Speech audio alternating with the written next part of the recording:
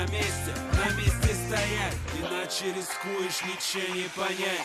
Жил-был на свете злоба детский, ивентов нет, загрустил не по-детски. Заходит в конфу, ща от скуки умру, но спасен наш хороший, можно хлопать в ладоши. И туса соберется, слеза счастья прольется, и новая дача очень скоро начнется. Но вдруг налетели на дачу тени, привидения говорят, не бывать наслаждению. Ну что же ты, что ты потупил свой взор? Сдавайся, злоба, полный позор. И треснул мир напополам, гремит разлом, и льется дым, идет ретейк под бэкплентом. И верхний свет ковра под флешку выхожу, по дачным улицам свой фраг я нахожу.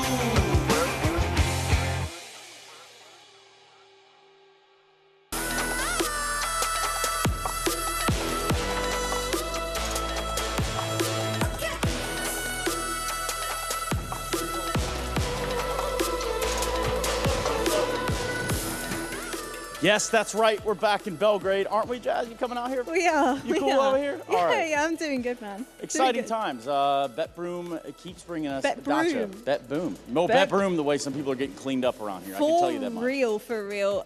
We had an awful lot of 2-0s yesterday. We had some overtimes thrown in there as well. But with what we had were 8 teams and a $500,000 prize pool stunner. Competition is certainly heating up, to say the very least. Yeah, and I did say BetBoom because I meant to say BetBoom, but obviously with BetBoom, the team, they're out. That's as of yesterday. First team eliminated, and today at the very end of the day, we will see either MIBR or Aurora joining them in the L column. So what did you make of the Falcons' performance yesterday? Because we had a little bit of an up and down battle with them, but finally they've been able to claim themselves a victory. Yeah, I think it was a much needed thing for the Falcons. Obviously, you come into a series with 8 out of your 9 matches, the last match is lost. I think that paints a pretty clear picture as to the sort of turmoil, Jesus. It's a little early and a little late at the same time. A little bit of turmoil within the Falcons side. So yeah, a W there probably goes a long way for the mental. Well, our first game of the day is indeed going to be the VP and Mal's showdown. Obviously, we've said it time and time again. Mal's an absolute powerhouse coming into this looking incredibly hot. But can VP take them down? Well, isn't that a question you'd like to know the answer to? Absolutely.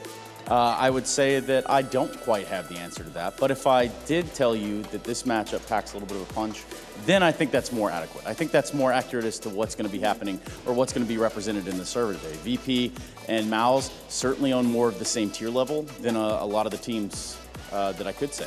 Well, I have a little bit of insider information for you. I was taking a little look-see, a little bit of a peek, and the last time these two teams played against one another, all the way back last year, that's a feels bad, man. Different game?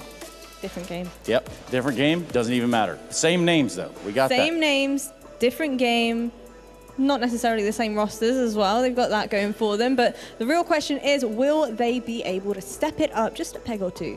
Yeah, that is the big question. Obviously, with yesterday, we saw Mal's getting to play their first official on Dust 2. Yep. Pretty exciting stuff. What makes that unique, Jazz? Well, the fact that Jim Pat has never actually played an official on Dust 2 took everybody by surprise. That's a very big question mark on my end. Is there a single pro player, bar him, that has never played an official on D2? I have absolutely no idea. I doubt. But you know what? Who might know is our fantastic analysts and casters. So without further ado, it is over to them. Young Jimmy on Dust 2 is where we began this entire party. Welcome back to day 4 of the BetBoom Dacha Belgrade 2024 Scrawny, Launders, Mirage, and another game of Counter-Strike 2 that lies ahead of us, Mo. Now we're talking winners matchup. And for that reason and that reason alone, I've got high hopes because Mao's obviously coming off of an event victory, off of a win, even though it was close versus BetBoom. Still, we were talking about Dust 2 being in their opening pool and then maybe not having practice time. But what Mao's have done as of late is always keep those challengers at bay. This is a team that has lost 2 best-of-3s in all of 2024, and that is an impressive feat. Yeah, that is incredibly impressive. I think this is the kind of the best group final I think that we could ask for of these 4 teams. I think naturally, I think on the other side of the bracket, it was sort of a question as to how good Heroic would play, so we'd see about that. But over here, I mean, this could end up being a grand final as well. Virtus.pro were in the grand finals. The last BetBoom and Mel's are the champions of Pro League, the last tournament that we watched. And when it comes to Dust 2 officials and Jimpat playing his first, well, it looked like he's played Dust 2's whole career because he played B to perfection. Anchoring every single step of the way. Multi-frags like it was nothing, and obviously, you know, highest rated player as of late for MOUZ pretty damn consistently. But in their last matchup, in their opening game versus BetBoom, which led them here, virtus.pro defeating Falcons, you know, that was very much the Xerxin and Torjiso. And it's just another instance of the non-star players of MOUZ bringing the floor up to a level that is world-class. On the other side of the bracket, we've got Group B underway. Team Spirit, of course, one of the teams that, well, MOUZ have defeated so far this year in a BO3 at the RMR and waiting for a chance to do it again, perhaps their game versus Heroic later today, 4 p.m. slot. And then, as mentioned by Stunna, we've got that elimination matchup to close out the day. So Aurora and MIBR will have to be prepping and waiting, while these other two games, I mean, these are the 4 favorites for playoffs, and so far there hasn't been really upsets in the bracket any step of the way. Are we due for one, perhaps? I don't even know at this point. Like, it's hard for me to say that they're... Oh, well, I don't think Heroic could upset Spirit, if I have to be honest. I mean, it would be weird to bet on that. Like, we just had Donk have a 3-point-something T-side rating in his last game versus Aurora, which it's like, oh, he just did that versus Aurora. Well, he also did that all throughout Katowice. It's just a matter of, is he still the same guy? And it looks like he is.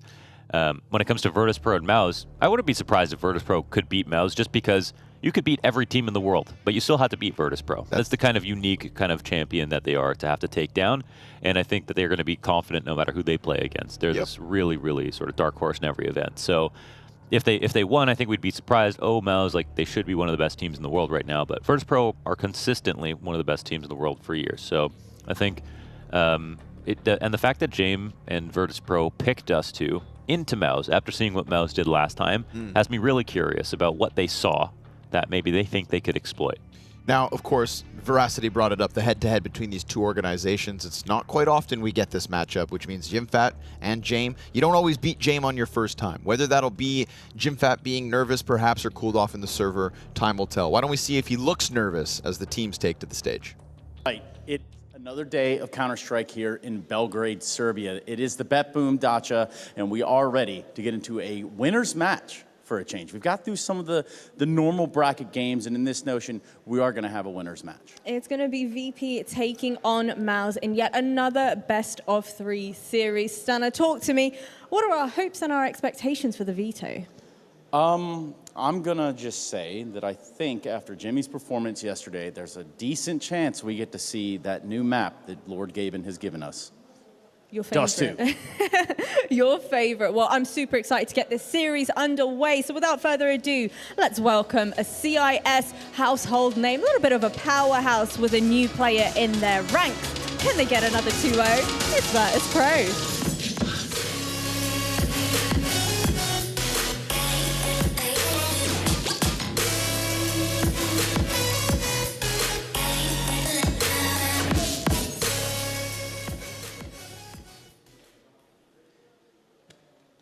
And for VP on one side and to not play against anybody, that's not really how tournaments work now, is it? I've been doing this for a long time, and I can assure you that they need someone to play against, which is exactly what we are about to do. As the music goes up, the lights come down, we are ready to welcome to the stage our second competitor in this winner's matchup. Guess who it is? It's MOUZ.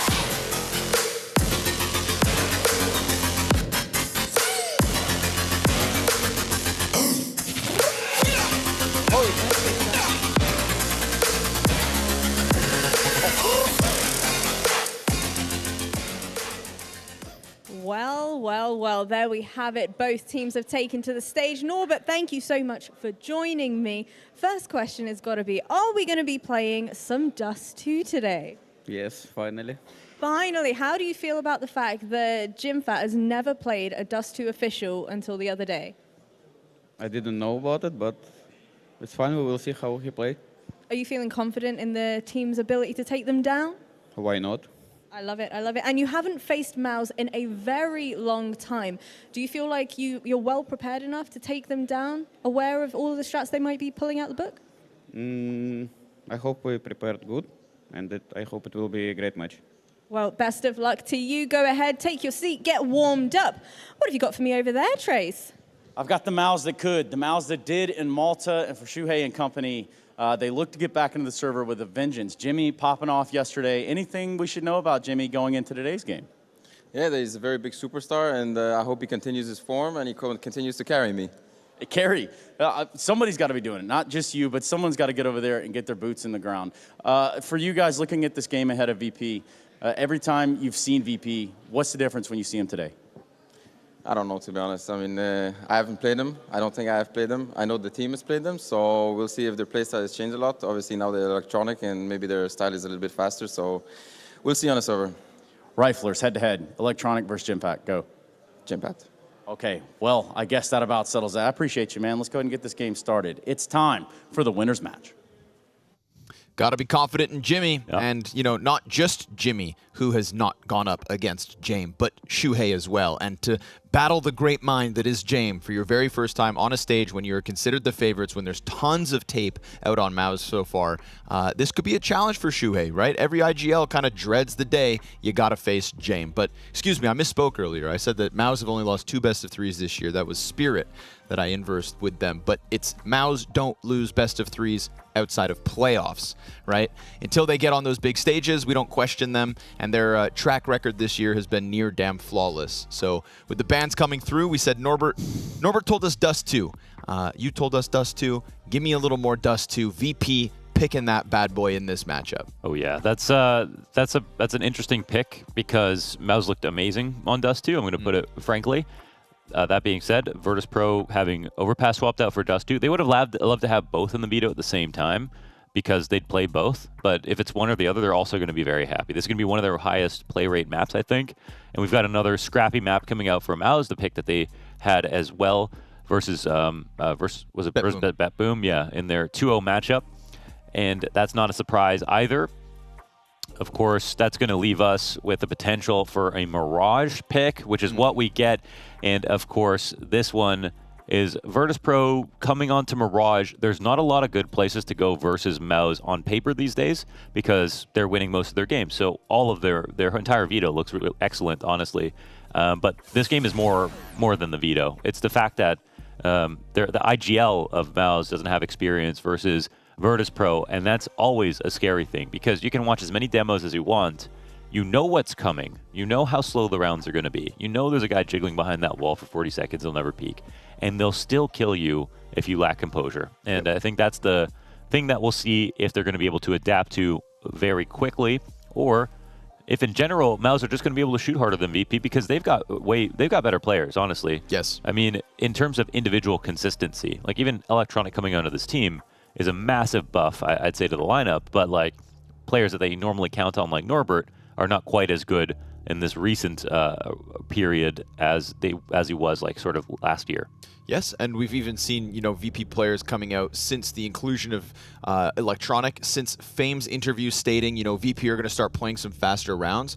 We've had an interview following that one that's like, well, we also can't lose touch of our old identity. We've got to find the right balance. And there's no denying that for sure Electronic and his vocal presence in the team is going to try to introduce a bit of what he does best. But at the same time, you know, you can't have a core that has worked for VP completely lose that identity. So there's a balancing act that's going on in VP at the moment. Whether they can kind of find the form today versus Maus at their first chance to get a piece of Shuhei, that is yet to be seen.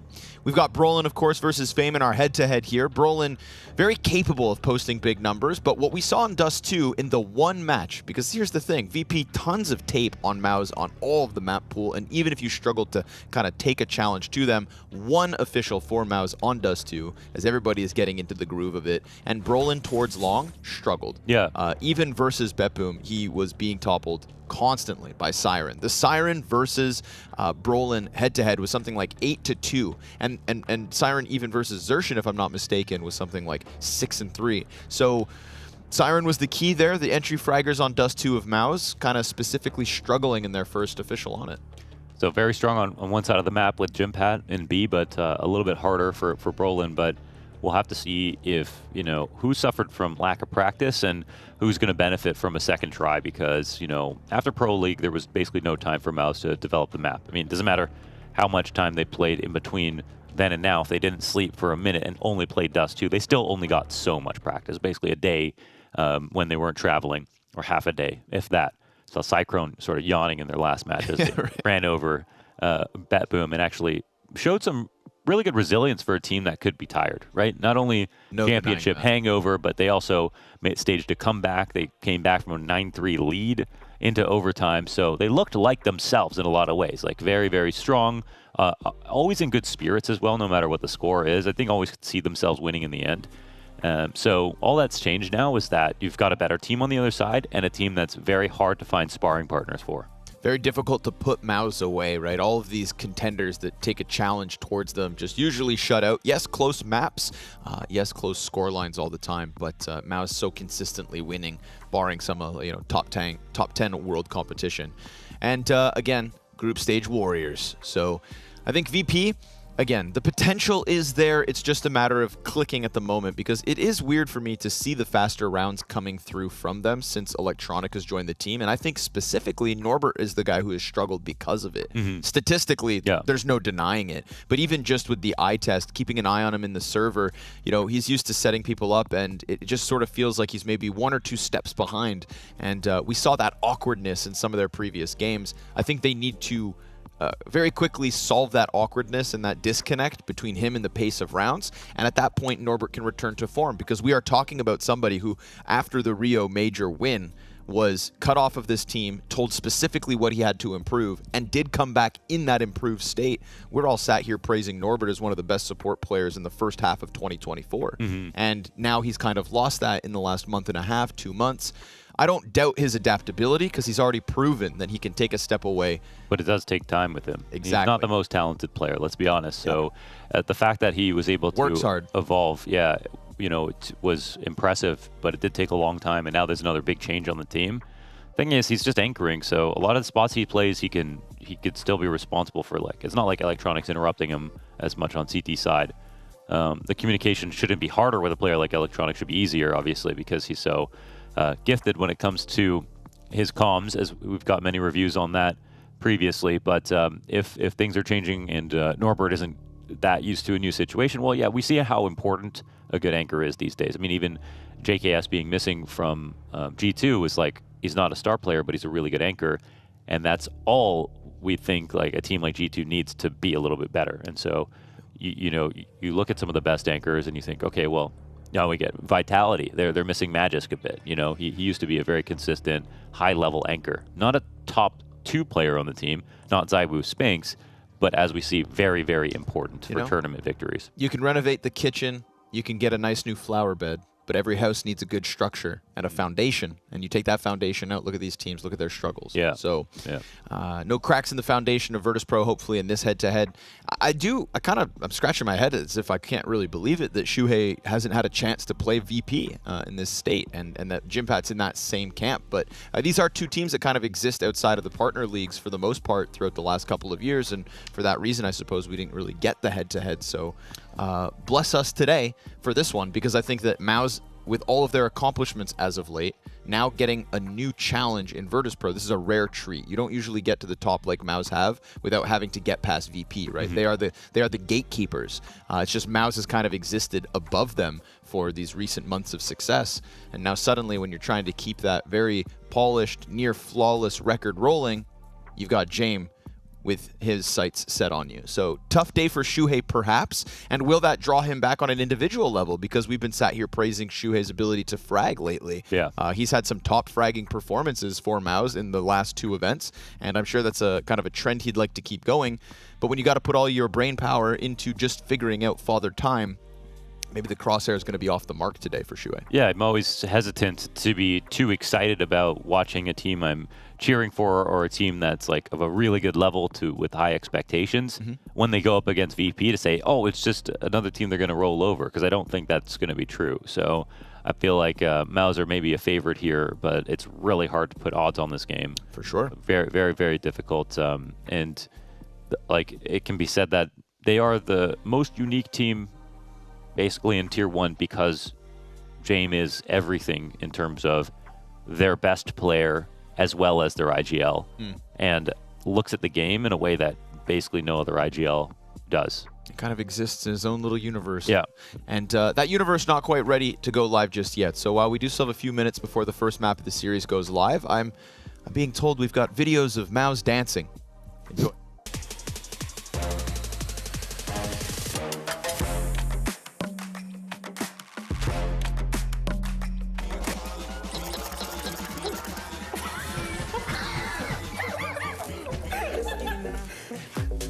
Yes.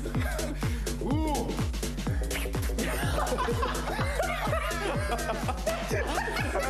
I can't handle this, bro.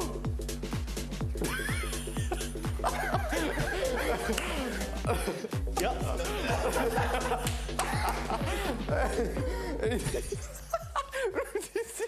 I know definitely who it is. What do you mean? I know who it is. I know definitely who it is. I know who it is. I know. Pretty good music, bro. Oh, it was banger. Bro. How do you put yourself? Because I didn't hear him count down and you guys started dancing. I'm like, oh shit.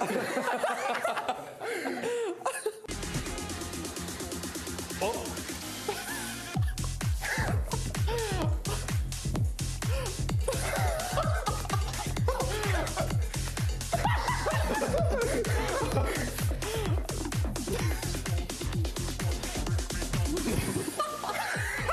Bro, it's so good.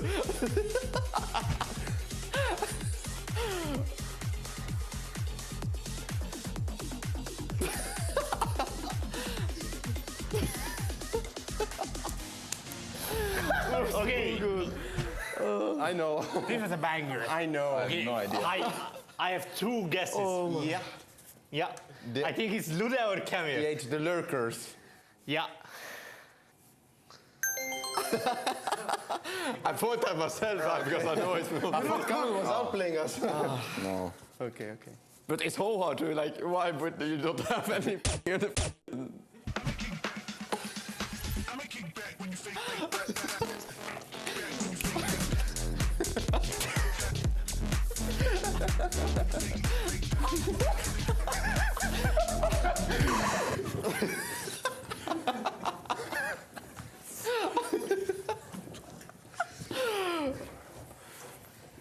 Holy shit.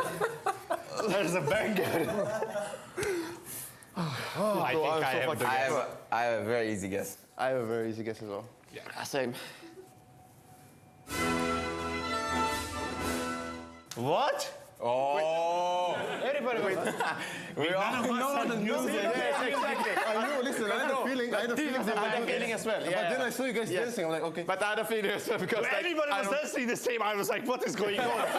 And I had no music. I was like, Oh, I thought I'm a genius. No, because I started jumping, you started jumping after. I was so confused. such a banger. Yeah. Thank you. It was Maus. I hope you liked how we danced. So cool. Peace! I had no idea what to expect, and I have not been left disappointed. That's great content. Shout out to the content creators for this one. That was excellent stuff. I love how you called it. You're like, they should do one with no music. Yeah. And sure enough, I love how that was where everybody's quiet. But to be honest, Jimmy dancing was the same no matter what. Whether it had music or not, that was amazing. Torchy's got moves. Yeah. Brolin was laughing half of the time, and Yimfat, well, I mean, he's not even of age yet. You know, you can't. He doesn't have his dancing. He's got to get out to those Finnish clubs, but it's going to take another couple of years. Yeah. Then he'll be good to go. All right. Well, that brightened the mood. Let's hope that you said it before, right? We're talking about the Counter-Strike and we're talking about Maus. Always in high spirits. Yeah. You know, how many teams could you put in front of the camera, tell them that content idea, and all of them would just say, I'm not doing this and walk away? Yeah, a lot, unfortunately. Actually. But it would be nice to have virtus.pro do it. I would love to see all teams, because now I feel like we can test their camaraderie, we can test their their intuition. Yeah. And ultimately, shout out Maus for always being a beacon of positivity. Was there a rumor that Deston they're looking for a replacement or potentially? I hope not. Yeah, I didn't hear that. Maybe I did hear it and just didn't want to believe it. Yeah, just close my eyes. La la la la la. Yeah, I think maybe. Oh damn. Yeah, I'll check. I'll check afterwards. Do you remember hearing that recently, or is that yeah, something recently? okay. Which seems nuts.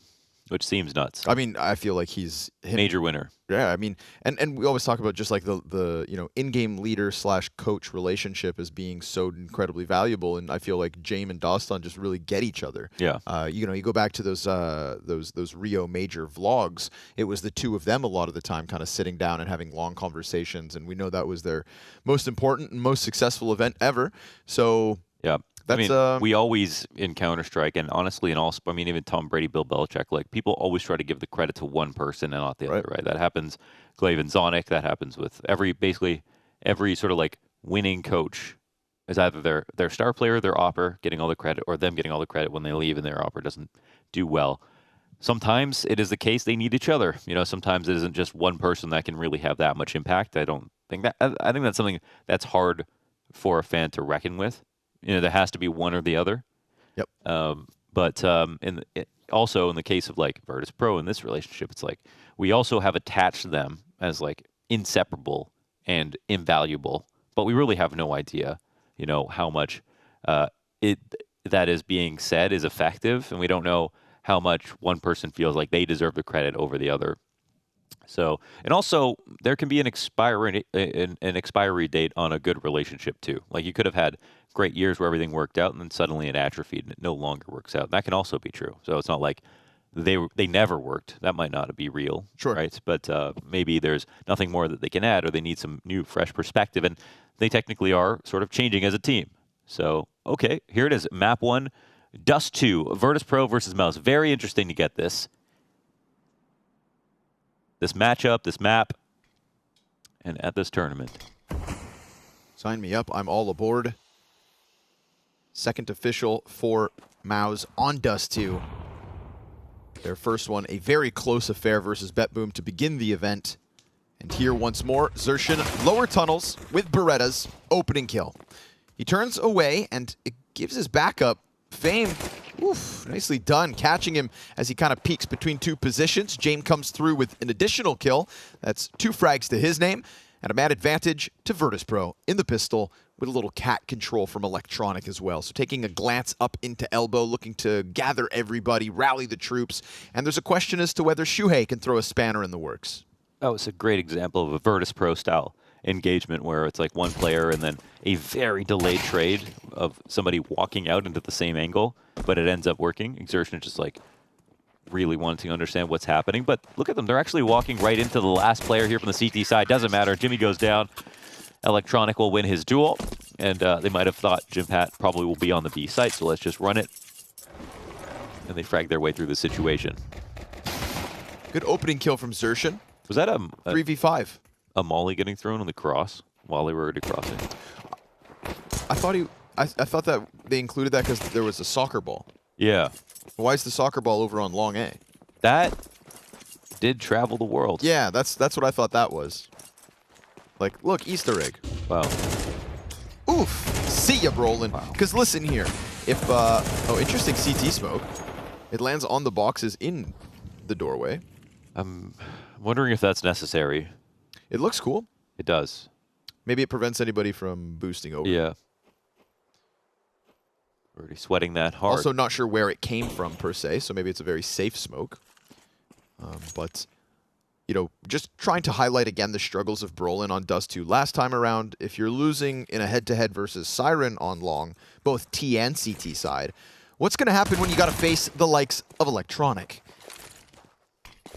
Kill Matrix 1-0 Electronic for now. We'll keep our finger my God. on the pulse. No pulse, no head. You know what? Flit destroyed midair. They should have that jumping, like the wings icon for the player who was in the air, not just the player who's jumping themselves.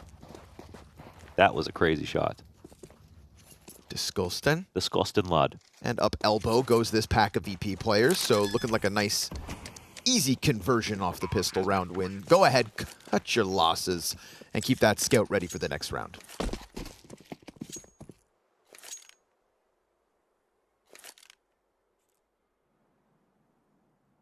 Yeah, I was very unaware of the fact that Shuhei had never played versus this VP team, and had I known that, I think I would have been a little less confident in Mouse's ability to just guarantee the top of this group, which I thought was going to be kind of untouchable. But we always say you never beat James the first time you play him.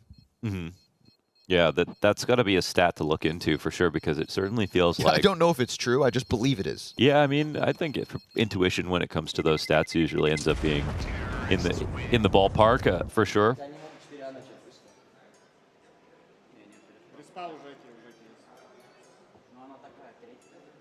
Considering all the CS that we watch. It's also entirely possible that he's forgotten based on the amount of games that everyone is playing. I would hope he hasn't, but I'd assume Shuhei knows best. Because as an in-game leader, surely you remember who you do and do not duel with. James was like, he doesn't remember. That's how badly they lost. Shuhei's ego has just protected himself, but down goes Brolin again. Of course, it's just the pistols as he tries to push up into Catwalk, but virtus.pro are wasting no time in these conversion rounds, getting up close and personal, and flexing the advantage that is their rifles. Now, Shuhei walks away with a P250 kill. Well, Fame's got revenge. You know, the thing is about Shuhei, it's just he's actually so inexperienced, right, if you think about it. Sure. But, okay, well, let's see how this round distills before, but I do have something to say. Norbert and Electronic are so low. There's like a duality to him. He's so inexperienced for an in-game leader compared to all the others. Okay. But as a young player, he's got a lot in the back pocket. Pressure out from tunnels. Oof, Torji through the smoke. I thought they'd given it up. I thought they'd left. Fame. Quick trade. Scout in hand. Torzi keeping this one alive. He was pressured off the original window angle. This is an interesting idea for Torzi. I mean, going in from the window can be extremely risky, and you've got a spot where Fame is alone in the site. Torzi knows he'll stay here. Oh, Fame's getting outside of the window. There's a chance that he gets over to the BA site now, honestly, if he still has the bomb. Had to grab it. Oh, he had to grab it. Drops down, smoke for tunnels. No and tag. Missed smoke, it bounced off the blocks. Him. He hit him once. 15 seconds. Fame down to 28. Woo. Dueling on that minute angle. Now Torzi's gotten out. Crossing over Silent. Swaps to the pistol. It's enough. Oh, it could be enough.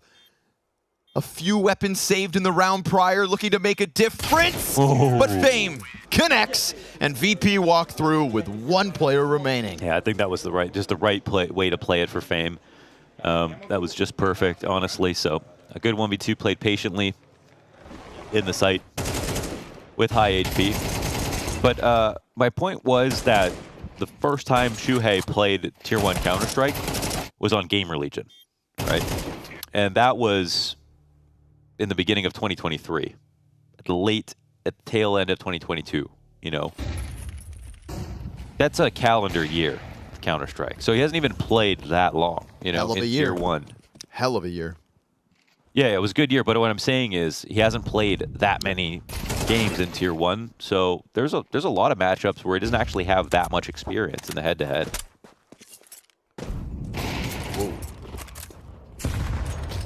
Timing on the swing there, catches Torji off guard, forces him to drop down, and Electronic will find Shuhei still floating in the open.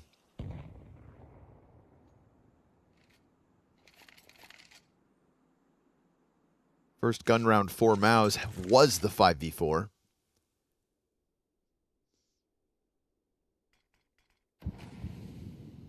Electronic is having a very hot start alongside Fame. 5 and 4 kills each.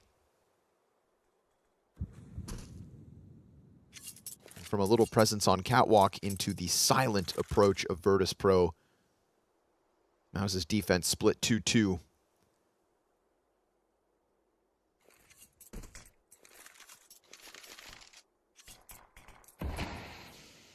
The car players support Xerxin at all as he holds off. Norbert, ooh, comes around the corner, does a bunch of damage, but that's Xerxin sitting on 18 HP.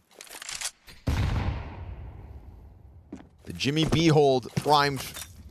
Frag goes deep. Car positions great. Nice move from Xerxin, getting into the site, drawing them forward, and allowing Jimmy to maybe hold this off. 2 softened targets, one of which is dead, and James on the late approach to the bomb site. 6 seconds to the clock. He is locking horns with Jimmy, and as he picks up the kill, there's no time to plant, so the round's going to expire, and the save, oof. Did he lose his money? I think it was like a second. Surely Brolin only swung after. We'll find out. Yeah, it'll be pretty apparent, I think. Jame. 350. Yeah, he lost it. Wow, that's tough. Milliseconds after. Yeah, Brolin was just foaming at the mouth, waiting for the peak, waiting for the timing for the peak. So that's a nice one for Mouse to be able to win. Yeah, rock solid 2v4 defense there between Xerxin and Jimpad on B. And there's not going to be any real kind of investment here. This is like James' nightmare. Dying after time. Like, that's what he wakes up and sweat thinking about. Literally. Like, these are the two things. No money and no time. Oh, God. That's like, this is just like, he hates Brolin for the rest of his life now. Yeah. Why do I feel like Brolin's going to get targeted in the next round? Yeah, for the first time in James' life, he has an ego call. Rush long. Get Brolin. And what does he buy with it? Is it a smoke? A smoke.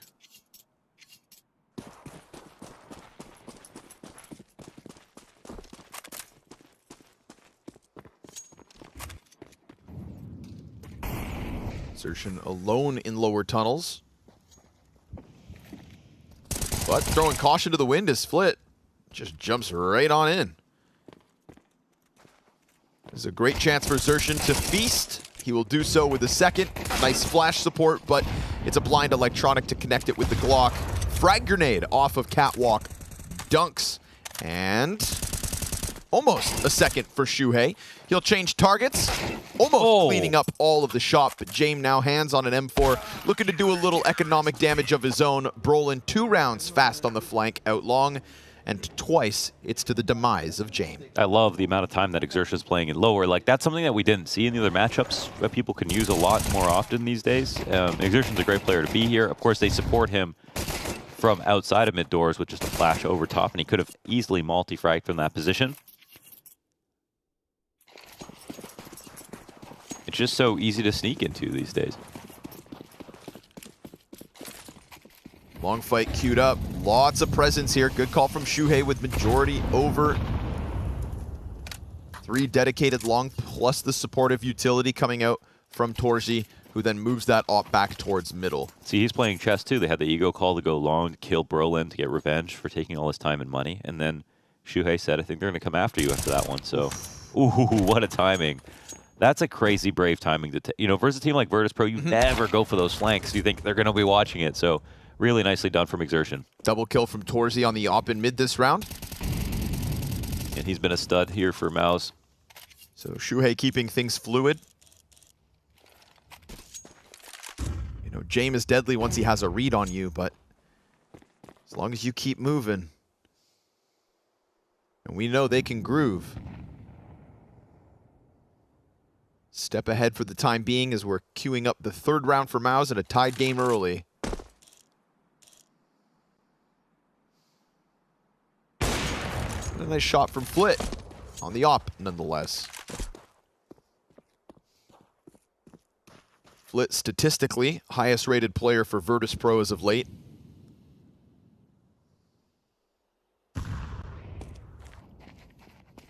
That hasn't changed despite their pro league struggles.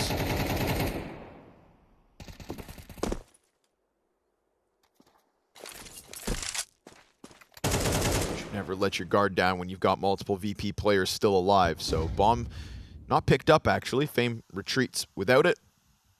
No time to do anything with it anyways. And the question remains, does Xerxin go running at them once the time expires? No. So 2 weapons afforded to virtus.pro, James op included, but it's a very fast response out of Mouse after going down 3-0. You know what actually makes this a super team is if Perfecto ends up coming. Ooh, to VP? That's what actually makes it a super team. Over Norbert, presumably. Yeah, as an anchor. Go. That's temp. Yeah, okay. It has to look right. You know what I mean? Yeah.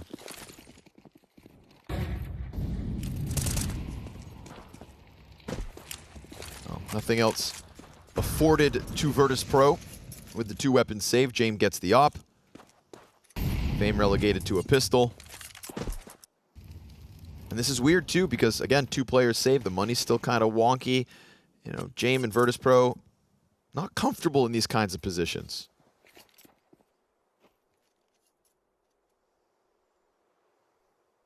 Xertion's played a very fluid half so far, only 6 rounds in, but we've seen him in lower tunnels. We saw that very aggressive long door fight last round. So he's mobile. And Torzy too, from mid doors to the cat post to dropping off due to the pressure, not wanting to get swarmed by pistols. But remember, not just pistols. An AK here for Flit, taking to the front line. Meant to be supported by Electronic, but burned ahead of the pack. He operates alone for now. 50 seconds. And these CTs don't have to run any risks. Flit's asking for stuff right now, so I don't know if they're going to try to jump. You could go over that. Yep. Oh, but just out of danger. Yeah, and that smoke also just gets a little bit higher. There it is. Oh, man. But good awareness from Shuhei. It's a bit too quiet on the map. I mean, they're not getting caught off guard in some of these important spots. I'm playing like the better team. Oh, man. They've got to make a decision. I mean, I know it's VP, but 15 seconds now, and they're throwing setup smoke.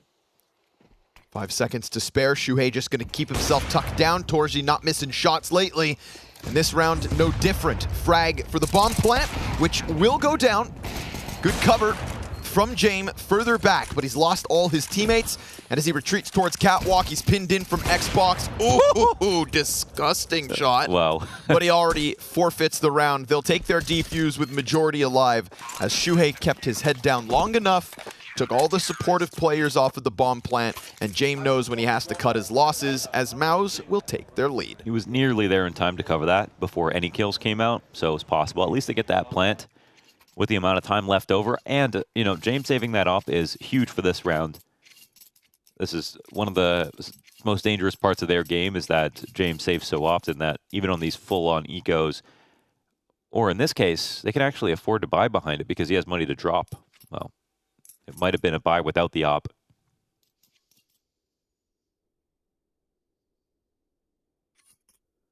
Thinking carefully, though, about what they're going to do.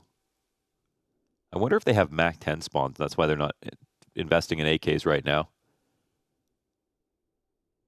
I could not imagine them doing a full B.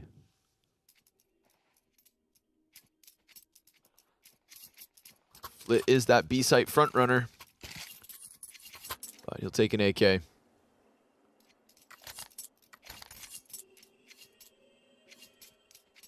James more kills, but Torzy more impact at the moment.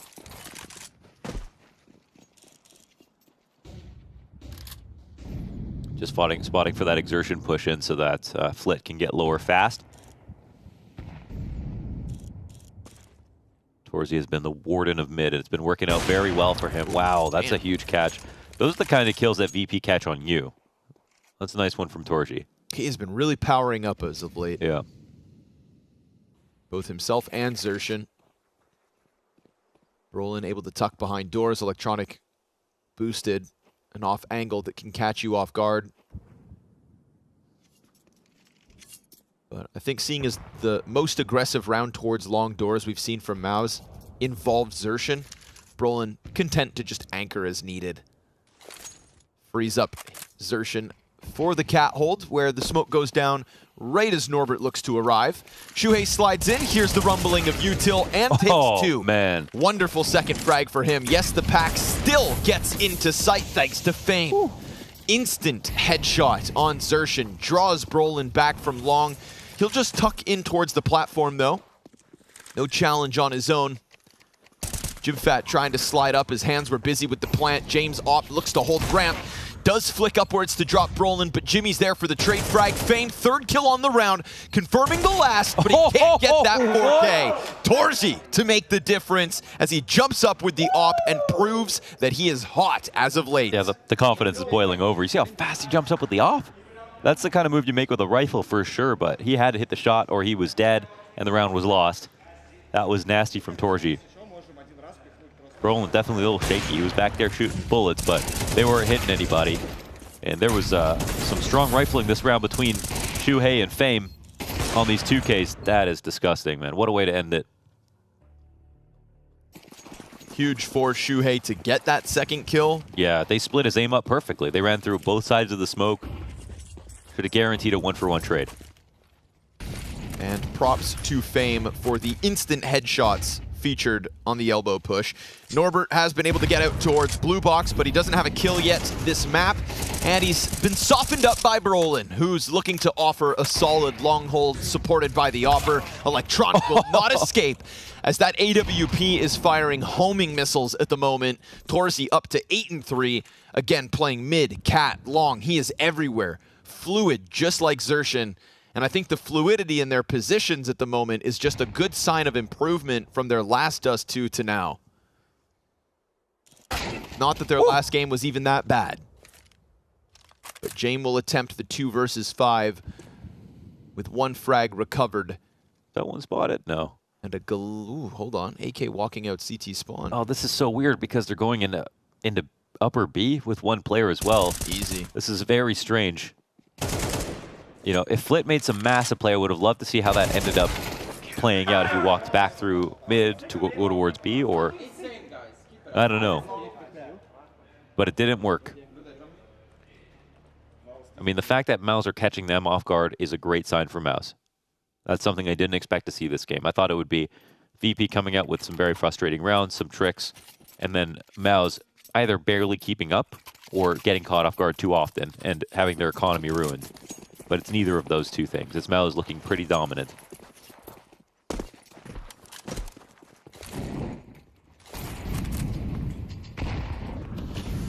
Xerxin really confident to just operate on his own out here, but didn't stick around too long.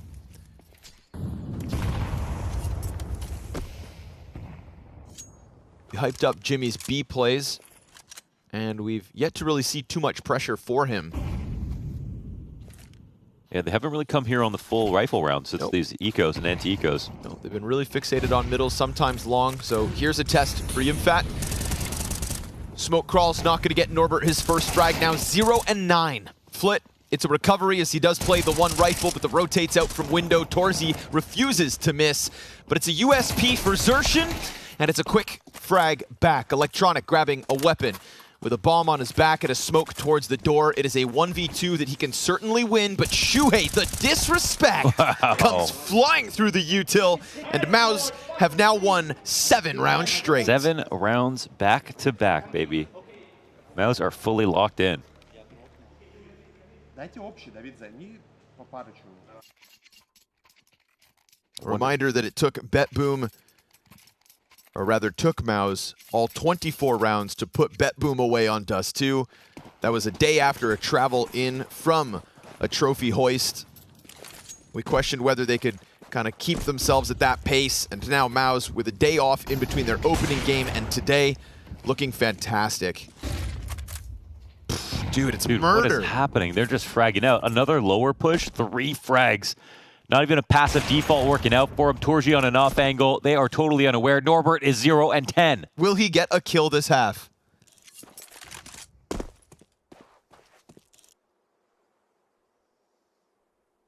Feeling unlikely.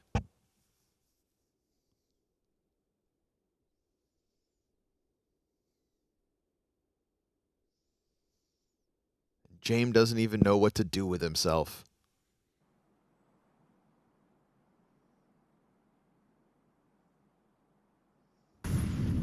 But he does have a 1v1 in the B site.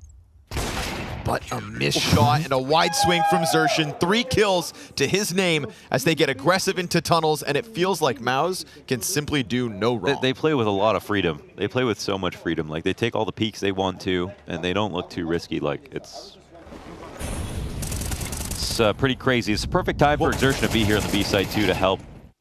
Back at Pro League, you know, Xerxin in the playoffs, he had an interview after one of their series was a map 1 loss into a comeback. He said, Shuhei took me outside. Him and Cyclone just reminded us that if we die trying to play our game, at least we tried it. And so he plays with, you know, no risk. Even if he fails to get his opening kills, he believes that his teammates will still support the fact that he tried, that he went for his moves, that he didn't play scared. Yeah, exactly. Nobody's going to be upset if things don't work. So he really does just throw caution to the wind. This round boils down to just a massive A clash right out of the gate that does get VP a man advantage. Almost exposed by the frag grenade, but a doubled smoke keeps VP crossing over Norbert still looking for a kill this half. And he'll have 28 HP to do it. Imfat and Torzi trying to get out from the catwalk. Jimmy stuck in the smoke. There's Norbert's #1, and oh no, not a second. Electronic gonna steal it away as VP's straight up A smash gets them another. Yeah, that's a little bit of a relief at least to take the edge off at the end of the half, but overall this is Mouse all day long, man. Even losing the pistol and going up 8-4. That's a pretty great sign. So it wasn't the same sort of CT side masterclass with Jim Pat owning by himself over on the B site that we saw, but it was a new style of CS with like some lower plays. Torji was really, he was opping mid a lot, which I don't remember him doing that through the doors as much. And his cat plays, like, there's a lot more activity versus VP, where I thought there would be more of a feel out period. It doesn't seem like there was one. Felt like Mouse walked in with confidence, with just a more dynamic CT side than what they offered versus BetBoom. It just genuinely felt like they realized, okay, we've got to get more practice in on Dust 2. We said they probably weren't practicing at all in Malta during Pro League as they had Overpass still in the pool. Yeah, they didn't even have the update on their computer, right? Like they came into this event. They were willing to let D2 come through, picked against them. They win by the skin of their teeth. 1 day off, why not practice? Dust 2 specifically, and now we get this new and improved look just 48 hours later. Mad. 135 ADR here for Exertion, and he was everywhere. Not surprised to see that number.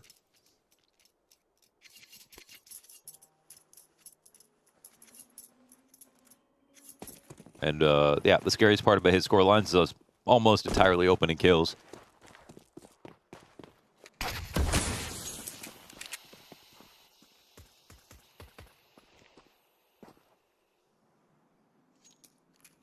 The rounds that they won, Exertion, tip of the spear here into lower.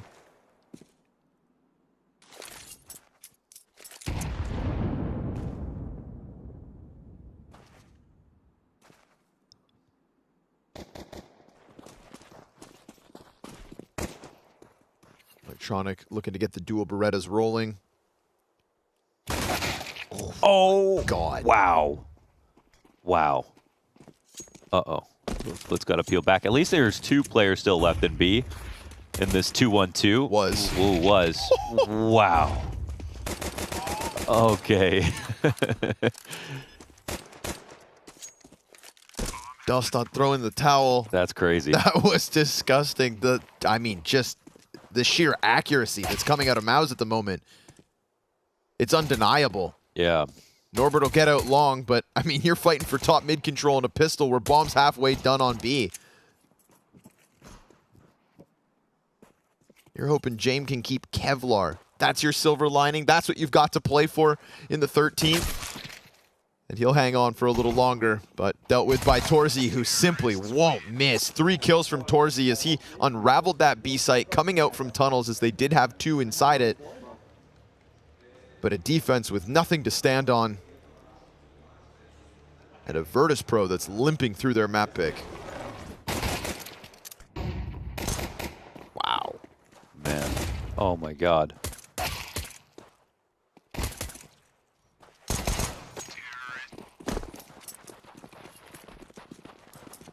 They've got it all, man.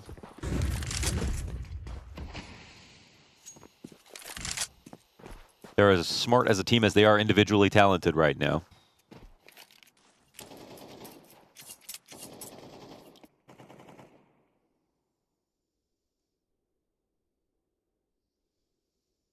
I don't know if we've seen, like, let's say this roster gets to the very top. You know, let's say they somehow take #1. I don't know if I can remember a team that has been anywhere near this young to be a #1 team in the world, or to get to, like, you know, win multiple tournaments. I don't think on that for a while, but I definitely don't think there would be a team that I can remember that had an IGL that had 1 year of Tier 1 experience as well, where that was possible.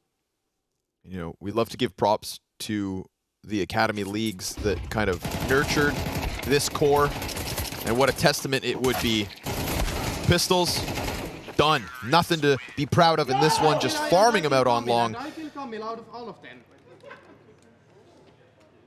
wish I heard what Jimmy said. A superstar and a funny guy at a team whose average age is 20.3 years old. That means by the time CS3 comes out, they'll still be younger than Falcons.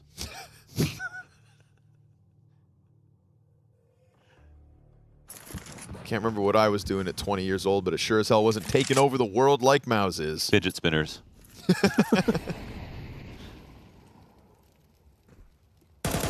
Oof. Brolin making Norbert's day all the more unenjoyable. Yeah. Norbert's ADR is probably in his name right now.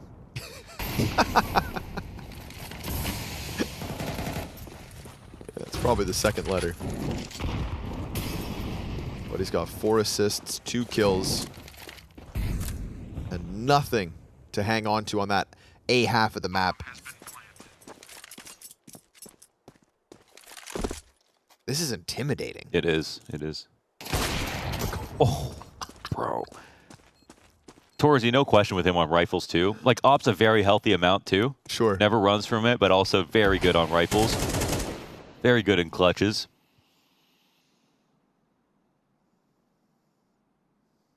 What the hell is happening?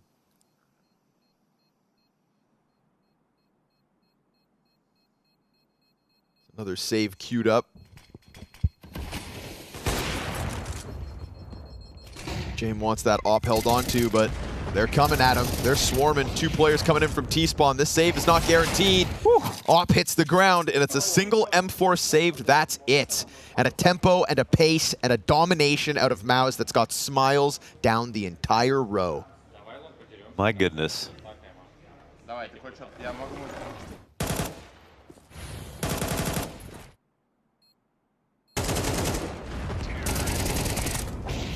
Folks, the future of Counter-Strike is in great hands. No kidding, yeah. We are very lucky.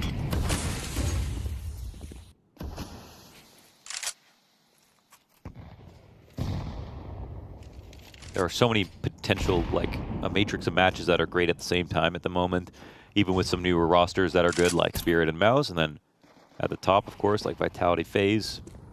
You two make almost every game fun to watch.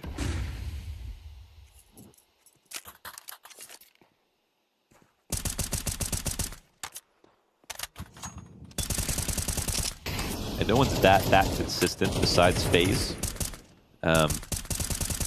But even they aren't winning every tournament. They're just getting close on average.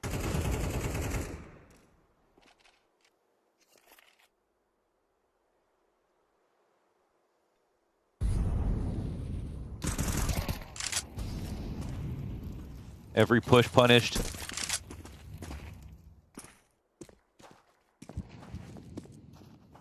Just doesn't feel like virtus.pro can do anything right. They can't, not even per se like they're huge mistakes. It's just individually, there's no matchup. Xertion's coming through with an additional kill. You've got the B site beneath you already. They're holding your jump ups. You can't rotate out of your own damn spawn. You can't hold a bomb site. You can't get away from the pressure that is Mouse. And this has started since their CT side with the tempo they set inside of the tunnels out of round 1. Xertion was in their face.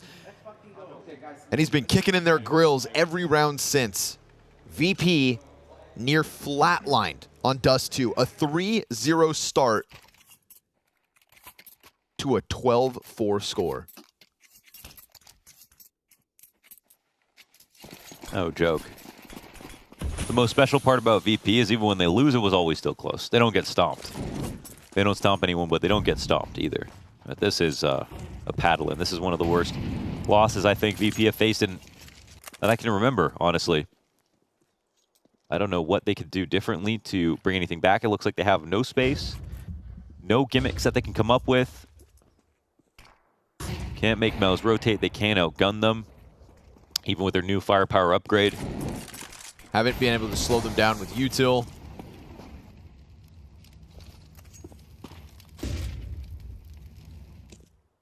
mean, I think that's one of the biggest red flags. It's a real indicator of how lopsided this is. They can't even slow Mouse down, right? When Mouse have decided to play fast tempo, not even scared. It's uncontested. Oh, to be young again. I remember when I was this good. To be on top of the world. They'll be cast in 2 one day. Here comes a big old pack of Mouse players. Can they hold off? There it goes. On the jump up, Jim Pat gets Flit. Oh, they volleyed themselves too. Even with Flit getting himself that 2K, it may not be enough. Electronic, he will best Shuhei bottom mid. Torsi on window, those taking shots and landing all of them. Electronic dropped to 8 HP, essentially the same as Yimfat, and that may mean that we could get a Norbert versus Torsi situation. 2 kills to Norbert's name. This has been a beating from start to finish. They're desperate to get into the bomb site, making noise as they drop into site, and Torsi clips Electronic's wings. It's the full bar of Norbert versus this back plat position. Good first kill, but no chance from start to finish. This was Mouse. Yeah, they got smacked. This is one of the worst losses I've ever watched for VP. Inside of one map, it's on Dust 2, but a map they should instantly be good at. A Mouse that hasn't even played this map that often and never played VP. Startling results. Really fantastic stuff to see from Mouse, the team who is suffering from no championship hangover. They took their Liquid IV. They are ready to play. And I now wonder, like, what this matchup potentially will look like. I don't know if there's any chance in this veto at this point. I had no idea that this could happen. But I'm here for it. That was amazing to watch, to be honest. So that happened. Yeah. That just happened. Yeah. Shuhei's first outing versus Jame. 2 days after they looked okay on Dust 2, but nothing that would have kind of left us jaw-dropped like this. 48 hours of focus on a map. Cyclone, Shuhei, tip of the hat. I mean, this was not even just to the game plan, but just straight up the execution of that level of aggression from Xerxin and Torsi is just, I mean, it's awe-inspiring. And none of their players were scared about anything. Not a single doubt that they could lose any of those duels. Yeah, like no matter what angle you have looking into this, you know, into the skybox of this game to try to analyze it from, Mouse did everything right. And they played with no inhibitions. They played like they would play versus a lower level of competition. They played not like they were playing against a new team that they need to figure out. They played like they were the best team in the world. And then they also had the game plan to back it up. They also had very good setups. They also had very good pick plays for Torji. They had a lot of variety. They looked nothing like they did versus BetBoom on this map. So I don't know where there was a way in for virtus.pro. There was not even room to analyze from that perspective. They couldn't even get any respect from Mouse. They win pistol, they convert to 3, they win the last round of the first half, and that's it. Completely smoked on the CT side. Couldn't hold a bomb site if they tried their damnedest. I would have taken, you know, OT victory, virtus.pro on Dust 2 into a 2-1 for Mouse in the end. Sure. Something like that. Yep, like they kind of were throwing forward back at even Pro League playoffs, right? Once they got going finally from the quarterfinals onward, you know, yes, it was a stomp in the grand finals, that 3-0, but it was 2-1 matches in their first 2. So, you know, it's not like Mouse have been in this type of form, like this dominant of a victory. It's not really been part of their series, and especially not on opponents' map picks. But Dust 2 doesn't seem like a safety net when you are going up against these young, plucky players that really do feel like they've got something to prove, specifically in playoffs still, right? There's a chip on the shoulder of this team, and I think they want to kind of shut up the naysayers.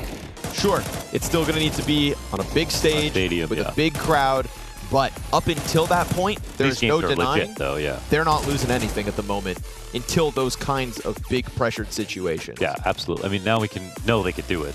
You know, when you look at games like these are legit matches. You play virtus.pro on LAN, in my opinion, I don't care if there's a crowd or not. That's a hard goddamn match. So you call them studio sports if you want, but the Pro League victory behind them, that did have a crowd. It just wasn't that massive stage. They are playing with an IGL who has 1 year of experience. They have a team that's getting better every day. Like, there's no reason that they won't be able to translate that eventually because it's legit. There's nothing lucky about how they're winning. There's nothing where they're just like tripping into these victories and one guy is carrying them. It's not that at all. They're the better team from every perspective. So, yes, Torzy was a monster man. Holy 2.0 KD, and I think Exertion might have beat him out even on the ADR, but 22-6, and the guy had so many op kills on top of rifle kills. And shout out to Torzy big time for the fact that I don't think he even missed a single easy shot this game. Yep. You know, and that's the thing with Torzy is the floor. When you compared him to Mondesi in the Academy League, Mondesi just hit more shots. Torzy hit just as many hard shots, but Mondesi hit every other one as well. Now Torzy is starting to pick up that floor, and that's exactly what Maus need. Yes, alongside Xerxin, right? They are bringing it forward. And when we were scratching our heads wondering what a Maus without Frozen would look like, props to them for finding this young prodigy and Jimfat, this star player that they prop up and support and cheer on. He wasn't even needed. Poor guy didn't even get a chance to really frag out because we were praising the B holds in instrumental rounds versus BetBoom, but there was just no real action at that B site for Jimmy on his CT side. VP, no affinity for that half of the map, and so Jimpat had an easy day in the office. 7 kills, all he had to put forth when Shuhei, Xerxin, and Torzy are playing like that. So props to Maus, an absolutely inspiring first map in this series. Of course, their opponent's map pick and their own up next after the break.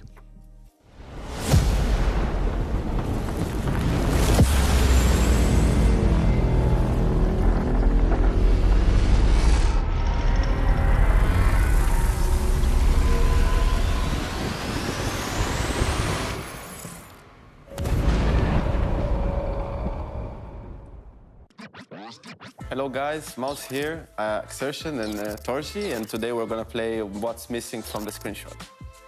Isn't like the left side wall like close to the wall you see? Yeah, I think it is the wall. Yeah, I think something is missing from the wall there. I think was there a graffiti there? No, I think there is like a box or a bench on the left side. Okay, same. I think the same. Okay. We don't play the map enough. We would have known that. It seems way too clean for me. There is next to the what we call maze, like there on the right of it. When you exit this logo of B, there's like a yellow sticks, like yellow lights. You know? Okay. Yeah, exactly. Yeah.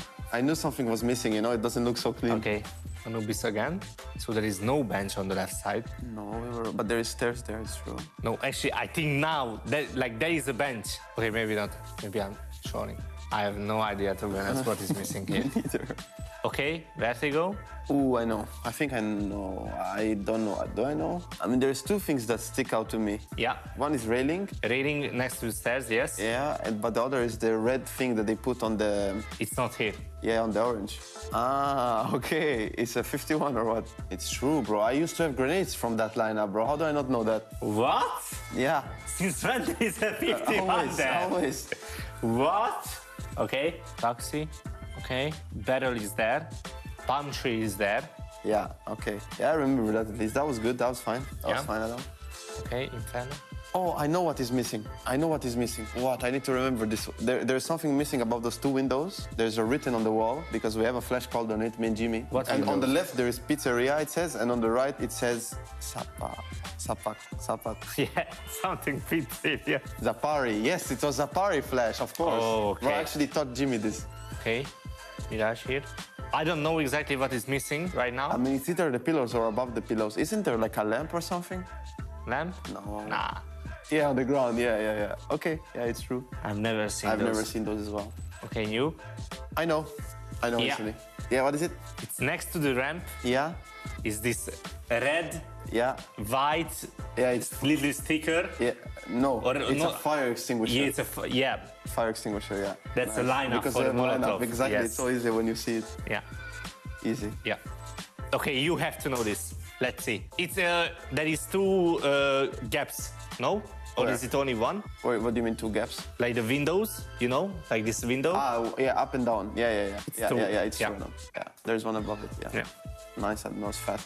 It was really hard. Yeah. This was Team Mouse. I hope you liked it. I think we did an okay job. It was okay. It was really hard, but yeah, thank you. This was Mouse.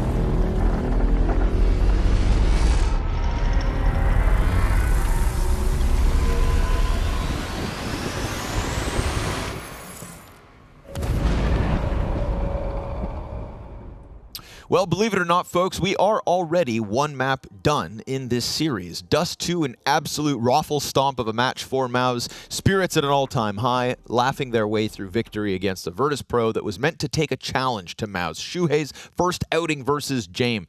Yimfat's 2 officials on Dust 2 in his very short career, and yet they didn't skip a damn beat because the op is online, the entry insertion is white hot, and unfortunately for virtus.pro, they were never in that game.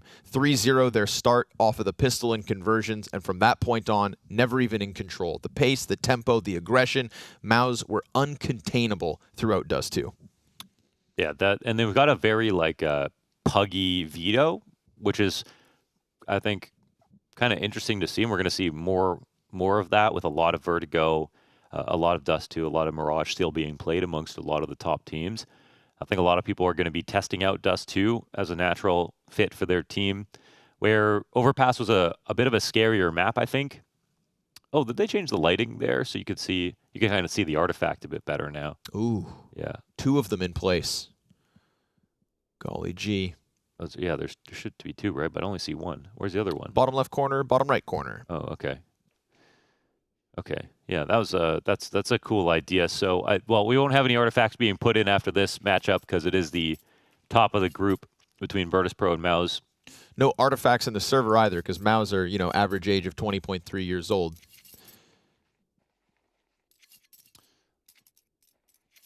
Yeah, who's their oldest player? Who's their oldest player? Brolin? I know. I was just going to say, crazy. No, I don't think. Brolin 21. No, because their average age is higher than his age. Who's the old guy that snuck in? We'll get there. Cyclone. Fame. He'll open up. Again, pistol and the 3-0 start were what MIBR were working against on Dust 2, but the recovery's looking nice already. We've got Jame and Norbert dead. Norbert posting a 0.38 rating on map 1 as his kills were far and few between. But in the post-plant, Electronic may just have tilted the scales. May have, but didn't. Torzy, double headshot as they tried to get that CT spawn rolling. Flit just gonna throw caution to the wind. Total charge into Brolin, guns a-blazing. Taps the bomb once, and Torzy doesn't even bite. Flit comes back at it, catches Torzy off, but time decides, and that's Mouse with the pistol win. Yeah, another good start here for Mouse. Well, sorry. Wasn't a good start in the first half of Dust 2. They went down 0-3, and then from there, we're unstoppable. Brolin, Shuhei, Torzy, all 21 years old. Okay. But it's that Yimfat 17 that brings the average down. Oh, so the average is under 21. Yeah, it's 20.3. Oh, 20.3, okay. If I remember the graphics right. All 21. My goodness. Life's good. Dinko would be a boomer on this team, is what you're telling me. Yeah, that he literally would.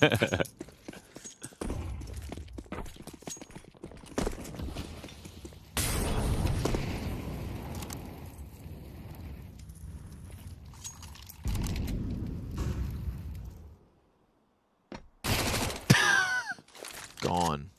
Like it's nothing. And Xertion on ramp of Vertigo sometimes is just too much to handle. Yeah, and you just listen to that, heard him run away. Oh, but there's 3 guys staring back. Yeah, and they'll catch him. Not allowed to get around the corner of short. Shuhei, oof, traded luckily for Mouse, but they also, well, are trying to get themselves into a site that CTs are crawling around.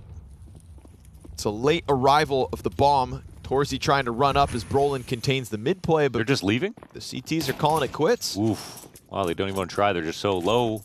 No retake utility, mollied out. Already thinking about the next round.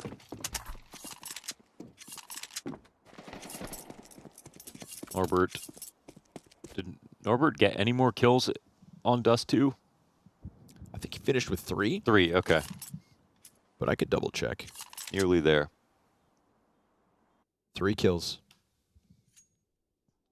Woo. Tough one. I'm sure some days it's great being a professional Counter-Strike players. Days like today, I think Norbert would rather be elsewhere. Yeah, on Mouse. Yeah, true. 18.9 ADR across Dust 2 for Norby. 89 ADR? Did I say that? Yeah, I think I did. I thought you were just going to make you do the Whitmer joke. No, 89, oh, yeah, sorry, I forgot. Now you're aging yourself, Mohan. Whitmer. He's still around. I know. But Mouse don't know that. Yeah, that's probably true.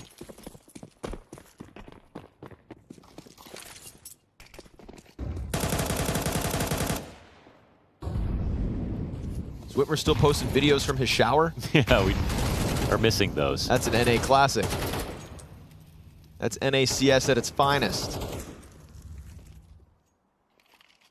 Xertion's going to try again. Stopped by Norbert last round. Ooh. Takes a flash. Don't look at me when I kill you. To the forehead. But had Electronic dead nonetheless. James going to have to slide forward to try and deal with it. But Jim Pat, in the meantime, has opened up the B site on his own again. Dude, this is so punishing. Letting people saves on CT on this map when you're winning rounds is really foolish. It's very easy to hunt. And it's also very easy to lurk on both sides of the map without that much support. So it's great. Great what Mouse are doing. Like, this is like the heroic way of doing it, where you're basically trying to kill everybody every round, not just plant the bomb and force CTs to fall back. There's always room to lurk on Vertigo.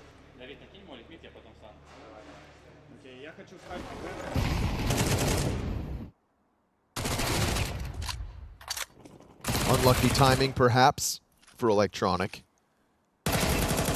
But with knowing how much of a pep Mao's have in their step, you should be ready for all sorts of timings. Yeah. Anytime you think you've got one, remind yourself you're already behind. James repositioning towards middle as they pull out guns for the first time. virtus.pro, what you got?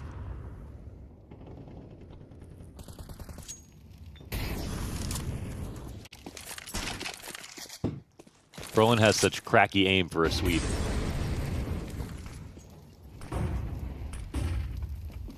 Still can't believe that Brolin just switches rosters and has found this level of form and success so quickly. It was getting scary there for a second, thinking about maybe Brolin kind of missing out on what was supposed to be a prodigy The best run. years of his life. Mm-hmm. Yeah.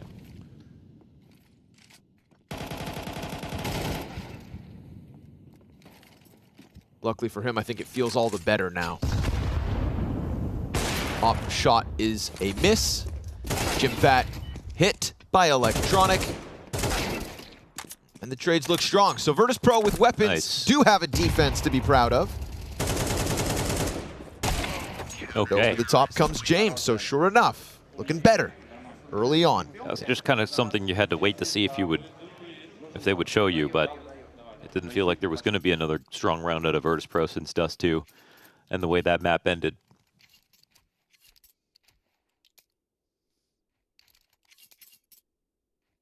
But you do love to see Mouse using their momentum and just saying, okay, we're going to keep playing at this tempo until you prove that you can stop us.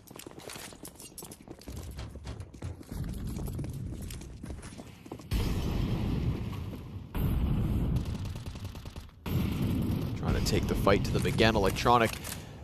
No exertions around here. Setting up Flit, who does get some damage in. But all 5 Mouse members still stand. Frag to pop open smoke. Uh-oh. Oh, you've welcomed that damage back. You were asking for it, Flit. And so Xerxin delivers. Jimfat creeping up towards B again. Xerxin, oh, he ends up going down.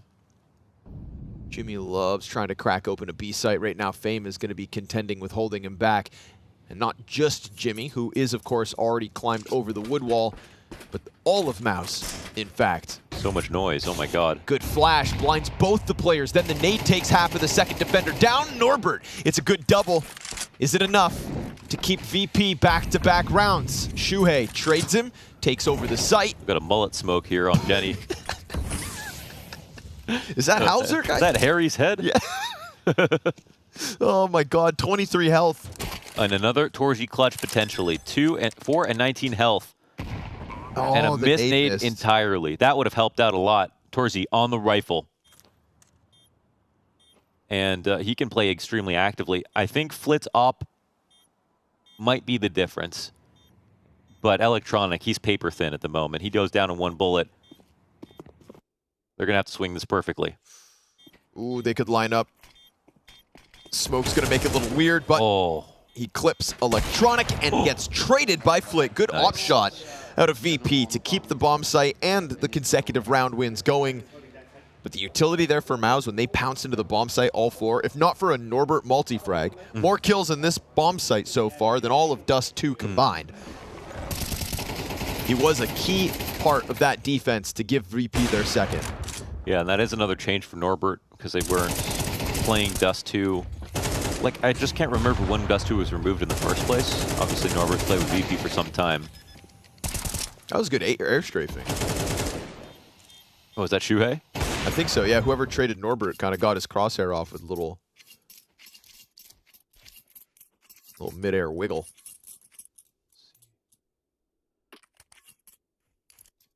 Check on Norbert's Dust 2. Norbert.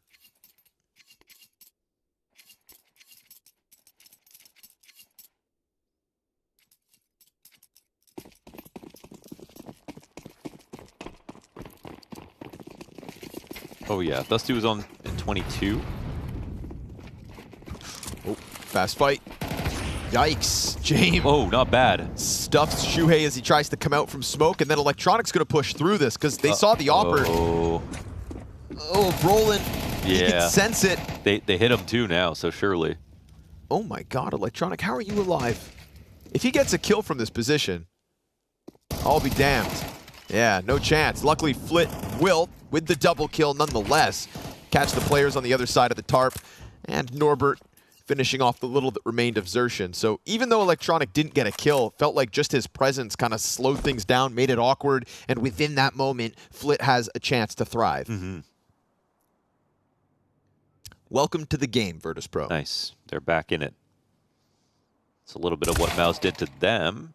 What? It's still actually a 1v2. Not often you see Brolin as the LMS. Not to mention with the bomb.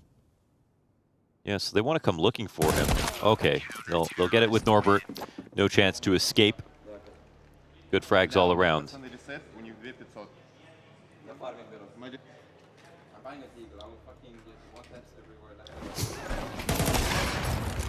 It was a 9-3 comeback that Mouse had to make versus BetBoom. What side was it though?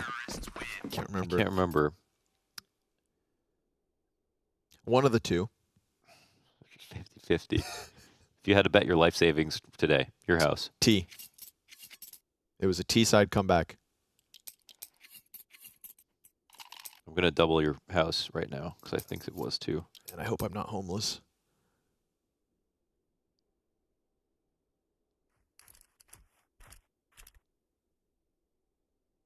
It was T. Keep the house. Woof. Not just keep it, doubled it. Double the house. Give me that square footage. 2 more floors. I am not experiencing homelessness.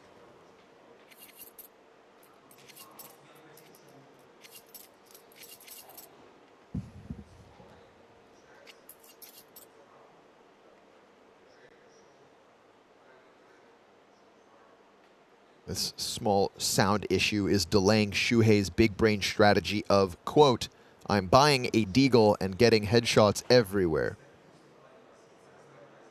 Easier said than done. But again, confidence has been key for Maus thus far this morning.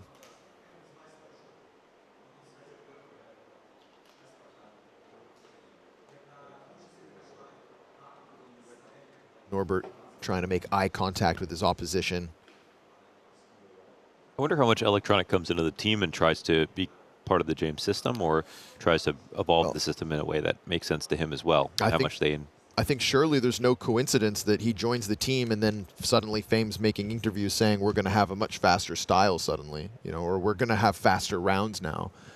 I don't think James just had a change of heart on his own. I would expect it to be Electronic's kind of, you know, vocal reputation. Even when he wasn't primary IGL, kind of recognized as a secondary caller. Why wouldn't he try to bring that to the table in a new project like his inclusion at VP? And if you do make a big, like a blockbuster move, which is like VP's first time spending that much money for a player, true. Surely you're buying him not just for his looks. This isn't a Fallen to Furia situation. Yeah, exactly.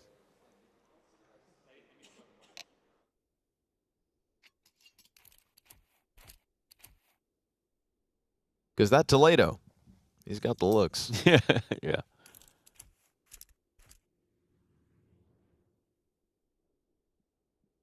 Shuhei not the only Desert Eagle to grace round 7. We got it on Torzi and Brolin 2. Torzi's not skipping a beat from Dust 2 to Vertigo. Already 9 kills into his half.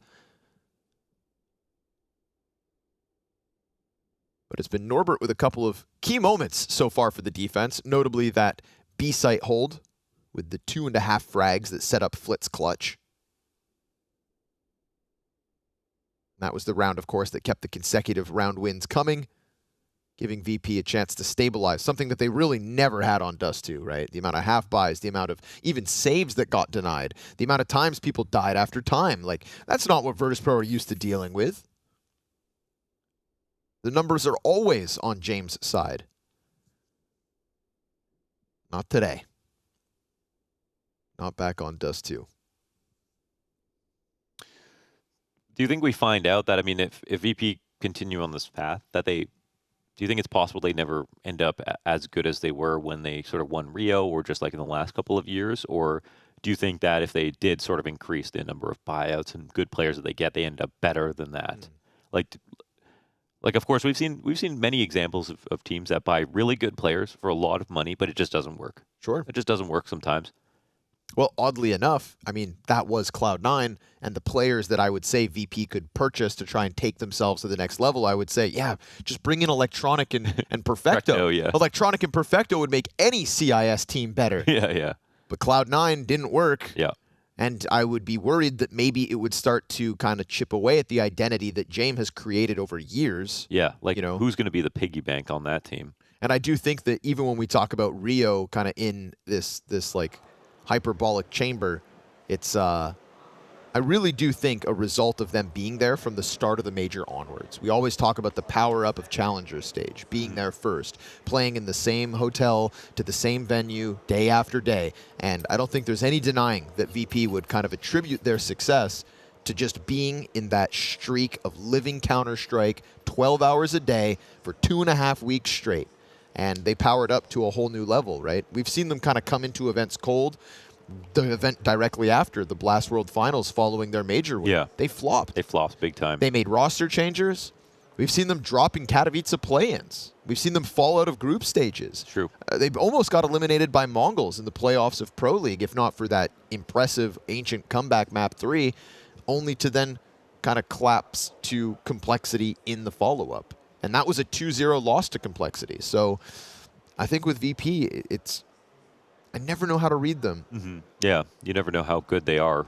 And yeah, you could plug and play with some new star players, but at what point does that scale kind of tilt a little too far and it's no longer the same vessel? And Jay might be this great IGL, but he also might need a little bit of malleability because it's such an idiosyncratic style. If a player's too experienced and has won too much, even if they're willing to like do something new, it's just hard to break habits. Whereas like Fame, for example, you know, he got broken down early, right out of Face It, basically, right? So even he had all the talent, but none of the team experience. Literally, him and Norbert are in interviews saying they don't even know any other way to play. So when people talk about VP and their style of play, they're just wondering, like, what are you talking about exactly? Like, other people are playing CS different than us? Like, this is the only system we understand. Yeah, exactly. So, like, sure.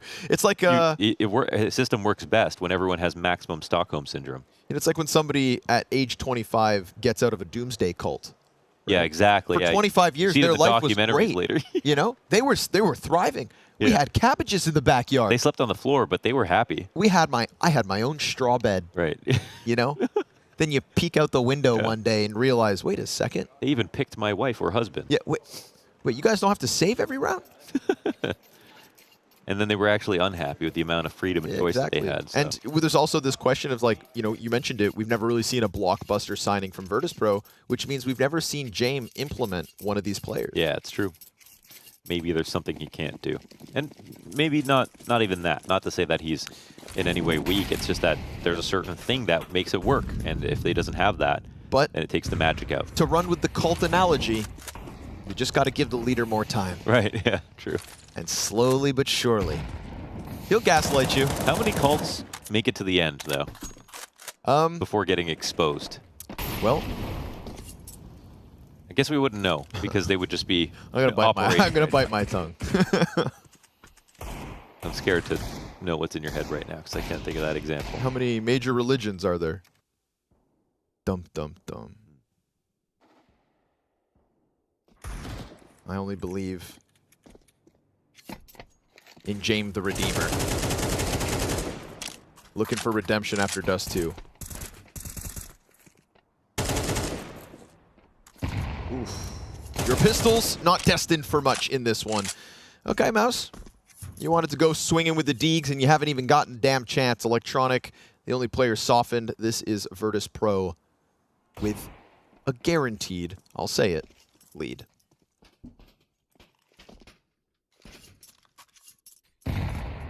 Ouch.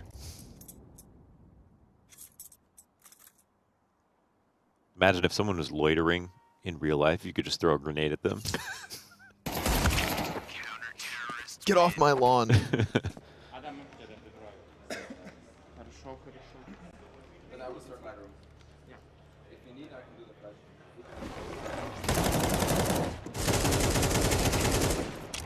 I remember, you know, back at Paris when Pasha was biking over because of 9 to see if they would make it out of the legend stage. He didn't even know Shuhei existed. Yeah, that's crazy. The best IGL in Poland. 9 got eliminated. He's like, damn. Damn, nothing The to come Polish for. dream is dead. we interviewed him, right? Yeah. It was so sad. I was like, did Pasha message you? He's like, no, fortunately not.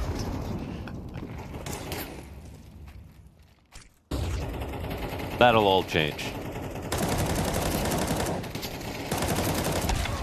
Ooh, Torsi's going to find the duel through the smoke. He's good with rifles, eh? He is, yeah. Good flashbang. Getting James off his angle and keeping Brolin alive for the moment.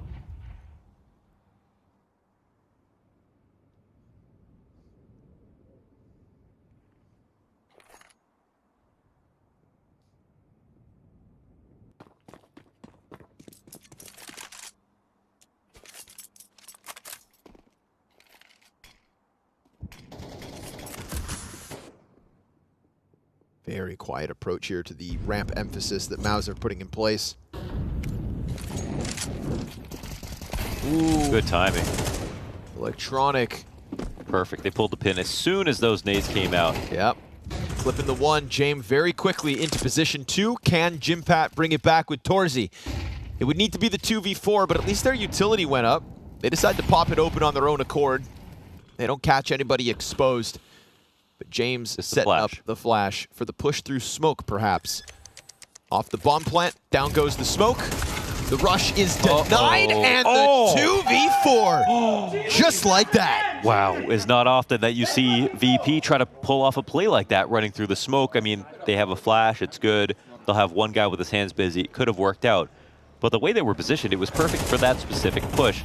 How often do you see someone on short try to cover that plant, and then they're limited to the right side of the plant? In this situation, he can cover both sides of the push. It's much better for Torsi to be over here. You can even cover the jump up. Much better option coverage in this 2vx situation, so well earned. And, I mean, maybe that flash was flawed too, because didn't hit Torsi at all. Sure. Goddamn, Torsi. Having a hell of a day.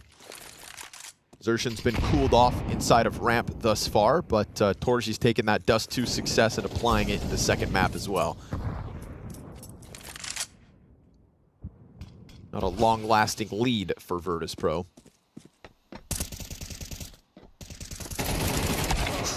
Oof, electronic. Oh, they just fully waited for him. Yeah, very risky, right? He was so confident somebody was up close, but he just exposes himself all the way down ramp. I think they went no nades just to make him do that, because he's been so successful at finding them these last few rounds.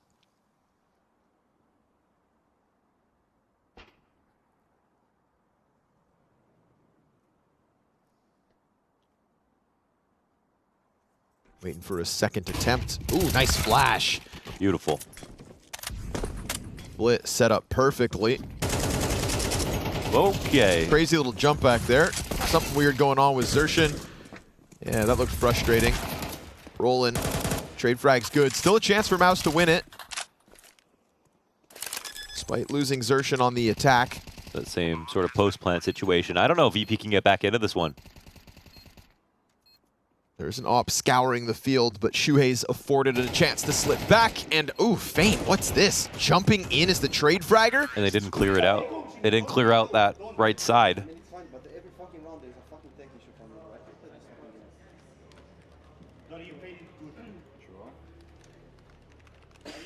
Can we fucking switch the piece or something like this? Hopefully Xertion gets his stuff sorted out. Watch this second CT jump through. Where you going, Fame? Not destined for greatness in that one. Maus will take that lead back. And we'll get Xertion settled so that he's a little comfortable.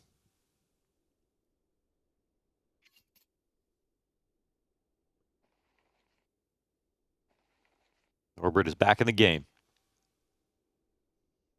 Yeah, good on him. That's true. You know, had an incredible kind of run of events in the last 6 months, but in the last 3 months, that average has lowered. And Pro League was not a good event for him whatsoever. So, you know, it's hard to kind of attribute that to any one cause, but there's no denying that bringing in a new player changes up the formula. And I feel like, you know, with Mir on the roster and Norbert's form, you kind of gave Norbert a little more space to be the success of VP at times. With the inclusion of Electronic, there's no denying who kind of gets put in that 5th slot. Especially on T side. Yes. So definitely Norbert kind of all the pieces on Virtus.pro, I think he has to make some of the more individual sacrifices to include Electronic. And maybe that's one of the reasons. But here on not Virtus.pro, on Vertigo, 8 kills deep.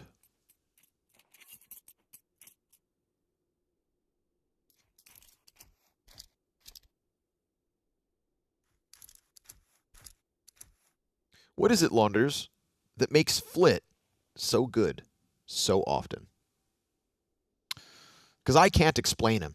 You know what I mean? He's somebody that I sometimes forget about in terms of, like, honestly, star power rifler. But he is up there. Yeah, I mean, he's a great player. I think he does get, I don't want to say overrated because he keeps delivering, but it's not like he's very obviously the quality of exertion or the quality of Spinks or the quality of, like, Rops or something, you know what I mean? I think he's conflated with those players just because people call him the best player on Virtus.pro or something, but he's just really, really strong, aggressive rifler, one of the best. Like,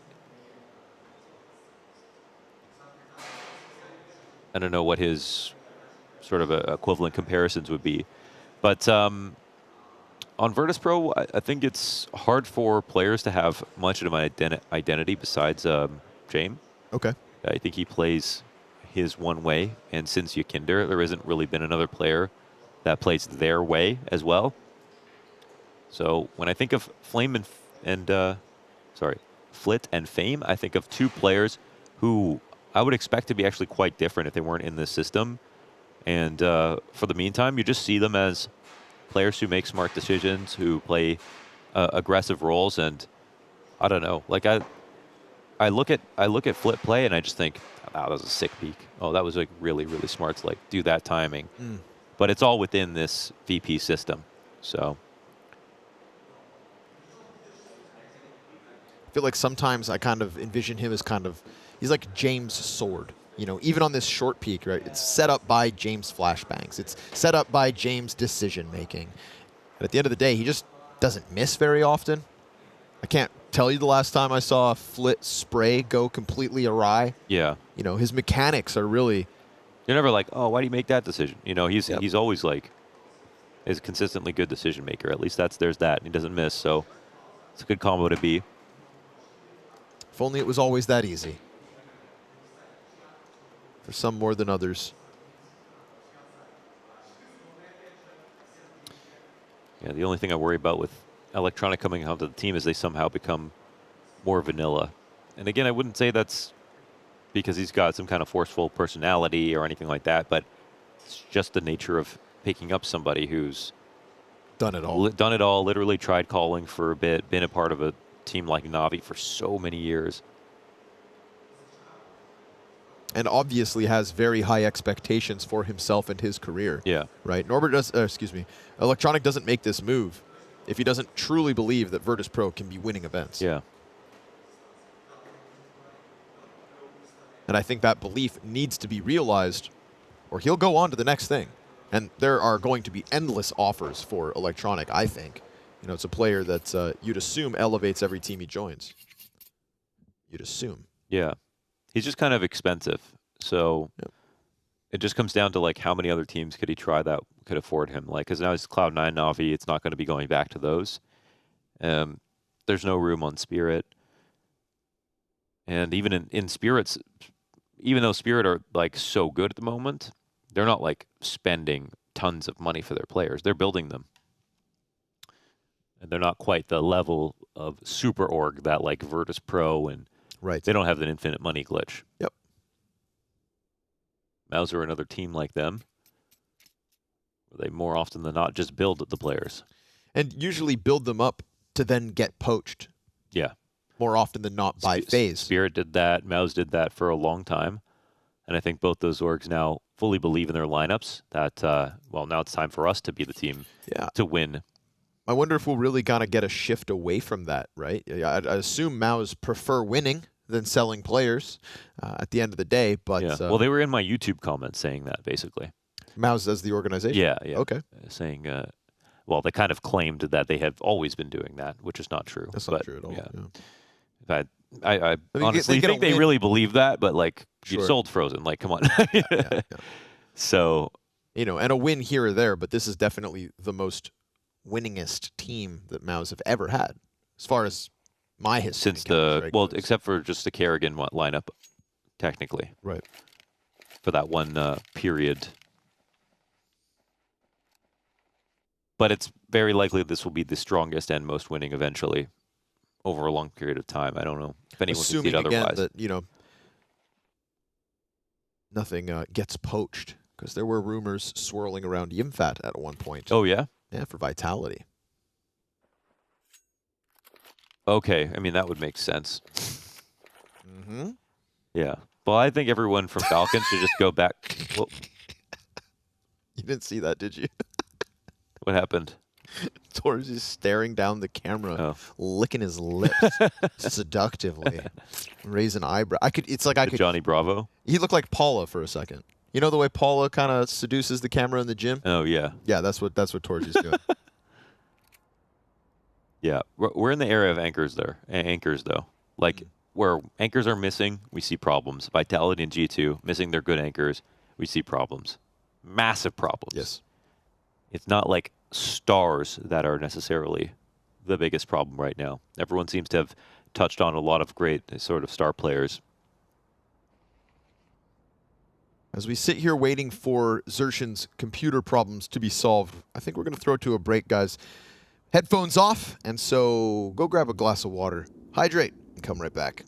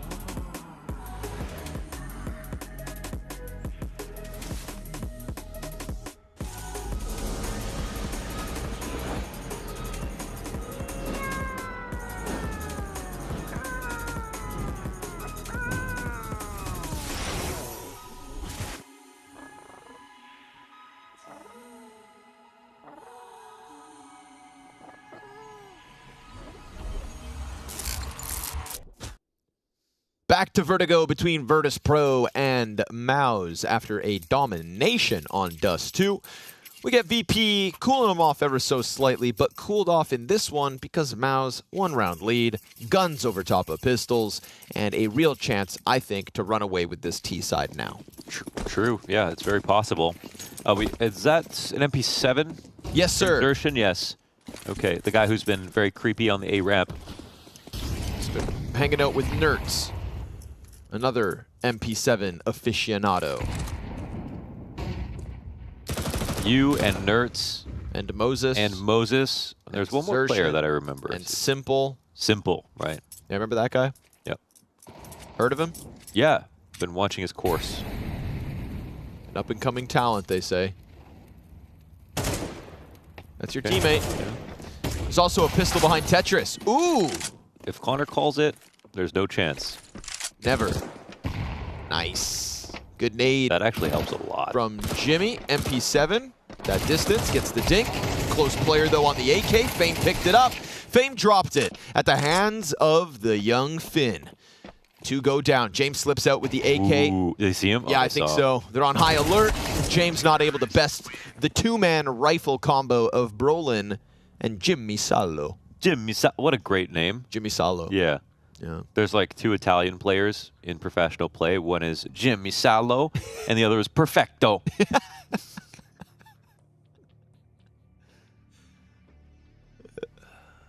That's good. That's funny. The good fellas. Just a couple good fellas, Jimmy.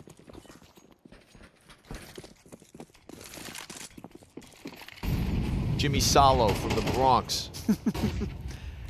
Jimmy Salo from Jersey. And my cousin, Perfecto. He does construction cleanup. Flit opens up. Xerxes ain't having no fun this second map. From a 2.01 rating on Dust 2 to a 4-11 score on ramp. But luckily he's got teammates capable of the trade. Shuhei looking for a little more pressure inside of middle. B has really been the name of the game, dude. Jimmy's been getting in there, having all kinds of fun. That's true, and that's again like placing multiple bets because Exertion's not working out on the A site, but they're always having Jimmy slip into B. It's a 2-site parlay. Oh man! And Shuhei having a field day as he slays in the 2v3. But nay, because Fame is still alive, eh? Where's that bomb at? Jimmy has it? I can't see. No. Okay. Honestly, when the bomb is dropped, I can't see it on the radar. Yeah, it's a little bit. It needs to be green or white pink. Block. Yes, it's like the artifact. It's out there somewhere. In the nether realms of Vertigo. And as we check out Jimmy's trunk, Fame will find him flanked out through T-spawn. It is 3 survivors for virtus.pro. They do indeed keep Jimmy off of the B bomb site with just a little util pressure. Shuhei's best efforts to get through CT spawn look like they could have been enough, but not this round, boys. Mouse, 6 rounds guaranteed. VP want that tie before their T-side endeavor begins. Mm-hmm. Yeah, certainly makes sense that I think, well, that VP can keep up a little bit better with Norbert having a better game and Exertion having a worse game. Those are 2 things, I think, that were very relevant on Dust 2. Electronic has done a pretty good job over here on short side, outside of just 1 or 2 rounds, and making sure to kill Exertion. Okay, well, he's back. Let's see if we got that Electronic answer back again. He's not waiting for a flash, is he? He's alone. So incredibly alone. Oh, man, he is so alone. Nope, Xerxen's looking, yeah. He bumped into him. Oh. Yeah. He feels it's wrong. Something's wrong. Oh. Wait, he hasn't turned around, though. Oh. Yeah. Man. He just let the others watch it so that he could continue to hold tarp in case the smoke faded and there was somebody else there. But that was another round where I don't think, Electronic was expecting to see anybody there, you know? Yeah. He thought he had the element of surprise. Little did he know he was doomed from the get-go. Norbert in with a second. Having a much more enjoyable map 2 than the start of the series. Flash over the top. Norbert, if he had more health, I'd say maybe, because Torzy and Xerxen are tagged, but It's just a matter of who peaks him first, and that'll be Torzy to close out the half with a 7-5 advantage for Mouse after their T-half. Not bad. They've had better T-halves on Vertigo, that's for sure, and they've also struggled on CT. Yeah. I don't think either of those things are going to consistently happen, though. I do think this one also, you know, I'm not going to make too many excuses for him, but we know that Xerxin was having some computer problems. Yeah. Was playing ramp pretty often on his own, and, you know, that's going to bog you down a little, so. It is very hard to stay focused when you have, like, any issues that happen in a game where you're just, it's all about focus, especially with him, with, like, in the round, in between 2 smokes, flashes, and 5 VP players thinking about your next move. Like, yeah, you do have to stay focused, and but it looks like he's back to it. So. And all the while, still had Torzy collecting heads. Yeah. End of the day, no real struggle. A T-side that is most certainly How close was Torzy to that MVP? I know it was like Zywoo, but then it was Xerxin. Was Torzy close? Oh, you mean for Pro League? Yeah. I don't know, man. Shuhei walked away with the medal. And Shuhei was finals MVP. Yeah, that's for sure. Yeah, he got the DHL MVP. And it's funny, in the media day for this event, you know, Mouse were asked as like kind of a fun question, who's the least likely player to get the MVP at this event? And everybody kind of looks at Shuhei and he just goes, hey, I'm coming off an MVP. Xerxin immediately, DHL MVP. Trying to discredit him. That's funny. Like, DHL, the slur. Yeah, right.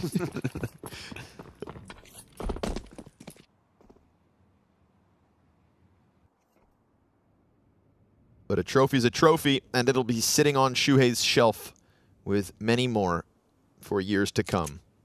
It seems, because this hot-handed Mouse's momentum of the last few months continues on. And with a 2-round lead here on map 2, Dust 2 in their back pocket. Xerxin sees a whole pack of players coming out middle. Brolin done for. Nicely done from Norbert, punishing that smoke push. Not sure how blind he was, what he saw before he fragged, but he connected. And it's Torzy to try it up next. Dual Berettas peeking round. See ya. Taken off at the top of the scaffolding. They will still be able to jump and bombard into the B site. Electronic trying to chase that sole defender in Xerxin, but he has a health advantage over Fame, who's just going to tuck and spawn on 1 HP. Torzy on the tail end of this T caboose. As they try to get over, he's not going to let that cross happen. You think you can run? You think you can hide from the Hungarian himself? James, nice headshot. Low on ammo. But he's up against 2, and the longer this takes, the closer Xerxin gets to coming back. Another couple kills for Xerxin to close out the pistol, and Mouse's winning ways don't stop. They just made it impossible, and they're just so good at those punishes and small time windows. Like 2 players running away, you've got the duelies up in heaven. You could easily not get that headshot, but Torzy right now is just pretty hard to beat. I mean, his game is so well-rounded at the moment. I thought he could easily be one of those players like, you know, like a Makalele or a Draken who just had very high peaks, but just always struggled with that skill floor. You know, just always struggled with hitting the easy op shots consistently. But I don't know. It feels like that's definitely changing. That's something I would definitely like to hear an answer about with Torzy in an interview for him to talk about. Because we've been watching him play for about 3 years now, you know? So he's gonna grow a lot, and already has. All these guys have. Watching him for 3 years, and yet never seen him be better. Yeah. And more consistent than he is at the moment. When he was already a top 3 player at the academy level, sort of. And, I mean, his impact on this second map cannot be understated. Despite leading this map 8-5, the majority of Mouse are negative. Right.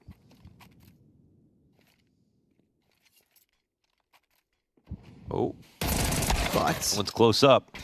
That's not going to change this round. Brolin continuing to struggle, is not able to hang on to his half of the A site, so Torzy may be needing to do it all. But the frag's going to soften him up, and the wallbang's going to end him. Nice approach from virtus.pro, getting ahead of the short smoke, applying pressure with the util on the second defender, and now Shuhei doomed. Xerxin, can he recover? Alongside Jimpat in a 2v5, turn 4.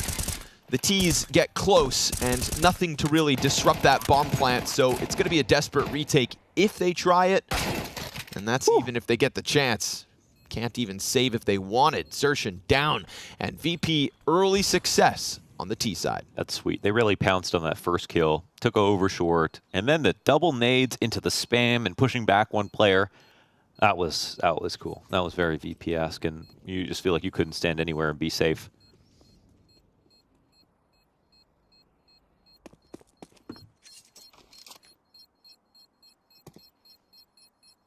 Much needed. Bit of a drought here for VP.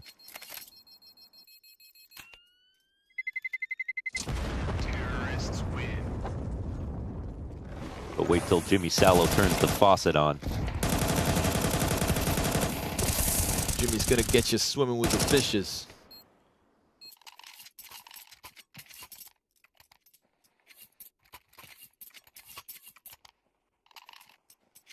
I really didn't think I was gonna get to see Jimmy dance on stream today, but that's the world we live in. Kind of did. Thank you, BetBoom Dacha Belgrade 2024. Yeah, content has been really good.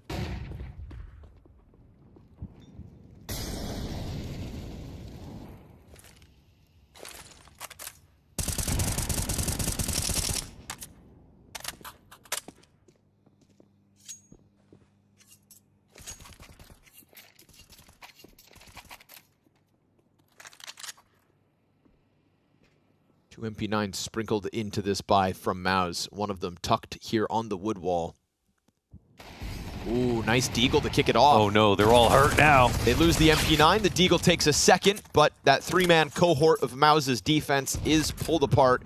But the damage is still key. It is, and they don't have another lurk on the other side of the map, so they've got to walk back slowly into A. Maus have done it, or sorry, VP have done it quite quickly. And look at James, he's just like, they aren't even here. He's crunched the numbers and come to the right conclusion. Yeah, he knows they're going to go try to take back those guns. Xerxin gets the M4 upgrade. Pelted by utility as Brolin, so he's not going to catch him off. Oh my God, how does he follow you through smoke? How does he know this? A strong sense of smell. He goes, is that Sustroming? He's scared. I can smell the black licorice. They do that here too? I think so, yeah. You know, Swedes and Danes, they don't like to admit it, but they do still have a lot in common. Way to make them both angry. I'd say the Swedes play better sports, though. Like cooler sports? Yeah. What's hockey? So like better at hockey? Yeah, better at the more important sports. Curling. Shuffleboard? That sounds Danish. You know. The Danes had to make up their own sports. But who's doing the long ski ski jump? Like Austrians. Oh, okay. You know, like the weird Europeans. Right, right. The mountainous Europeans. The Dutch.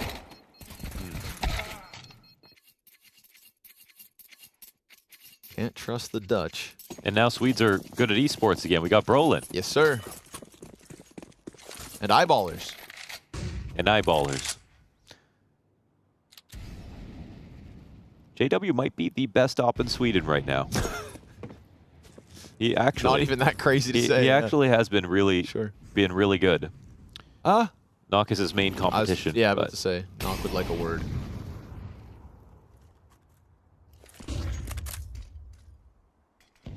You know, Knock's major top 4 result would like a word. That was an interesting peek. That's a word for it. Quick shuffle back to the B site with the lesser guns, because remember, it's just the one M4 that Xerxin's able to save. So the moment they see it, virtus.pro activates, and it seems like that should net them the win. Fame, jump flash, over top, pistols looking to swarm.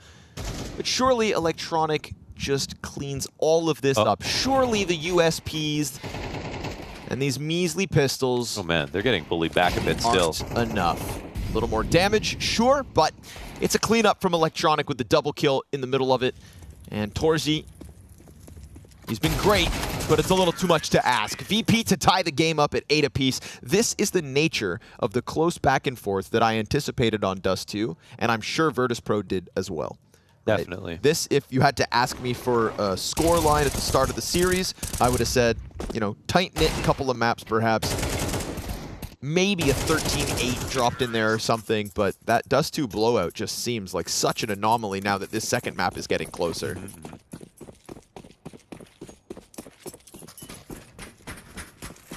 And Brolin, the pride of Sweden, it's actually not having a great event.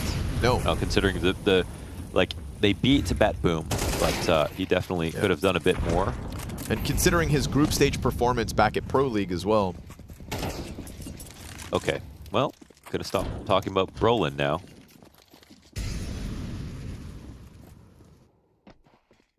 VP make so much noise these days.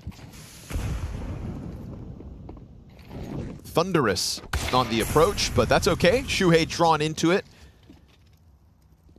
Falls for the audio. Gets shredded by Jame, who then creeps up closer and closer to the bomb site. Brolin gets off the site to play double short setup, and it looks like Fame wants to clear it. He's still very wary of Torsi's possibility. Yeah. And he's not wrong. Oh, nice wide swing into the crouch, into the double kill from Fame. Man advantage with it. Xerxin slips out, but the missed op shot. How'd he miss that? That could have been the death of Xerxin. That could have been the win for VP. Instead, back to the 2v2. And with the wall of smoke up, that bomb has to cross over. They will not waste their time. Over top goes Jimmy. And with the pressure from Xerxin, they straight up deny VP what felt like a shoo-in. Has Jame ever missed a shot like that in his life? I don't think so. Ever. Is this the end? Does time come to an end? Can you fold a flat circle? Oh my god, there's no way. He was literally looking at him. Missed? I've never seen Jame miss a shot like that, just straight up. I'm gonna say it. Show me one time, besides that. And I didn't even see it from first person, so I'm not even sure if it happened.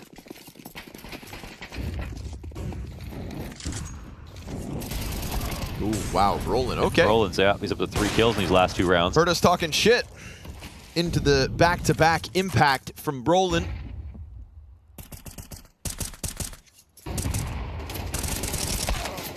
Long-range fight doesn't go his way, but at least he's got one to be proud of here in round 18. Mouse have still struggled to find consistently comfortable fights over on the A site. But the hard carry of Torsi could give them just enough runway for Xerxin to join Jimpat in the middle of the pack and keep this game tight. B site under wraps, so it seemed. Little challenge from Jimmy's all that they end up having to deal with, and Xerxin smoked out of the play. Molotov means he can't jump up, bomb plant guarantee. And the money's not great for the defense, so do they take the chance at the retake or just cut up their losses? Looks like with Torsi's util getting ready, they're going to take another glance into the site. They will get ever closer. Green's there for the taking, off posted, Jame off the angle, but luckily supported by Norbert on boxes. And then Jame punishes Xerxin on his attempt to leave. So, off, ooh, can be saved as Torsi hits a sick little flick shot. And it's a tie game again. Yeah, so there's a struggle from, Jimpat to get one. This time it's Brolin who gets one here.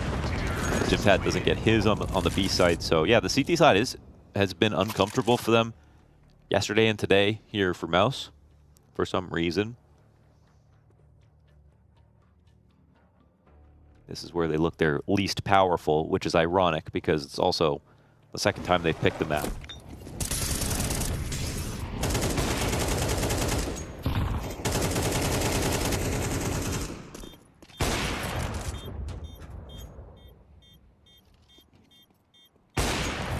Damn, dude. Drops the Hungarian hammer.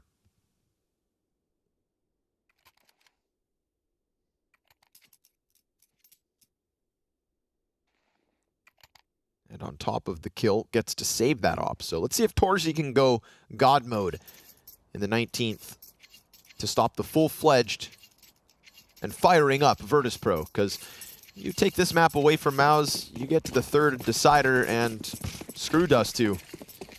No longer in the back of your minds. A different problem for a different day. Norbert's turnaround commendable, and back in with even more. He's got himself all the way up to 20 frags now. Total contrast to what we got out of the opening map of the series, where he finished with 3 kills. That's it. CT's try to press down into Electronic successfully with the pistol. And Shuhei, ooh. Well, that comes with a gun as well. They haven't actually made their way into the A site just yet, so that might have been a bit too early. Yo, look at this wraparound from Brolin. Yeah, they created a complicated... Wait, is this being watched? No. Okay, no. This is perfect. Jesus. Brolin, he gets the 1 kill with the USP, flanks around. This pack of players, Brolin, when does he pull the trigger? How many does he line up? He comes around the corner, taps the first, and Flit turns with the Glock of all things to deny him. 7 health, but Shuhei also got an upgrade in the middle of all that. Luckily for VP, 50 seconds to rock this boat either way. Oh, it's a longer round. Now, Shuhei has to decide if it's going to be the A play right away, and he hasn't heard them move. This is actually clutch from VP to get out of here. I mean, if they had given up any information, then this is a very doable 1v2. And they're definitely worried about this, but they're watching it properly. No nades here for Shuhei. He'll have to frag his way out of this one. And you'll hear them peel back now off of short. But perfect from James is the one who didn't run. Love that. VP are in the lead. Audio cue lets Shuhei think he's chasing someone short, and James already up on the angle. Little smirk from James there as they recover that. Would have loved to see how Flit ends up denying Brolin. Yeah, he's got a Glock in his hand. That's insane that he does that. Because it looked like Brolin was, he didn't go for like a full spray. He tried to do this like really kind of executioner style, and yeah. Oh, he was, okay, wow, so at he least was still watching the smoke. I mean, they did know Brolin got away. The AK was disappeared. Just didn't think it would come from T-spawn, so nice slight adjustment from Flit. Never let your guard down, kids. Not when Brolin's in the mix. Slightly scary spot here for VP. I mean, they still got a little bit of money left over, but that was a lot of damage. Yes. Challenge to Brolin. Sprays have been a little messy. But Torzi is going to drop a nade on top of Electronic and keep this one even 4v4.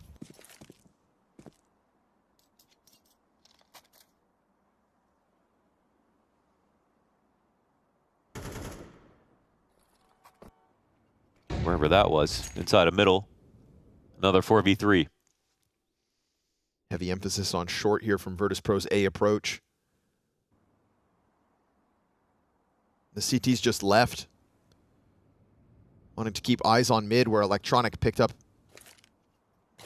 Norbert picked up his frag. They could start to come back, but I don't know if this is a situation where they're going to want to try a retake. It's very tempting to just leave this for now.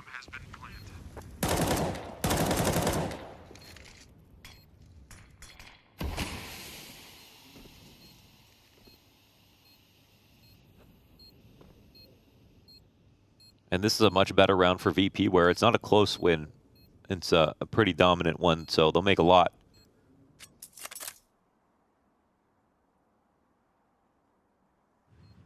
Lost bonus getting up there for Maus.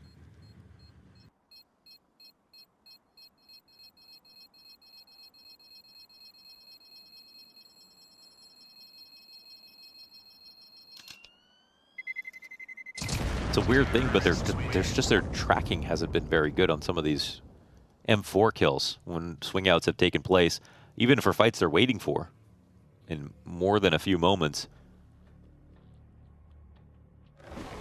Suddenly not looking as fearsome as they did on Dust 2, like right there, for example.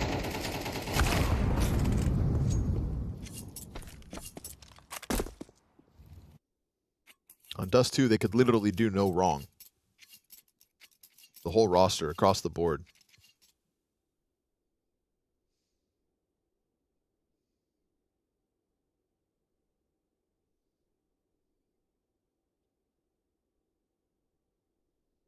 VP's first time out. Coming off the back of a round win, but, you know, two things, I think, two variables in this second map that I would argue were really kind of unforeseeable. That was one, the individual level of some of the Maus players just tapering off as quickly as they did, and the least likely candidate of Norbert having a total turnaround in this series. Oh, yeah. From absolute bottom fragger to a key piece of success for Virtus.pro's Vertigo run. But that run not yet completed. 2-round lead and weapons back in the hands of the defense.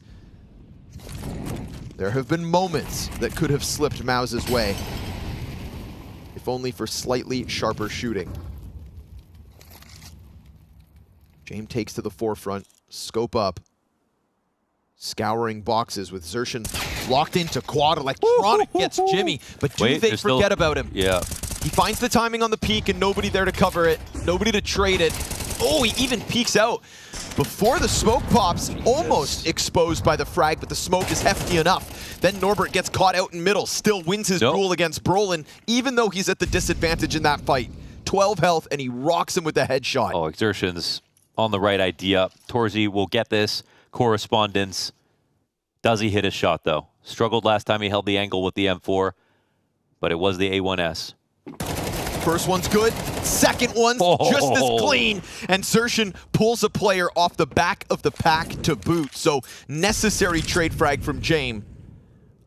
1 kill into the 1v3, 40 seconds, and he swaps out to the AK. Wow, and Xertion actually takes his way up through mid. He's going to be met by Xertion in just a few seconds here. Oh my god. Gets dinked, survives, and goes on. Back to the A site. I don't know if this works out any differently here.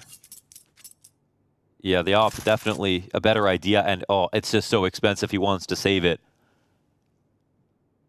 Mels will take this one. That was pretty crazy. Torzy, take a bow. Yeah, seriously. He just needed that A4. And, you know, slight tip of the hat to Xertion too, because while we're watching Torzy get that double kill in the bottom of ramp, Xertion just peeking out from the bottom of B and slicing another player off of the rotation from VP.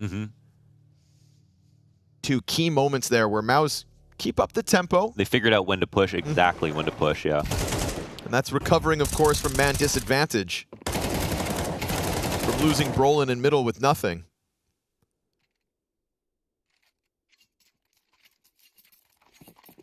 But no real limitation on VP, barring Electronics Mac 10.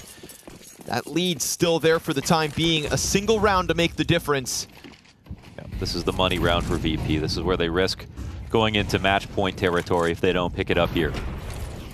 And Xertion undeniably recovering from that struggling first half of his. Oh, really good nade here from Brolin.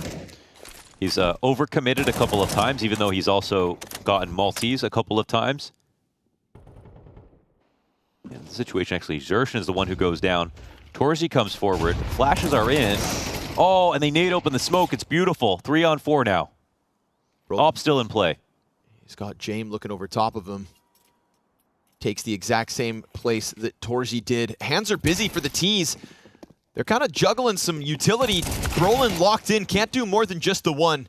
So it's man advantage, despite damage dealt. And options open at 50 seconds. Shuhei trying to slip over to the sandbags. Timing, timing, timing. He gets there. Do they have 3 Molotovs. Shuhei should be doomed. He slides out. Nobody watches the molly. And he gets the kill through the tarp. He gets second.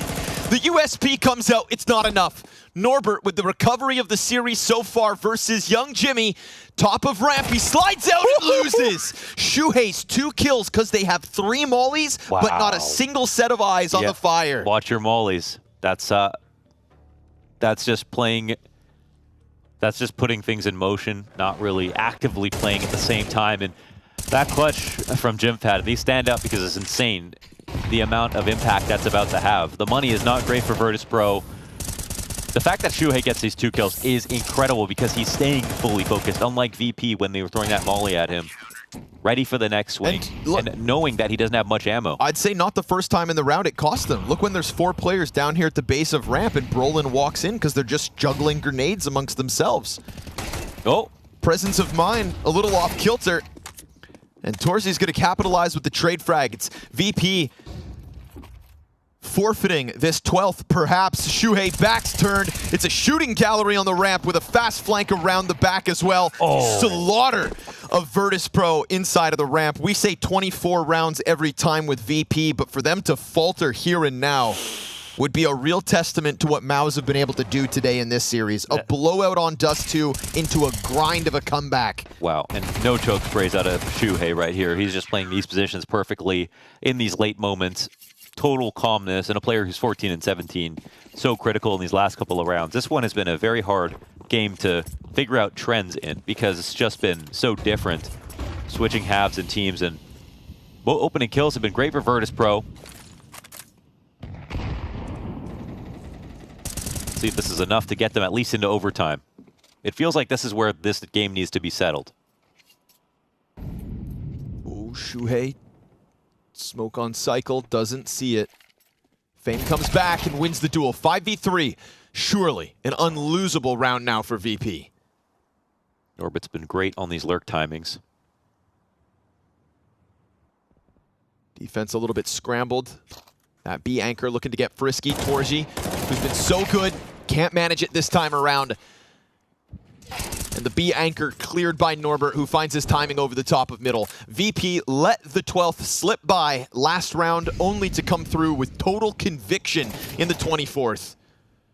Overtime is what we very much need. And I'll go so far as say deserve. Not every day these teams come together. They're head-to-head far and few between. And with a recovery in the second half from Zershin and Shuhei, that's how we get here. Torzi needed a little helping hand. Brolin, unfortunately, not yet able to get his name up into the lights, and it won't happen here either in the clutch attempt. virtus.pro to overtime, as always. As always, baby. Okay. Well, we don't know how it's going to end, but it's definitely been a much more dignified experience here on Vertigo for virtus.pro. But in terms of stories, we've seen players go from good to bad and bad to good within these last two maps. The duality of man, Mohan. Sometimes maybe good. Sometimes maybe shit. But a nice uptick in performance from Shuhei, Zershin, and Norbert. Yes, sir. Oh, that's more than an uptick. Looking like a GameStop stock. You investing? No. What if they're the next Netflix? You know what I mean? Going from shipping you DVDs. Listen, I gambled my house today. That's a win enough in my books. Well, you've got an extra house. Yeah, well, I haven't seen it yet. So maybe you're making empty promises.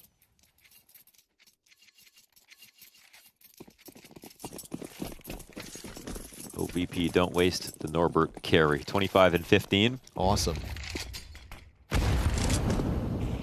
Just to stay alive in the series. Poor guy couldn't buy a frag back on Dust 2. Although, to be fair, you know, we say his name because it was the worst performance of VP. The entire team was out of that map. So, yeah. I think you'd rather be a key piece of a victory than the flattest of flat lines. Wow, it's a one and done. Fame wastes no time wrapping around Tetris, and it looks like Zershin may fall victim to it. Oh, what? Shame. The op is his game. And so Zershin with the big green taken aback. The double op setup in overtime for MOUZ doesn't hold off at all. And the B site under wraps for virtus.pro, looking like they'll take an early lead unless this green player can really throw something out.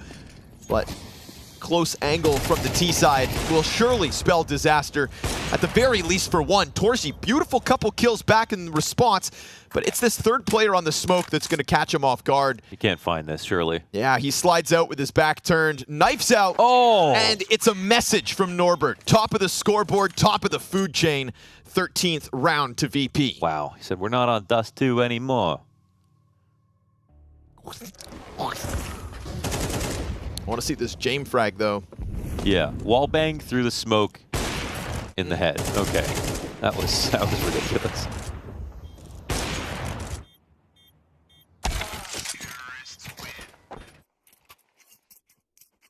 You know, just in case you need a little more overtime money. He did that for the sport. Yeah, didn't need the money at all. For the sport.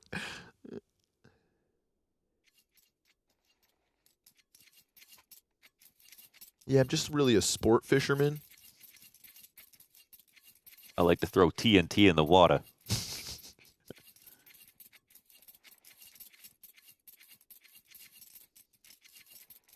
Yeah, very much is still a Torji carry as well on the other side. And it's a little bit, I think it's a little bit better of a sign that it's Torji, you know, on Mouse, who's offing, who's rifling. But it's also definitely clear both teams need some help to look like themselves. Jim Pat, nice, one and done. Electronic getting a sliver of the second defender. Whoa. Then blinded as Shuhei slides forward on the site. 2 CTs in position. 4 attackers. Oh, that smoke will help. Ready to swing. Smoke on the fire. Oh, it gets away from Shuhei. He really tried to get desperate. Zershin at least able to help out. It'll turn virtus.pro away for the moment. And because they were here in their entirety, they've got no map control to fall back into. More pressure from Zershin. As he hears the rumblings of the fallback, jumps over the box, and Flit connects through the wallbang. Wow.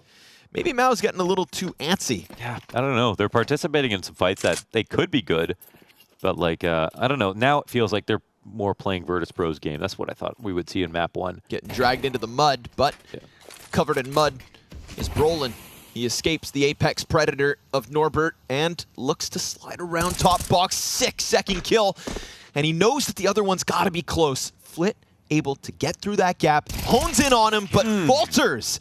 And when Shuhei and Zershin leave slack, it is Brolin that pulls it tight. Yes, much better in the fourth quarter than he was in the first half.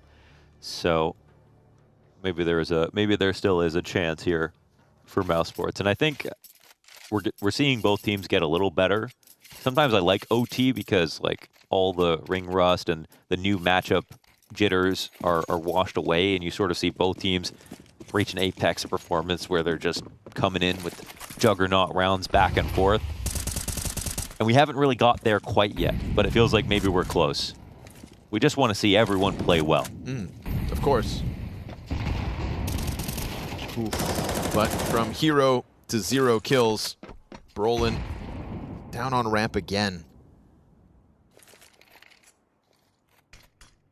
Flit sides out. Here's the utility usage, and Torji's not going to stick around here.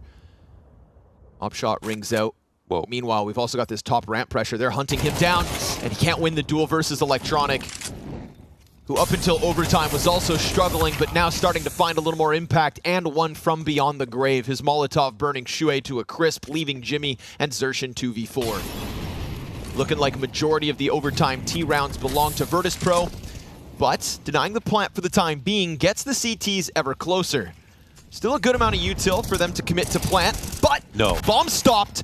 Good kills back. Jame connects with 1. A 2v4 turned into the 1v2, but a slow crawl behind him. He has to push up, and walks right into James' pistol. That'll be a close. 2 rounds here is nice for VP, but it's close to par, I think, considering the CT side struggles of Mouse. I feel like they're pretty excited to switch back over because that's where they found 9 rounds yesterday. That's where they are more comfortable on Vertigo. I think Brolin just wants to get the hell off ramp. Yeah, true. And, I mean, Jim Fat was decent. He was definitely getting a kill on some of these B holds, but he also wasn't getting 2 almost ever. So, not his usual anchoring performance. And Electronic, even though he's bottom on the board, I think he was starting to get some bigger kills that were more impactful towards the end. Jame finally in positive territory as well. Very strange match.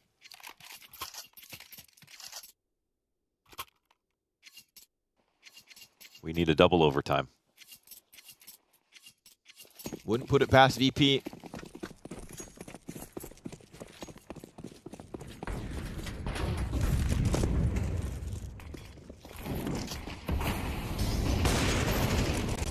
Not far off, Torji. Spam comes back both ways, and it's VP to come out on top of that damage duel. Electronic dropping some util so that he can lock into the corner with an AUG. Buys the scoped weapon, plays in the corner. Well, lots of util damage here from the CT side. It was Jimfat lurking into B on T side, where I think he was doing some of his most interesting and impactful plays. So much damage, though. That AUG could just churn through any pack of Mouse players that come around the corner, especially if James clips one's wings and serves up a distraction, but he's blinded. So Electronic to do it on his own. So be it. Frag grenade could have been lethal, but it catches a corner. He gets burned out. And on the fallback, he will falter. Oh, and James goes down too. Interesting. Tries to come back to help, and Torsi gives cover to his in-game leader. 3 players here who have less HP than any of the 3 left over from virtus.pro. Just about a couple bullets away from death. 2 of those. But they don't know. virtus.pro don't know about this. The only reason that they're even going to attempt a retake on an A site that they've left is because it's overtime. But that'll be to their benefit. Utility is somewhat low, but Flit has something very important, an HE. Ooh, man, that could dunk him. Doesn't wait for the bomb plant, chucks it out preemptively, still will get his kill. Second plant attempt coming through, coverage from the Opera on short. Torsi missed shot, and Norbert wants to get out from the elevator smoke, but it gets replenished. So now he's going to have to come through blind alongside Fame, who just charges out, barreling forward towards site comes VP, and it falls to Torsi. White hot throughout this map. A jump up could be the end of him. He gets the diffuser off of the play, and a short peek soon to come. Quietly, silently, okay. He'll catch the headshot. Norbert taking his sweet time, because he's got plenty of it to go. Wow. And virtus.pro guaranteed double OT at least. So it was that HE to give him a lot of odds. Delayed for some more time. And with 2 players low, they finally got exposed. So Mal's definitely on the back foot now.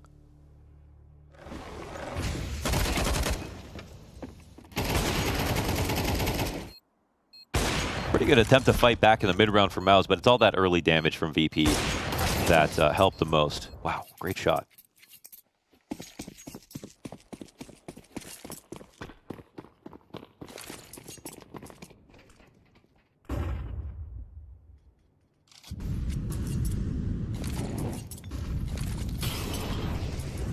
Shuhei trying to set up Jimmy, burning a player back. Looked good, but James' coverage better.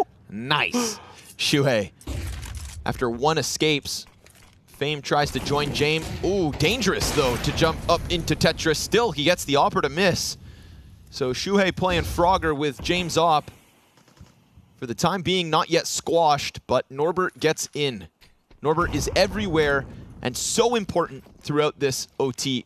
Xerxin charges in, not covered by his teammates. Electronic falls, but the man advantage held on to, because guess what? Now Norbert's here.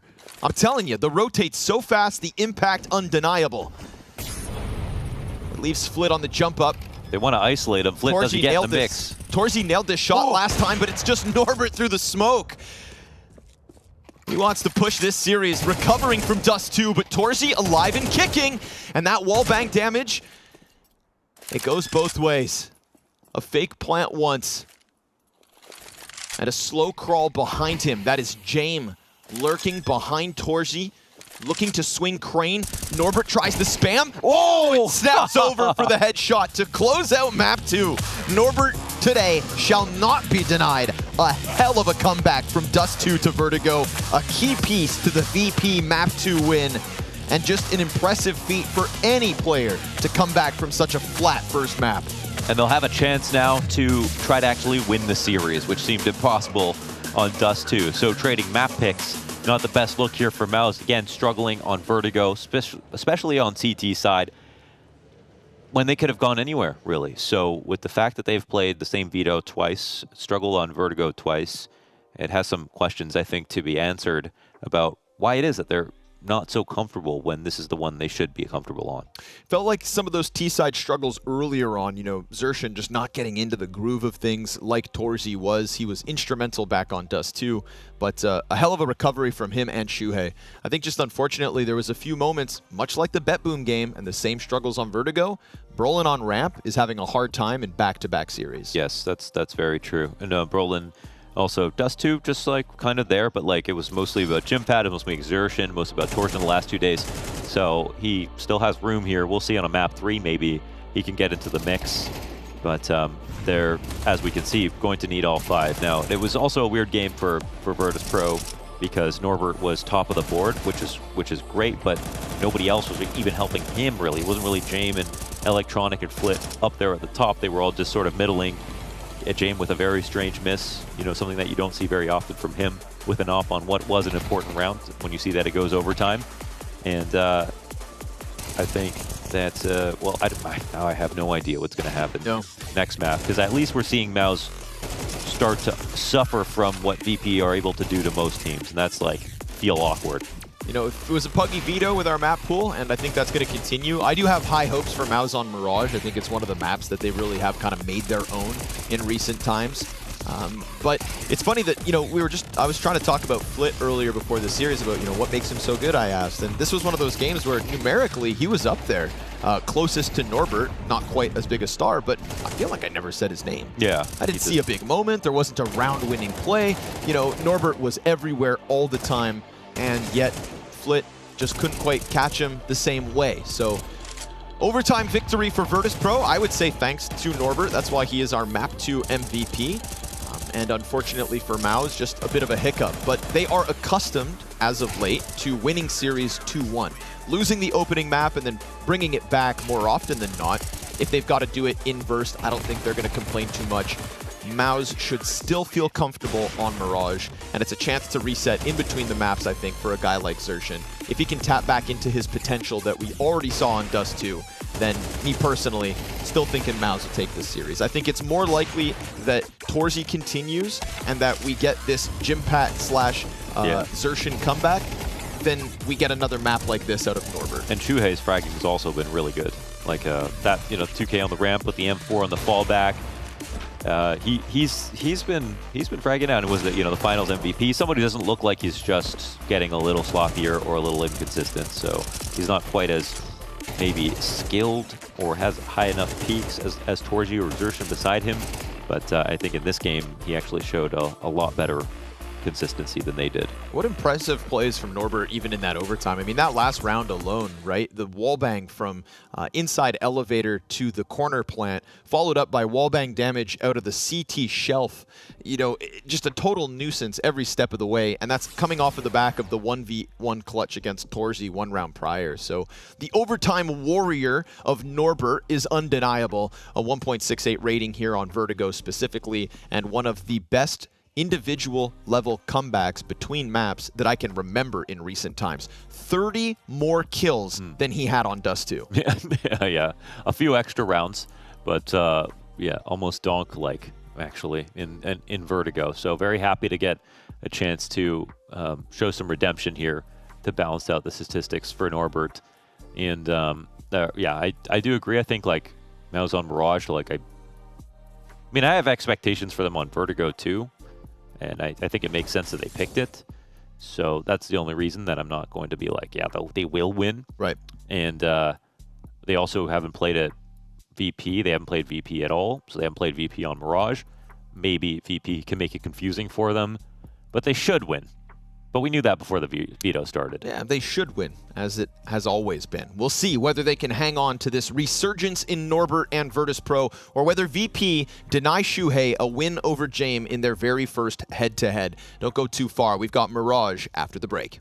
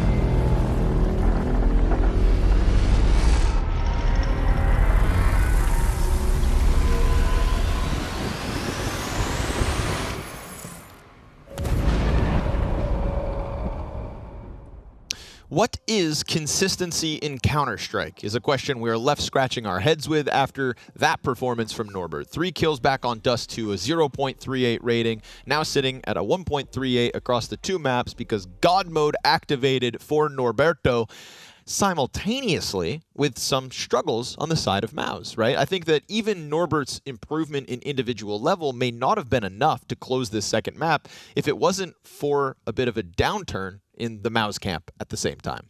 Yes, definitely. Like in the late game, we saw some things recovered. We saw Brolin recover a bit. We saw Exertion recover a bit. Torzi consistent throughout. Shuei having some good rounds, but not there at the top. And Jimpat just being sort of good the entire way through. So that was the weird part for Mouse, the good and the bad, Torzi being the most consistent. And for VP, there's been nothing consistent across the 2 maps, but Norbert's actually parabolic performance is the only reason they even got a second map. So that's a chance, a last lifeline for them here on Mirage, for them to get it together, because I have a feeling everyone's going to be playing a lot better now, and there will be a lot less room for smaller mistakes. This also may have been a learning experience for Mouse as to what kind of team VP are like when they're playing at their best, or when they can make things confusing in close games and late round situations. So we'll see if that's enough for them to, I think, either run away with this or get a close win. But it sort of feels like it's going to be one of those 2 options. I wouldn't write VP off. Didn't even do that before the VP series started. But if I had to take my best stab at guessing what happens, it'd be one of those 2 things. It's just nice to see that VP recover from that dust too, because across the board, not just Norbert at 3 frags in it, but just the whole team really didn't have anything to stand on. Yeah. So it was just such a cold start to the series for Virtus.pro that I'm not surprised they end up bringing the competition up a notch. It's just whether or not they can hang on to that in a series where these inconsistencies already exist. You know, Maus, they dominate the first map. Yeah, sure, they lose the second, but by the skin of their teeth in overtime. I'd much rather be Maus, and I feel like from an ego point of view, it's easier to be Maus in the series still, especially as we move into Mirage, where they have taken down bigger names. But if you write out Virtus.pro, I mean, where have you been for the last 4 years? Yeah, I've got a bridge to sell you. That's a really silly thing to do.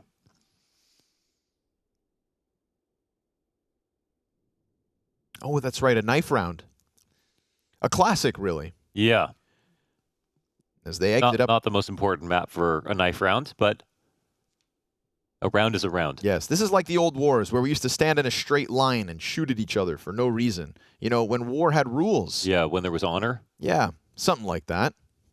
But as the knives get slashing and the kill feed's full, it's a CT failure, and Torzy at the top, as he has been all series long. Mm-hmm.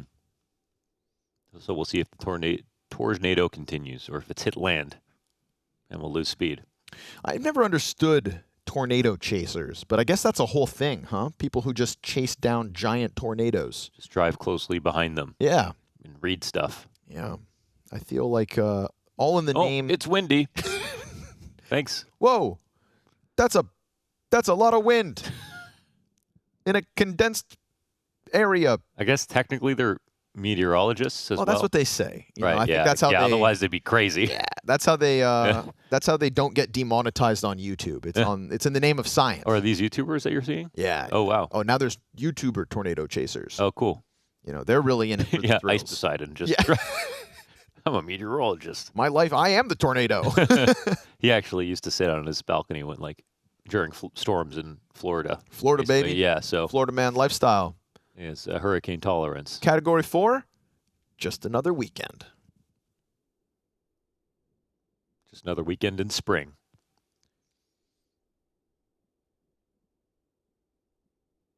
Just wait for those category 6s. Cat 6? They're coming. That's when the real fun starts. In the southeast. Yeah. All right, without further ado, folks, the deciding map. Winner of this goes on to playoffs. Only half of each group can move on to the playoff bracket, which is indeed single elimination. And Maus are meant to be the contenders to drop the returning champions of Team Spirit. That's the narrative they wanted to sell you. That's the script writers' offerings coming into the event. We'll see if VP can throw anything at them. Torzy wanted the ramp fight, didn't get it, so he takes it up into Palace. Brolin locks down the stairs, and this could be the most convincing pistol you ever done seen as far as Maus are concerned. Flit will bring it back with his first. Him and Norbert to try and claw back a 2v4. They got all the time in the world. All the time that James can conjure.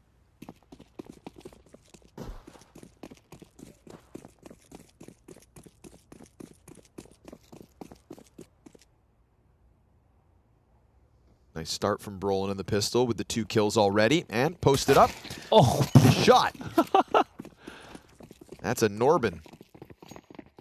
And now the rotations don't lock into place just in time. Plant will go down. Good flash. Oh, Jimmy is blind. Rotations are not quite here yet, but okay, it's fine. Torzy has the cross, and he's got Norbert. Gonna lock that in. No 2v5 in this pistol. Brolin did get deleted, but also his shots were sharp from top stairs. We didn't get to see them, but they felt clean. Oh my god, that's crazy. Yeah, they felt clean, and they felt nasty as far as Virtus.pro are concerned. Good kill from Torzy up catwalk as well. Maus just sprinting into the B site to stop it, and very little for VP to try and bounce back with in the second. Brolin does take an angle. It's a little too aggressive sometimes, or doesn't know how to disengage as well as some of his teammates, which is fine if you're like on your donk game that day, but sometimes it's better to leave. It's because after all his time in Ninjas in Pajamas, he had forgotten what success felt like. So also, now that he's on Mouse, he can't help but get risky. Yeah, true. You know? Okay. Just, man's addicted to the win. Yimfat, Shui, Torji, gonna clean house inside of the B play. No contest on the conversion. And the smiles don't stop. Yeah. Yeah, and it's Torzi who could be the one who's tilted. You know, he's the guy who's playing well consistently, and his teammates are not there for him, but he's been happy kind of keeping the energy alive. Even when Exertion got, like, kind of tilted about the PC issue, he's like, yeah, but you played that situation really well. And kind of, like, he's always coming in with some mood-boosting comments. That's a teammate you value.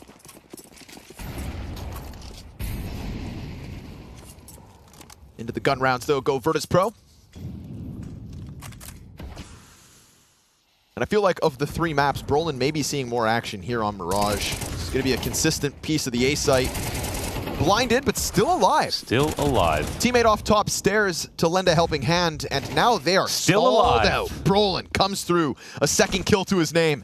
And all of virtus.pro stopped on the A site. They knew what they wanted, they tried it out the gate, and they get completely turned around by Brolin. Ooh, that's not too good. Be looking at 3 rounds and 2 kills here for virtus.pro, unless Flit does something. But I think we might just get an extended save. No bomb in sight.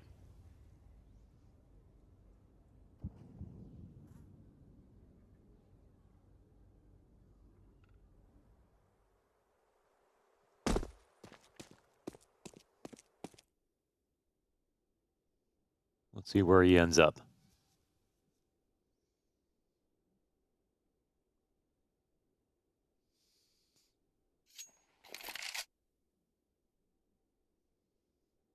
Just stuck in a save. Mao's not looking too keen to go hunting either.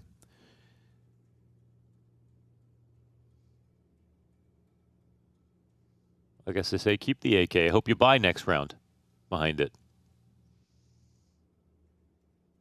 No hunt needed because they already ate so well on that A site. Gathering another round instead. 3rd to the board. That was pretty nasty from Brolin. I think his specialist, actually, yeah, that actually kind of sucks for him because I think his specialist map, for me, it was Overpass. It was when he played Signpost on the A side.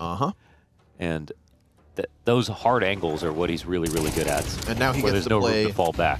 He gets to play Pit on Dust 2 instead. Yeah. Woo! Woo!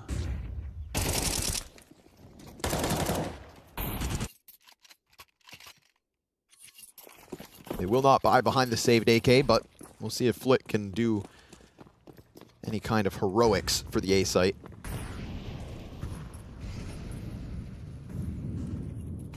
Two players out top mid for VP, but met by smoke as they arrive at Palace. Is he going through that? He is. But Brolin catches him. Oh, wow. And the mid attack also stops. Dead in its tracks. Underpass player trying to come out. Brolin will die to the ramp peak. And Fame even gets away with it. What's Norbert going to get up to next? Tries to hone in on Shuhei, who's covered from Catwalk. Jimpat's not going to let his leader die. Seem perfectly ready for that. Bomb picked up. And a B site that is totally open. It looks like the plant will go down. Yeah, get in there. A little extra splash of cash. Fame and a Deagle. They still have no idea.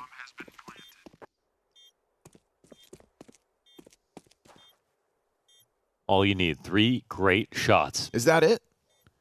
Just the 3 Desert Eagle shots that were heard around the world? Footsteps coming through from Market. The peak is covered as Shuhei makes sound. And Fame gets nothing. Not even getting a shot off from the Desert Eagle before his head's popped. So a 4th for Maus. 2 casualties, so be it. But then again, that was just the 1 gun of Flit coupled with pistols. So a bomb plant and 2 kills. You take it.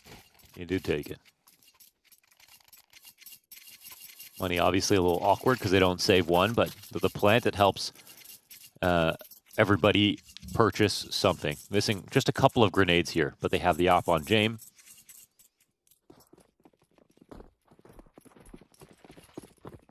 They're fitted and ready to go.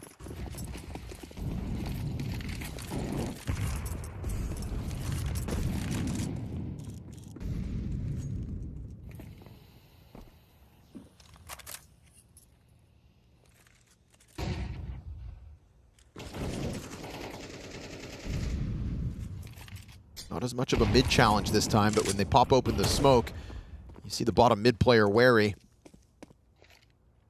No sign of an attack on A, so Brolin actually gets out of those more anchored positions and comes to help towards connector. Jimpat opens up.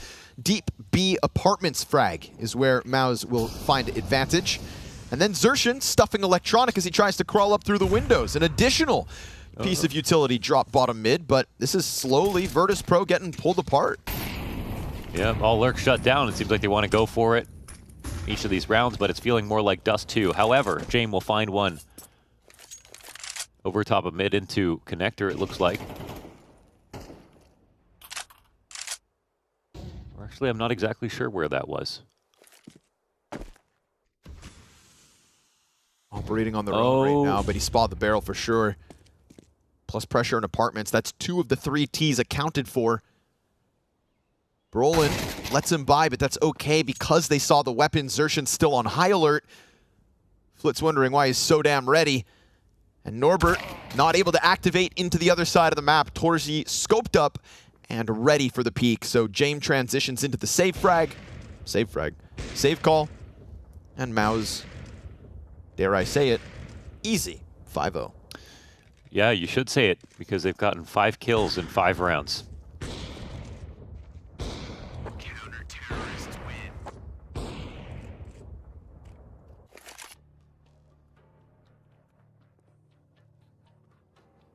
Maybe they just picked Vertigo to test themselves.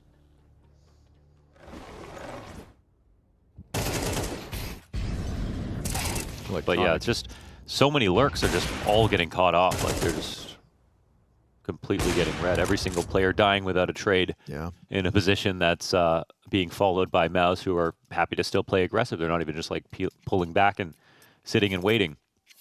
One fast A play in there from virtus.pro, completely stopped at the doorstep by Brolin.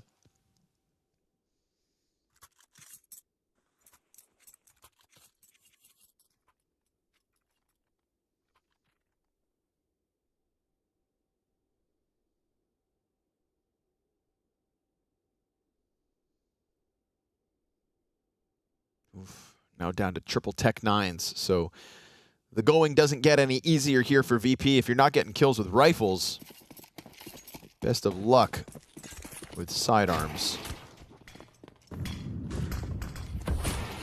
Slick is Torji on the prowl for his counterpart. Boosted top mid is Jame, but nobody really showing any skin for Maus at the start of round 6. It all came down to if that op was going to start connector. And I love that Maus double up at connector. It's just, I think it's the best way to play. So much action here all the time.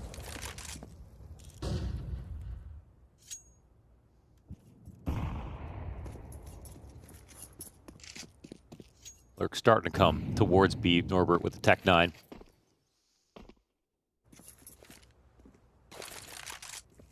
They're looking for him.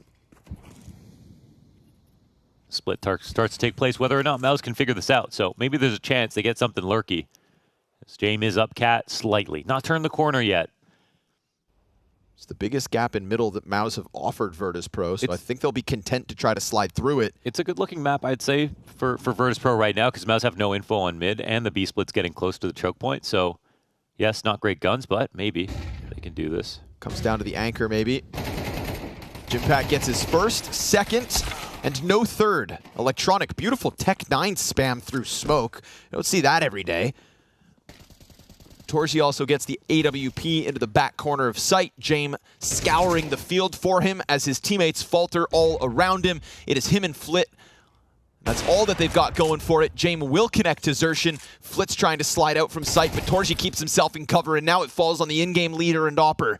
He gets to default, lands another shot, dealing with Torzi, but not giving himself enough time to win out. Does he die after time expires? He'll drop Shuhei on the hunt. Brolin versus Jame to deny the op, and it looks like the big green keeps going. Yeah. But a solid hold from Maus, even with 4 casualties, felt like they were in control from start to finish. Yeah, they were really, I mean, just consolation kills at the end when they were trying to hunt him down, and Jame getting very emphatic now to try to figure out what to do next. I mean, these flashes were no good from Jame's position. He could hear everything, see everything.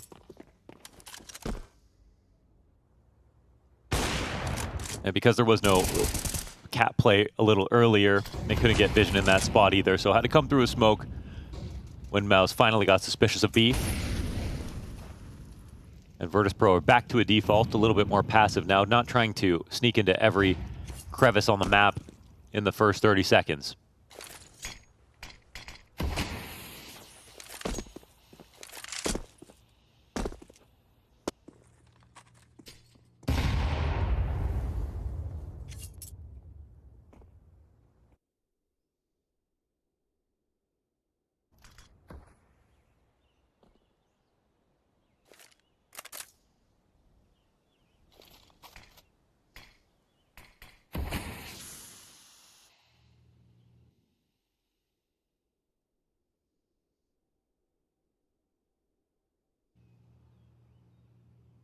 This should work out for Fame, surely. You'd hope, for his sake. Oh, maybe not now. But Xertion's been so clean in recent times. Oh, and he gets the duel. Felt like Fame got the first shot out. Oh, and even gets a second on the fallback. Brolin here in sight, supporting him with util so Xertion can keep on swinging. And Brolin goes deeper to clear out Flitz, so it's a flat line. And I'm not just talking about this round, I'm talking about the whole damn map. 7-0, yet to see a blip on the radar of VP's T side. Jame to another save. With Jimpat on the prowl. They actually can't keep up individually. Nothing's going.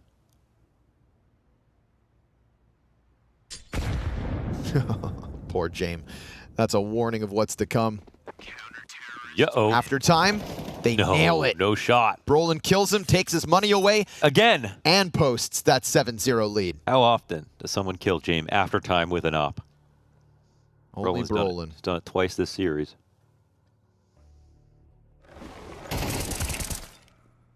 Ludwig loves it.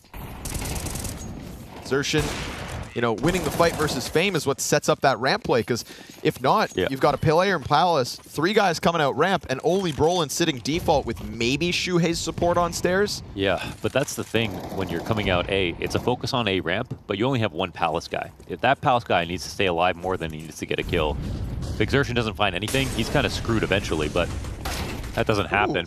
Norberto. Okay. Second kill of the map, just drive-bys Brolin. So a little life in this one, an uptick in success.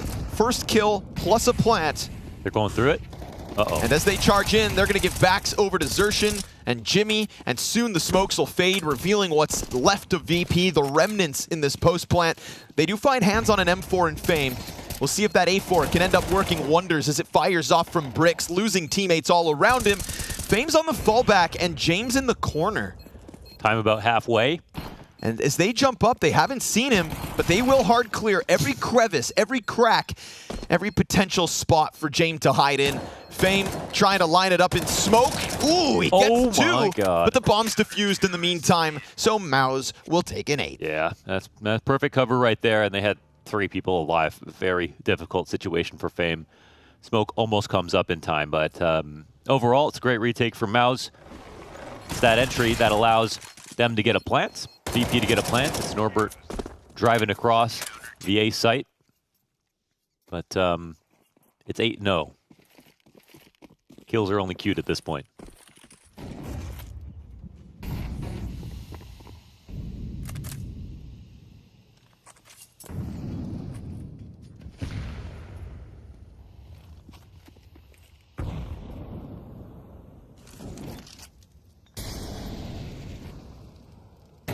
Trying to change things up, little connector boost. At times, 2 CTs inside it. Right now, doubling the window instead. A little awkward for Xertion, but honestly, he gets away pretty unscathed, all things considered. 60 health, not bad. Back exposed. Brolin, a wall bang would nail it, but he goes back in with a challenge, trying to deal damage instead. Stuck in the corner is Flit. Shuhei chasing him down. The smoke. But then the Cap player is there to trade, so we get a man advantage for virtus.pro again. They're going for B fast. They are still gunning for that first round 4. Best case scenario, total gamble, rotate out of Mouse. Yeah, and you could see that James was ready to try to pounce on the site. So there's a lurk in place for Fame, and there's lots of time. Usually VP use this time and figure out that the site is not safe to go to, but right now they look like they want to commit. Fame's going to step out, see nothing. And this is when VP surely make the right decision and get out of there. Yep. But actually, Mao's one step ahead. That's Zershin and Chimpad getting 2. Oh my god, everything falls apart. They're too clever. Can you believe it? Bomb on James back. Revealed. All right, it's got to be the 1v3.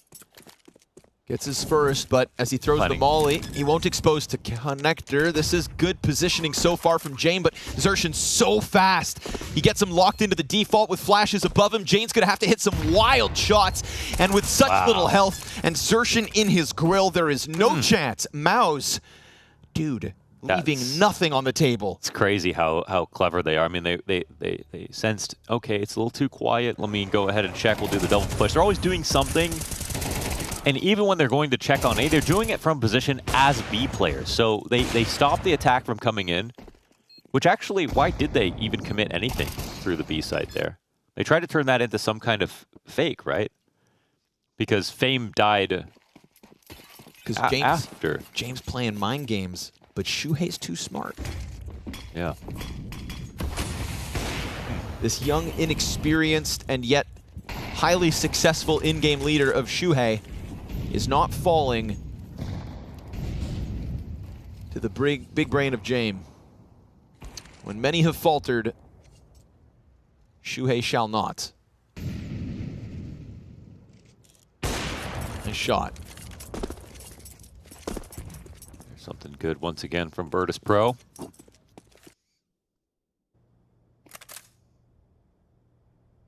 Damn, James can even rewind time.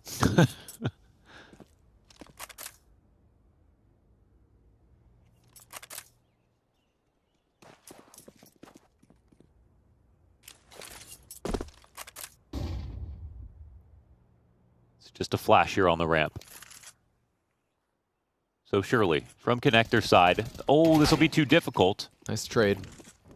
It's a 4-on-3 now.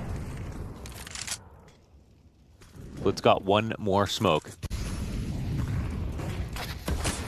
Over gets ahead of the smoke, man, yeah. but Zershin tracking him through some bit of damage. Brolin's gonna find this. Back turn to him, so easy pickup for the Swede.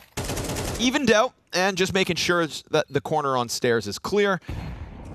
Get through some of the protocols before the retake really gets going. Gunning for the double digits. The flawless CT side still alive.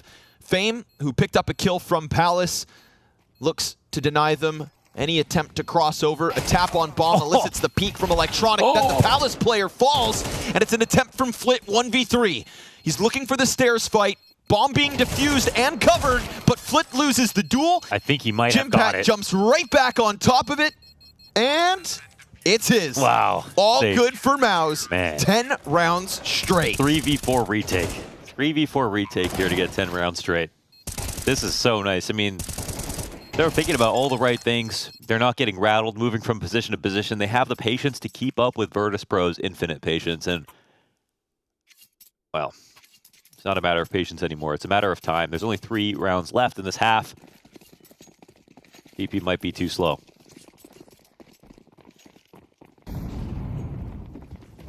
What if Norbert goes 3, 35, and then 3 again? Surely that's not possible. That would be a first.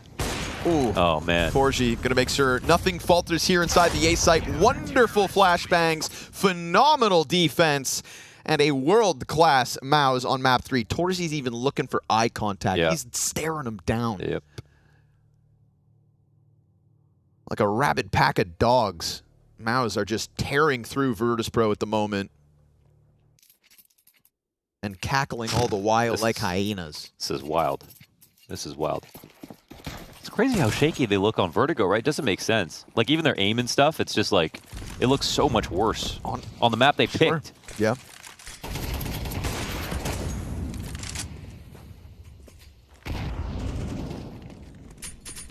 No, I don't want to throw him under the bus too much, but I do wonder how much that has to do with, you know, maybe some of the inconsistencies on ramp with Brolin. Mm-hmm. It's like the one map he's really been in like a super playmaker position.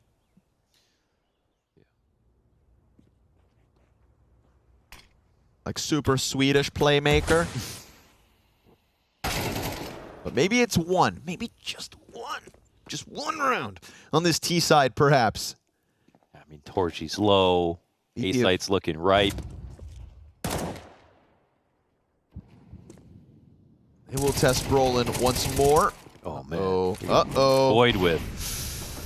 Flitz cut off from the rest of the pack, but at least that's the jungle player down. So it is all Brolin, and he gets caught out trying to make his move, playing out towards bench. Surely they do not lose a 2v4. Well, they have Torgy and CT, which means... Surely they do they not have to cancel the chop plan. another. 40 seconds. Bomb still yet to be planted, and this omnipresent threat of the Wait, what? No way. Norbert in the open, and now Jame will have to double back, not even playing with the op. It's a 2v4 to keep the flawless 12-0 CT side alive. He literally gave him a smoke to put that down. It would have had him an op shot through it. And now it's a Jame 1v2 to defend against 12-0. 4 HP on Torgy, so you'd think Jame could get that one with ease, maybe even with a nade. But scoped in, perhaps. Torgy trying to flash his way outwards. Jame was playing the same position in a previous post plant and was read by Mouse. He's been stuck back sight more often than not. They know he's there. Just going to keep his head tucked. Oh Down my God. he goes. 2v4 from Mouse in a flawless 12-0 run. That's pretty inexcusable, right? 2v4 on Mirage. Norbert planting exposed to catwalk. That was crazy. I mean... You said Jame gave him a smoke? Yeah, no. Torgy did. You know, Torgy did the fallback smoke, so they couldn't push him in CT spawn. Okay. And he could have planted back triple. He does offer the chance for Torgy to hit a shot through the smoke, but it's better than planting not in front of anything and just being able to be swung upon easily. That's I don't know.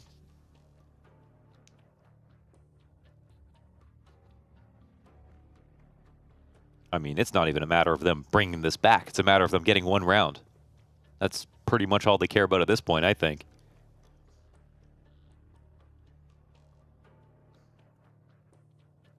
I think Norbert is at a total of 40 kills right now in the series. Which it could be impressive or worrying depending on how you look at it. Where's he at? 3 kills again. 3 kills again. He's 41 kills right now. A 13 kill average isn't that bad. Yeah, exactly. It's okay, yeah. That's kind of like Brolin in this series. 3 kills on Dust 2, 33 on Vertigo, and 3 on Mirage. Guess his favorite number. Oh. However, the second pistol is alive. Unless 3v5. Make it 2v5. Insurmountable challenge ahead of them, surely. Surely. Maus have van and apartments, and they've got CTs all around them. And seemingly, no 13-0. At the end of the day, it matters. Fame taking half of Torgy's health down. That's 1 kill back at the very least. If he clutches this, I'll eat a shoe. Hey. Don't do it, Vince. No, I'll actually do it. No forfeits. 40 health, 3 players on site. 40 seconds to pull this off as well. Down he goes. Norbert, still 3 kills. Norbert, watch. Oh, man. The scoreboards have been crazy. A sigh of relief for VP nonetheless, though. God, it's not a 13-0. Yeah, that's all that matters, unfortunately. And there's no plant, actually, for Mouse, so no force. I feel like it should be like... But remember... Tradition of force, though, when you have 12-0. Remember last week when virtus.pro came back versus Mongols? Mongols, yeah. Yeah. What was that? Like a 11-2? Something like that, yeah. 12-1. Not far off.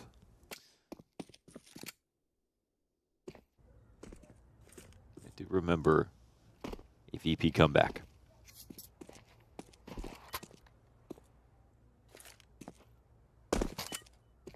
And it could be in Shuhei's first match versus Jame, where he does slip up and allow this comeback to happen. Okay, right? Test of Shuhei. We always say you have to learn against Jame. Well, no better lesson than throwing a 12-0.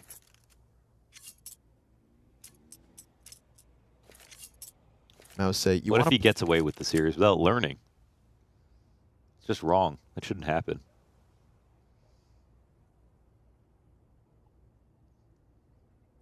There's a lot in this series that shouldn't be happening. Yeah.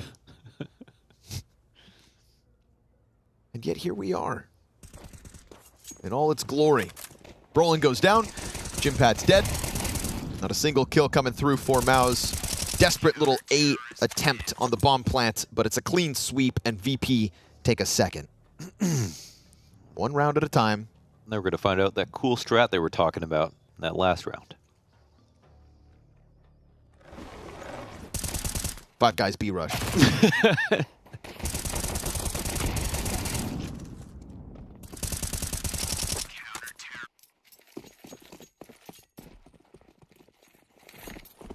See what you've been cooking, Shuhei.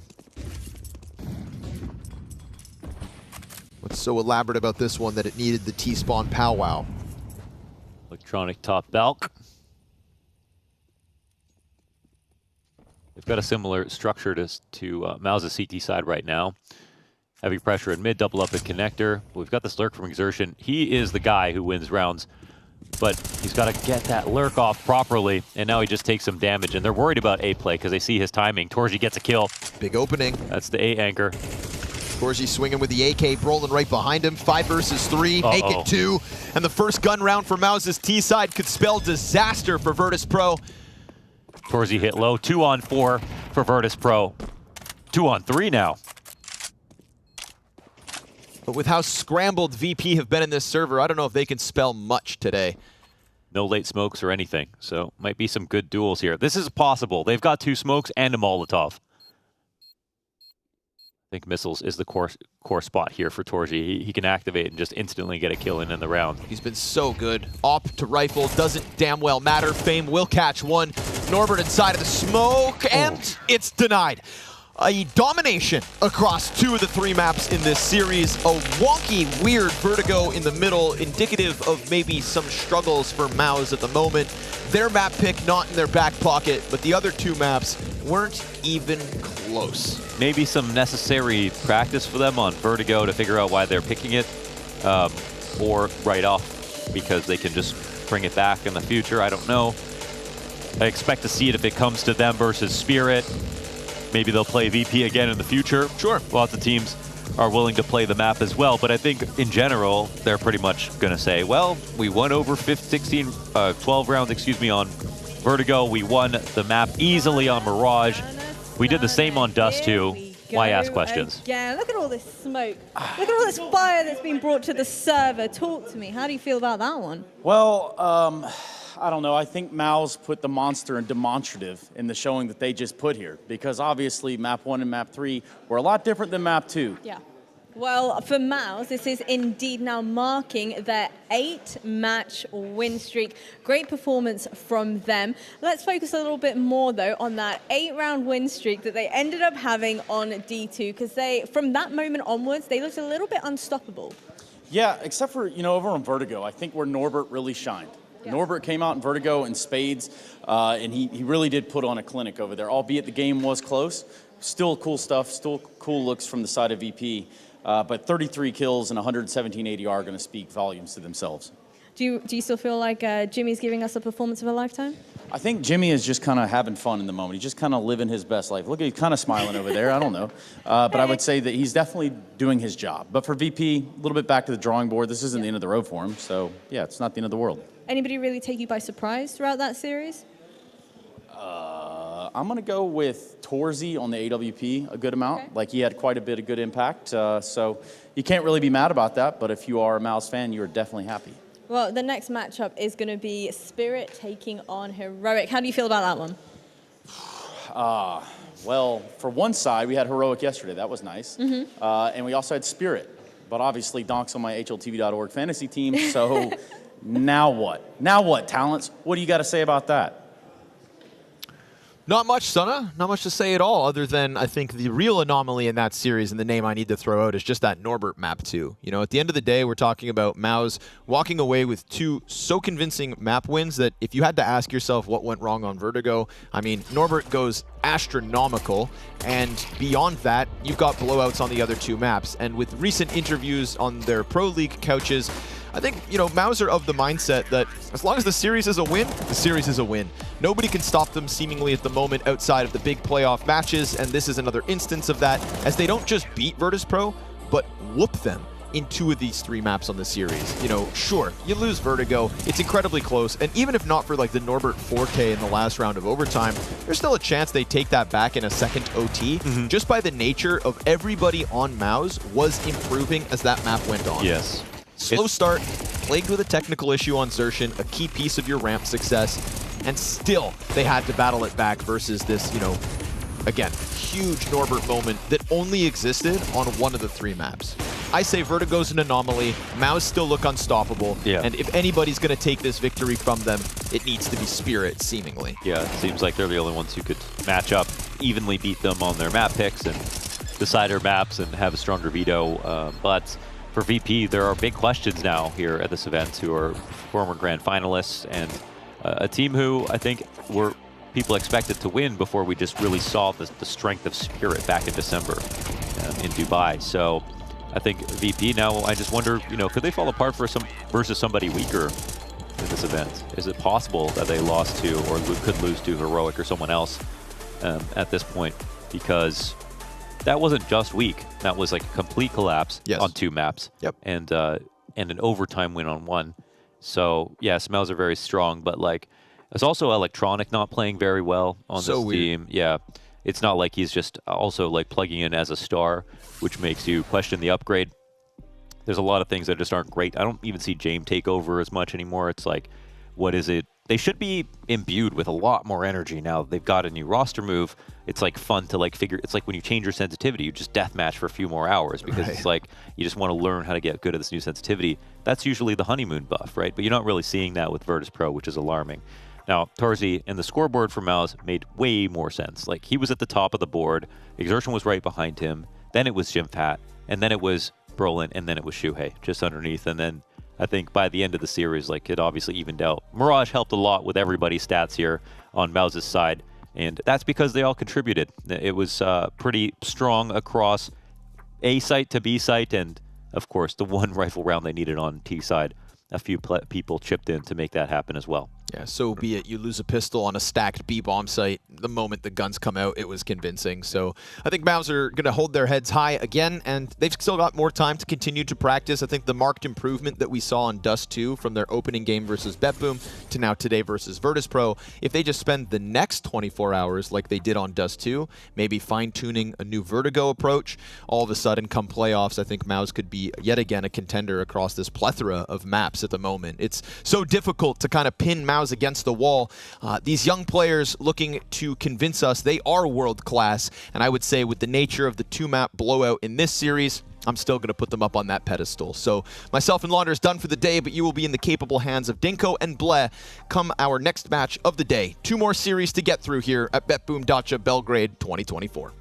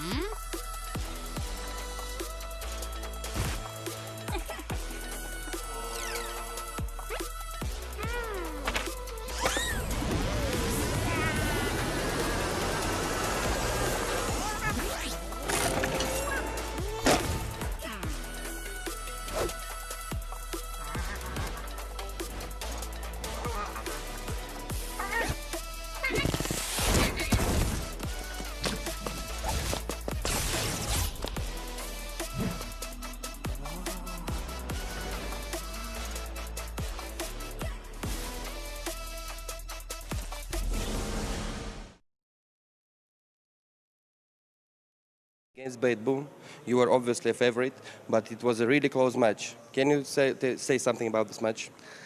Yeah, first of all, thank you. Second of all, versus BetBoom, yeah, it was a closer match. I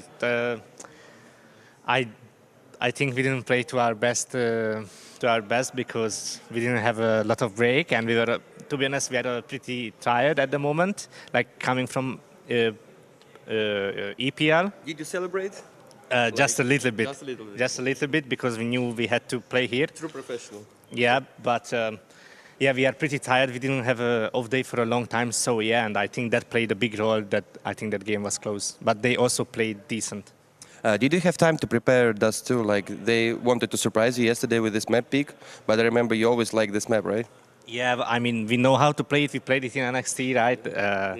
I think every one of us played it before, and also, yes, we prepared, when we had the break in EPL, we played, and yeah, so we are prepared. Today, you play against VP. They picked Dust 2 as well. Did you expect this map to be picked? And can you tell me something about, like, first map, second map? To be honest, no, we didn't really expect them to pick Dust 2. We thought they would pick something else, but we were prepared for it. Like, we didn't expect them to pick, but we thought, like, after BetBoom game, you know, we fixed some things, so our Dust 2 will be better because we know in the other group they are playing good there, so we need to have to prepare it. So I think it's in a good spot. And yeah, I think map 2 on Vertigo, I mean, we had some technical issues as well, but also I think we didn't play mid-runs good, like we didn't react to the situations accordingly, and like we misplayed the mid-runs. And also we had miscommunication several times, and it was just not good from us, in my opinion. So yeah, but on Mirage we just stepped up and showed. On Mirage, it was a really perfect game from your side. Can you tell me, like, did you have a specific plan for this match? Because yesterday VP played this map, and you like expected to be Mirage a third map. You have 100% wins, right, on this map. Can you tell me, did you have some special preparations for them, or you just played your own game? Just play mouse, like mouse CS, you know. CS. Yeah, we know if we play mouse CS, it's really good. On Mirage, it's one of our best maps, and we have 100% win rate, yes. And we just wanted to show them that we are really good on this map, and I think it worked. Yeah, it was perfect side the city. Okay, so you're qualified for the playoffs. Who you want to meet in semi-final and final? Which team you want? Which your #1 rival here? I mean, I hope we can meet Spirit in one of the matchups. It can be either semi-finals, but I think it would be nice to play them in finals, right? I think it would be nice finals. But yeah, I hope we can play Heroic as well, like Dexter is back, and it would be nice to play versus him again. I think he's a good opener, but yeah, we will see. Watching your CS is very enjoyable. I wish you good luck in the playoffs, and thank you for the interview.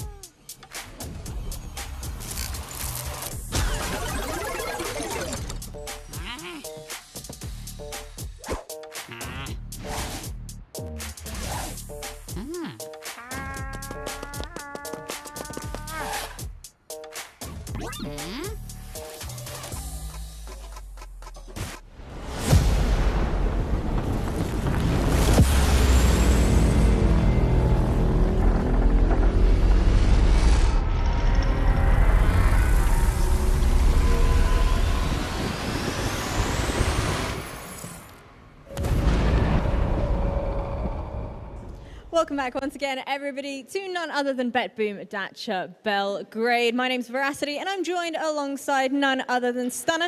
Stunner, you got the time for me over there? What time is it? I got a couple different times, but the one time that I do know is that it's donk time, baby. That's what I'm talking about. We're looking down the pipe of what's going to be Heroic taking on Spirit in a winner's matchup, right? So both of these teams, success so far, but this is where their story arc changes. This is where they get closer to finding an artifact of their own. Now, I have a maybe controversial question for you. For Spirit, can they do it? Can they not? Only time will tell. The real question is, though, the Heroic boys, an org once plagued with rumors and scandal, can they come out on top? It's Heroic.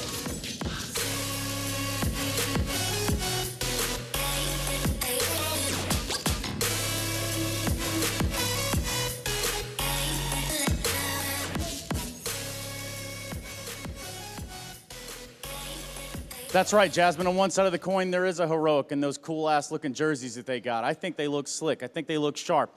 But nothing's quite looking as sharp as this next man that we're going to bring on stage. You got a team surrounding him, and I can guarantee you this is not a Nirvana track. In fact, this is going to be donk and Team Spirit.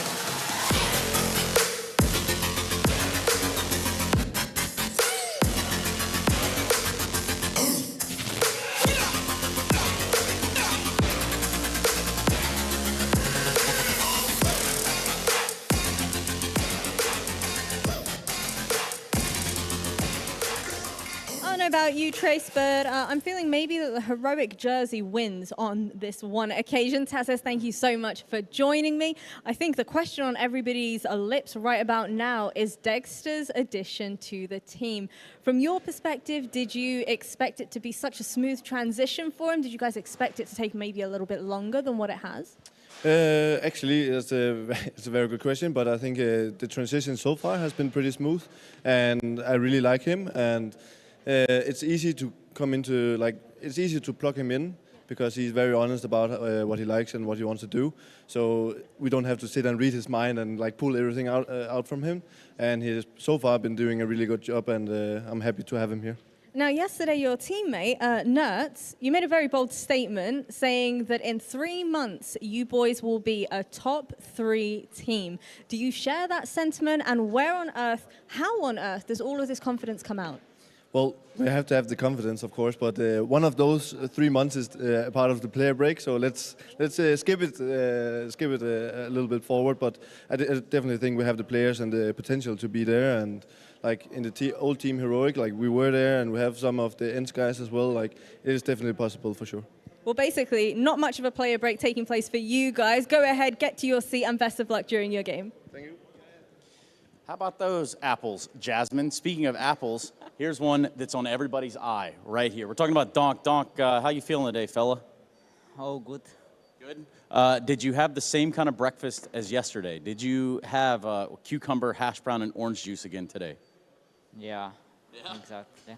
That's an interesting thing there. Hey, you're going to be going against Heroic today. Yesterday, you went crazy in the server. Is it going to happen again? When is anybody going to stop you? I don't know. We will see in the server. Yeah.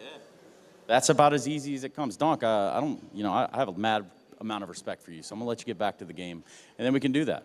Good luck to you. Thank you. Thank you. No, thank you, Donk. And with that said, Jasmine? I think without further ado, we should go ahead and throw it over to our lovely talents. Is Donk too strong? Well, that is the question, Jasmine. Donk has been too strong for many a team. One of the weaknesses for Spirit, though, has, of course, over recent months become Vertigo. So I'm excited to see if Vertigo comes into the series, what sort of improvements, if any changes, we've seen from Spirit across the board. Because Donk yesterday, man, what a performance yet again. We waited a little while to see him return to the server, and he delivered exactly what we wanted to see. Yeah, it was great to watch Donk back in. He hasn't really skipped a beat, has he? And for Heroic, yeah, it's kind of interesting from Nerd saying that, yeah, we're going to be a top 3 team the next 3 months. Sure, of course, yeah. I have my doubts about that, but they were looking pretty damn solid yesterday. Of course, let's take a look at the games we had today. VP, a competitive map number 2, but Mouse just completely dismantling them on the other 2 games. I'm also particularly looking forward to the final game of the day, Dinko. It's a rematch. It's a revenge matchup for Aurora versus MIBR. Yeah, that rematch from Melbourne, right? So that'll be really exciting to see how that one goes down.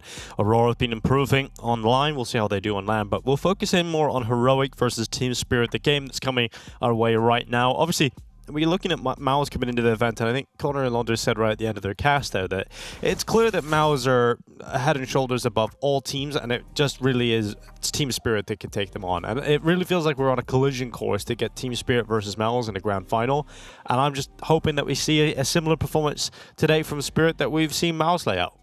Oh yeah, for sure. Like, even if you look at the second map with your loss, it came down to the wire. It was, again, Norbert having a hell of a game there to really make MOUZ bleed a little bit, but overall, they've been looking really good. It seems like they haven't really skipped a beat. For Spirit, though, I had a couple of questions coming in 2 months of a hiatus. They said they've been prepping quite a bit and whatnot for the remaining games, the remaining tournaments of the season, but they were looking solid. Donk looking fantastic as usual. Zontix and Magix as well, not really having to do very much. But I think the map veto discussion is something we can just touch upon before we do see it, right? Both these 2 teams don't play Inferno. Now, if you're Heroic, you don't go for the Inferno ban. You force Spirit to go for the ban, and then you try to maybe take out a map which Spirit are more, very comfortable on. Maybe take out a Mirage, perhaps? I'm not too sure.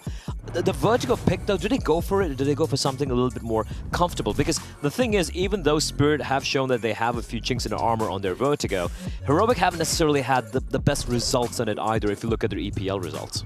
Yeah, so it's interesting to see, do you want to try and battle Spirit on a different map? I don't know, because if we throughout the RMRs heading into the major, it did feel like that was the go-to, but I think we've seen recently that Spirit can bleed, and that's something that we didn't see at the start of the year coming out of the previous BetBoom Dacha in Dubai into Katowice. It looked like no one was going to be able to stop them, but they're still very solid, but we have seen some weaknesses within the squad. Yeah, weaknesses, but again, you have to really stretch for it, like losing really for example, in the playoffs, and we can just take a look at the videos here.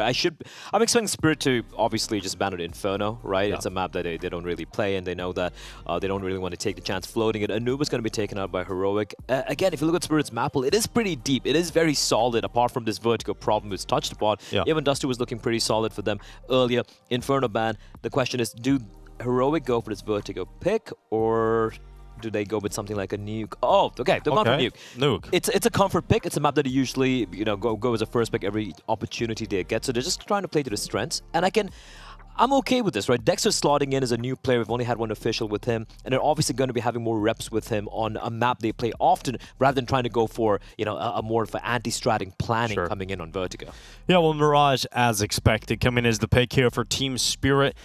Down to see where we're going as the third if we need to head that, and we'll find that out in just a second here. But Team Spirit, very comfortable. Mirage have just got so much firepower across that board. Heroic deciding to go for Ancient. They're leaving Vertigo in, and we should see Team Spirit get rid of it as their final choice here to leave over Dust CS2 is the third map. Now, looking at this video blur, to me, it does feel like we're getting a Team Spirit victory, but where are you lying on this one? It has to be Team Spirit, right? Now, I feel for Nuke, I kind of liked Heroic's Nuke we saw in EPL, despite it being in a bit of a rough run for them. They seem to have some very good protocols and understandings in how they want to approach this map. Obviously, looking at the way Dexter was playing with them with the AWP, I'm looking forward to this one. And yeah, Dust2 obviously is going to be leading the side of Spirit, despite the fact we really haven't seen much from either. We only seen him play it once overall. And of course, a pick coming in from Team Spirit, which I believe it was, Heroic banning on Ancient. I think it's a smart call right there, because Spirit looked lethal yesterday on that map.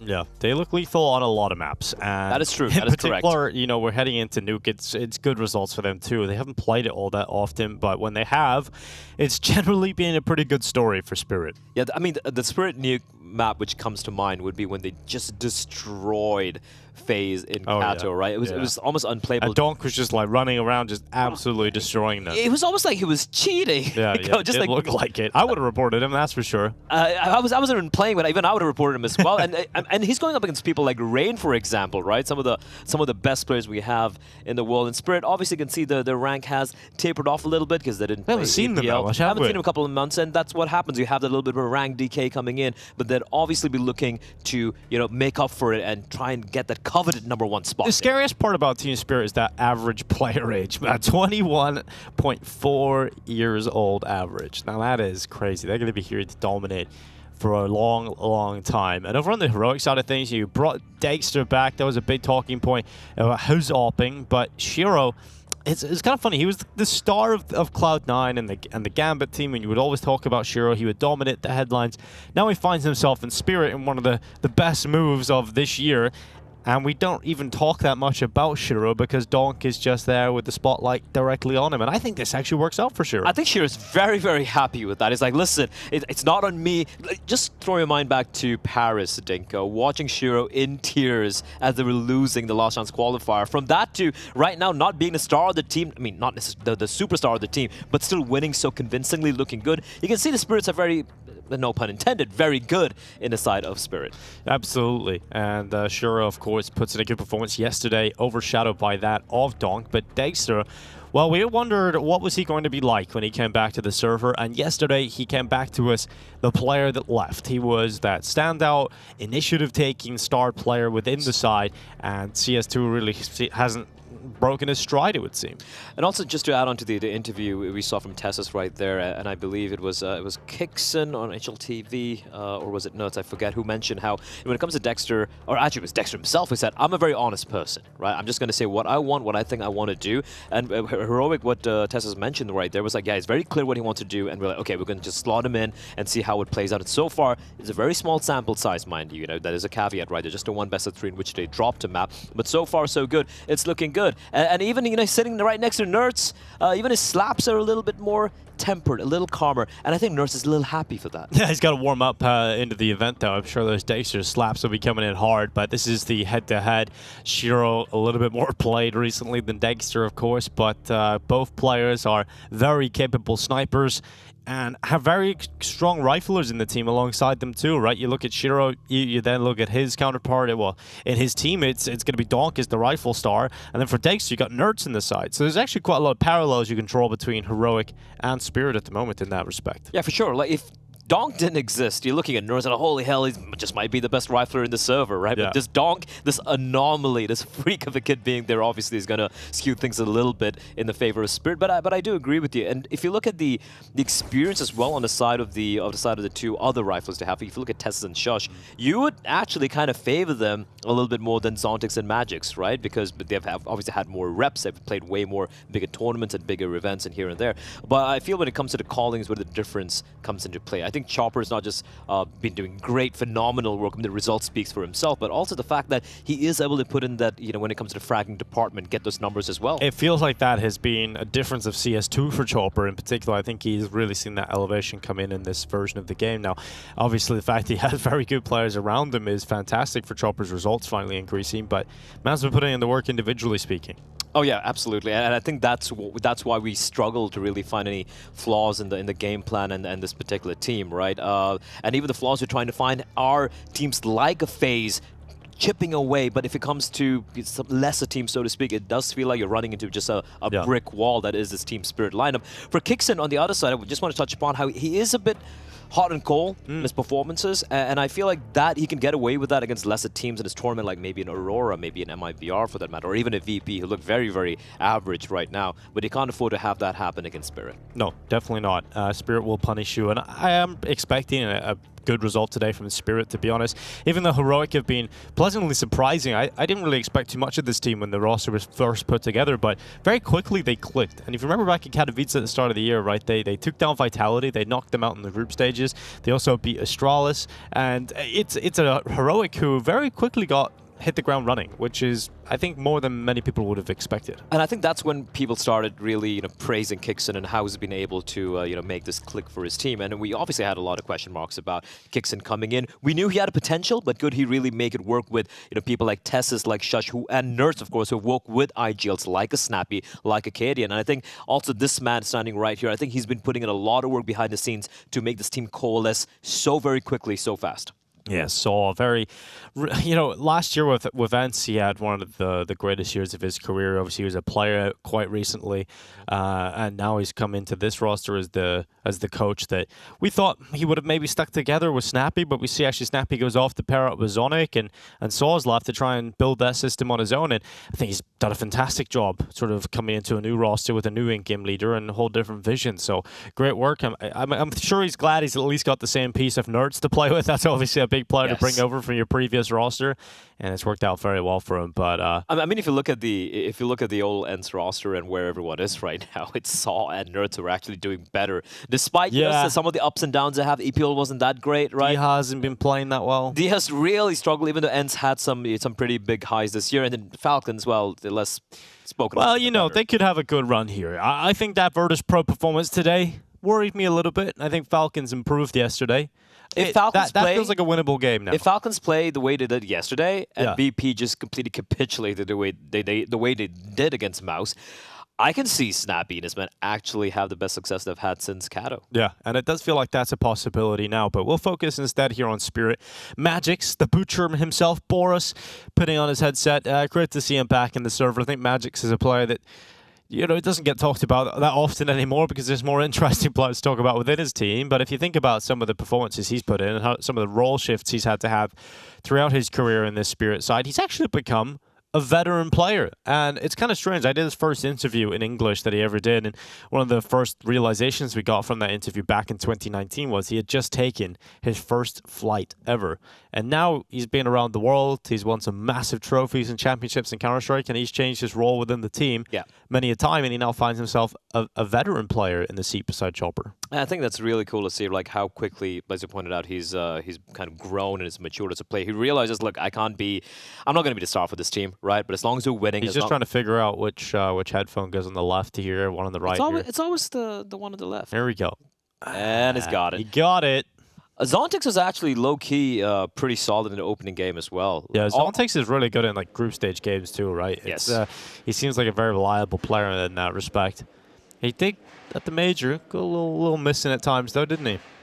Yeah, I mean, I guess that could be, I wouldn't say collective failure, so to speak, but it didn't quite click. You clearly could see FaZe were ready, Dinko. They were ready for their revenge. So, and I don't think you should be too ashamed of losing the best team we've had in CS2. Dude, FaZe is like the bane of these young teams' existence. Mouse. You got Mouse, can't get past them. Spirit beat them in Katowice. You thought, okay, well, this is the real deal now. But FaZe come back at you. I bet Carrigan didn't sleep much after that game. He looked pissed off when he lost that final in Kato, and he come back for revenge. Well, he's also still pissed off at Vitality right now. Yeah. So he'll be back. He'll be back. But FaZe not in attendance here. Yeah, I love how FaZe just have this quality about them. Right? Everyone's talking about super teams. Thinking, oh, the Cloud9 super team, this super team, this new VP super team. There's only one super team. FaZe is always the rival, isn't it? There's only one super team. It's FaZe. It is FaZe. It is FaZe. Vitality's not even a super team. They have a super player. But FaZe, they're the real super sometimes. Sometimes, when everything clicks. Yeah, but for FaZe, they are like the rival for every team that rises up. You think last year, one of the best rivalries was Ents versus FaZe. They had some of the best games of last year. Starting this year, Spirit onto the scene. They have some good games against FaZe. I mean, UCAS, I would say the best map of Counter-Strike we had last year. Yeah, and FaZe. The ancient map in Dallas last year. That was almost 1 year ago now. That was an incredible game. But yeah, you know, FaZe is definitely the team that's going to be the rival in front of Spirit and Malice moving forward into the future. But we're now looking at the matchup, getting ready. Everybody's got their headsets on. Looks like we're just mere moments away from kicking off the first map of the series. Spirit and Heroic with victories yesterday. They are not going to be batting an eye if they move through here. It'd be a fantastic start to the competition. Get into the playoffs as quickly as possible and avoid any of those elimination games down below. And it's gonna be Nuke that's gonna be coming in, right? It's a map pick coming from Heroic, and I'm obviously gonna be assuming that Spirit have opted to start on the CT side. And I think getting off to a good T side here is going to be imperative. Now, let's go back to what you saw yesterday with Falcons. We're talking about the old ends core of Sun Pius and Snappy and Madden, and how on the T side just running amok, right, completely destroying their opponents yesterday. We need to see that starting things off very early on here from the side of Heroic, or else here's the problem, man. I'm looking at Tessus, right? I'm looking at Tessus going outside and going up against Donk and Shiro. It's not going to be easy. You look at someone like Magix and Zontix as well as the kind of the anchors as well. The point of egress on the CT side of Spirit is very, very, very hard. And if you don't get off to a good start, I just fear it might spiral out of control. And if you lose your first map, which is your map pick here against Spirit, it could be a quick 2-0. Well, they are the reigning BetBoom Dacha champions. They won the last one in Dubai, and they've done it in historic fashion. They were down 2-0 in the best of 5 and were able to reverse sweep, come back into it, and get that victory under their belt. So this is the team that are looking to do some great things this year, of course, and another BetBoom Dacha title under their belt would certainly go a long way for Spirit.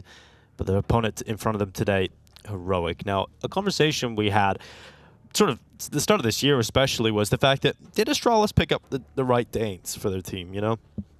And got the Stown and Yabi combo, but everybody was saying, you know, Shush was probably the play that they needed. And I think it is a testament to Heroic's performances, the fact that they're still able to compete with what you would say is a weaker team, and they are still able to compete. And you see Shush having these great performances. Tessus has even had moments that he's returned to form. Better than that, of course, towards the end of the Heroic days of Cadian. I will say this about like the Heroic players in this particular lineup. If it comes to arena games, I feel most of them have had those reps in, right? Like if I look at the side of Astralis, and again, this is a lot of semifinals. I'm pulling hairs, but it comes to arena games, I'm looking at someone like Ston and how quiet he gets. He still is struggling a little bit. EPL was a good run, but remember, there was no real crowd there, right? You go back all the way to Chengdu, for example. You could see he actually tapered off a little bit in the playoffs, and I think that is a conundrum, a puzzle that Cadian wasn't able to solve. But looking at the way that device seems to have just taken to water like I don't know, like a shark, he might be able to figure this one out. Yeah. Perfect timing there, you know, water pooled up 2 meters. Would you play Counter-Strike inside a pool if you had like a proper system? I'd play Counter-Strike anywhere if there was a setup for it. Imagine you had to play Counter-Strike in the water and all your peripherals and pieces are waterproof, but you have to deal with the water friction and water pressure. That'd be kind of fun, wouldn't it? But how would the mouse pad work? You press down the mouse pad. You have to press it real hard on the mouse down. pad. Or you can have weighted mice. Yeah. Or your hand goes into like a... No, that wouldn't work, Blah. I was thinking maybe you could have like an airtight chamber where you put your hand in and it is fine. But that could actually work. Yeah, that could be fun. Like a little bubble of air where you can just move your mouse around. What if you need to scratch your face? Well, you just got to deal with that, really. Or you just hire someone to scratch your face, Blah, you know.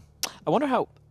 I think there's I think for astronauts, I could be very much mistaken here, but if their face gets itchy when they're in like a spacewalk or something, I believe they have something in their mouth, like a pen to move around to scratch your face. That's pretty cool. Maybe they could try that. Or one of those like fish tank magnets where you clean the inside of the tank with it. You have a magnetic brush on one side and then the other magnet on the other side, and you can move it from the outside of the tank so it cleans the inside. You know, you could get something like that. That's kind of cool. Yeah. On your space helmet. Magnets, how do they work? Oh, well, Blah, that's a story for another day. Indeed it is. We are waiting, in fact, for this story to begin, and it looks like every player's in the seat. I'm not sure what is going on at the moment, but it seems like we are just a few moments away from getting this underway. As soon as we get more information, we'll pass that on to you guys at home. This is only the second best of 3 of the day.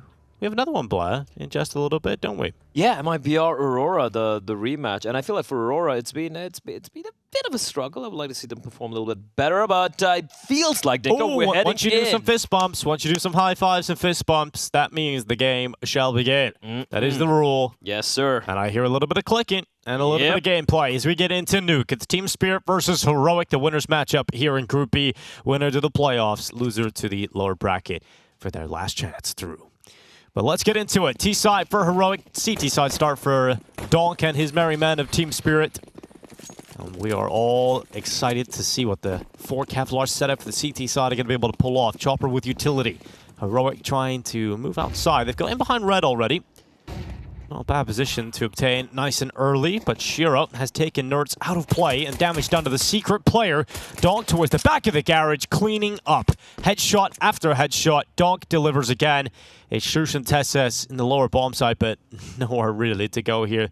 They better take down Magic so they won't even a chance of getting the bomb plant, and that's a good start.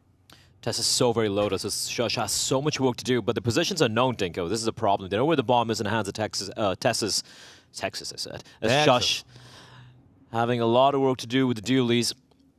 But a 4v2, this is looking rough. And again, Donk just taking those fights outside so brazenly, and that's pistol round for the side of Spirit, clean and easy. Little tippity taps outside. Shiro kicked it off. Then Donk with 2 headshots in the back of garage. He makes it look so easy and so clean. It's so wide. Like, the fight is taking out in the middle of the garage. He's like, I don't care if you swing me. I'm going to win the duel They're anyway. going to win both fights, actually. It's ridiculous. But great work again. Team Spirit pick up that pistol round. Heroic with no bomb plant means they don't get that solid second round force that the T's have become so used to seeing. So it means they're going to have to go for the full eco across the majority of players. Dexter had a Tech 9, but even that has been sold back because they want to maximize the amount of money going into the next round. So it's just Glocks, nothing to play with, and now Team Spirit can build some money on these MP9s. Yeah, and I could see Dexter listening to his IGL. He's not going for YOLO Bison. It's like, oh yeah, playing a lot of FPL, so maybe I'll sell that one. Get back to the Glock, and Heroic will take that time here, but you know, you look at the storylines behind Team Spirit and what they want to achieve towards the next stages of this year. We thought they were real contenders for the major. They absolutely were, but they didn't get that major win. So kind of what's next for them, Blood? You know, you've got Cologne coming up. Could they do the 2-time? Could they do the G2 and win both of those championships? I think they'd rather win a major, but yeah, Cologne. But that's the next thing up, right? That's the next big master event, right? I think Cologne is something they should indeed be having their eyes on. Hold up. It's Chopper up on top of HUD. Now, these blocks really shouldn't get much more, and they won't because Donk arrives and cleans up nicely. It's like the moment he shows up, everyone's dead. The kill feed is just like instantly. Just the one casualty, just the SMG. They're going to be okay with that. They're going to be happy with that. The only failure there for Spirit was they lost a player and... That's one spray, nice. All right. They lost a player and Donk got 3 kills to the A1, which means the bonus, the kill money is not that great, the kill bonus, but whatever, doesn't matter. 2-0. Heroic, no bombs planted, but it was a full eco, so we will have the rifles come into play. It would be a slightly compromised buy, because they do need to have that utility. You're just not looking to take fights without smokes and mollies and flashes being deployed. Yeah, you need that on Nuke. You can't really get away with it without the utility.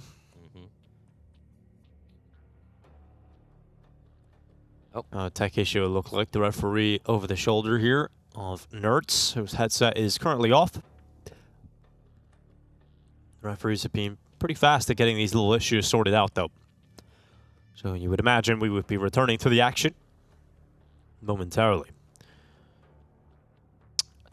I would like the observer just to be on Donk's POV until he dies every round. That should be like a premium service that you have to pay for. True. Donk Cam. Donk Cam. You can probably put like a little PIP, picture-in-picture.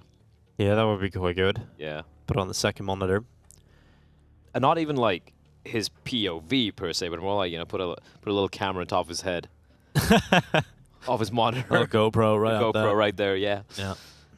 I'll see a few wires being plugged back in, and hopefully we should be ready to rumble. So we said goodbye to a team yesterday. We said goodbye to BetBoom From BetBoom Dacha. Yeah, we did send them home from BetBoom Dacha. And they put their artifact in the wall. Actually, they didn't. Trace did. The entire artifact lore is something that has obsessed my waking dreams. Oh, yeah? Yeah, I've just been like... Well, you had an interesting dream last night, didn't you? That you were asked to coach Tai Lu. Yeah. More of a nightmare. More of a nightmare. And the first thing that happens, you wake up. I don't, is this actually manifesting? No way. Hey, Blah. I actually want you to IGL the team. Time to learn Chinese, Blah. Time to learn Chinese, buddy. Yeah, but I mean, Tyler's not even in his tournament, but I think that's a good move overall. I think it's high time that, you know, they got... It was just basically a 4v5. In a modern day Counter-Strike, you just can't have that. Look at Blitz. Look at Blitz from Mongols, for example. He's kind of the star of the team while being in IGL. Well, fist bumps are back in. Chopper's out of his lounging position, which would indicate that we are ready to get back into the action here. Hell yeah. It was a quick 2 first rounds, but we are ready for the gun rounds. Heroic will have a solid purchase for the first time, and, well, it is Team Spirit hanging on to their bonus weapons. Just confirming that Nerds is good to go. The referees with the walkie-talkies. Yeah, Nerds doesn't seem happy. See, everyone just looking to his monitor. This reminds me of Forsaken. Like, everyone just looking at his PC. Word.exe. Shout out. No, not shout out that guy. Shout out Microsoft at one time.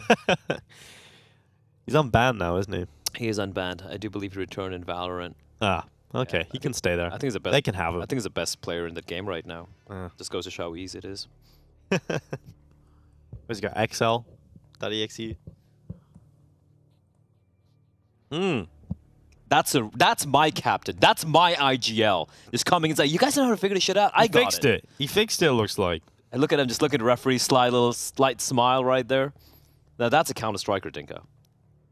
He's like, wow, it's working. Thank you, Kixon. Yeah, kicks in to gear and is able to fix all the problems of his team in and out of the server. So well played to Kixan. Hopefully he's done enough here before we're singing his praises preemptively.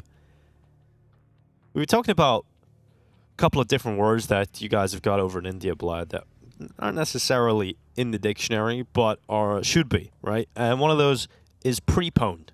Yeah, I just like it's obviously not in the, you know, it's not Oxford or Cambridge a real word, right? But if you can have Riz as a word being used, Rizathi, like, you know, Rizathi Rimmers or whatever you call it, like if you can have Riz and no cap, why can't I have prepone? I think prepone's a great word. You have postpone, but if you like, if you want to move something ahead of time, you're like, hey, let's move it a little ahead. Let's prepone that. Let's prepone that. It makes logical sense. Postpone, Post Malone, prepone. It just makes sense. Yeah, it's all there. Post Malone. Well, it was a false start. So Kixon wasn't as good as he thought he was, I guess. Yeah, speaking of false starts, it does remind me of like sports day when you were doing athletics at school, and I got disqualified from the javelin, blah. Did he hurl it at someone? Did he turn it into a spear? No, I got like a chippy, which is like a fish and chips takeaway, and I was eating that while doing the event, and the PE teacher told me that's not athlete food. That's athlete's foot. Yeah, and he kicked me out of the event. I wasn't allowed to compete in the javelin after eating food on the track. So, wow, I've actually never heard of anyone getting disqualified for that. Yeah, no, our teacher was like living out a fantasy of wanting to be sort of the arranger of athletics. He would get like a tannoy system and bring it along with him and like scream over the whole track. And yeah, he was living some sort of power fantasy for sure. A lot of people live power fantasies. Yeah. What would be your power fantasy, Blah? Oh, wow. Okay, just put me in the spot there. My power fantasy. Well, Dinko, let's not get into that one. Yeah, I realized that's probably not suitable for broadcast, knowing you. Some of the things that comes out of my mouth. Yeah, it's pretty dangerous stuff. Yep. Well, Donk's having a good time. We could all be a little bit more like Donk, right? Just having a lovely old time.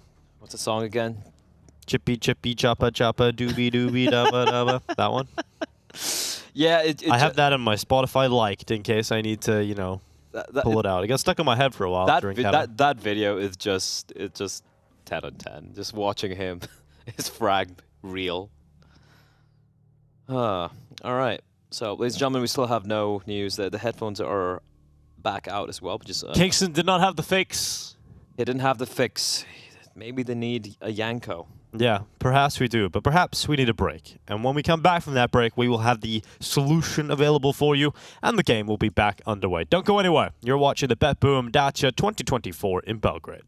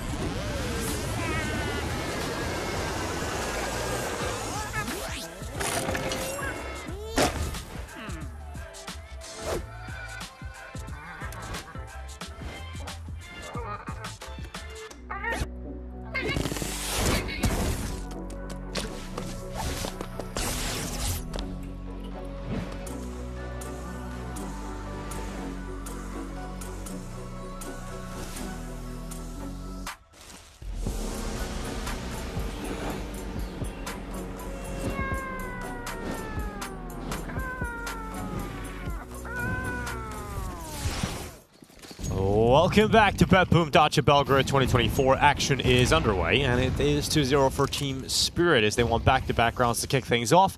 And Heroics, AKs, and Galil's finally arriving to the server here. Plenty of utility available for the T's because of some of the compromises they did make to get those Galils. But Tessus, that's unfortunate, isn't it? He gets bashed down through the smoke to 21 health. And now the Molly comes in towards Kicksam, but they get a couple of players down lower. And unfortunately, it's Donk to take out Dexter. Was it Donk who did all the damage? Looks like it, right? Yeah. What are your thoughts on all the, seeing all the left-handed players? All the view models and everything. I don't like it. I hate it. I think we should just have a setting, turn that off, and always keep it on the right. Yeah, can it just have it static? Hold up. Shiro, gonna be tested. But Zontix with the push in for, he's between two. Tessus chilling on the bottom of the stairway. Molotov available for Tessus to draw some time. He's going to use that in towards the vent. Zontix will die at secret to the hand of Shush. 40 seconds left. 3v3. Nerds under heaven, also known as hell. So it's going to be both Denko's Magix. He's got to do a lot of work here. Magix on the upper bomb site, but the bomb needs to be retrieved. Oh, Donk opens up the doorway. Here's the step, and he gets out of dodge. Flash goes down. Donk swings open the doors again. He's on the hunt, and finally punished for some aggression. Shiro's turn to go through the fire and the flames to try and stop that bomb from making it up the vent, but he thinks he's already gone up. But Shush is still inside the vent. Shiro seems to be aware. Gets some damage off, but Shush recovers this round for Heroic. That was such a big flank coming in from Secret, catching Zontix. Considering there were, I think it was a 3.5 v5 because of how low Tessus was. Good recovery, all in all.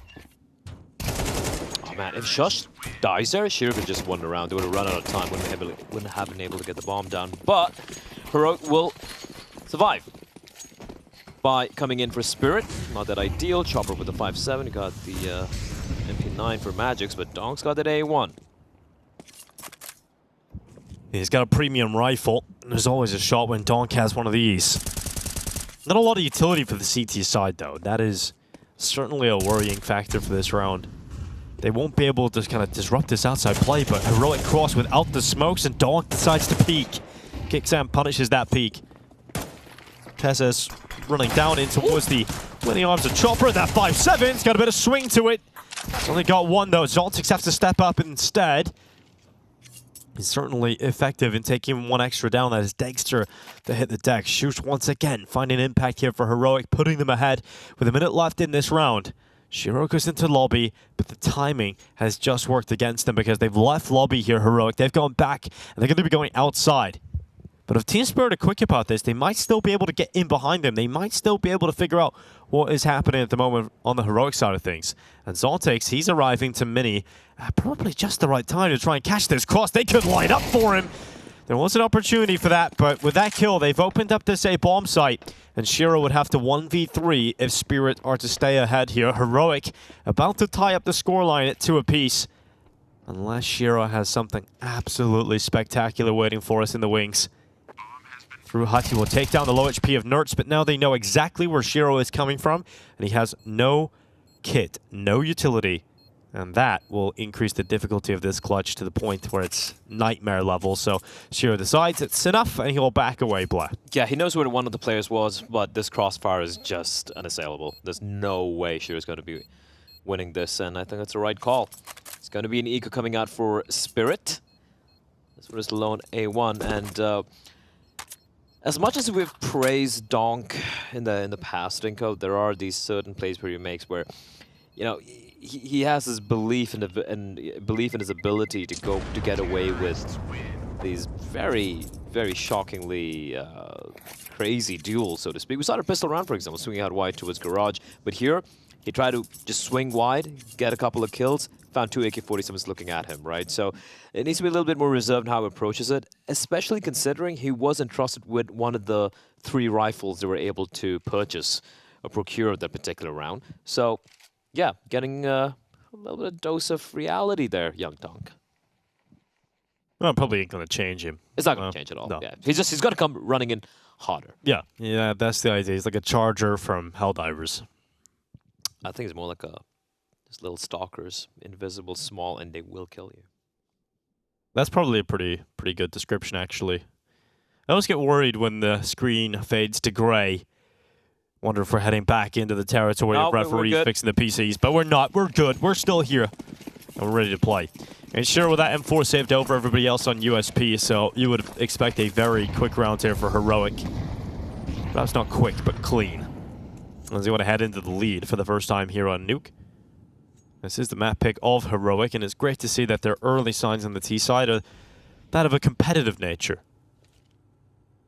We would not like to see Heroic just get blown out of the water today by Team Spirit. If there is to be a series, you would imagine it would start here on Nuke. We talked about some of the results being good for Spirit on Nuke, but they haven't actually played the map a whole lot.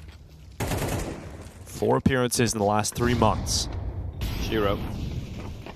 Yeah, he's just sitting at the back of the site now. He's got his teammates with him. The USP trying to bait out a couple of opportunities here for the rifle, but Shiro, such a difficult multi-kill position. He still gets 2 out of it. The problem is his teammates don't have great weapons, but that grenade softening up Nerds to 1 health. 1 single point of health. And that plant will come through. Chopper taken out, and Zontic's left alone in a 1v3. Now, there is a chance to take out Nerds. You wouldn't imagine anything else, though, available here for Zontix. He'll hang around. He'll keep them near the bomb site. If I'm Nerds and just running for T-spawn, there's absolutely no need for him to try and risk a duel. And yeah, 3 players survive. Gotta be happy with that. Nice attempt from Shiro, but from that position, Dinko, when all your teammates are falling around you, that'll be almost nigh impossible. But yeah, Heroic, they're able to wrest back the lead after what was a very convincing start by Spirit. Heroic showing us why they've gone for this pick. Well, the AWP is finally out, and it's going to be in the hands of Shiro first here for this defense of Team Spirit. We'll see where he decides to go with it. So he'll do that early glaive smoke outside, followed by a flash. No aggressive peek here from Shiro. It's a glass cannon, and it can shatter quickly. But his shattering of Tessis is the one that will unfold. And it's a great opening move from Shiro, and he gets out of dodge. And he'll leave Donk outside to clean up the mess among the rest, and he'll drop back in towards the top of Secret. Lovely stuff from Shiro. Glass cannon, as he pointed out, no armor. Aim punch, a real possibility, pushes in. I think he barely saw Tessis there, who's been having a bit of a rough time. 1-5 for the man. Dong's position here, first time he's playing it so far in this half. Will they expect him? Utility being used, although they have a full belt of it, and Donk. Oh, surely Shadow will help him. Donk able to reply in time to get traded. Chopper makes quick work from the blue box. That is Shush to go down, leaving Nerds and Kixan in a 2v4 now. Kixan has actually slipped through in towards Mini. Magix has no idea. He thought Chopper had that covered, but he didn't. And now it's a little red in the face here for the in-game leader. Team Spirit still have an extra player, but Heroic have found a bit of a pathway to get into that upper bomb site, but they decide they want to fight Chopper instead of going and committing.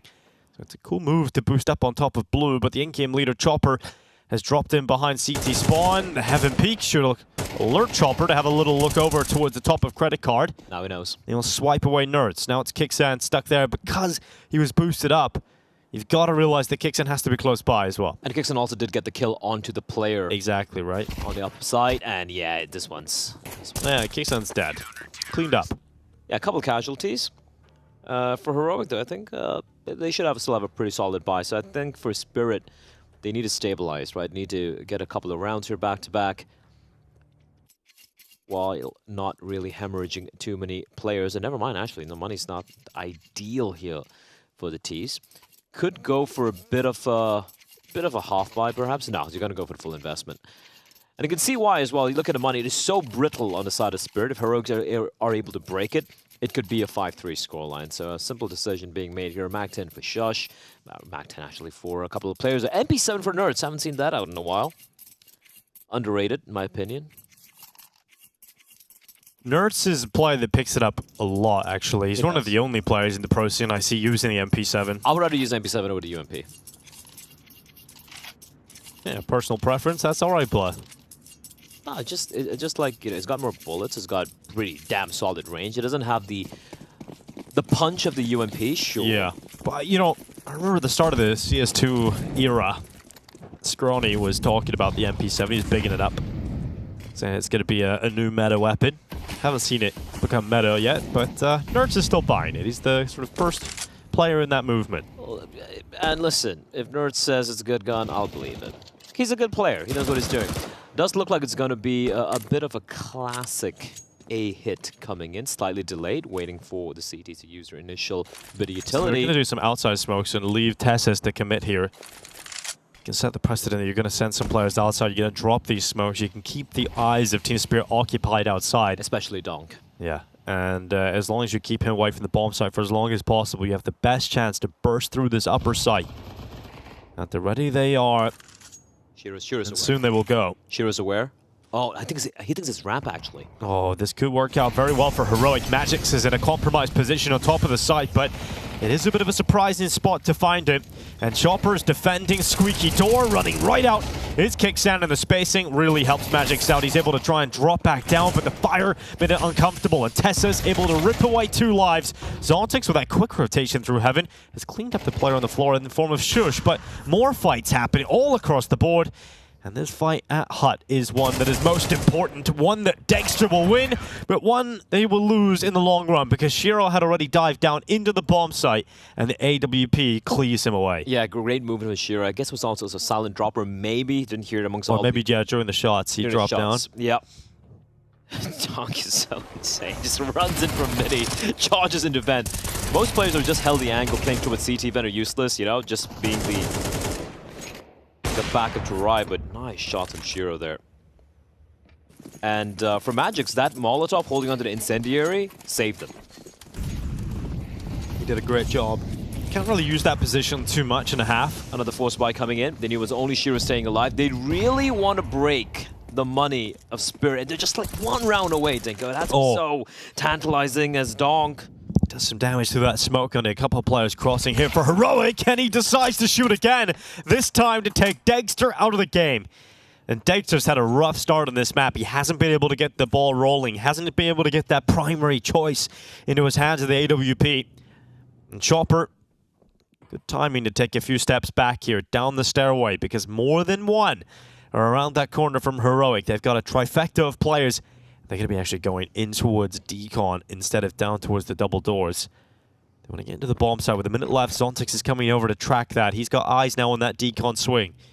Not a lot of utility in terms of being able to cover off an avenue. They don't have a smoke available apart from on Kickstand, it looks like. So might be able to use that. It's going to be a key piece of utility here to try and allow this cross out. So Kickstand's going to toss that out. We'll try and cross behind it, but Zontix in a position of power if he can get this angle. He lines them both up. And with that double kill, that spells the end, surely. Even if you try and go back up the vent, Magix is waiting for you on top Hut. Yeah, and even if Zontix got taken down there was Chopper lying in wait towards control. So yeah, there was no real avenue for Heroic to make anything work. And honestly, considering that was a full force buy, it didn't really get anything much done there. It's going to be eco territory now. 2,400. 900 loss bonus, actually. Oh, no, it's 2,400 loss bonus. No, it's going for a dig. But it does look like Team Spirit have stabilized. Now, the coffers aren't exactly overflowing either, but they got around an average of $2,000 among the 4 players with a full buy and just 1 casualty the previous round, I believe. Or no casualties, rather. They're going to be... Seeing the left hand in an official game, blood is hurting my brain. I'm just not used to seeing that. Just gotta adapt, Dinko. Yeah, you got to. I mean, everyone is crying for it. You know, they wanted Uncle Bob. They wanted left hand. And he got it. Yeah, but we don't want to have to see it in pro games, did we? We just want to keep it like private. Well, we never specified it. We should have told Uncle Valve. True. We really do need to be specific. It's like the monkey spa. Careful what you wish for. I thought you said monkey spa. I was like, all right, do they get massages? They get, you know, facials? I think I enunciate my words pretty decently, Dinko. Is no, that you what, do. Is that what you want? That's just I heard. Maybe that's what I'm thinking about. You like monkey spa. Yeah, that'd be pretty fun. That does sound fun. Shush up on top of Mini with his big green deed. Like a monkey. Yeah, climbing all around. You heard a drop down. Oh, this is Zontix. Easy cleanup for him. Tessus just walks into the open. Chopper, here's that drop. Shiro had it covered. Zontix has the other, and now it is 6-3. It looked like we're going to get a very close scoreline here at the beginning of the half. You know, Heroic really started to step up, but last few rounds have broken their money, and Spirit have been able to control it. But you would imagine now we'll get back to hopefully some of that competitive territory, because Heroic's money will return. That was the shot Shiro had to hit. 9-2 for Shiro, 10-4 for Zontix, and Dox11. I don't even know where he got these skills. I saw a couple of the 3K with the A1 against the Eco and the pistol round. He had a couple on the pistol as well. Let me just get these kills. We don't even notice it because it's dark. Then he had the triple kill as they're running into top side with the M4 and that one spray. Yeah, but all in all, pretty pretty solid showing so far from Spirit, and it feels like Heroic, they've been a little quieted down. That being said, you got to remember, like, this is an Eco. The one prior to that was just a Pistols Armor 4 spy looking to break the economy, and the one even prior to that was 2 or 3 rifles with a couple of SMGs. And the gamble they took trying to go for these 4 spies to break the economy, I can totally get behind it, but if it doesn't pan out, it's rough, and it has been a little bit rough here. Throw smoke out, and sure, he wants to take these duels. Won't find anything.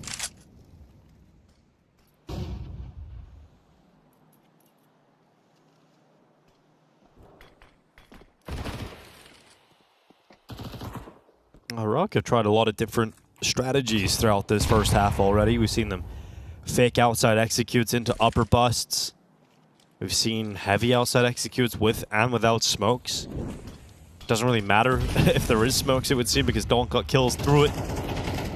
And now they're going for that dry outside cross without smokes, getting a couple of players in towards Garage. But the head has just been spotted of Kicksan, and Donk has changed his position again, in behind the generator, uses it to absolute perfection. It's Magix that takes that second kill, but Donk got the assist, and then the follow-up on Dexter. Zontix chiming in, and this round is a slow burner, and then it's instant death. That is just dominant from Spirit. Yeah, just reposition as well, playing behind the AC, and what a shutdown. Absolutely wrecked. Yeah, you look at this now, it's pretty rough for Heroic, because you didn't even get close to a bomb plant. You didn't do any damage to the economy of Team Spirit. And this puts your money in a terrible spot, and one that they're actually deciding to invest a little bit into. A Hero Mac 10 for Nerds. Yeah, like, maybe go for just a Kevlar buy, perhaps? The dive down. Oh, it's dead instantly. The vent dive, it's a decent idea, but Donk was ready for that kind of play. And he gets out to watch the door. Nerds goes down instantly. Donk outside, looking for Tessus to cross towards red. Doesn't want to overextend his head so we can be taken down from Silo. And Magix has elsewhere covered. Chopper's already in vent, so nothing going well for Heroic until that shot from Tessus. Right between the eyes of Donk, but there's plenty more players you have to bring down to even think about getting close in this one. And Shiro, well, he hears this all day long. Tessus has to try and beat out the sniper. And Shiro dodging the utility, goes to the pistol and wins that fight with a P250. Shush picks up the scout that Dexter purchased mere moments ago. He'll do his mighty best. Oh, the Deagle finishes off that kill on Chopper. Surely. But, you know, we're not really seeing a round win here. It's just more personal highlights for his own highlight reel. And Magix gets rid of it. So that's 8-3. Last round of the half coming right up.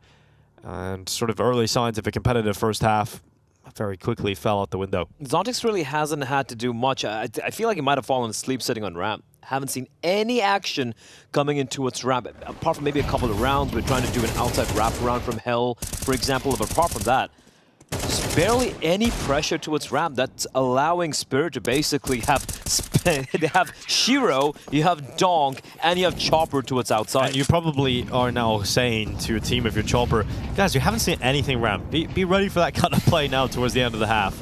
But that isn't happening right now for Heroic. Yeah, even now. Just, again, a default spread. The final hurrah here for Heroic. Final buy. It's Donk outside. He's in garage. They've kind of interchanged this position with him and Shiro. Oh god, he's just let them walk in on Chopper, but Donkey makes up for it. He's like, sorry, Chop. I got 2 though. He got it right back, and Shush and Dexter with 2 on the play in the upper bomb site. It's Heroic actually ahead for the first time in a while, and they need to convert this round. They need this 4th round of the first half. It's actually very doable with 4 rounds in T-Sun Nuke. And that kill probably ensures that they will get that 4th round. Are you doubting Shiro? Yeah. Fair enough. He should be swapping out maybe to the AK-47. He knows where one of the players is, but yeah, information isn't ideal. He has another Molotov picked up and a smoke and a flashbang, but this is impossible. It should be the 4th round here for Heroic. Surely. No. No way. No. Maybe I should never doubt Shiro. The Immortal comes back into the clutch, but the time, it evades him anyway, and Dexter able to close it in the 1v1. Shiro makes it a little bit worrying there for Heroic right at the end, but they do grab that 4th round, and that is a must-win round for Heroic. They needed that 4th one if they want to have a chance here in the second half. If they win the pistol, man, and they convert it, they are right back into things. Oh, absolutely. Considering how close it was initially, just the fact that Spirit were able to withstand those force buys, back-to-back force buys from Heroic is what kind of broke the side of Shush and his men. But yeah, good resurgence at the very end, especially with Donk getting those 2 kills. The fact that the upper hit were still able to close it out. Good stuff. Scrappy, but they get it done. As you said, with the pistol, and suddenly things are starting to look pretty good here. But Spirit looked pretty unfazed. It seemed pretty calm. Nice little smile there in his face of Magic's.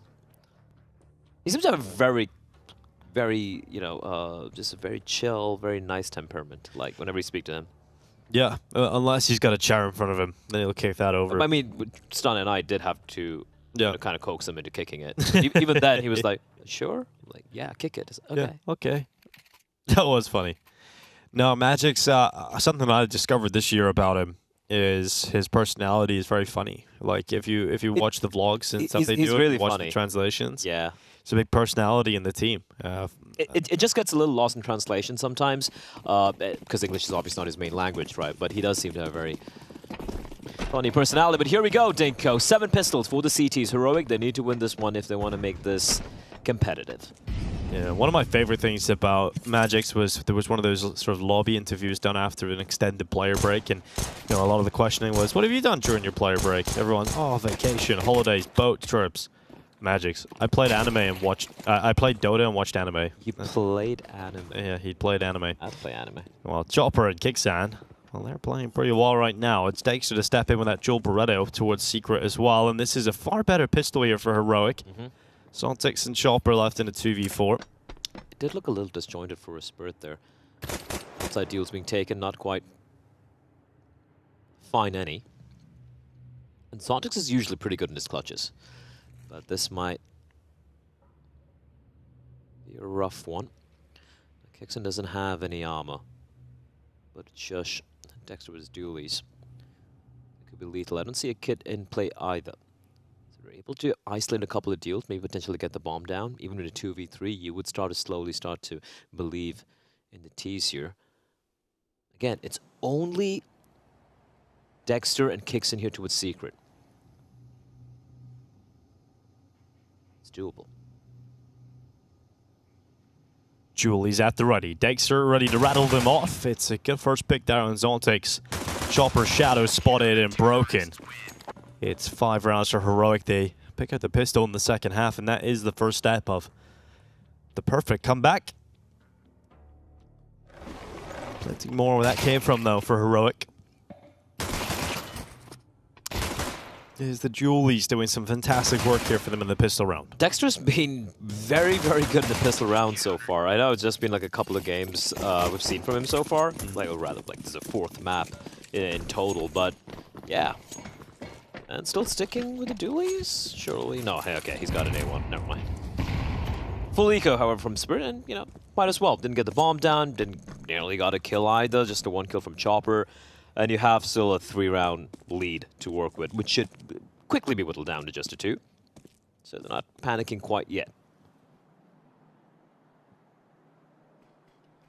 I do kind of want to see Dust 2, honestly. Yeah, I want to see it too. Yeah, we didn't get to cast it yet, did we? Yeah, I want to see Donk and Shiro go up against Dexter and Nerds on just dueling each other. All right, Nerds at red. Oh, they are not even thinking about this. P9 takes the first victim. Kicksan's there to clean up the rest, and Nerds gets involved. They were once at red, but now they're dead. It's 6 rounds for Heroic. Clean. And all the SMGs getting the... all the money. All the money. All the money, baby. And 2 rounds away now from tying things up. Just like that. Ain't that pretty? It's going to be the first test coming in for Heroic. Yeah, that is the worrying part. Dog's got an AK soon. And three SMGs. Okay, they're gonna actually discover the SMGs. Dexter picking up the op early on because he knows it's gonna be the rifles from Spirit. But will we see something aggressive from Heroic? You know, maybe a little bit of a delayed lobby crunch, something a little bit more aggressive to try and take advantage of the SMGs and just throw a little bit of a curveball into this round. Well, Kicksan just sort of jiggle peeking in towards Hot, ready to toss some utility out, keep Donk away for now. And it looks like an upper bus being set up, Bly. Yeah, just 2 defenders. Kicksan has to drop back, use utility of his own to try and disrupt this attack. It's pretty effective usage because they're actually stuck in Hut. They can't go with the initial stream of utility, but they know that it's disrupted the setup. They know they have to try and bring down Kicksan instantly, and that MP9 gets away with a lot more than it should have. Donk comes in to clean up and trade here for Spirit. He's kept those numbers even. Chopper able to step into play too. And with Nerds and Dexter left in a 2 versus 3, you're going to start considering retaking this. The bomb is yet to be planted. So they've got even extra seconds now to play with to climb up towards heaven, get themselves ready and steady for this retake attempt. And that grenade, if they had gone up to the right side, would have taken Donk out of the round. Nerds not to know that though.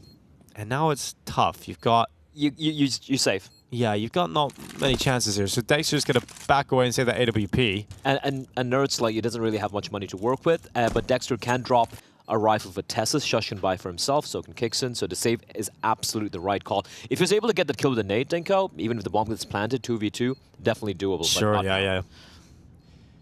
So saving that AWP with Nerds' rifle is not bad for Heroic, but I think they'll be pretty disappointed about the fact that instantly the first gun round, simple upper bust, good utility usage even from Kicksan delaying the attack. You get the first initial 2 kills, and Donk still trades you out. And it's because I feel Nerds and Tessus were towards ramp. Nerds heads towards the lower bomb site, and I think he was trying to go for a... They were maybe expecting a slower round from the side of Spirit, so he was trying to make his way all the way towards Secret. But once the hit came in, there were only 2 defenders, and yeah, Shush was in such an uncomfortable position, despite the fact that he was trying to delay them for as long as possible. So rotations are a little too late. If Nerds has actually played towards outside, mini or something, if there's only Tessus playing towards ramp, I feel like that could have been a pretty good hold coming in from Heroic. So, yeah, they lose the round. They have another buy coming in. If they lose this, Dinko, I feel like Spirit is just going to run away with this. There's quick outdoor for Zontix, also quite speedy outside.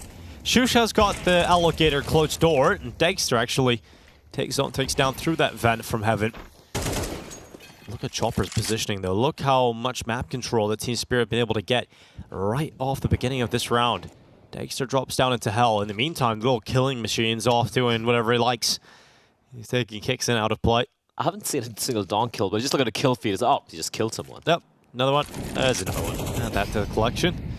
22 kills, 9 deaths, and another one for Donk that we haven't quite seen yet. But there's Dexter dead.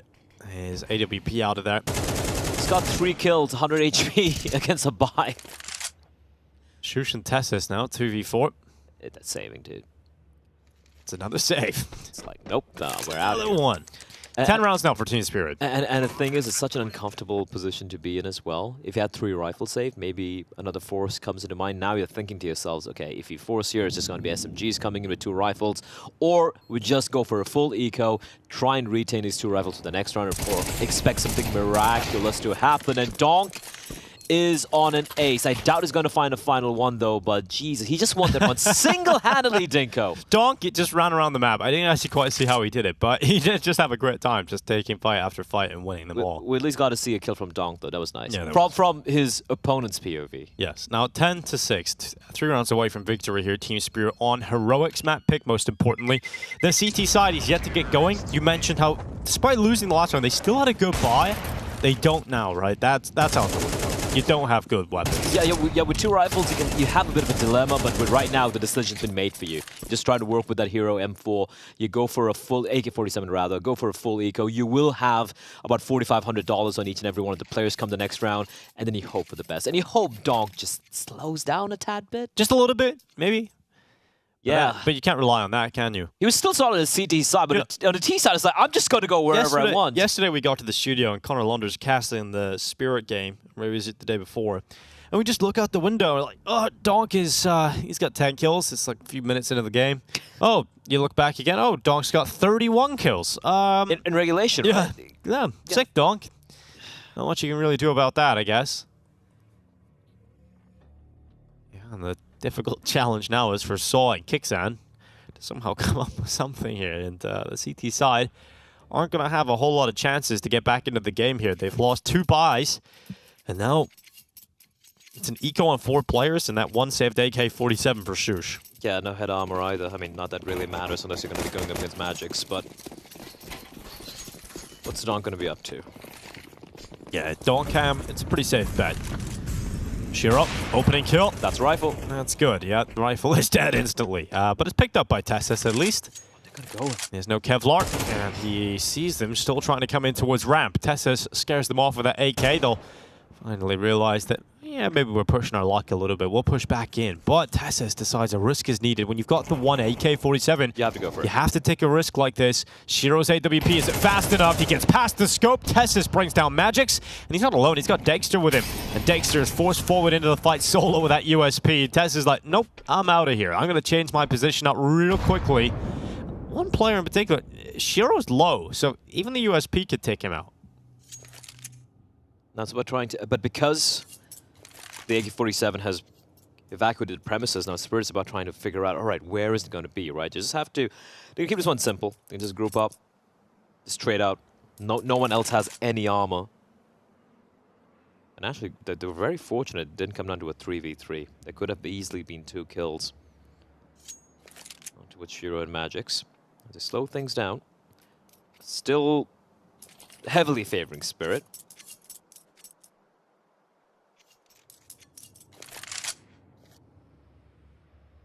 Tessus. Here they come, out the doorway, into the site. Tessus, so that AK-47 drops down into the site. Another great headshot, this time it's Donk dead. And there is a world in which Tessus can be the titan that they need, but taken out by Shiro, and that was just a pipe dream at the end of the day. So, a nice bit of damage there from Tessus, but a few words being Spirit exchanged. happy about that. Yeah, a little bit. I know exactly what they said, right? The match is like, dude, how do you know, how do you know he was not close by? She was like, I didn't know, buddy. And you can see Chopper in the background. Like, guys, we won. It's all right. Hey, shut up, guys. Shut up. We're winning the game 11-6. I love Stop fighting. You don't even need to know what he's saying. You can just like. Sorry, you don't even. He really is listen. like he is like the dad on like the camping trip. The kids are fighting. I mean, looking at the average age, if you take out Chopper, I think the average age is like 20 or like maybe even less, dude. Because the average age now is 21.4. That's with Chopper. If you take him out, yeah, you might even get to like 19 territory. It's kind of crazy how young Chopper is as well. It's because he's been around for a long time. Yep.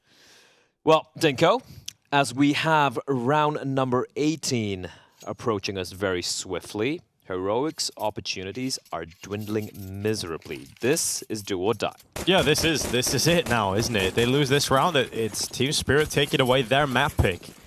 Heroic will have to do battle on Mirage to try and get back into the series. Now, it isn't elimination. It is just the winner's game, so Spirit obviously want to get into the playoffs as quickly as possible. It would be the expected result to see them do it in this fashion. Bit of an outside ruse. Smoke execute up. No one committing with it for Team Spirit. Just to one Dinko. That will be picked up by Nurse, though. That information will be gathered. He's in secret, and he'll peek up to catch out Donk. And that's an important kill to collect here for Nerds. Finally, like he tried going for this play a couple of times on the CT side, and finally it pays up. I mean, we were talking about Nerds being such a strong rifler. He's actually the worst performer on his team. He had 7 kills at the start of this round. That brings him up to now 8, which equals that of Tessis and Kixon. Well, Dacha, to be a rifler, you need to have a rifle. I feel like they've barely had any weapons to work with, honestly. Dexter's turn with AWP. He's put under pressure here on ramp, and he's forced back to safety in lower. And this is great from the team spirit. They realize how much time they have left and realize they don't need to commit down lower. There's 2 players here right now. Yep. And they still have another late flank coming in the form of Chopper. Here comes the hot push. Shush coming forward. He's got Kixan beside him. That late flank you mentioned. Chopper picks up the headshot. Tessis is gone. This hot push not working out. Oh, second kill in from Zontix. You lose Donk early. Well, you've got options. And Zontix gets that multi-kill and hut. Bomb is planted on the upper bomb site. And Heroic have no other option. These 2 players who are down on B. It's a safe call again. It is 12-6 for Team Spirit. And I don't even think they're allowed to save because look where Zontix is. Oh man, they take away this op and M4 is over. He made noise. They know. They heard the scope. And they heard the steps too. Zontix has communicated that. He can even call for extra teammates to come and take everything away from them. That money as well, Dinko. They can just go for this. Here's the hunt. They're running in. Everybody committing their resources to getting rid of Dexter. Shiro's got the angle. Dexter's dead. Nert's soul will not follow soon. He actually fights on, hangs on to his weapon.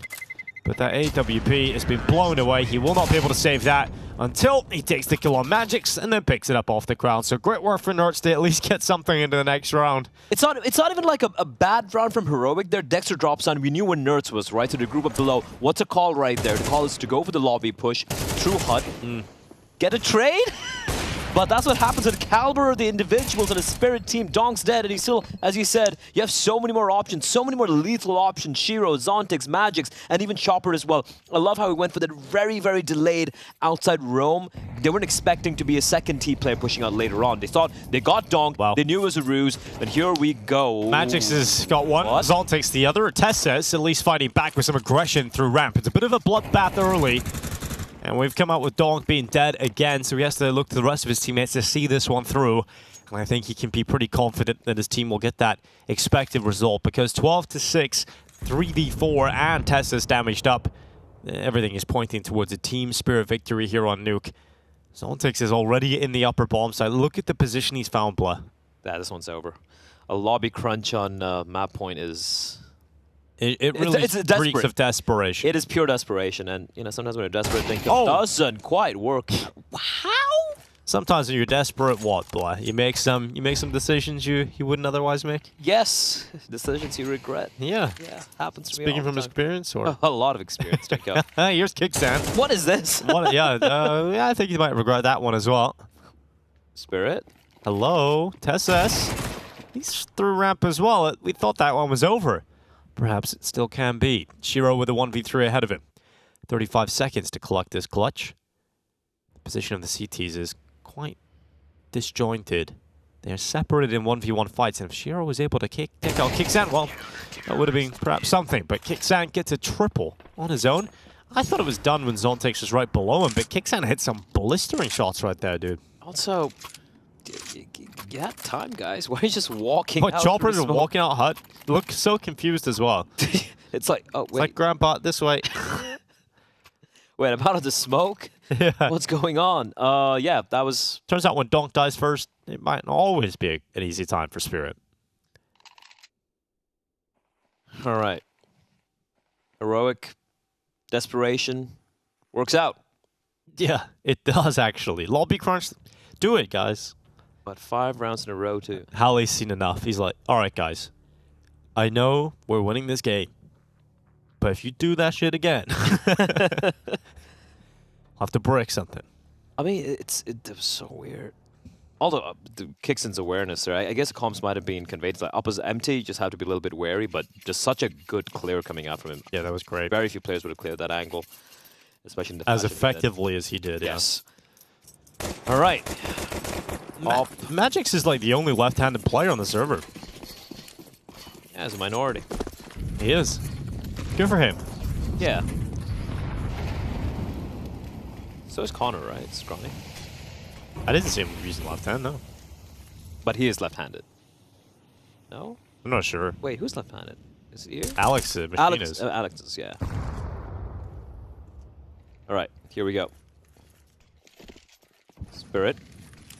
Using up quite a bit of utility early on, and here we get outside smokes coming in, and they do have Chopper and Dong making their way slowly outside. It's going to be a bit more of a measured approach here from the T's. But Dexter really hasn't seen much. So we do have Kixon. He's the one who's going to be peeking up towards Secret.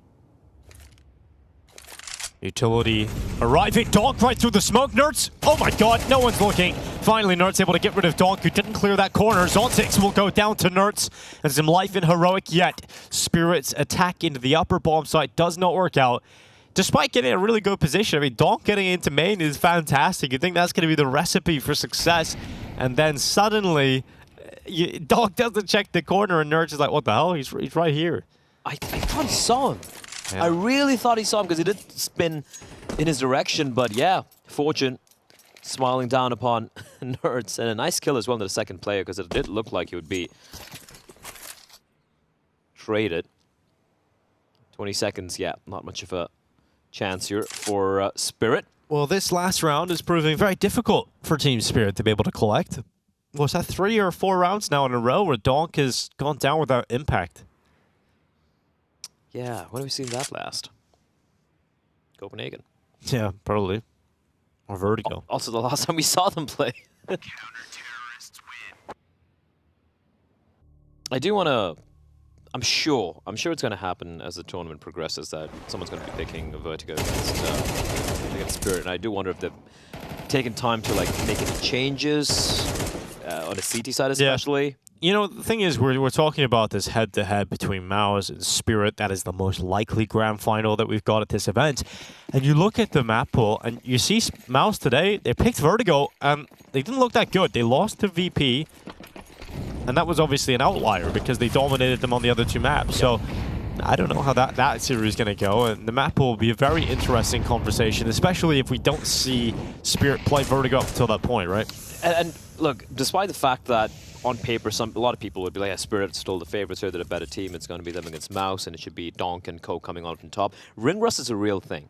Yeah. It's an absolutely real thing, right? So it remains to be seen if they're able to really... I mean, their first opening game was fantastic, it looked really good, but when they go up against stronger opposition, is it going to be the same? We're not going to know, as Tessus will be tested. Nice little take of ramp, and once again, Spirit getting ramp, not over-aggressing. But this is a different one. This is a bit of a different look. It comes down to timing here. Dexter was looking towards Hell, but he has just come off that position and turns back. Donk dead again. First, Dexter gets the second kill. And finally, third time lucky. Shiro will bring him out of the round. It's a 4 versus 3.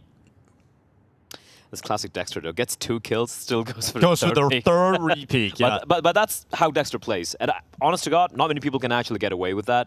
He even found 2 kills, that's massive. Now for Shiro, he's got information. He knows there's one player down ramp. Yeah. He should know there's another player rotated back towards Hell or towards Heaven to kind of fill in that particular gap. That is going to be nuts. Kixan's been a rock on this upper bomb side as well, and he's not here alone. This time he's got Shush taking that first contact. Kixan might even go around the back for a little wrap around towards the back of Hut, but unfortunately for Kixan, his teammate of Shush has gone down inside of the bomb site. That information picked up, giving away Chopper's position, allows Kixan to turn back, and no bomb plant, no time. Zontix cannot win it, and he'll have to hide back inside of lobby. Spirit still struggling to find his final round. Heroic, this is a real comeback now. This is an actual comeback, and that was so big from Kixon, right? He gets spotted walking inside of Squeaky, and is called out. It's like, there's someone pushing in right now, but then the peaks come in at the same time. Donk dead again first. It's turning into entry frag, Dinko. Yes, he's getting entry fragged every time. Well, surely that can't last forever, but money not in the best position here at all for Spirits. You got the AK saved by Zontix, everybody else on eco. Heroic are going to be at 10 rounds now. 12 to 10, separated by 2. What is it now? 3, 4 in a row now? Yes, but we could very easily have overtime. Oh yeah, for sure. Especially Zontix, unless he does something absolutely crazy. And again, you can see Donk's actually gone for the Kevlar purchase as well, right, with head armor. Just to retrieve the AK-47 in case he does get taken down. Good trade. That's an op retrieve for Shiro. It is a premium rifle available Rifle, to sorry, not an op. But still. They go to Zontics. I think they're looking for the gun. Where did Tessa's rifle go to? Where did it go? Through the void? Through the floor? But they got it back now, and Donk, well, he gets taxed quite heavily for trying to pick that rifle up. Kicksan just waiting. Shiro to take him out with a deagle. And Donk, here he is. Hello! Surprise, Nerds. There's a kill with a rifle. Not like and this. into a 2v2. Surely not like this. Team Spirit have struggled to find the last round, but Donk is in the clutch. He cancels the plant. He goes back into the kill. And Donk looks to deliver his first massive clutch of this competition. Dexter is in the vent. He's returned to competitive play, his first taste of the new menace in Counter-Strike. And Donk will be stopped by the Dexter sniper. Donk nearly pulls off the impossible, but it's still going. This game's still on the ropes. That was terrifying as hell, Dicker. How did it come so close? Oh, boy. If Shiro wins that duel with the player in secret, if he had armor, he wins that duel, that's it. It's a 2v1. Very unlikely they're gonna win that round. But somehow Heroic, they survive the scare. They get to 10. Sweaty rounds indeed. This was so sick. Like that little creep around and the cancelling of the plant into the kill. Aggression. It's good for Dexter to assume there's going to be aggression from Donk in the 1v1. That's how you play against him. You just have to, like, he could be anywhere at any time. Magic's has had a rough old time, hasn't he? Maybe he should switch back to right hand. 7 and 16. But it's also like, if you're a Donk right there, any player with like, what was it, 16 HP? He did get leg by Dexter. You got to take the play. You can't sit back, because once it's stuck there, Dexter just has to retrieve a rifle. Dude, imagine he doesn't get tagged when he's picking that rifle up. He would have died anyway. He would have still played. Yeah, he would have still played. Any other player in the situation might not have. Anyway, two more opportunities for Spirit to try and close this one out. And Nerds, once again, towards Secret, hasn't seen anyone yet. This time they're going in dry. They got no smoke, so they really haven't gone for these plays that often. Oh, this could actually be perfect. This could be huge. They have no idea. 3 players creeping out from outside. Shiro, Chopper, C4 as well. Nerds climbs the vent to add an extra player into the A defense. Here's a wrap. Here it comes. Around Donk couldn't spot out Shush because the fire of top hut, designed to get rid of a defender on top of it, is actually worked in favor of Heroic. Magic's adding 1 extra kill to his tally. Nerds will trade it out onto Chopper. 3v3, 25 seconds. Bomb is still on the ground. It's not being picked up. Spirit, it's not an easy scenario here, but Dexter looked away. He still gets back for the shot on Magic's. And Shiro with 18 seconds left. The peak from Dexter. It is destruction now of this scoreline. It was a huge lead for Team Spirit, but it is gone completely now. Heroic in full control, and overtime mere moments away. That slaps are right there, Dinko. Those are the slaps. Those are beautiful shots being hit by him. And in fact, I feel like this was such a well thought out round coming out from Spirit, but when they actually went for the pounce, when they're going in for the crunch, it did look a little disjointed. They didn't hit it together. Like the HUD player was a little bit late on the trade. They didn't really explode out together. And yeah, they get punished for it. Nerds been spotted. Much faster. Yeah, it's kind of rough here for Nerds, isn't it? He's got a smoke at least. That'll keep him up. That could have been pretty awkward. He gets spotted taking the risky pathway to the site. Rifle for Donk challenging the AWP at that kind of range. And Donk gets his revenge on Dexter, who has become a pivotal player over the last 2 rounds. Won that 1v1 versus Donk, then had a massive round in the previous. Could this opening kill from Donk end up being the first step of victory here for Team Spirit on Nuke? This is it. The aggression outside from the CT side, stopped by Magic's. Nerd steps up. Chopper and Donk, though, bring this down, and it is just Tessus. They bring it so close. They bring it to the brink. Every round of regulation needed. And maybe, just maybe, we still have that opportunity for the bonus rounds. Tessus takes out Zontix. The Dane will fight in a 1v2. Considers the fact that they are likely heading down to that B bomb site, and Team Spirit with extra time feel comfortable just shifting all the way there, taking their time, staying composed. Donk is low on 23. Do they come back up the vent? No, they do not. They go down to Decon. They stay committed to this lower bomb site. And soon TeSeS will have to realize that. But TeSeS looking at his position. He hasn't come down from the vents. That's the closest path. Bomb is planted for Decon. Both doors are closed. So we'd have to go through control room or take the risk to swing the doors and instantly fight Chopper. And Chopper will close for Team Spirit. It could have been much cleaner. It probably should have been. But Team Spirit still get the result they were looking for. They've got Nuke, they've got their opponent's map pick, and they're now 1-up in this best of 3. Yeah, that's an NT from Heroic. I think they really, really give it their all at the very end. And for Spirit's T side, you could see a few issues there, Dinko. It felt like, you know, some of his hits, while the ideas were good, there was a bit lacking overall in the cohesion and how they wanted to approach the T side overall, but they got the job done.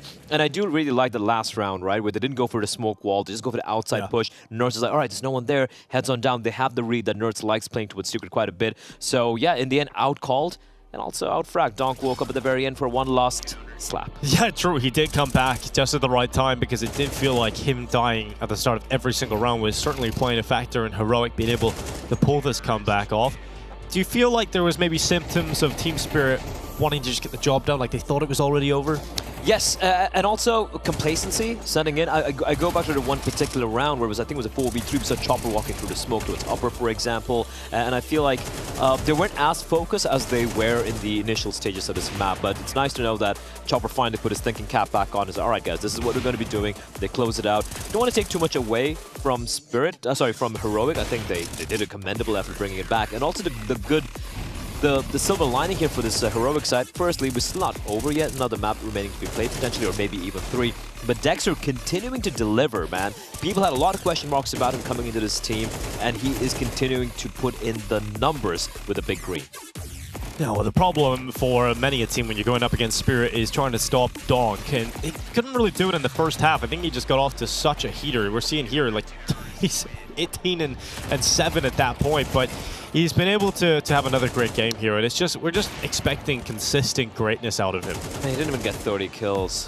He's just actually, he's washed. You're right. Yeah. He would have actually been. He was well on track for another 30 bomb. He just had a real quiet moment in that second half where he died first a lot of the time, and that can be a factor with Donk, can't it? It's the fact that he's very live and die by the sword, and usually he lives by it. He does live by it, and just his style, as you pointed out, right? Like, if you ask him to play a little bit more conservatively, a little bit more like Zaiwu, for example, playing it safe, methodical, like Rops, like a machine, I think that would take out I mean, I think it would really affect the way he plays again. It would really reduce the firepower he has. Because if you look at the duels he takes, it is kind of wild at times, just peeking, re-peeking into duels no one else should be taking. But because of his aim, he's able to get away with it. So overall, like you said, lives and dies by the sword, and most of the times he was doing a lot of the killing.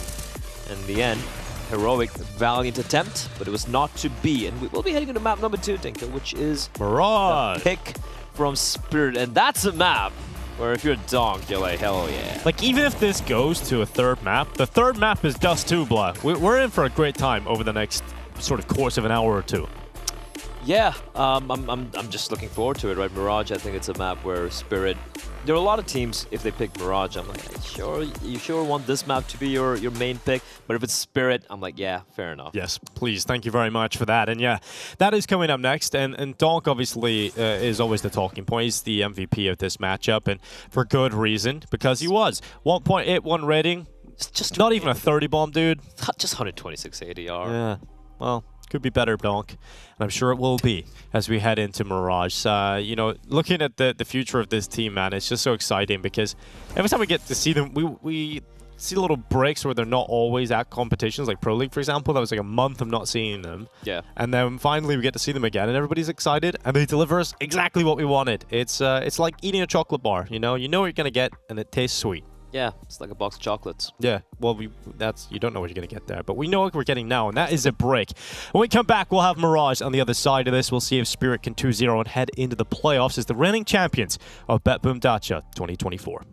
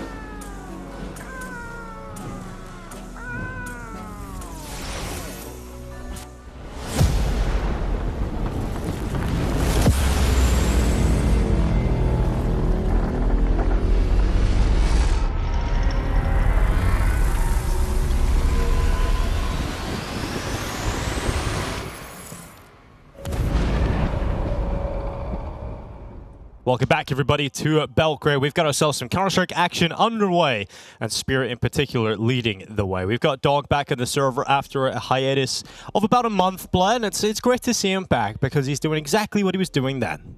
Yeah, pretty much just doming everyone, right? It's always fun to watch Dong just pop off, but overall, I think from the side of Heroic coming into this matchup, obviously they're the underdogs in this particular matchup. You know, with Dexter coming in, they're still trying to figure out some of the pieces, but I did like what we saw from them. While yes, it was Spirit who were kind of comfortably in the lead, and you know, if you go back to the first half, for example, some of those 4 spikes, which made sense and quite pan out, I think they did a pretty good job trying to make things as close as possible. Overtime was definitely on the horizon until that final round, so commendable effort. But heading into Mirage and Dust, and potentially Dust 2, I gotta say, I feel like this one might be done. Yeah, it does feel that way, but the positive is at least Dexter was showing up towards the end of that map. It did feel like a few extra players of Heroic showed up. Nertz was very quiet throughout majority of that first map of play, and you need him in Dexter if you're going to have even a slight competition here in Mirage. Yeah, and you can see, well, the vibes seem pretty comfortable here for the side of Heroic. And for Nertz, on the CD side especially, you could see he was trying to play towards Secret multiple times,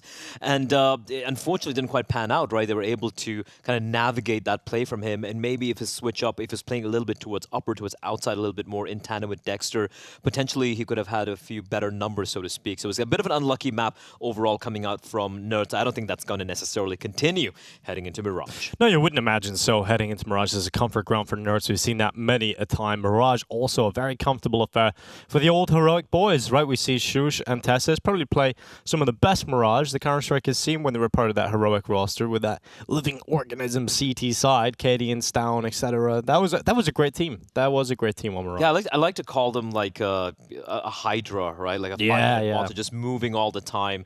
Obviously, you know, that's a style that Caden's now bought into Liquid. You know, obviously it's a different approach, so to speak. But there is a little part of me that misses that particular 5-man lineup. It was so much fun to watch, and sure, they weren't quite necessarily able to kind of slay their demons when it comes to making the super deep runs in playoffs and winning championships. But it was a good time to be alive, Dinko. But now, of course, we have this particular Heroic, and if you're looking at the pieces, it's not something you would have expected a few months ago, maybe even a year ago, but it is an exciting prospect overall. No, it is exciting. It definitely is. I didn't expect it to be honest. It looked like a team that was just thrown together to have a competing roster under the Heroic name, but it's taking shape. It's taking shape. Ends up taking shape. You're right. Nikadal's out of the team. Dexter coming in. It only proves further that they want to have a competitive team at the top of the Counter-Strike world. But we head into Mirage. It's Team Spirit 1 map up in this winner's game. They are looking to head into the playoffs as quickly as possible. And for Heroic, they have to try and bounce back on their opponent's map pick here. It's going to be an early setup outside of the A bomb site for Team Spirit's pistol, and there's a lot of forces here for Heroic to try and defend it. Yeah, that's going to be a perfect counter coming in. 3 CTs lying in wait, 2 in on the side as well. No kits, and Shush gets instantly gushed and taken down by, guess who? Donk. Yeah, well, Soltex to hit the deck next. Nertz under the wood, using the distraction of his teammates, but now they're fully fixated upon him, and they will remove him from play. It is Tessis and Kickstand now with a 2v3, and it has to be a retake. One that will be very difficult with Shiro, Chopper, and Magic still standing within the site with health. If a couple of them were lower, maybe there's a chance, but it's 2 kits, or rather 2 pieces of Kevlar with no kits trying to come back in for this retake. And that headshot from Tessis is sure going to go a long way, but you need another one quickly. You need to start making some ground up right now. Damage being done. Kicks down with the headshot on Magix, but Shiro still standing, and he's got a clutch in him. That's the pistol for Team Spirit here on the Mirage, and it's picked up off the back of Shiro. That was such an uncomfortable position for Shiro to be in. It was in 2 months, but to just stick around and duke it out with Kixon or try and pivot back to his jungle, but he solves the problem very, very convincingly. The P250 coming into play, calm, patient taps, and despite the fact that it seemed like it was going to be a very solid counter from Heroic with the 3 CDs lying in wait towards the A bomb site, Spirit able to navigate pretty convincingly. Force Mike coming out here from Heroic though. Dexter with the scout, Deagles, 5-7 and MP9 in the hands of the captain himself. No missed smokes from Spirit, however. Gonna take easy control of mid. Not something you really want to duke it out if you're Heroic, especially looking at the weaponry you have. Tessis, he can be lethal from this position. Yeah, especially with that Deeg in his hands.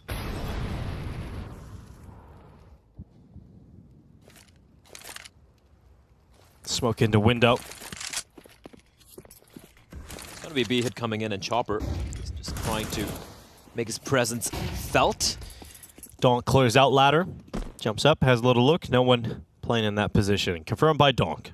What was he going to do if there was a player there? Just like start shooting while in midair? He's probably going to get a headshot. Yeah, probably. Oh, this is perfect. 3 players stacked up. They have information. They know Look there's at no one Chopper. to say. Oh my god. They're going to go back. They have to fall back now. Yeah, they have to come to A. Chopper is like, oh, okay, I'm in CT. Dexter's completely confused as to how that has happened. And Chopper's very happy about that. Donk now strikes from short. It is Tesses that has fallen next. And the bomb will very shortly be planted inside of the A site. So Zontex confirms where he wants to plant it, just on that reverse side of default. And now for Heroic, you're looking at a safe call, right? Yeah, I mean, you have that Galil picked up as well by Kixon. You want to just hold on to it, and you still have... I don't know if he's going to be able to keep it, though. Look who's close by. Surely he doesn't swing. You can't keep him on a leash, Vlad. 26 HP, surely he doesn't go for this. You can't keep him on the leash. Donk is a free soul, and he's now dead. It's a dead soul. Well, Shush maybe trying to probably steal away another gun. With there are 2 Galils in play here. It should be retrieved. Kixon probably calling his teammate over to find it. So, all in all, despite the fact Spirit have won the round, I think Heroic are going to be reasonably happy with this. There is a hunt on, though.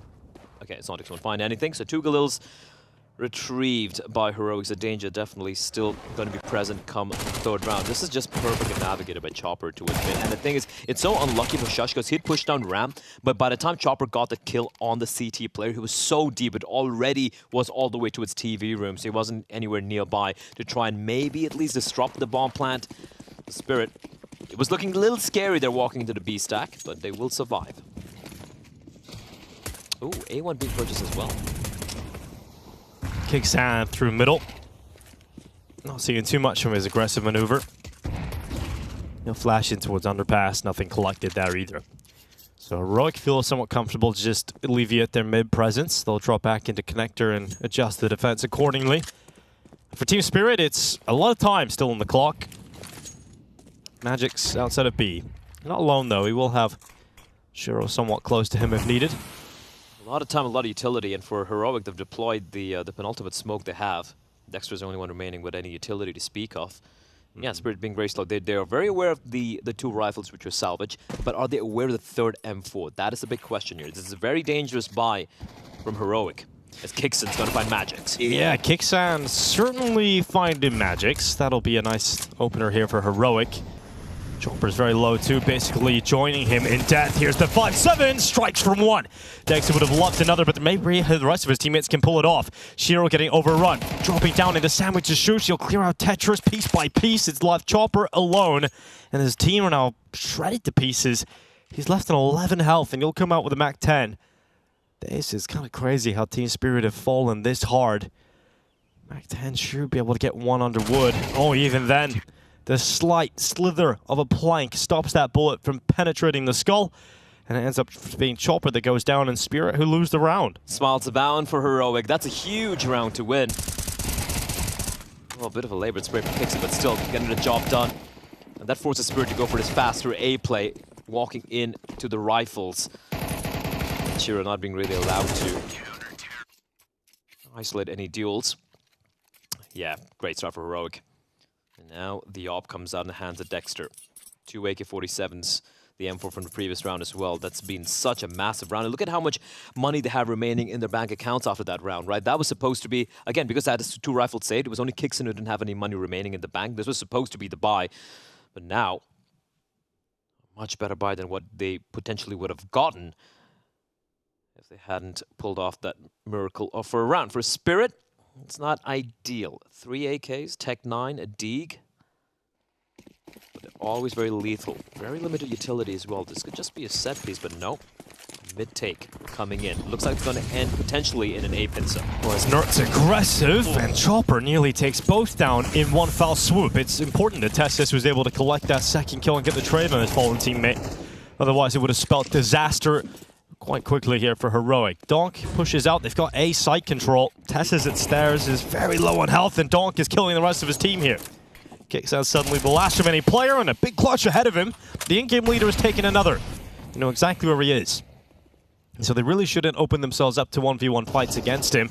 And Zontex decides he's confident enough just to hold for the aggression. Kixan pushes into him, and Spirit respond. Yeah, Kixan just trying to desperately manufacture a kill early in that 1v2 before the bomb gets planted, but good read from Zontex. And that was just such a fast play from Spirit. Chopper charging in towards mid, almost getting the double kill, and simultaneously the rest of his team just marauding across the A bomb site. That's the thing with Donk, man. Like, you have a couple of AKs, you give one to him. And Heroic quickly pulled down to earth. But will be coming in, as we touched upon. They had oodles of money to work with. And the AWP in the hands of Dexter, and he's in a very untenable position, Dinko. Oh, that's Shiro dead instantly. Nertz, this time getting the opening he searched for in the previous round, but it is traded once again very quickly by Team Spirit. It's Donk this time to respond. Perhaps that short peek could have gone against Heroic as well if Donk had stuck around at Cher, but instead Kixan getting aggressive. His proactiveness here on the CT side might actually allow him to pick up an essential frag because Nertz has gone down to Zontex. And that position for Zontex no longer occupied. He drops down into middle. That deep Molotov, they might expect Kixan to go for the re-aggression here. Oh, Zontex climbs the window. Is he going to be looking for Kixan? Oh, Kixan's so quick. So quick on that kill. Donk unable to trade. And he's aware, the second player right there, because I didn't hear the jump up. Still sticking around. He's the only defender here towards B, Dinko. Rotation coming in the form of Shush.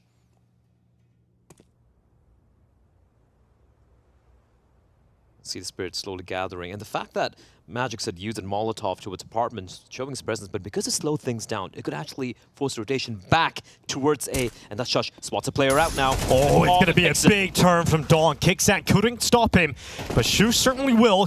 And he'll infiltrate on Chopper. Second headshot on Dawn, who stands and fights.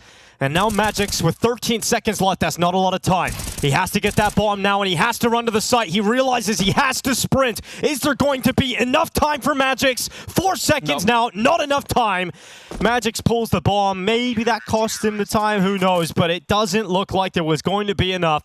And Magix just has to wait for the next round to unfold because Heroic win it on time. But it felt like Shush won it mere moments before. Dude, just like 1 second away. If he gets the bomb down, I can see Magix winning it, and just a bomb getting dropped by Shush. Huge round, because it did look like Spirit had done enough. Yeah, the bomb crossing so late. So unlucky for Magix. Once again, we're down to just the A1 in the hands of Magix, the rest of them pistols. And that too, Glocks. And a tech bag. And of course, Donk has armor. Yes, of course, he does. And that might be enough. Actually, they're switching around the weapons even now at this point in the round, and Donk ends up with the right choice. Like, hey guys, but I have armor. And they give him the M4A1 to play with. Magix is like, so do I. Yeah, but I'm Donk.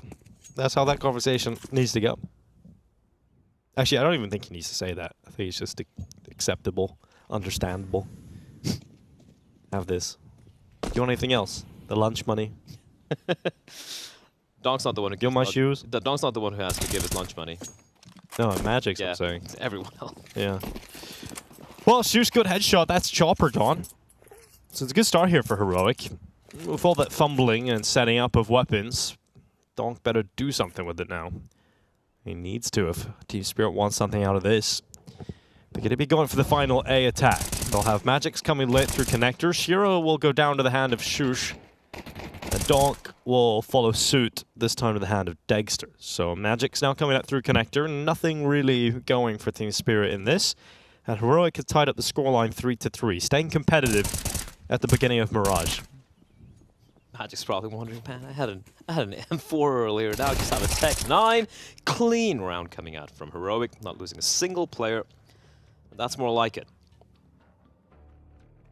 What are your thoughts on the new Heroic jersey? I know a lot of people have spoken about it. I like it. I think it looks like a pretty old-style football jersey. I feel like every football fan has loved it. Yeah. It's like a super old-fashioned, like, late 90s, early 2000s maybe jersey. And I like it.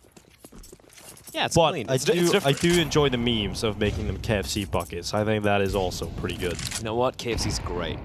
It is pretty good, yeah.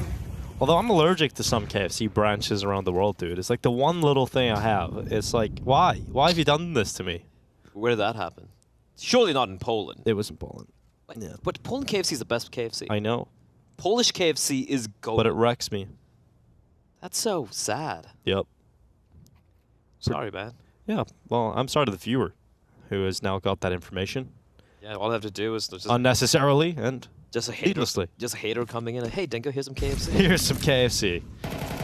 Now, Dexter goes for a peek, Shush with him, and they just run on in, attacking in towards the A-bomb site. Utility would be put in place in a 4v3. Team Spirit back into a better position after being on the receiving end of a couple of losses here. I like how just push up in tandem right there, and you can see for Heroic expecting that B play to come on in. They can go for this, but unless they get a kill the first 10 seconds, maybe. But yeah, call's been made. Spirit back to winning ways. Yeah, right back to the rifles, right back to a round win.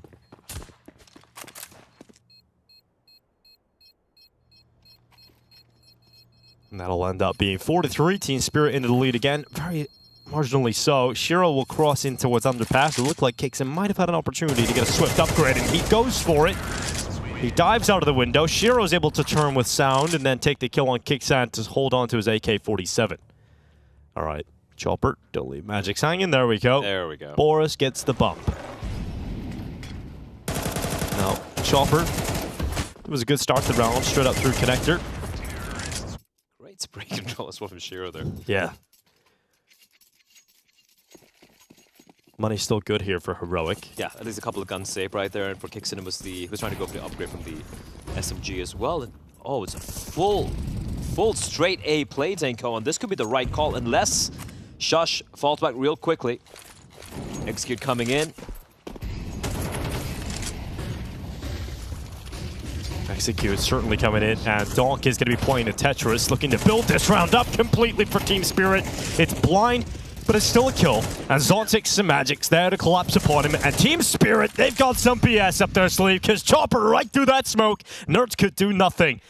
That is what they've got in their locker, man. When they decide they want to go for an A execute, they can just run out, ground and pound you, and give themselves a 5th round. That is just a vulgar display of brute force and power coming out of Spirit. Don was blind, and he tracked him with a spray mid-air. And Kixon, I mean, it's got a bit of an upgrade. I don't think a hunt is necessarily on the cards here. Maybe Chopper could try going for them, just corral him and try to keep him pinned down. Never mind.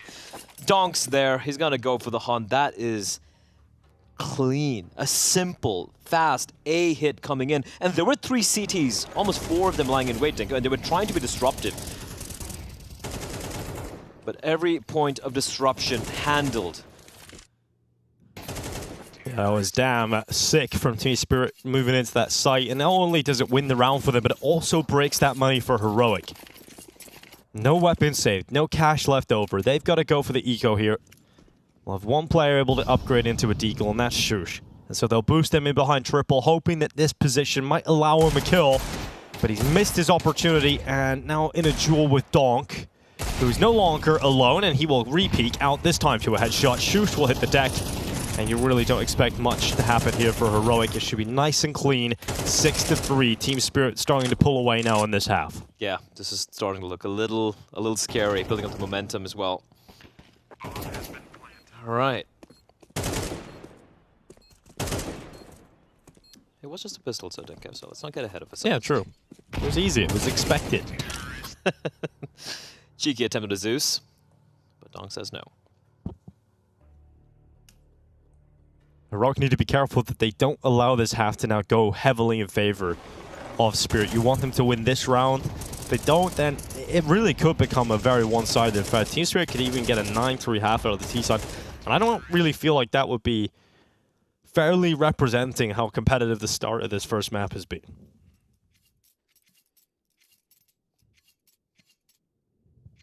Three rounds remaining. First timeout, I'm actually surprised. Thought I'd go for a timeout earlier on there from Heroic, but considering how close some of these rounds were.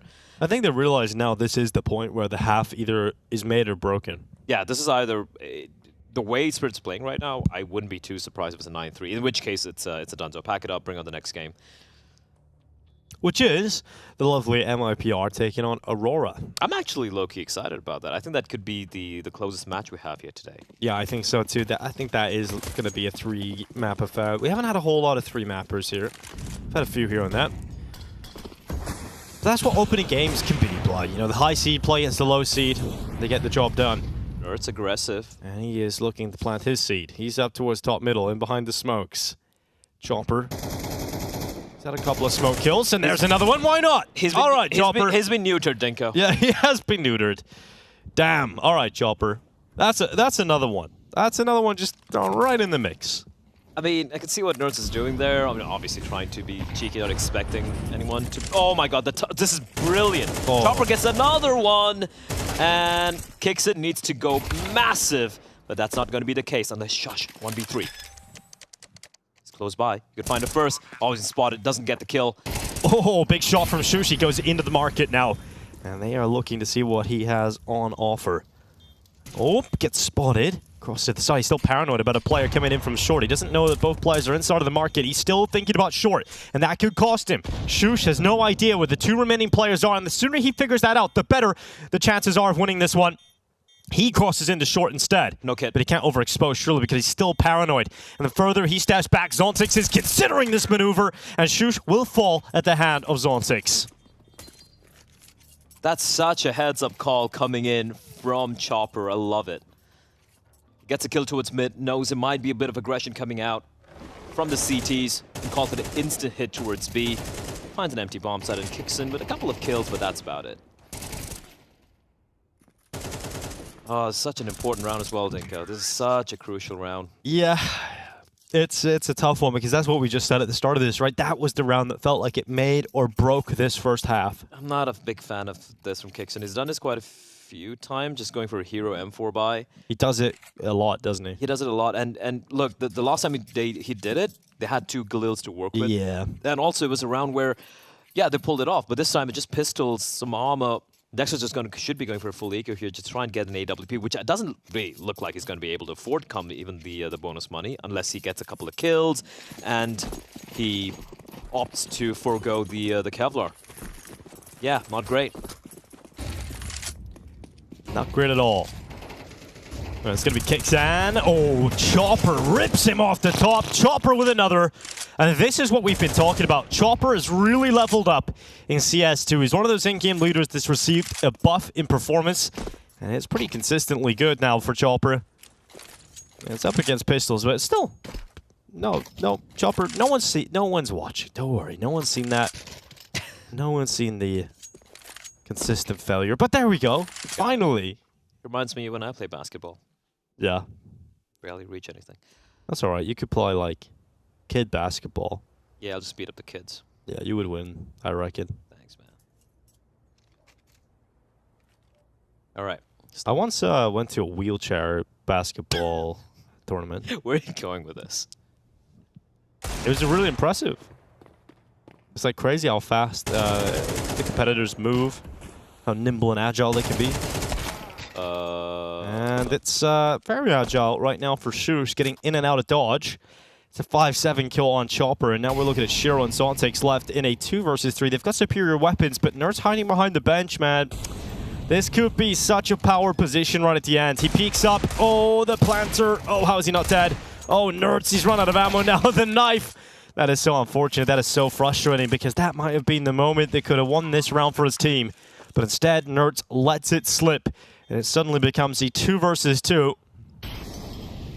Shush is slipping ever closer into this B-bomb site. 5-7. Oh, what a shot from Dexter. The AK picked up. Shiro dead at the bench. And Zontix to clutch and close. He's spotted in an open position. And Dexter with the AK takes him out. And they grab the AWP to boot. That is a ridiculous round to concede for Spirit. But fantastic work from Heroic to be able to find their way to a round win. Oh, yeah, for sure. Chopper, after his first 2 kills, Dinko completely whips a spray on the player towards stairs. And Dexter, I want to see the kill from his POV, because Chopper was holding for him with the AWP. Ooh! There we go, Dexter. A bit of a gift. A bit of a gift. Yeah, you would say that for sure. That now opens up the half again. Best case scenario for Team Spirit's T side is they walk away with 8 rounds to 4. Now there's an opportunity for Heroic to get 5. And it looked very likely that we would be staring down the barrel at a 9-3 half in favor of Team Spirit. But that's a good start here for Shiro. That's Dexter dead nice and early on. He's had a bit of a quiet game here, Dexter. We know that in the past he would be very good at Mirage, in particular when he got that off out on the CT side.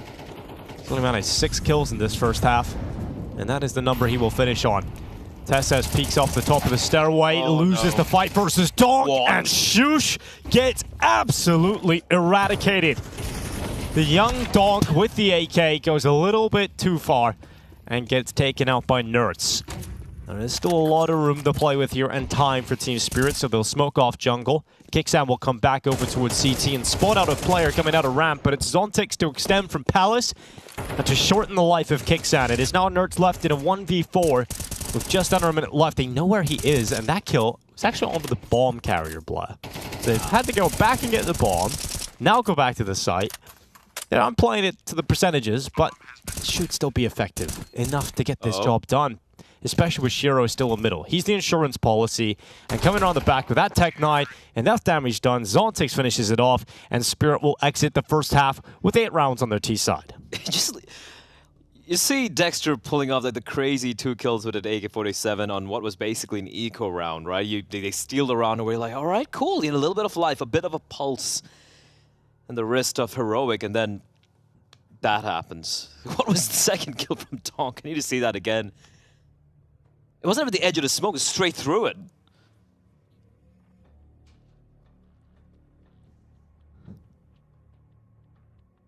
Yeah, that was just like preemptively expecting the player from CT to come out and try and trade him. Yep.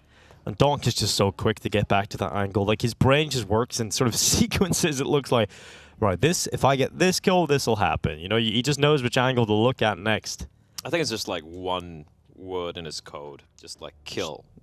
And everything else are like subroutines. It's like, okay, how do we kill? He's like one of the supervillains who's like being programmed by the government to like just indoctrinated with the code. You know, he's like you turn him into a super soldier. Yeah. It's kind of like the Manchurian Candidate. I don't know if you've seen that movie. No, but I have seen Marvel's Winter Soldier. Please don't compare Manchurian Candidate with Winter Soldier, which was still a good movie, by the way. But Manchurian Candidate, come on. Oh, here's Donk. Usually quite good in these pistols. Ooh, Shiro gushed. Not a good start there for Shiro. Heavy towards mid. He can't really re-peek now. And a jump spot and a jump shot Burst fire might actually be enough to bring Shiro out of here. Tessis does not want to risk it. Does not want to fight him just yet. But that's another gush. That is Zontix even lower than that of Shiro. He has half the health of Shiro. In one engagement, Shiro still gets a good timing on the peak, takes out Tesses. It is a trade to the earlier kill that had gone against him with Donk hitting the deck.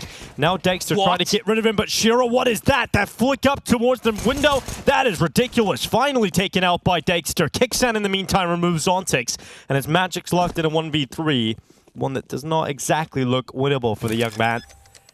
That's ridiculous from Shiro. The fact that he gets 2 kills. It's nuts. It's absolutely nuts. And the left-handed lieutenant here, Magix, getting back into play. Spotted out now at CT. He's got a smoke he can deploy in towards the bomb site. He'll throw that onto default. He'll try his best to make this uncomfortable for Heroic, but no winning this, no kit. So the limited time, and obviously the fact he's still in a 1v3 is going to work against it. He'll jump up on top. Good headshot from Boris. And off he goes to his death. Dexter with a shot that connects at range. And Heroic, they find a really important pistol around here in the second half. I thought Boris was in Falcons. I didn't know when he joined Heroic. Yeah, he's... Sorry, Spirit, man. Yeah, that's Boros, and this is Boris. Ah. I can understand the confusion. But this one's playing Counter-Strike at the moment. Clean stuff. I don't think Magic's changed his mouse either, so... Never gonna let it die, are you? No, I probably should. I feel bad for him.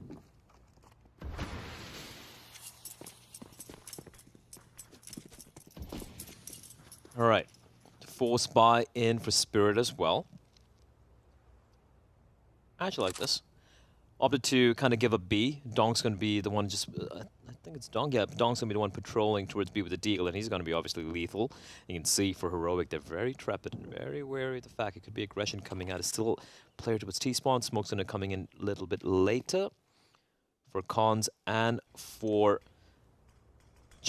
jungle, for window. And this could be a ruse, because Team Spirit might think it's going to be a play towards short. But no, they're not going to fall for it. They're still going to be sticking on around on the A side. Oh, Zontex gets out of dodge. It looked like he was dead to rights. But in fact, it is Team Spirit who open up with the initial kill. The double push through ramp is a swift upgrade for Magix as well. But not only that, but he's got the bomb in his possession. He's got it right at his feet. Uh-oh. And like a mother bird of the egg, he'll just hold it beneath him. It is Shush to push in towards CT. They're creating space elsewhere. I think with that kill on Zontex, it does seem very unlikely they're going to win this round now. But Donk is still standing. He's got Kevlar in a helmet alongside a Deagle, and he has finally given away his position with a blistering shot straight through the skull of Shush. Donk does not stop Nerds. The bomb plant will come through on triple. He'll attempt some wall bangs, and the shot will connect this time, but not enough damage being done to really worry Nerds. But you've got to give him the respect when you're up against Donk in a clutch, no matter the situation. And you can see how disciplined, how coordinated remaining Heroic players are, and Nerds has been brought down to 35 health from the spam because Donk knows he's got him pinned behind there. Finally, Nerds gets out of it. He gets to cover at CT based on the timing of the reload. And speaking of time, very, very few seconds left now for Donk, so he's going to try and get out of there. Just doing damage so close. 1 health left on Nerds. He probably hit him like 6 times. Look at the respect being given by so Tessus and Nerds. let's just hide. I mean, look at the names, but it's Tessus and Nerds. Yeah. And like, we are not going to give him anything. Yeah. And if you're Nerds, like, you're feeling kind of a little bit uncomfortable. You kind of feel like, you know, I'm getting spammed away here. I just want to take the duel. We're not going to take those chances, especially against Donk. But yeah, Heroic. A little bit of a scare, but they will survive. An 8-6 is scoreline, baby. Should be 7 now. All of a sudden, Dinkles is looking kind of close. It's true.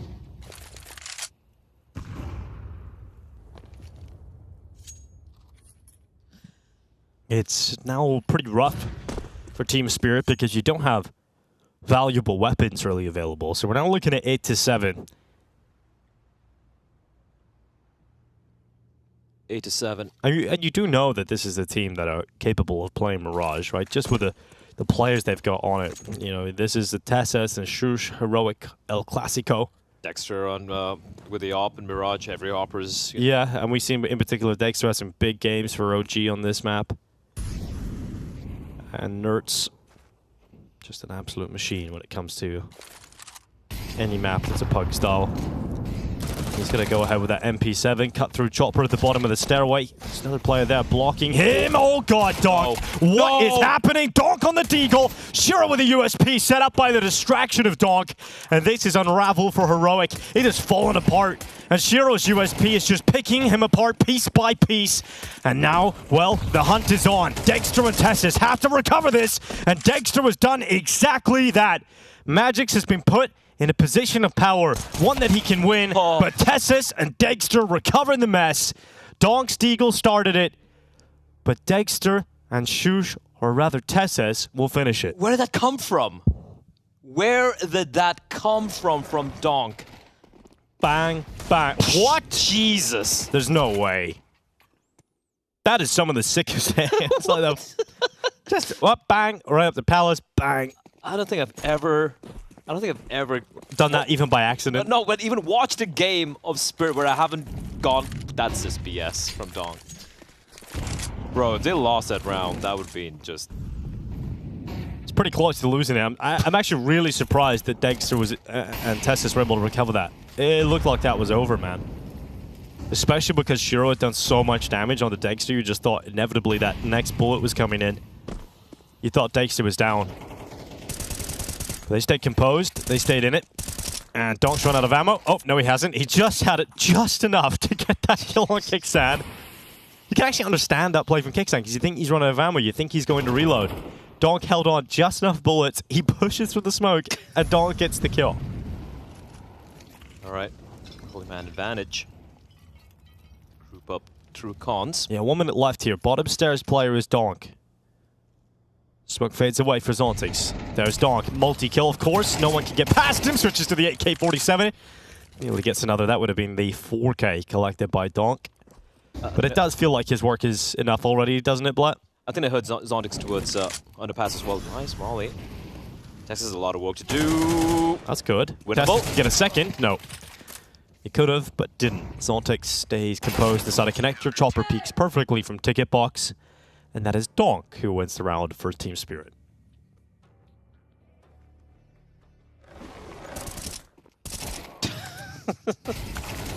Just 3 kills in a position. And yeah, perfectly played by Chopper as well, not showing his hand. And yeah, it was almost tied up for a moment there, Dinka. Heroic, they were staving off, losing to an eco from the double kill from Donk and whatnot, but this was pretty convincing from Spirit. Just going back to the eco. Surely don't buy here. Still have a little bit of breathing space. Not much, but there's a bit of a buffer you can work with here. You can just go for the eco. You'll have a full buy come the next round. I did see Nerds just go for the Tech 9 armor.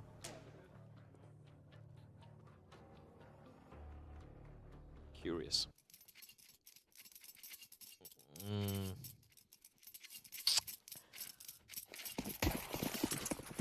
I'm not a fan of this. You're not a fan of this, Black? Yeah. We'll have to wait and see if they can convert you and make you a fan of it. They tried this in Nuke as well. I mean, obviously Nuke, way better reasoning because they were losing, I think, 2 1v1s back to back, right? So the money was in a very brittle state. And the money's not exactly ideal here either. But when you're operating with full utility, full weaponry, and just getting absolutely smacked. And now with this is very, very questionable. 2 smokes, a flash. It's in the hands of Nerds and Tesses. They're trying to... Alright, early smoke. Gonna delay them for a few more seconds. There's gonna be a waterfall coming out. It's gonna be, should be the con smoke.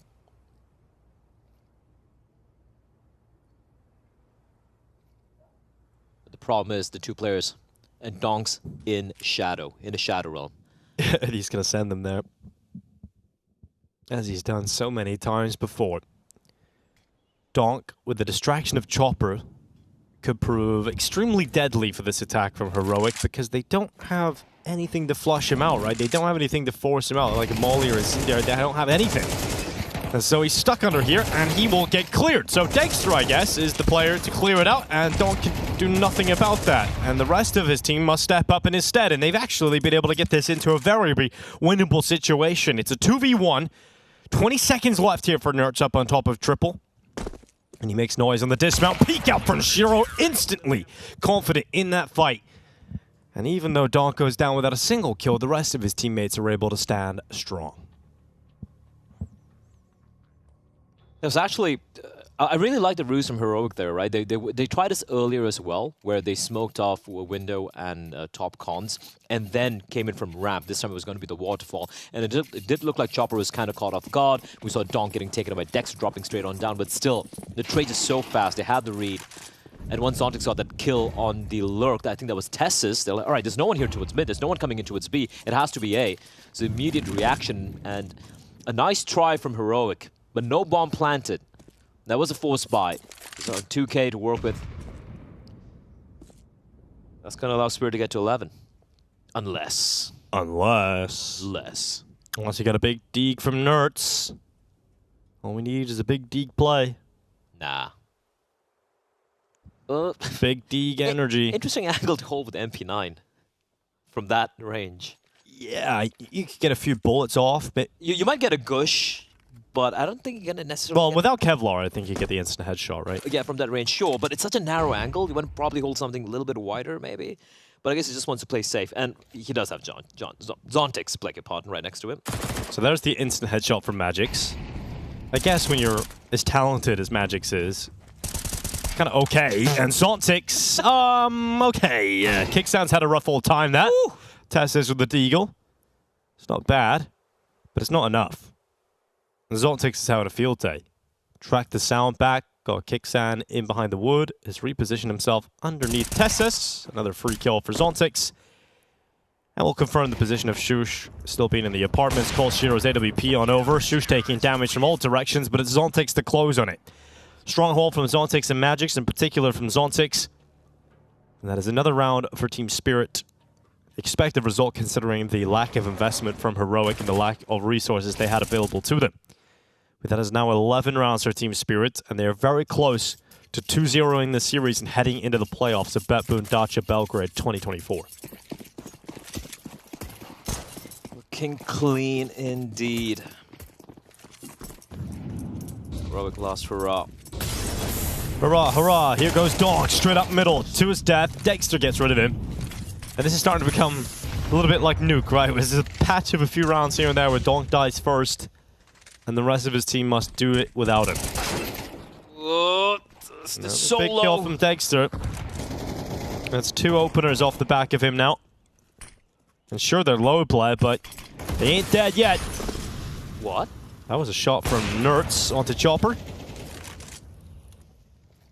And now Magix up inside of jungle. Tessa's diving down. That's a big kill for Magix. Shiro needs to somehow make the most out of this claustrophobic AWPing position at the bottom of the stairway, and Nertz is pushing forward with the space he made off the back of his kill. Shush will assist in removing Magix, and Shiro's last spotted in towards the A-bomb side. That position is reconfirmed, and they should completely avoid him and go over towards the B side of the map. Nice shot as he'll drop back into ramp now and likely save his AK, well, his AWP, but the AK of Dexter's on the hunt already. He wants that AWP, he wants it desperately in his hands. I don't think he'll be able to sprint over there in time to pick it up before the freeze time ends, but very good round from Dexter. Very good round from Dexter, and also the aggression from Spirit, while I liked it, it did seem slightly sloppy. Dong just pushing up all the way towards top mid. He was pushing up alone as well. There was no flashes to blind the players waiting around the corner. Labet spray as well. Gets taken down. And Shiro, I mean, he was trying his best to find something, but it did a very good job trying to keep them away. Still, Fly coming in for Spirit. It's the Force. And we've said this a few times already this game, Dinka, but this is one of those crucial rounds here. Spirit, they loses. Golden opportunity for Heroic to tie things up and maybe even taking us to map number 3. Zontix almost finds Tessa, sticks around. Oh, that's beautifully done by Donk and Zontix. Yeah, it's great openers here for Team Spirit. Nertz unable to grab one back. He was hoping he could maybe catch Donk retreating into the connector, but there wasn't really a favorable fight for him to take there. So Donk is allowed to get back to safety. That smoke will actually allow Donk to just drop in behind it and play towards the bottom of the stairs instead. It gives Nertz positioning inside of connector. Dexter to take down Magix, but will Zontix be able to prevail from this position? Because they just killed a player in front of him, so they will not consider him to be in that position at all. And that fire is not spreading upwards. It is not going to burn away Zontix, and he can stand in the ninja boxes. This position from Nertz is fantastic. It's on a Chopper. Is Shiro going to peek this corner? No way. Oh, he's looking for it. He goes around, though, and Nertz just lets him go on by. Chopper stops Dexter, and Nertz will begin his execution. It's 2. It's Shiro and Zontix to hit the deck first, but now Donk and Chopper looking to try and stay alive and close this one out, but Nertz has other ideas.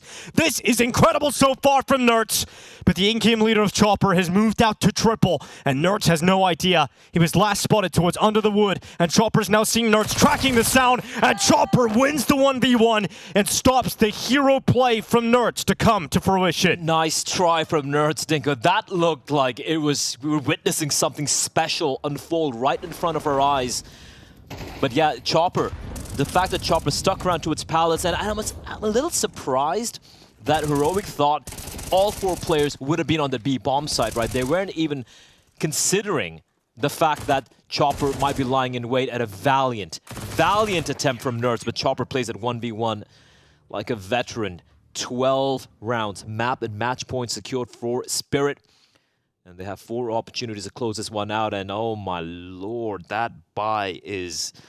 It ain't pretty, but it is a hero 8k in the hands of Nertz, who just displayed great ability on it in the last round. If there is to be an opportunity to pick up the first step of this road back into the game, it will be off the back of a hero AK-47 in the hands of Nertz. Team Spirit's purchase ain't pretty either, Blood. You know, you got 3 rifles here, but it's an MP9 still for Chopper and an XM1014 for Magix. Molotov to window. Shiro, just spots out, kicks out, running quick up short, calls that to Donk, but they have to be ready. They have to be steady because this B play is collapsing upon the site. But Zontix will sweep away the lives of multiple players of the attack, and Shiro has arrived on a quick rotation. It is unlikely to see any hero play from Nerds. It is the end of Heroic in this series, unless Nerds has got magic in him. He failed to clutch in the previous. And the short play should be enough to confirm it now. The wrap around, but Magix is so far off, dude. He's got an XM10, and that finally will be the final kill of this series. Team Spirit get through Heroic in a 2-0 fashion, taking Nuke and now Mirage, and they're into the playoffs.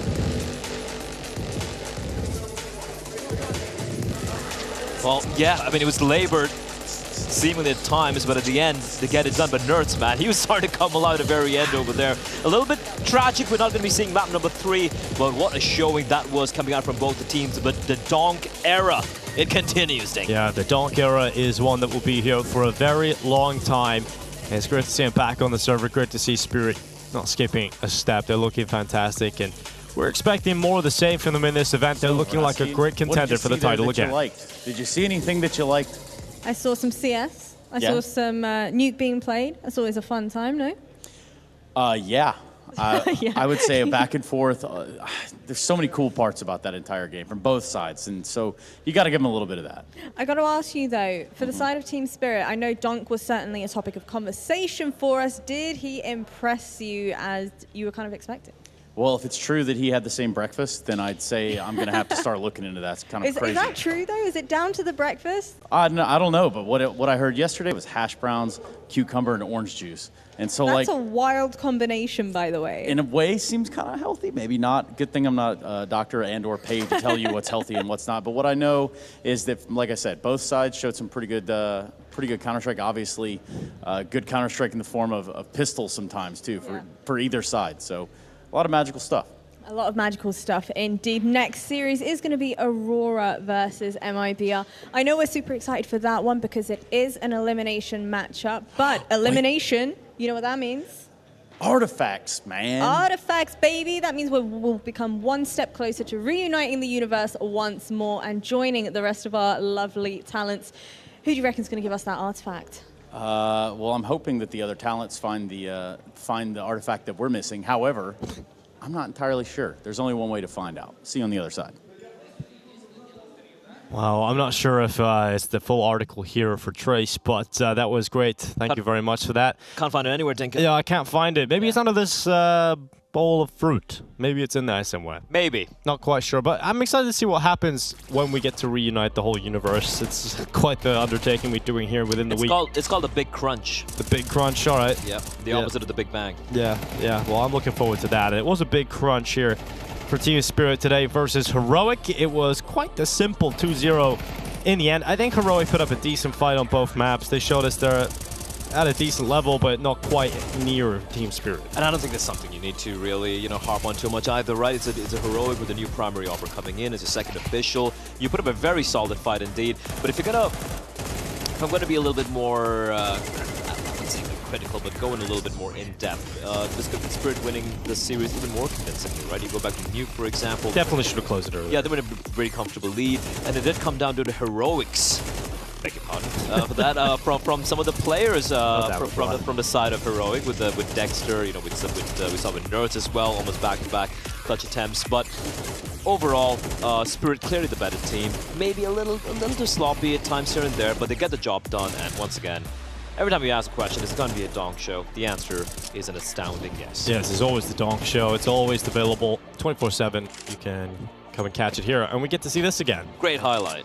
Feel bad for Job for that, but you got the job done today. Like this round, for example, round number 11, which is won by Dexter with a crazy shot to Shiro over there. Like, these are the rounds where I think Spirit could have kept things a little bit more cleaner, perhaps. Yes. And as long as they clean that up, I still feel they will be the favorites here in this tournament. Yeah, I think so too. And actually, I would say they're favorites versus Mouse, even though Mouse are playing really well right now. But I'm so excited about that game, that possibility that could be the best of 5 grand final. Yeah, dude. That gets me very excited. Especially, you throw throw your mind back to 6 months ago in Dubai, where it was a VP Spirit game. The first time we saw Donk on LAN and pulling off the reverse sweep.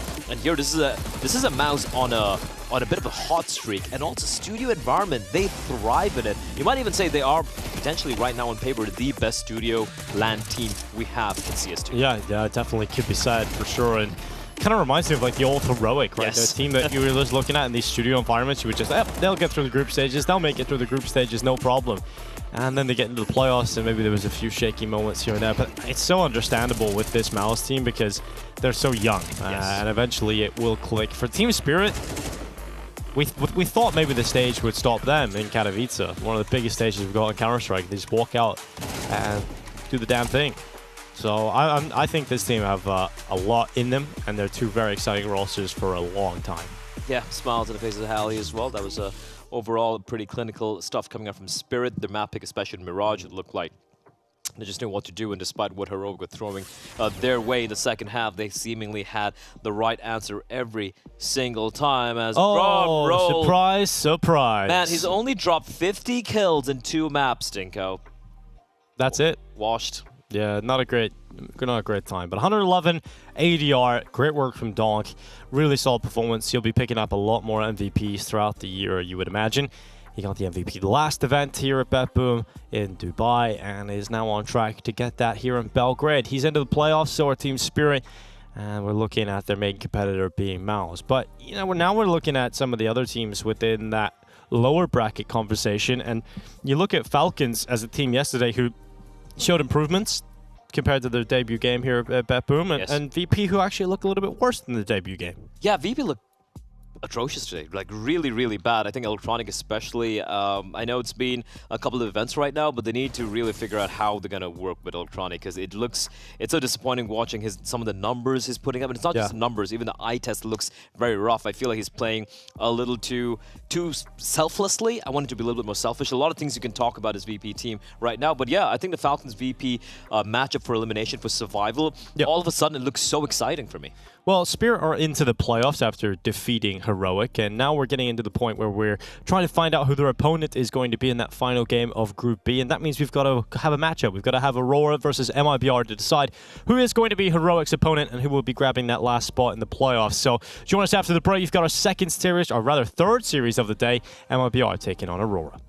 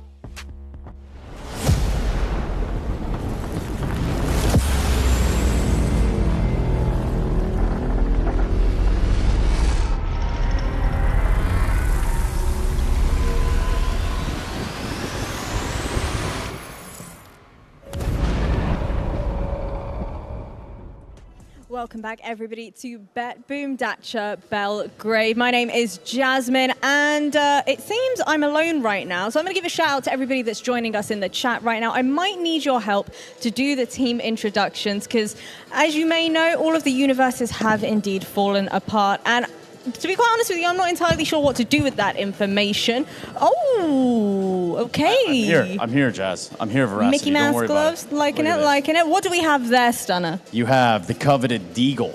Look at that. All right, so this is one of the fantastic shards that we have claimed once more.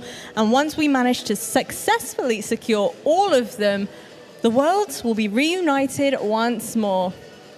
I quite like your gloves, though, Stunner. Don't you want to keep them on? I did feel extra important wearing those. I'm not going to lie to you. You're important anyway, Stunner. Oh, Don't let thanks. nobody tell you any differently. Oh, okay. Shout out to my 6th grade teacher. While we're here, I'm just kidding. Jazz, that's a whole thing. We've got a whole other shard to add today, right? Yes, we absolutely do. This is indeed going to be an elimination matchup. Is it going to be Aurora? Is it going to be MIBR? Only time will tell.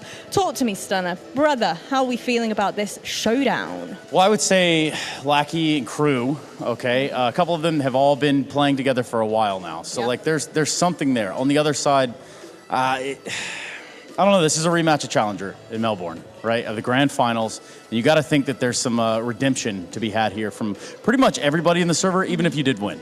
Well, MIBR did previously win 2-0 versus Aurora in Melbourne. The real question is, between then and now, is that a whole lot of time to get your affairs in order and maybe come back stronger? Because yesterday, Aurora did say that they were a little bit nervous to face Spirit. But can the squad of MIBR, the Brazilian powerhouse, make their mark and claim their victory? It's elimination, and it's MIBR.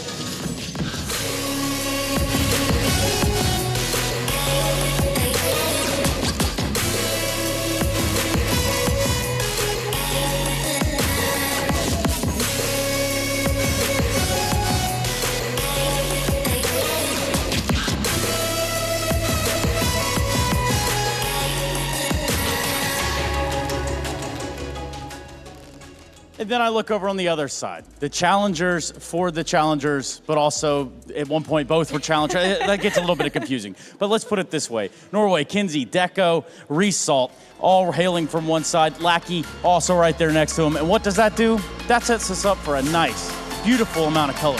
Almost of an Aurora of sorts. Welcome him to the stage.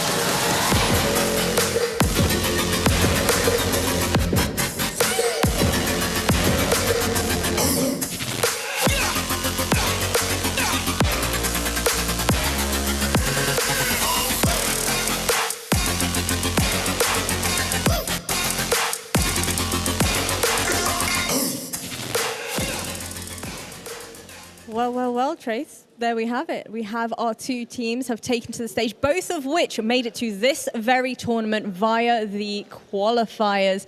Oh, this is going to be a spicy one. The right way, the correct way, the only way. The proper way of going about it. Yeah, we've got them on the stage. I think it's about time to play some Counter-Strike at a certain point, right, Jazz? Hell yeah, brother. I'm ready for this one. Let's get some CS2 underway. Let's do exactly that, Jasmine. It's time to get into this matchup, an elimination game between Aurora and MIBR, and as mentioned, there is a little bit of bad blood here in terms of it's a rematch for Melbourne. Aurora have been doing a lot of work since then, though, Blood. They've been grinding, they've got some online championships, they've even got a LAN championship where they headed out to India and picked up a title there.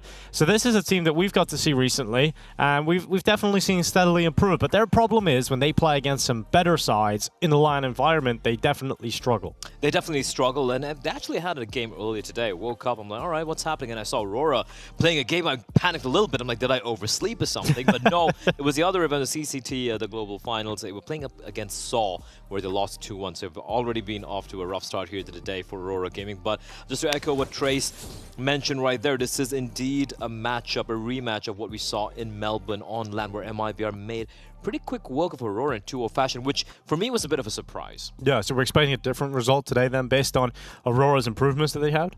I think so. I believe like Aurora, we've seen better from them. Again, being on the grind and whatnot helps, and obviously they would be looking to try and get the revenge against MIBR, right? But that being said, I feel Aurora, their online run have looked very impressive. They have some very good, solid, stable core players as well. I've been enjoying their Counter-Strike. But for me, as you pointed out, when it comes to the LAN, that's when it's been kind of hit and miss, and more misses than hits, in all honesty. Yeah. It's a bit of a disappointment. So I'm looking at this tournament for them to kind of start to ascend, so to speak, in Counter-Strike. Yeah, I don't think you can say, coming into this matchup, that Aurora have more experience in any means in comparison to MIBR when it comes to the LAN environment. That's heavily one-sided in terms of experience in an environment like this, whereas Aurora can play some great Counter-Strike online, but what is it going to be like when they go up against more experienced squad? I mean, we're looking at even some of the newer players to the MIBR roster of Drop and Save coming in. Obviously, they played in major playoffs in their home country in Rio. They've had big games with Furia, and these MIBR players, they've been to a lot of Tier 1 events over the years, so they've slowly but steadily been gathering a lot of experience,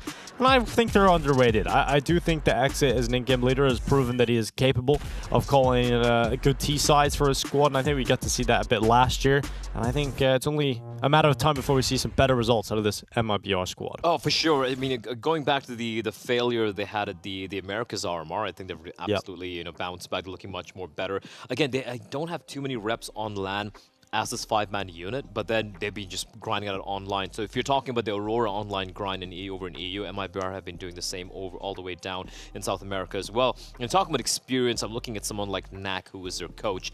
And this guy was playing in MIBR back in 2006 and 7 with people like FNX, Kogu. I'm not sure if you know these guys. Yes, yeah, so I've heard of the FNX guy. Yeah. And Kogu as well. Kogu as well, a legend. So Knack has been around for quite a while. He has donned these colors as well over close to 18 years ago now, if you think about it. Crazy. So that experience will definitely be helping matters out. Aurora with the Vertigo ban to open things up. Yeah, the Vertigo ban coming in, we won't be seeing that at all for us today, at least. Blood, we got to see it in the first series of the day, but the last two, no Vertigo spotted. We'll see where we go for MIBR, what ban they select here. What do you think? MIBR used to, the perma used to be on Overpass, and when Overpass got taken out of the equation, they're like, cool. Oh, thank you very much, guys. Very much. Thank you, Valve. And they're actually, I think they played Dust 2 as well against Heroic, where Heroic picked the map. They lost in a very close fashion. So they seem to kind of have a 7-map pool right now, which MIBR should be very happy with. And we've seen Aurora recently love to go towards this Anubis. We've seen it quite consistently consistently from Aurora. Yes, and I think they look pretty good on Anubis. I think their protocols are very solid overall.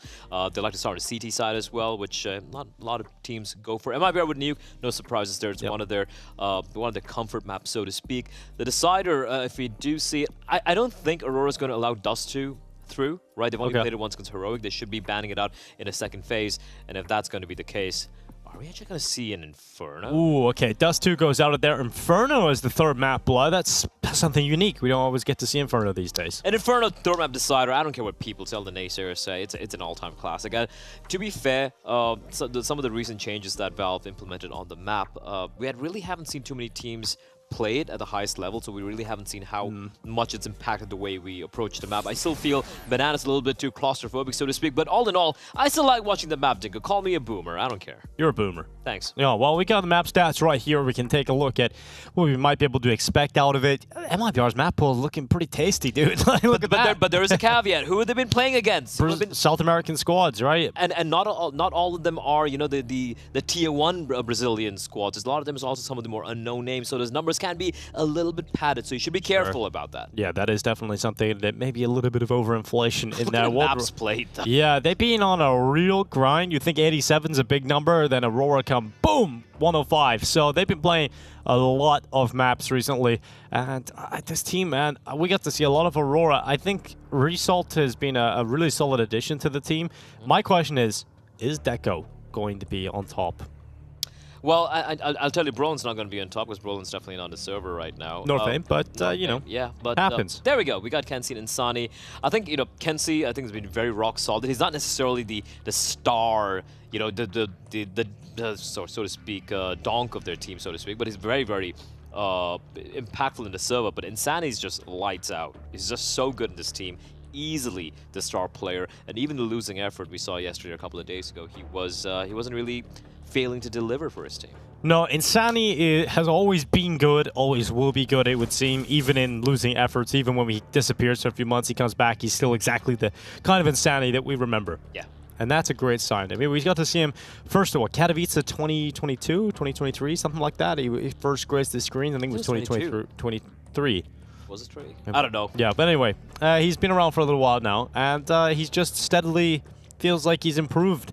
And the problem is, I don't think MIBR is like the squad that he's going to win championships with, but I think he is one of those players that could be involved in a very, very good top-tier team. I think just if you look at some of the names in his team, it has been a little soured, because if you look at someone like Safe, where we had his and Drop as well, you know, we saw what they were in Furia that once upon in time, and I feel like their stints over there have kind of tempered people's expectations of what these two players can do. But overall, as a unit, I like the sort of CS MIBR are playing right now. They're playing a lot of, they've qualified for a lot of international events as well. So yeah, absolutely looking to see if they can recreate the victory they had over Aurora and over in Melbourne. And again, over here, Dinko, it's do or die. You lose, you're out. Yep, you're out of that if you lose this series. And while MIBR Aurora will kick things off here on Anubis, the map pick of Aurora. So MIBR get the T-sided start now, something that we noticed recently in the recent victory at the Sky Esports Masters that Aurora were able to pick up. It was a lot of CT rounds being won here on Anubis. Yes. I don't think they're going to be able to do that against stronger opposition like MIBR, but we'll have to wait and see. And it's going to be Joel Beretta's picked up for Kenzie and Resalt. And it's a pretty slow pistol here for MIBR. Yeah, pretty slow. The smoke's been dropped for Safe to utilize. Exit with a flashbang. And if you take a look at the side of Aurora, it's just going to be Lackey with no Kevlaros. Kevlaros USPs Result with the dualies and a slow push down towards mid. Now for Aurora, they don't have too much information, but they've opted to go for the stack towards A. First player spotter out towards Cam. And all 5 players clustered together here for MIBR. Jumping in, it's Breno at the front of the charge, and the commitment in towards Lackey. It's a good first kill, Safe, taking him out, and the follow-up kill is not there. In fact, Aurora stopping this in its track until Insani and Safe show up and deliver. It's a 2 versus 3. 49 seconds remaining in this round. MIBR putting the bomb down now, at a minimum confirming themselves a strong force buy in the next, but with a 3v2 post-plant favoring you, you expect MIBR to win this pistol at this point. Deco coming back in with that kill. You've got to say it's over. Kenzie can't get back into this one, surely, with the Joel Berettas. He's made a step towards Heaven's, and he knows exactly where he is. And that peek from exit is perfection. MIBR a little bit back and forth in the pistol, but they got control. Simple pistol from MIBR. All 5 players grouped up, just creeping on up towards mid. waiting for any early CT side shenanigans from Aurora, and they'll find none. Clean pack mentality and nice entries coming out as well. And even though there were 3 CDs lying in wait, I think for Aurora, they're obviously be expecting another player waiting outside of A main, right? So they were also wary of that fact, but MIBR, all 5 players grouped up together. 5-finger death punch straight into round number 2 we go. And a 4 spy.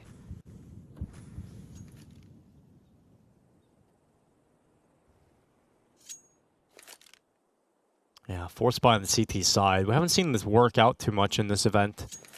There's a couple of teams that like to go for the second round investment. And losing the pistol as a CT.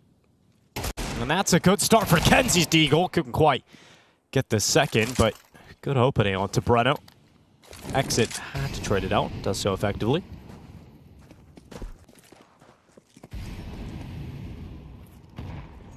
One casualty, those B bomb site. Oh, the nade stack. He's dead. Boom, boom, boom. Yeah, that denies the plant. 4v3. Fantastic nade setup. And yeah, 4v3 off the back of this. 55 seconds remaining. Double AK-47 for Exit and Insani. Drop on the little Mac.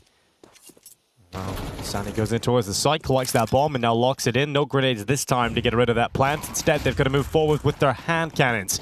A pistol to the headshot of Drop. Insani steps up with a kill on a result, but it is only Exit now left alone to try and clutch this. Both remaining players on the opposing side are low, and they have to get on the defuse, and they peek him together.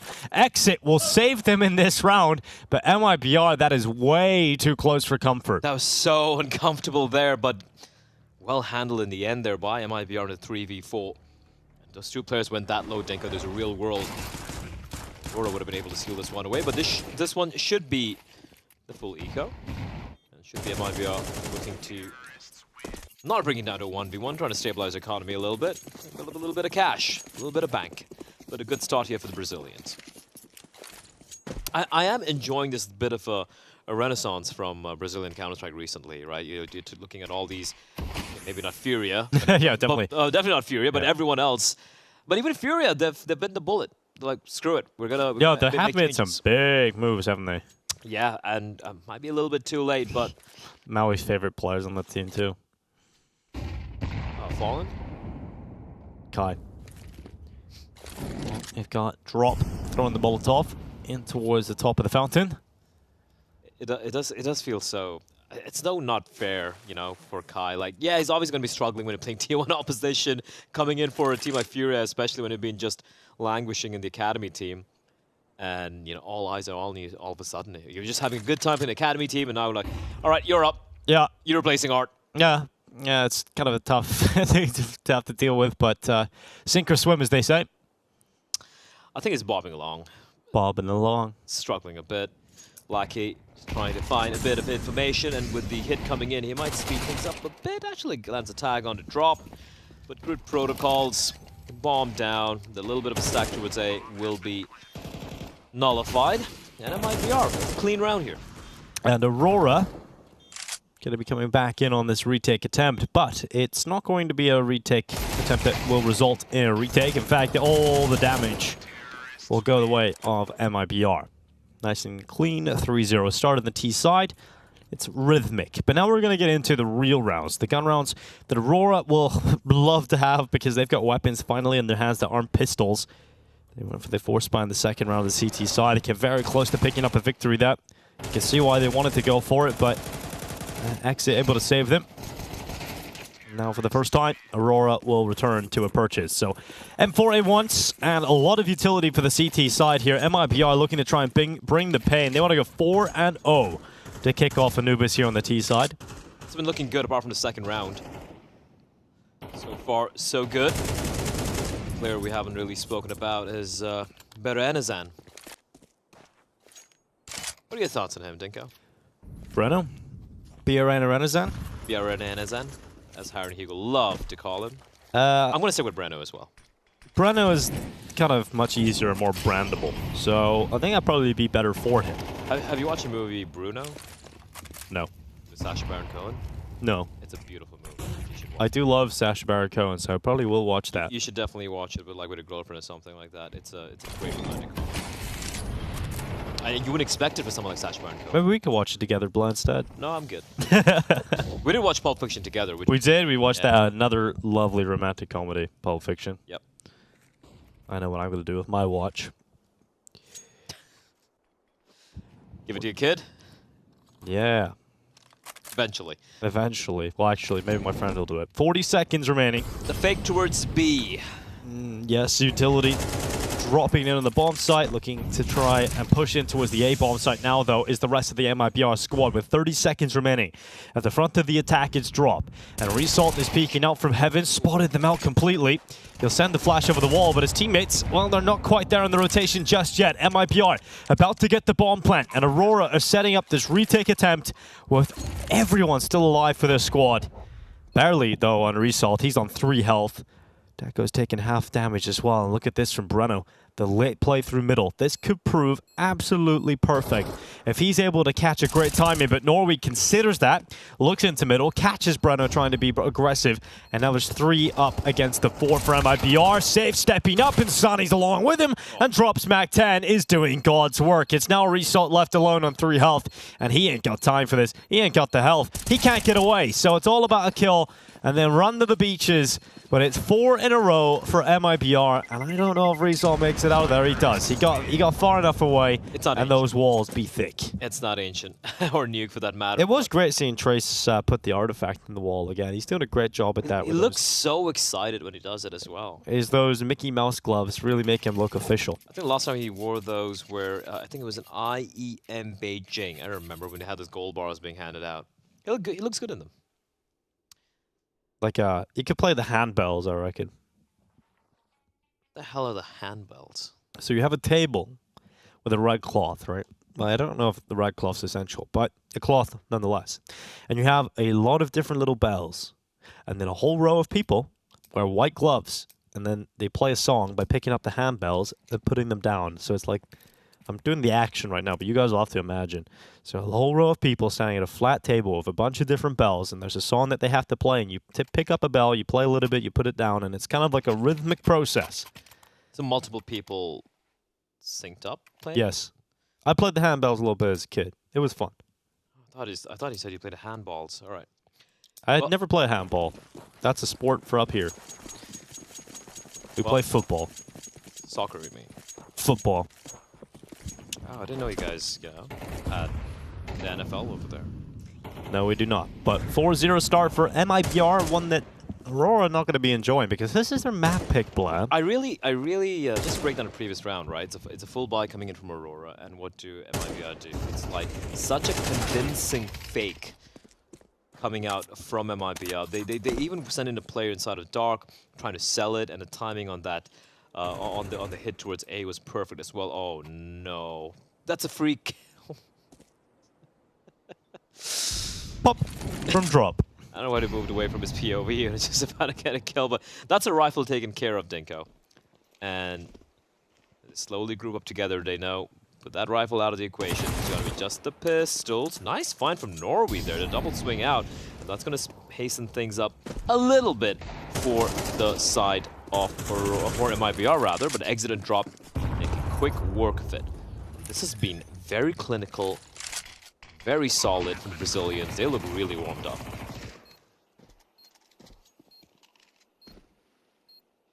They look incredibly strong right now, and we talked about this being a possible story of redemption and revenge for Aurora after the loss in Australia, but it doesn't look like that is going to be the case at the moment. But Kenzie's trying to get them back into this round. He's still going for it with this AK-47. Norfie goes down at heaven. And with a limited time, Drop is going to be forced out by that Molotov. Goes for the peek, goes for the fight. Unable to collect the kill, though. And now time is too far gone for Kenzie to win this, so he'll run away with the AK-47. It is 5 rounds in a row for MIBR. And I don't know if that AK is going to make it. Oh, exit. He was already on that hunt, and he's successful. They might be an exit, but not an exit kill, Dinko. No, you're right. That was incredible work, Black. Thank you. Some of my best. Some of your absolute best. Now, the great thing about MIBR starting this strong in the T side is that's just their opponent's map pick, and you've already got 5 on the T side. Obviously, it is a T favorite map, but this is a massive start. Like, even if Aurora start winning a few rounds here and there, MIBR already given themselves a big buffer to close the half with. Oh, indeed, absolutely. But here's the thing, and this is where you can't afford to get complacent, because how many games have you watched? Have you even played Denko and Anubis? You start at T-side, you're like 6-0 up, 7-1, and you're feeling like the king of the world. We're gonna do it. We're gonna do it. You're the king of the world. You're having a great time, and then there's an ice smoke just slams into you. Yeah. That is your CT side, and it just completely capitulates. And then the ship breaks in half, and you sink. Unless and then billionaires come down to try and see you in a submarine, and it doesn't go so well. And, there's a movie made about you by James Cameron, and yeah. Happens a few times, blah. Well, on the bright side, you know, that little fling you had with that girl for 48 hours is going to remember you for the next 60 years. It's been 83 years. 83 years, sorry, yeah. Is it that? Isn't it 83? It's been 83 years. Like, she must be over 100. Yeah, clearly. Well, Brenno, over 9,000 with that kill. He's got himself a kill on Norby. Grenade lands right on the feet of Exit, and the bomb not yet planted, but you would have to imagine now it is going to be. So, safe call for Aurora? Maybe. It's pretty tough to call the save when you're 5-0 down, but yeah, I think it's the only option for them. It's 6 in a row for MIBR, just kind of dominating Aurora at the moment. Especially when you have like 3 rifles, you can still buy around it. Maybe a couple of SMGs coming into play. But this has looked very, very convincing for MIBR. And this is the pick from Aurora. Dinko. We're praising the CT side, saying how solid they are. Hunt is on. Brazil don't care about your feelings. Brazil don't care about nothing. They come and wreck you with their T side. Did it get the kills? We'll find out the next round. Join us next time. I wonder if they did bluff. No. There we go. We didn't miss much. Nothing, in fact. All 3 rifles were saved, but MIBR are 6-0. Yeah, this T side can very quickly get out of hand if Aurora don't start fixing. There's not even like they're getting close. And also the second round where it came down to the 1v2 from Exit, and then we had that one round where I mean, it wasn't really an attempt, a kind of a tepid attempt at the retake when it came down to 1v1. But even then, look at the money that MIBR have here. They're starting to build up an economy. As a mid kill, go the way you safe, but a double push down towards Canals that could actually potentially catch someone off. Oh, here's a chance for Exit to open up things with the kill that would stop this push from Kenzie, but they realize it hasn't gone so well. Let's get out of here. But this is Exit, and drop coming in as well. It is an absolute destruction at the start of the round. Aurora feel like they can't get anything done on this map, so they go for something a little different. They go for something aggressive, and they are absolutely punished. 1 player left, seconds into the round, and MIBR, it is 7 rounds in a row now. Aurora Gaming are not here to play. When you go for the Canals push, your A-main player needs to be a little bit more proactive as well and try and disrupt the T's holding towards rugs or maybe towards stairs. But I think that was a CT smoke. And if there is a smoke there, maybe you're trying to flash your way out. But the 2 players pushing Canals, they were kind of on their own. And that's just rough. The aggression coming out from Aurora, it's a buy round, and they get zilch, Dinko. And for MIBR, they might just keep all 5 alive, and the money is starting to look even better and better. It's already stabilized around an average of $3,700 per player. 7-0 is... Woo-wee! Norway. Kenzie.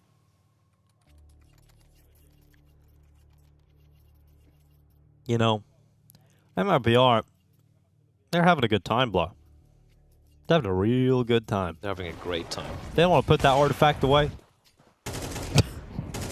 Next map is Nuke.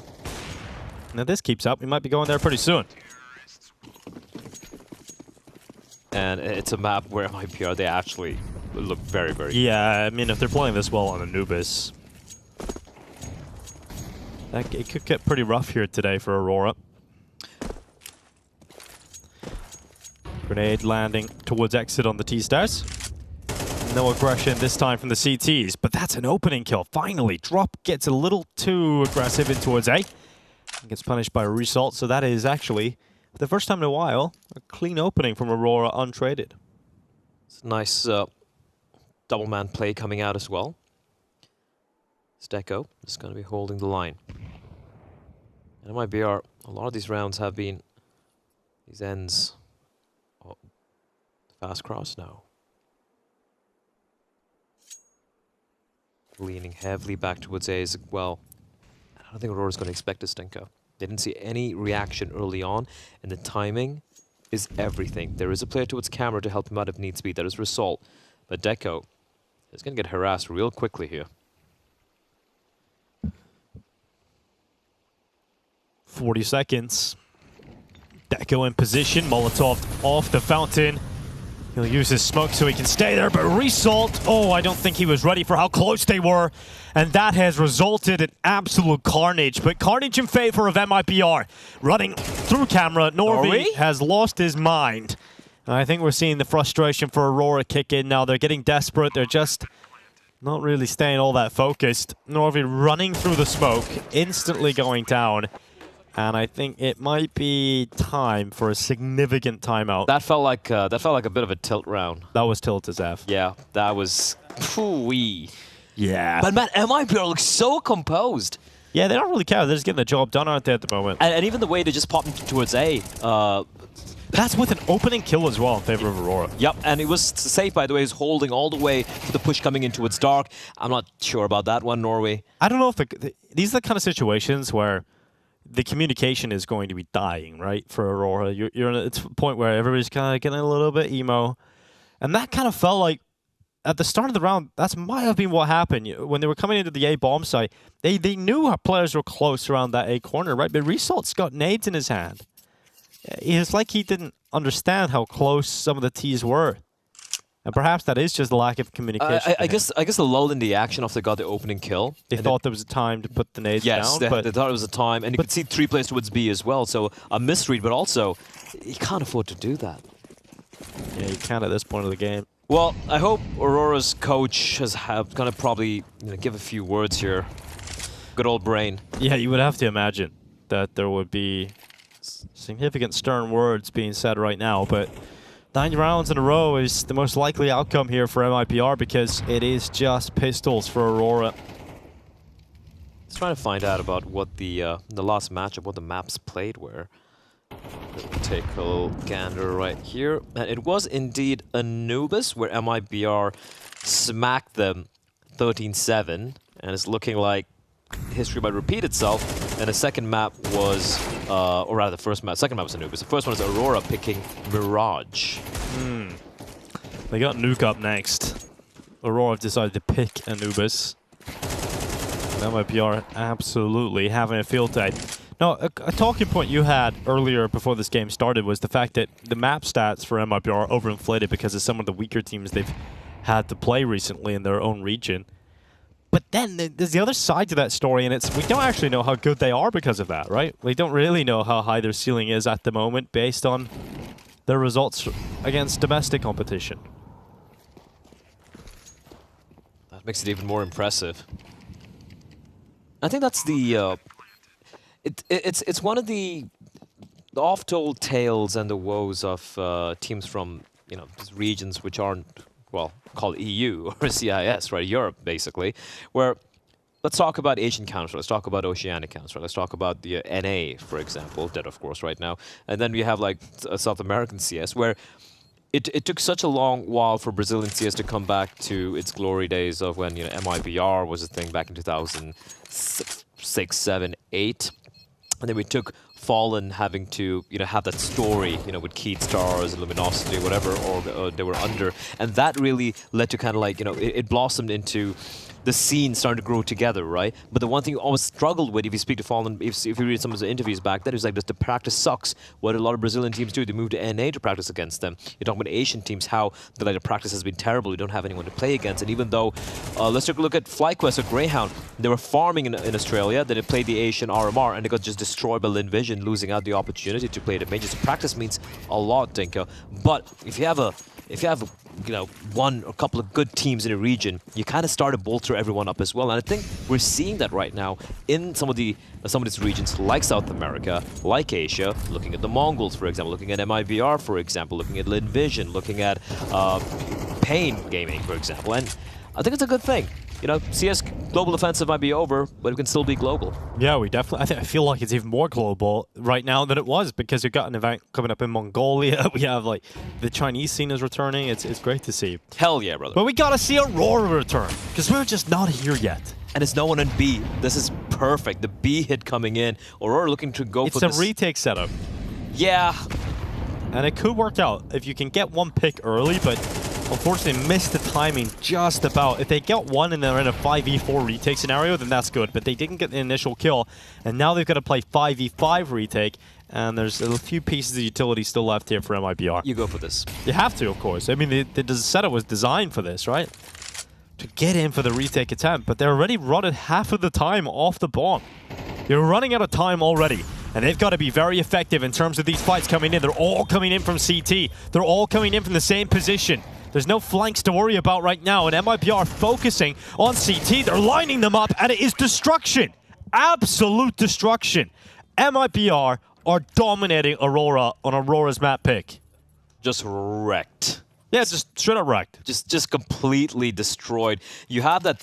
I will say what I like from MIBR that round as well. They go for the CD smoke, the temple smoke, and they know when they don't find any resistance on a bomb site, they're going to be going for the retake setup. It's going to be nades coming in, Molotovs coming in, blowing up the smoke. And they did that, and Aurora couldn't find a single player. They couldn't find a single thing. And all 5 players coming in from CT, Dinko. Yeah, it seems like there's... You don't feel confident enough. They haven't built any confidence in this game at all for Aurora. Like, they're not even winning many fights. They haven't built any kills either. Like, well, there's one at least. Norvi starting things off with an opening kill on Insani in middle. That gets rid of Insani. He's no longer a problem. But we've seen Aurora get an opening kill before and still fail to convert. But now it's 2 openings. This has to be the first, right? This has to be their first round win. Surely. Gonna say this one's done. They won this round. That's at least something. Surely, guys. Yeah, that's another kill for Norvi. And it's a shooting gallery form. He's finally taken out by Exit, but you wouldn't imagine Exit gets another. They know where both the players are. And he won't. Breno spotted outside of B main. Doing some damage to the CT economy is still very effective this late on in the game because they've just bought, they lost everyone without getting any kills. And so a couple there at the end is not bad, but finally, Aurora finding their first round here on Anubis. They've got to take all the rounds left, which is this one. One. Oh, man. Yeah. I love the artwork on the right for the map Vito. Oh, yeah. I kind of think they would look really cool on like posters or something of the maps. It does have very... I mean, the entire vibe is a college dorm vibe, right? Like with the yellows and reds and everything. That's a good start this time for MIBR. It's Norvi dead. Bro, Norvi, that's... It's an aggressive peak. Yeah. I like it. Confidence blood. I don't think the smoke is deep enough for that, Dinko. No. Not at all. It's not, yeah. It's not at all. So he's down and out, and Resalt's aggressive A plays have been pretty good at getting these outside A kills. He's so close to this. I cannot believe. I cannot believe the drop gets that. Resalt is so close to it and drops somehow, still walks away with the kill. Here's the fight here on Breno. Dacha will die. Oh, Breno. Okay. Jeez. That second kill in towards Temple is unplayable. Kenzie goes down and Lackey stuck in middle. It's 11 rounds to 1. What a half from MIBR. They didn't get all the remaining rounds, Blah.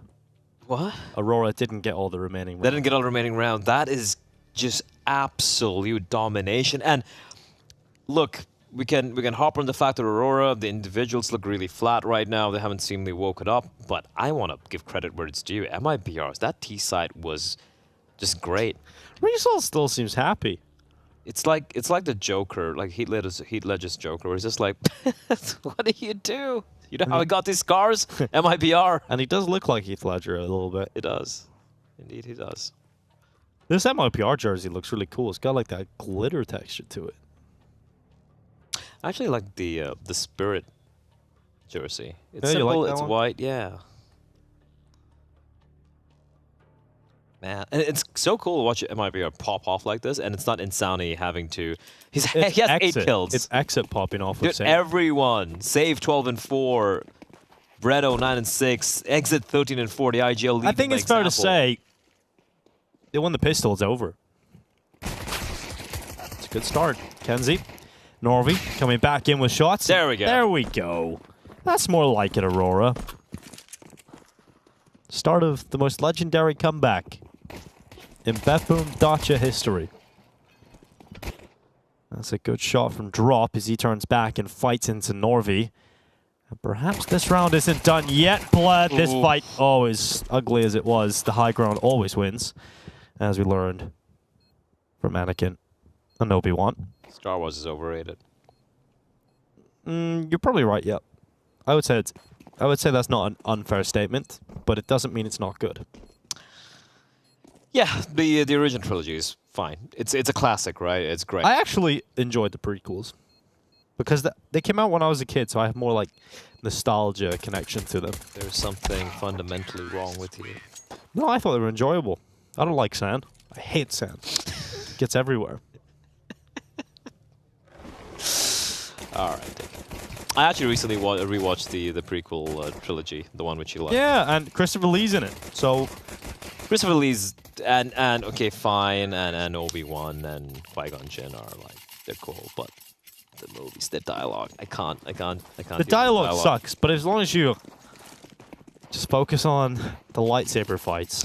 Listen, like you know, when it comes to movies, the dialogues play a small part in it, unless it's like a Charlie Chaplin, Buster Keaton movie. But when you're a kid, not really. Oh! It's nothing for him, in fact, but he's dead to Drop. But Lackey, fortunately, he was able to get at least something, but exits mid-play with the 5-7 is proving to be quite potent. Aurora, though, are into the A bomb site, and they're like, no one's home. We got the bomb down here quite safely. But MIBR, what do they do here, Bly? They just go and save these weapons, or they swing into the fights and try and break apart Aurora? The pathing did look like they were going to save. They're very far off. Yeah, they're going to save. Yeah. Right. All right, back to Star Wars then. The worst fight in that movie is when Palpatine reveals himself. And the original? Yeah. Yeah, it's kind of bad. I mean, it's Sir Alec Guinness. Like, you know, he's not going to be doing crazy moves like Darth Maul. Yeah, that sucked. But I think my favorite character was Jar Jar Binks. Oh, now something is fundamentally wrong with you. These are like Star Wars. These are so smart. Yeah, well, sorry everybody at home for that one. These are sick. MIBR Rick Aurora. But Blab will only be here for a few more days, and then you will be rid of him. But at this point, Aurora, it's a bit of a disastrous situation. I mean, the Force Spy. I mean, the Force Spy, Dinko, they lose one player and they get away with 3 Galils. Mm-hmm. Aurora won the second round, and they have a worse buy than MIBR do. And MIBR are a CT side. So the numbers don't make sense, but it is what it is. That's how rough it's been. Results kind of giving like a grin of... He's smiling. I mean, if you're getting wrecked this hard, it's like, you kind of have to laugh at yourself. Otherwise, it's suffering. Or maybe they're so confident in this T-side play. The T-side have always been good from what I've seen, right? But it's just the fact that when you have a one-round buffer on a CT side, your margin of error is non-existent. It's an angstrom in length. Wow, you like Cox? Just that one. That's a nice one. I've never seen it react like that to it. It looked good. It looked like a great cinematography angle. They did upgrade the skins on the chickens, or rather the chickens as a whole. They really did. I like when Insani? they get cooked. Yeah, Insani through middle is very confident, and of course you would be when you're winning 11-3. Insani goes through middle, Lackey is called out, and Insani gets away with it because there's no trade potential, and that's a bit of a panic now for Aurora. They're taking some main control. Are they going to force this? I think they are. They're going to blow the smoke and at least try and fight exit. It's not the greatest weapon for range. Against those AKs, the Galil might just topple here at Heaven. But the rotation is in. Multiple players through camera. And oh my goodness, Drop with the double. And his teammates are still close by. And Resolt's caught out from Bricks. He's looking at Heaven, but the peek cam from elsewhere. And it's now all on North. He left in a 1v3. He's got to pull this one off on his own. And he'll sit in mid. He'll cross that window, past the double doors, and have a bit of a look behind it. No one close by. I don't think MIBR are in the kind of form where they're going to give up a 1v3. I think they're going to take this 12th quite comfortably. And that is certainly the reality we live in. one more. And this map is done. MIBR will have taken Aurora's map pick by force. We will head into Nuke. MIBR looks so in the zone right now. And not just the body language, but even the individuals as well. No one's slacking off. Yeah, like, no one's whiffing, no one's making mistakes. And dude, like for Aurora, like you lose this round, right? Look at the money. Because the second round in the second half, they lost 4 players. So this is what they have to try and stay in the game for a little bit longer. Yeah, you have to win 9 in a row. And it's got to start with this 3 Tech 9s, a Mac 10, a Deagle against an AWP, 3 Khalils, M4, and a full belly utility. And MIBR, look at how brazen they're being. They're like, screw it, we're just going to close this one out. We don't care. Yeah, we are the better team. Let's get this over and done with. Insani, nade stack in towards middle. They look to try and punish him. He can't get away. He gets caught, fumbles his movement a little bit and is slowed. The rest of his teammates look to try and step up in his stead. They know exactly where exit is, and he knows they're going to be coming for him. So he'll deploy a heap of utility to try and cover himself off and buy time for his teammates to arrive and help him. And Drop is there, exit doing damage. Drop gets another one before falling into the ground. And a 2 versus 2 in the minute 10 seconds left. A lot of options still available to Aurora, but the rotation into A is already here. And they're worried about falling back, but what a shot from Lackey, even better onto Breno. 12 rounds, MIBR not done yet. Aurora, a little bit of fight in them. A miracle round coming from Aurora, just brute force. I am a bit surprised Exit opted to fight there to its mains. I know he had backup arriving as well right behind him with the M4A1, but... This is Insani getting naded, getting slowed, running back, and not making it around the corner in time. I think they could have played a little bit of time here, waited for your team. They had a little bit of utility as well, lobbing a little bit of utility. Don't be out in the open for all 4 players to potentially swing you. Could have waited for the rotation to come in as well from camera. But that's only one criticism I've had for MIBR this entire game so far. And they still have 8 map points.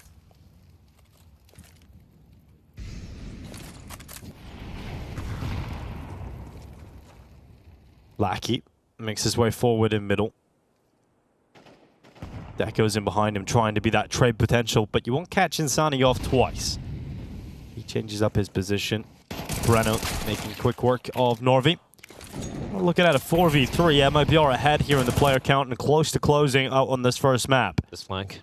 The flank from Lackey could be everything, and in fact has to be everything. Just safe didn't see it. Yeah, Insani is about to get taken out here. As long as they trade this, it might not be the end of the world, but that smoke up allows Lackey to slip ever closer to Insani. He's locked that headshot in. Now trading this is hard because he's got cover and Breno's dropped back. So a 3v3 off the back of that play from Lackey. Aurora finding a bit of a foothold here in the round at least, and that bomb is going to be down by result. Do MIBR go for it, or do they just save up for the next round? Breno's taking significant damage. They don't have a lot of money, and so they're going to go for the save call on the other side of the map. Yeah, that's a little sloppy from safe towards camera. If we should have either held the angle, or he wasn't really properly juggling it either, allowing the flank to come in from Kenzie. Or sorry, from Lackey, rather. And yeah, Aurora managed to hold on, Dinko, on the precipice, but still holding on.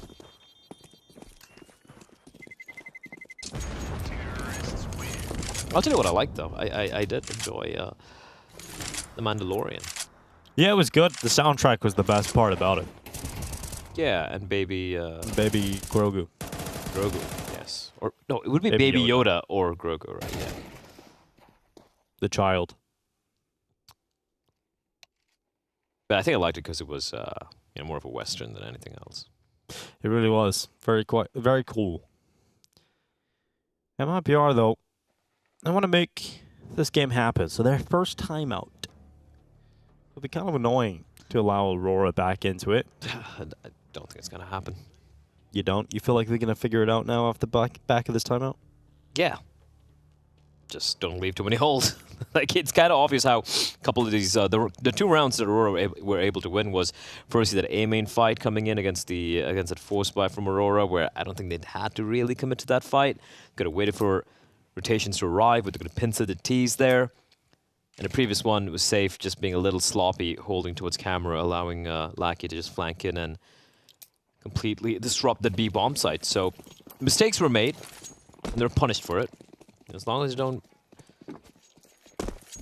take this a little too light, I think this should still be in the bag for MIBR. Maybe not in this round, though. They do have 3 rifles, however, and I like how they're not committing to the force buy, Dinkel. They're like, we still have a buy. Come the next round. Why do you want to force matters here? 3 rifles. Drop's going to be a bit of a bait, pushing out towards B main. And Aurora, a bit of a default spread. No. Breno gets into dark smoke, fades at just the right time, and Breno will take his opportunity on Deco. Second kill. Oh, Breno's collected that as well. How? And they might not even need to buy, because this one looks over. 5 versus 3, better weapons on the ground. Resort going aggressive and dying alone with no trade potential. Aurora are now collapsing in front of our very eyes. Norvi and Lackey left in a 2 versus 5.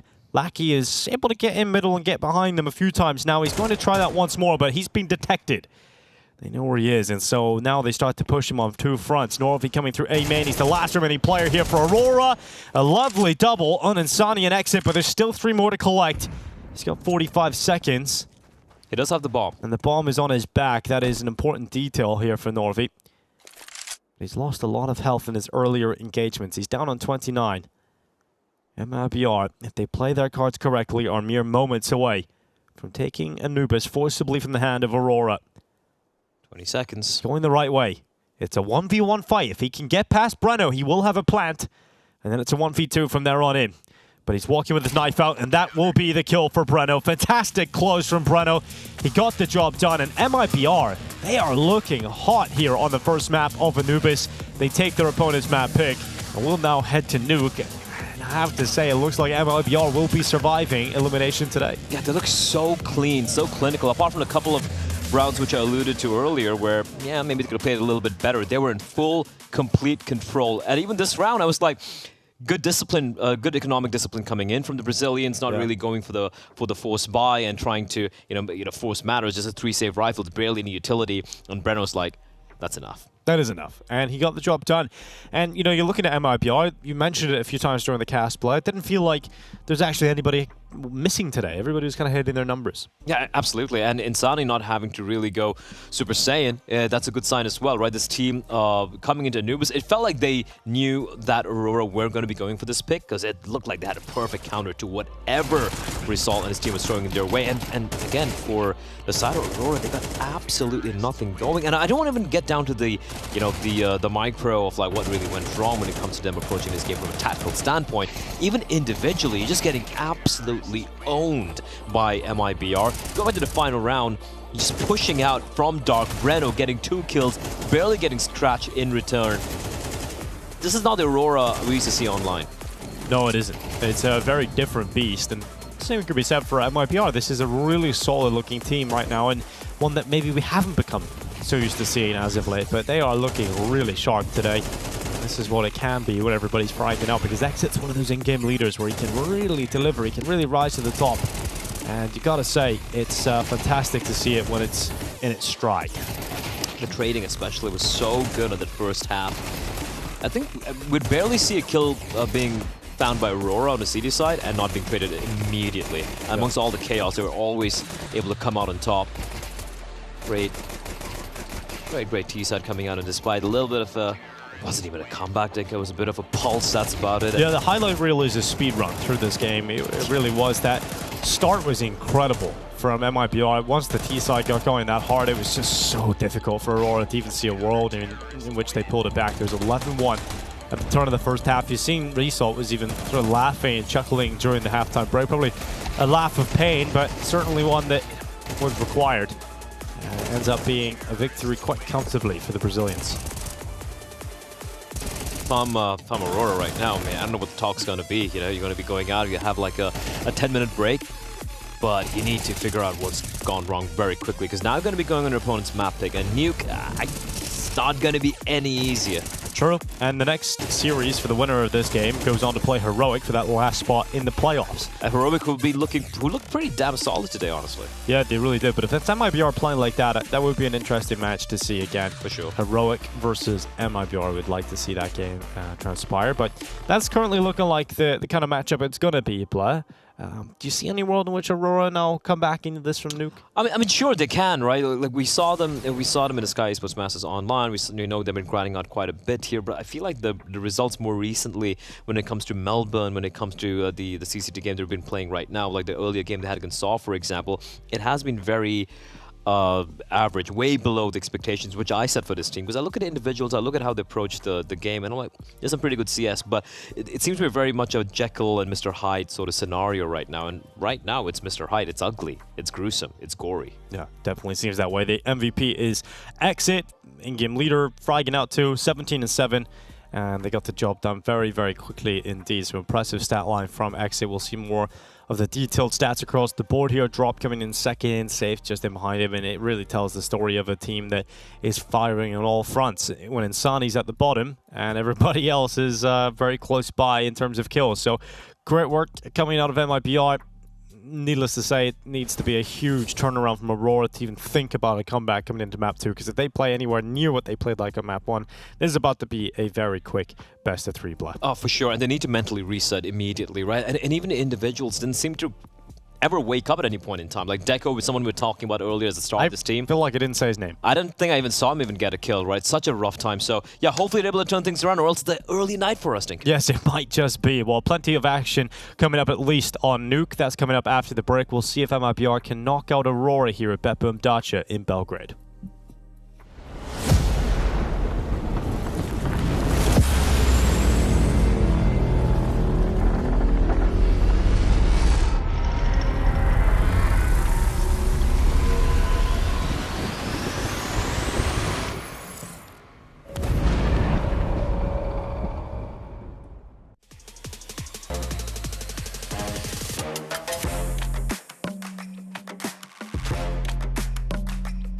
Витька нету, не? Витька нет. Так чё, а как свалиться? Витя, посмотри на резик. Да как нечестно. А чё, Как типа... понять? Либо Ты Саня, меня не слышишь, да? либо Дэн. Я говорю, что надо сделать-то? Танцевать? Витёк! Витёк! Витёк! У него нет. Давай. Спалился. Чё? У него. У тебя Витёк? Да, я ору Витёк, он Нет, у меня музыка поворачивается. играла. Какая там была? Ну, не знаю, какая мелодия. Какая-то мелодия. Тон. Там Давай, сальса давай, играла. давай. Там сальса. вот Доверься. Это парад мексикану. дураков. Ну вот Мексикану, да, был. Да, это мексикану. Да у Витька не играла, ребят. Я говорю Витёк, он просто поворачивается. Нет, Это так изи было? не играла. У кого не было? Витька. Витька. У меня была. У кого не было? У кого не было? У меня не было. У всех было. А это вот этот крыса, он Я всех сказал, Саня понял. или с Дэн. А? Босс. О. О, тихо, тихо, тут биты, тут биты. Двигайся. Двигайся. Давай, Дэнь. Витёк! Подожди его.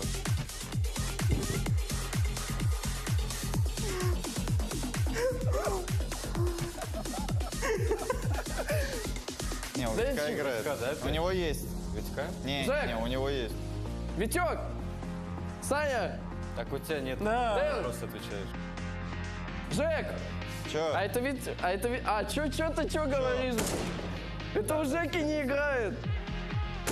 У нас Витёк АФК. Да Жека Я я говорю ему, всегда Жека, он не отвечает. Он не Ладно, если отвечает. что, мне Жека просто сделал на вопрос, ответил в моменте. Какой?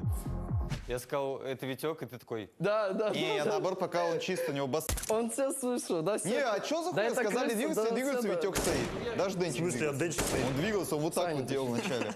Я понял, Дэна Ты что, музыка качает. играет? Да у Жеки не было. Ты чё? У тебя не было. Да материться нельзя. Ты врешь. А на мой голос за норы. А? За норы. 100% норы. Ставьте. Я ставлю. Такую еще секунд Ставишь? 5 вырубил. Ставлю. У меня была. У меня У давно. меня была. Кто не был? У меня была. А ты врешь. Ты обманываешь. Ставлю. Я был без музыки. Ой. А ты не на вопрос отвечаешь. А какие Я и басы? так. Зачем ты потрогал наушники и сказал басы? Надо громче включить, чтобы басы можно было потрогать. Все. Всем спасибо за просмотр. С вами была команда Aurora и Рековансы. Всем пока.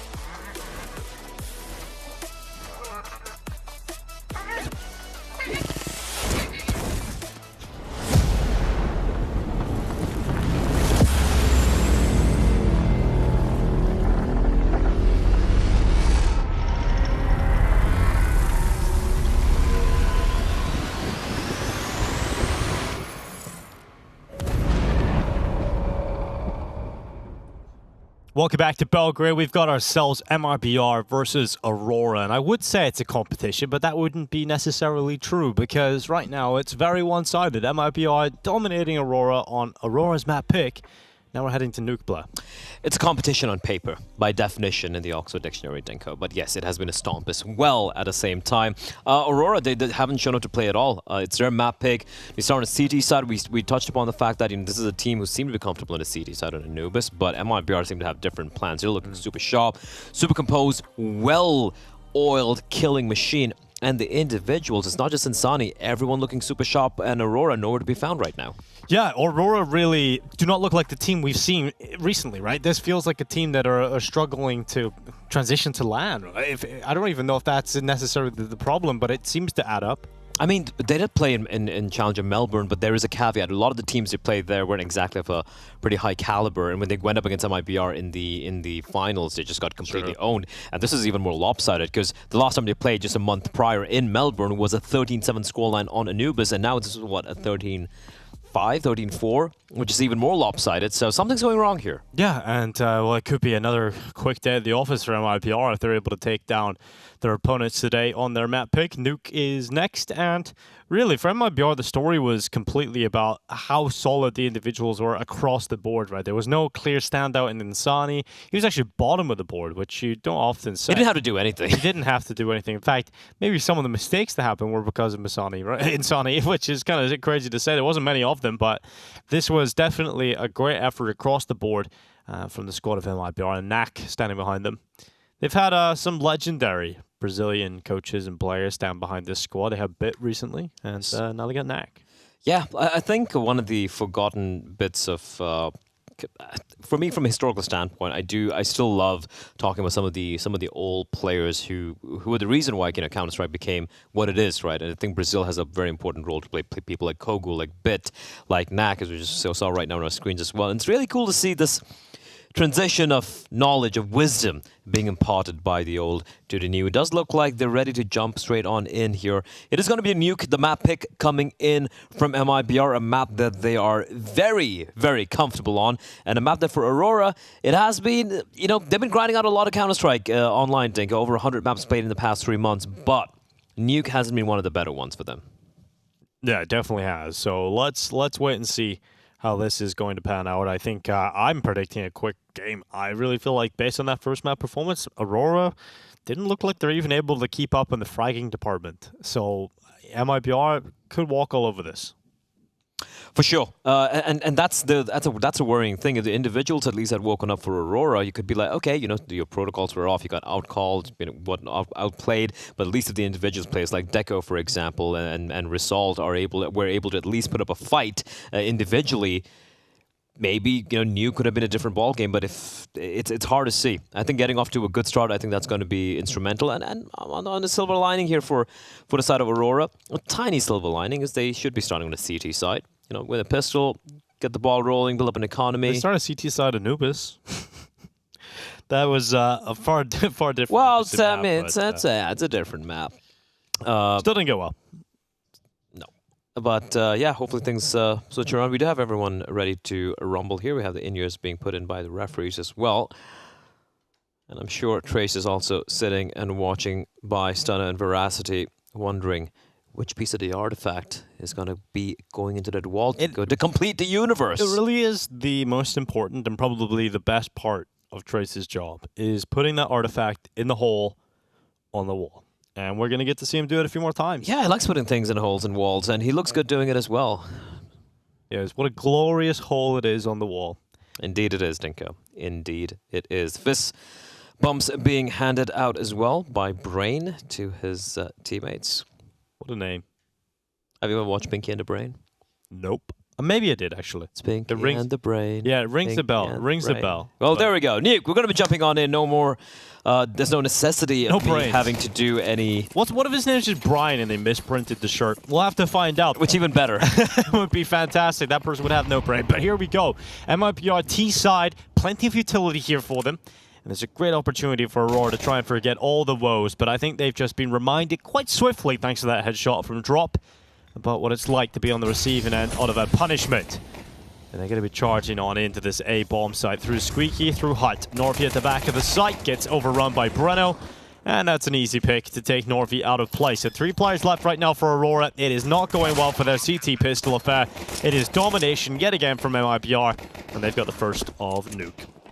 And the hunt onto Kenzie, just able to find the one. I love that, the nade for Squeak, and you could see Aurora was just ready to react to it instantly. But then the utility comes in a little bit delayed. It's beautifully done by MIBR. And more of the same thing. Beautiful singing as well, Blood. That felt like it could be in a Disney movie. Honest to God, Disney movies had really good soundtracks. They really did. Lion King, the greatest soundtrack of all time. Yeah, Hans Zimmer. Lion King. Yeah. Sorry, Tarzan. Tarzan's the best one. Tarzan was incredible. Phil Collins went hard. That was my favorite movie for pretty much the majority of my early life, Tarzan. I'd watch it and restart it. Didn't Tarzan come out before you were born? Maybe. I still watched it. Yeah, it's great. I mean, it's like someone goes to Phil Collins and like, hey, so I'm making a soundtrack for Tarzan. And he's like, all right, just watch this. I'm going to give the most insanely amazing soundtrack of all time. He went in hard. Hold up, 4 spot here. They're up close and personal. 2 plays inside a hut. MIBR taking it slow and measured. But eventually they will have to move on in. It's timing. They seem to be ready for it, but they could be caught off guard.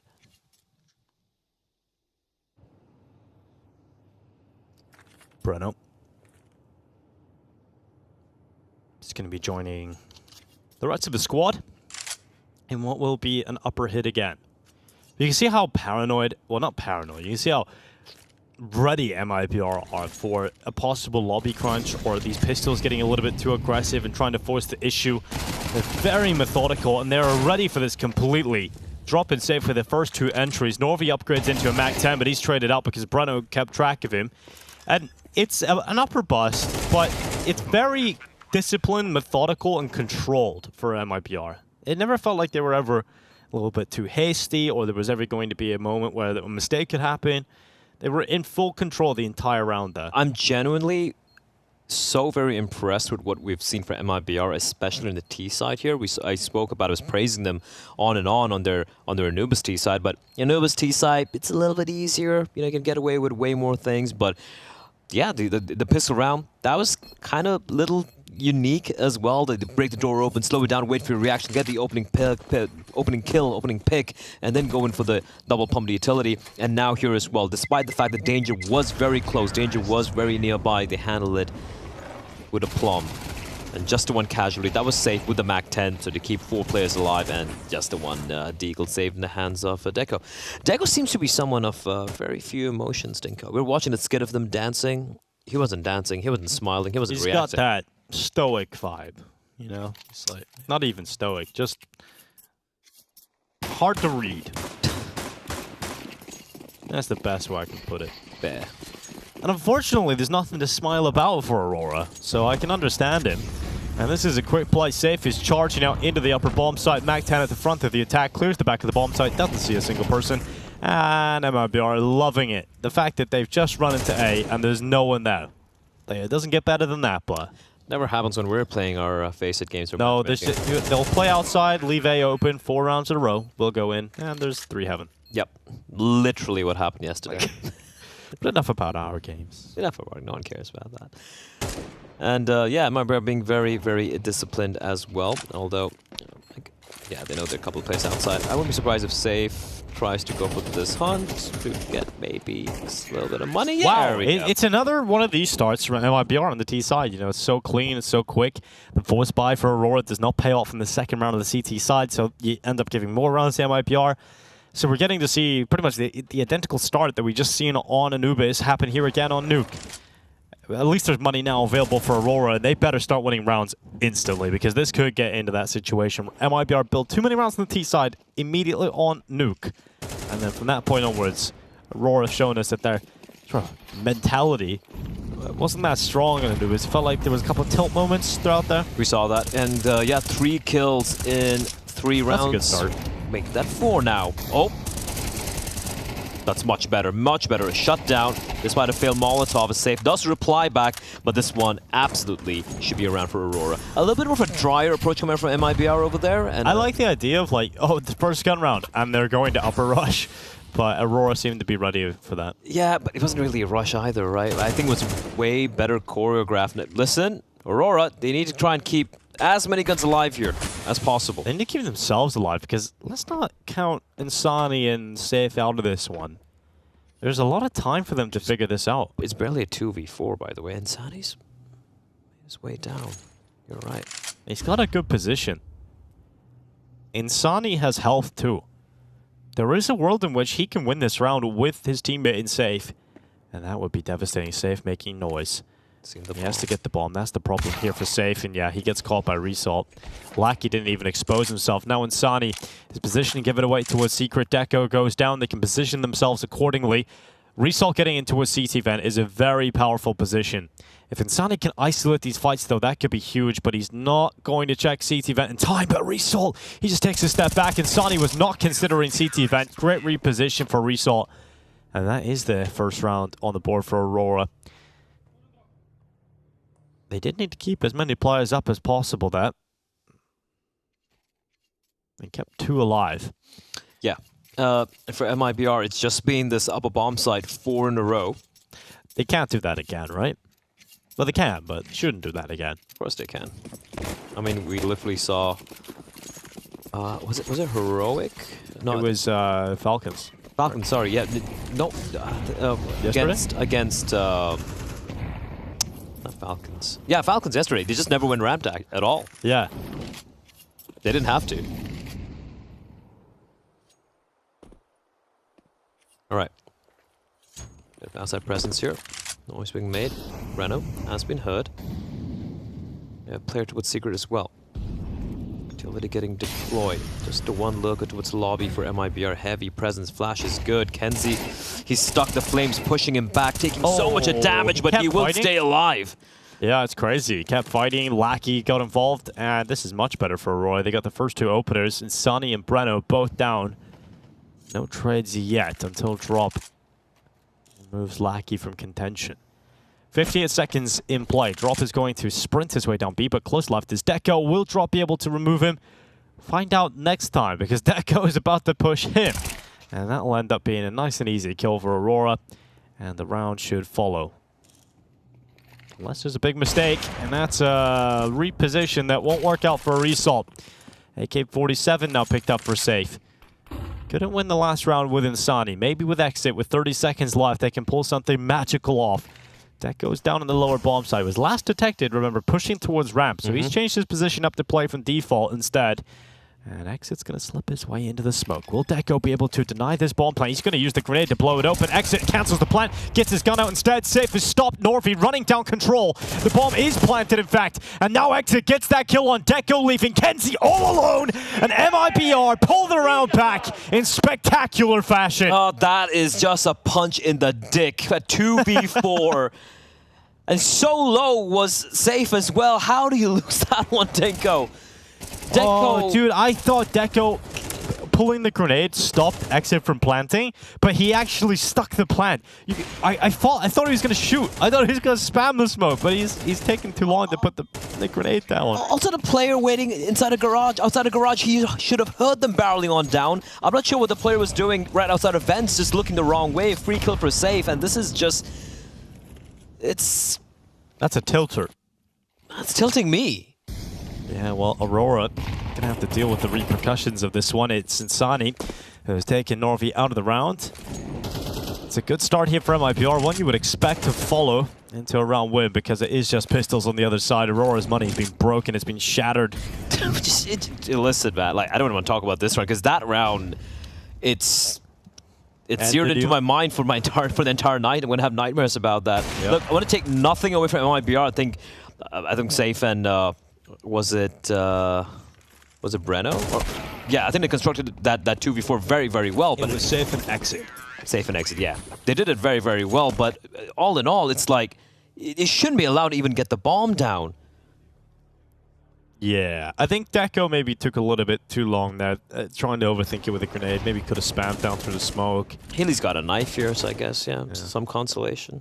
All right, so we're going to get back into the buys for Aurora. Deco gets some money in, of course, and that will upgrade his purchase a little further here. So he'll get the AWP out, and that's a big difference. Hopefully, we'll see Deco actually arrive to the server with the AWP. Haven't got to see too much of his op. Would be a real shame to watch him go out of the competition without really showing what he's able to do. It's a good kill for Norvi. Another opening. Kenzie. Even better, that's safe dead. Another 3v4. Nah, not this time. Not this time, Blah? Surely not. Result on T-roof, dude. Did the timing just... Oh my god, he looked away. He got it. He came back. He came back. Okay. I would have been really sad for Result if Exit just like perfectly gets the timing so he gets past his crosshair. They're just going to ignore him. That's a big problem though, is the bomb is no longer available for MIBR. It's down near T-spawn.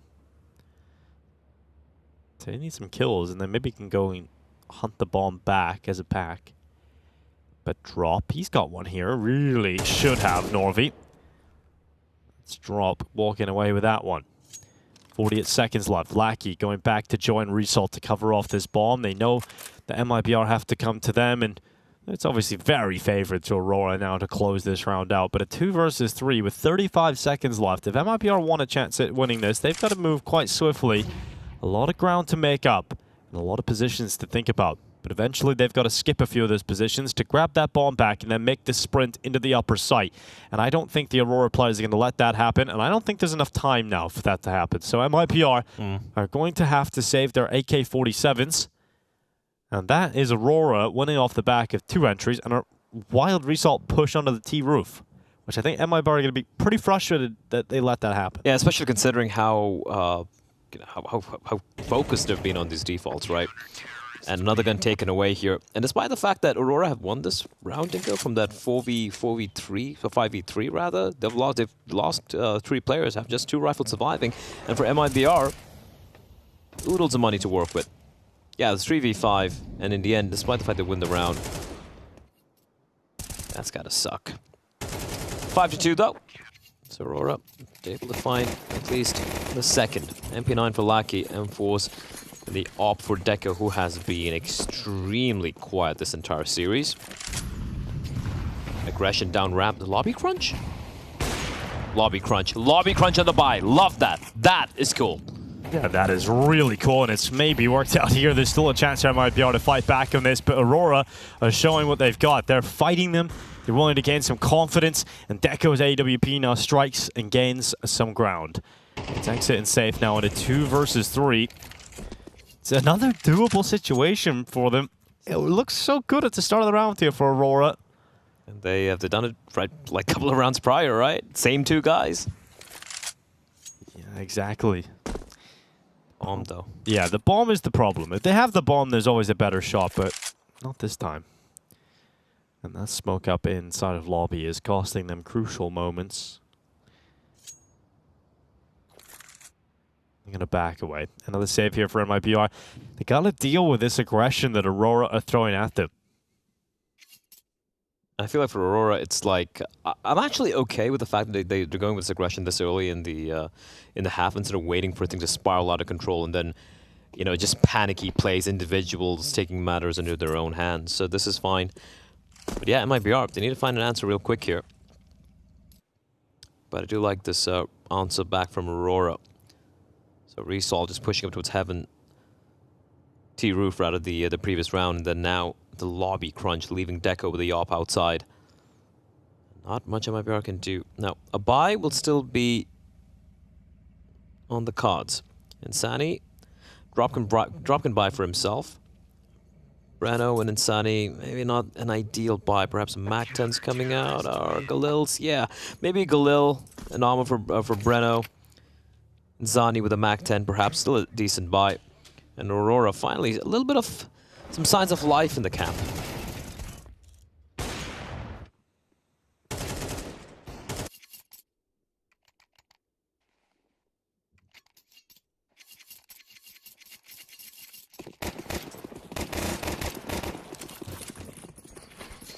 AK for Insani, or rather a MAC-10 for Insani. Plenty of AKs around him though. Yeah, dealing with the aggression is certainly the main problem for MIBR at the moment. Aurora have found a little trick that's working. Deco at ramp with the AWP. No one from MIBR challenging him just yet.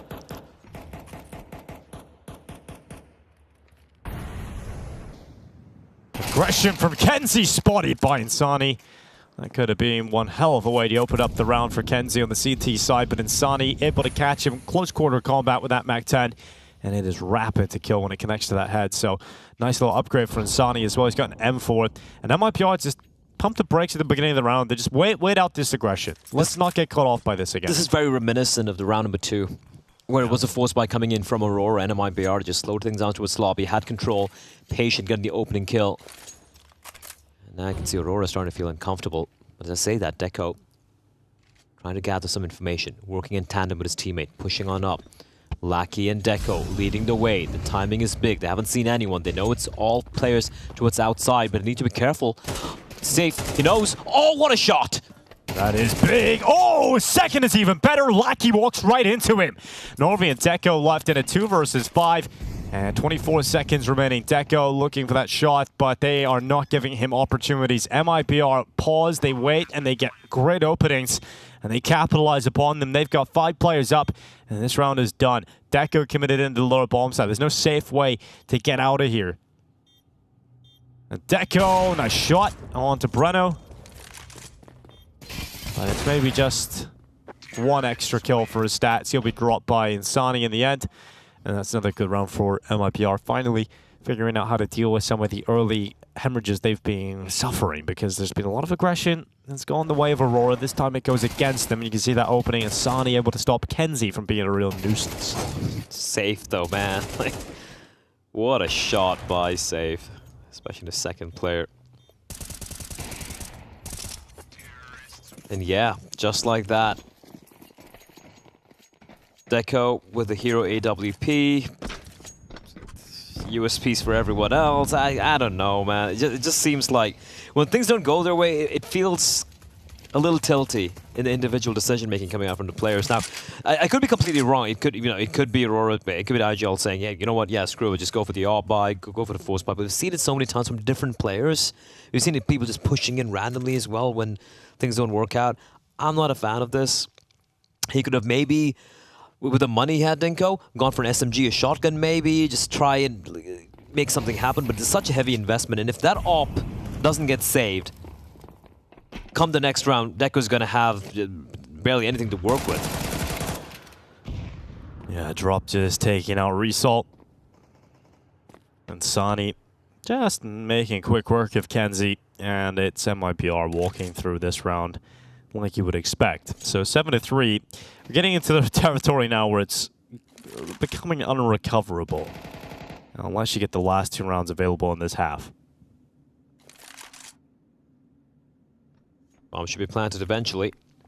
Gotta say though, today MIBR have had really good T sides. You know, their Anubis T side was good enough to win. He could deny the plant. Oh, he goes for it, but he couldn't quite get there. They had time. They had time accurately enough, and just stick around at decon. Breno's dead. Is there a second shot available for Deco? Yes, there is. Okay, Deco, 3 more to collect here. They're separated into multiple different 1v1 fights, but all that was needed was exit. A little bit of life in that possible clutch situation, but it is stopped. I mean, there was like over 20 seconds remaining on the bomb. Even if it prevents the plant from taking place, they would have killed. Yeah, he would have been traded. So I don't know why he wouldn't try and play for the save there. I guess he was just feeling paranoid, want to just go for it. But I think the obvious route of action would have been to try and hold on to the AWP, try and just navigate his way away from the bomb site, where if it's close by because of the new bomb radius, is going to get taken down. So it just felt like a weird decision from Deco to even attempt that 1v5. I mean, nice couple of kills, flashy shots, but what do you have for it? An MP9.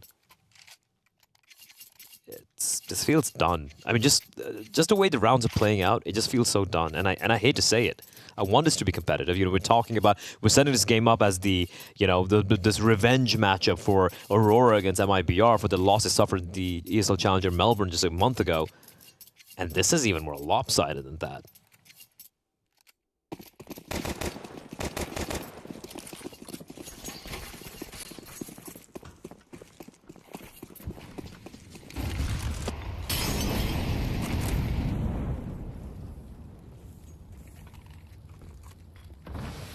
Deco gets boosted up inside of ramp room.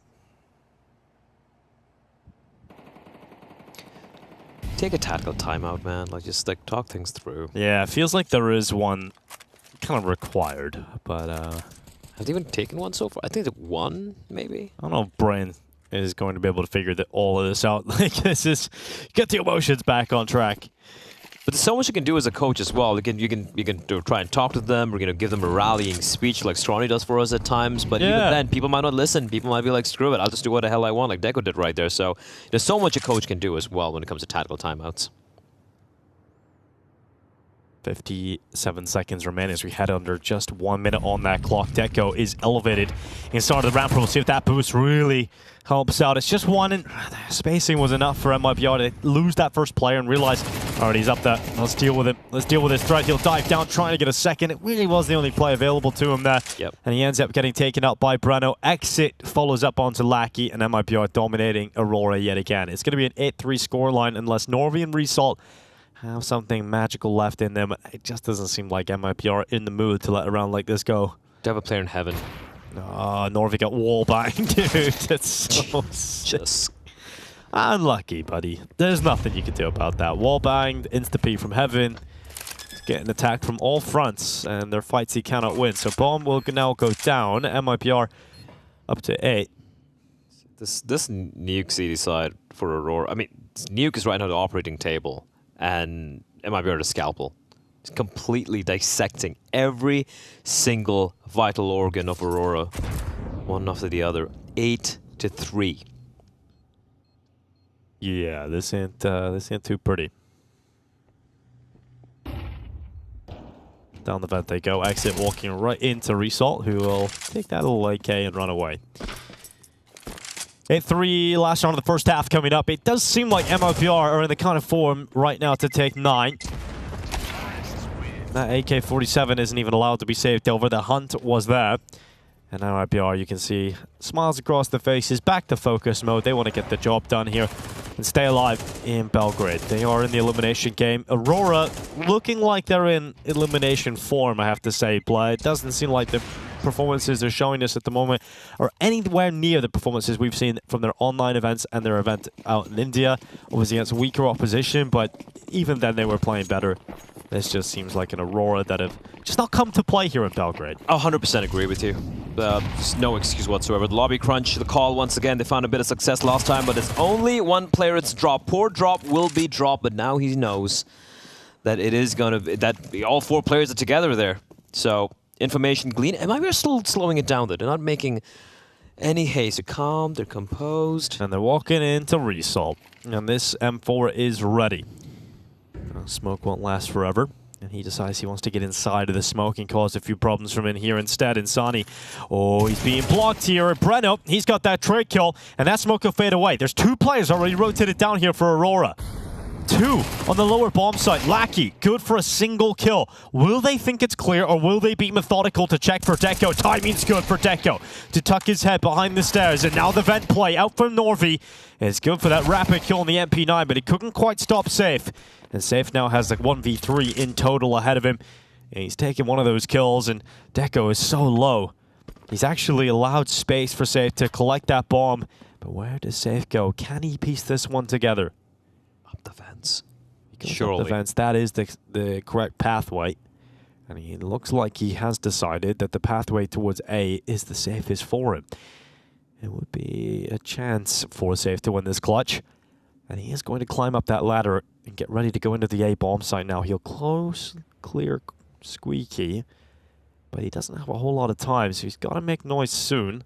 He's using every second on that clock. The bomb is now ready on the A bomb site, and he's got around to the covered side, so Kenzie can't stop the plan. Safe, will he check towards man? He will. And as long as he takes down Kenzie, the clutch is now on because 2 players incredibly low. Safe doesn't have many bullets, does he? 5 bullets in the AK, and he doesn't go to the reload. Instead, it has to be done with a Tech 9. And Safe brings down the first victim, Deco, the last remaining player, and he's stepping around. He's making a lot of noise, but Deco ain't biting. He ain't budging. Big shot, and it's done. The Tech 9 with the peak. Safe will pull off the clutch. That was played exquisite. Oh, so exquisite by Safe. catches a perfect timing, the perfect routing, and that decision, Dinko, for the Molly to come out in the hands of Kenzie, I believe it was. And yeah, that's the opportunity. Strikes 5 bullets. He knows they're both kind of low, goes in for the clutch. And it's just gone from the rough to a world of pain for Aurora. It's not... Yep. That's not Aurora, I'll tell you that. That is. Was that Aurora? That's Result. He's still trying to have a good time. He's looking up the table and just like, hey guys, we're getting wrecked. Isn't that fun? I don't even know what to say. Why did he do that? I thought it was MIBR. But they haven't even like let out a single yell, a single roar, nothing. They're just being focused, quiet.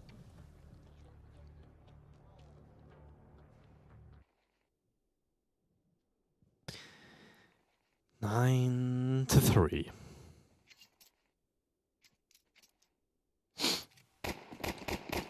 Pistol begins. MIBR, needless to say, a pistol round would propel them closer and closer to victory. Sorry, I don't know where Result was whooping that. It's kind of mental. Ooh. Well, Result, that's maybe a little bit of a call for celebration. He gets 2 kills. Breno and Asani both dead instantly. That leaves Safe and Exit in a 2 versus 3. They're going to be diving down into the lower bomb site, clearing out Dark. There's no one there. And now they can plant, at least confirming themselves a 4 spy for the next round. But at this point, Aurora need rounds. This one would be perfect. Deco peeks out. Not the first kill on Safe, who plays inside of the vent. Safe and Exit for another clutch play. You favor them in this one? Nah. Not this one. Exit's down, Safe with the Julies, needed the instant kill. Surely doesn't expect the second player. He did actually expect the second player, but he doesn't get the kill on that player. So fist bumps all around here for Aurora. They win the pistol round here in the second half. It's the first step of a possible comeback to make the scoreline look respectable. At minimum. Oh, so you're saying there is no chance for them to pull off a comeback to get the win? No, there's not no chance. There's always a chance. There's always a chance, of course. Only 5 rounds separate them, Blah. And there's a 4 spy here on the CT side. If this doesn't go the way of MIBR, you're pretty close to actually tying the scoreline. Then it's 9-6, potentially. Yeah, potentially. And then if they're able to break MIBR's money on their first spy, then it's potentially 9-7. Exactly, right? Maybe, so yeah, maybe potentially you can't say could there's have. no chance. Absolutely. They yes. probably might. They probably as you would might. say. Yep. So far, nothing found for MIBR. The smoke's obscuring any vision towards Yard. You can see a very heavy stance towards radio as well, right? You can see the aggression from drop and safe. Mirage utilities towards outside. Take Norway's making a lot of noise. Remaining members players sneaking in towards Secret.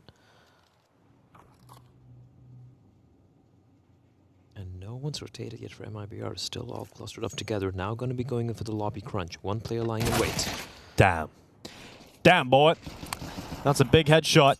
Norvey coming in as well. Breno out of that. This force buy don't look like it's going to be doing too much work for MIBR. Still searching for Assault. Yeah, he's still in spawn. He's having a good old time.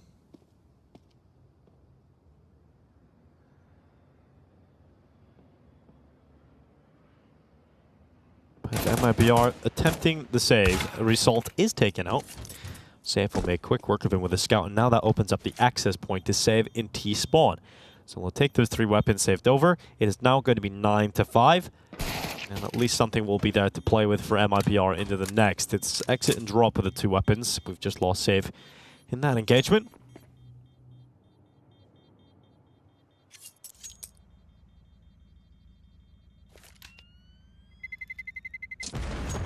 Six rounds now for Aurora. One step at a time. One solitary step at a time. Because at the end of that game, Dinka, you could see that artifact over there. It's going to be plugged on into the wall. And obviously for Aurora, they want to delay that for as long as possible. Just the 1 weapon save for MIBR in the hands of Exit. As long as they play the cards right, they should be able to get to 6 as you prophesized. Yes, indeed.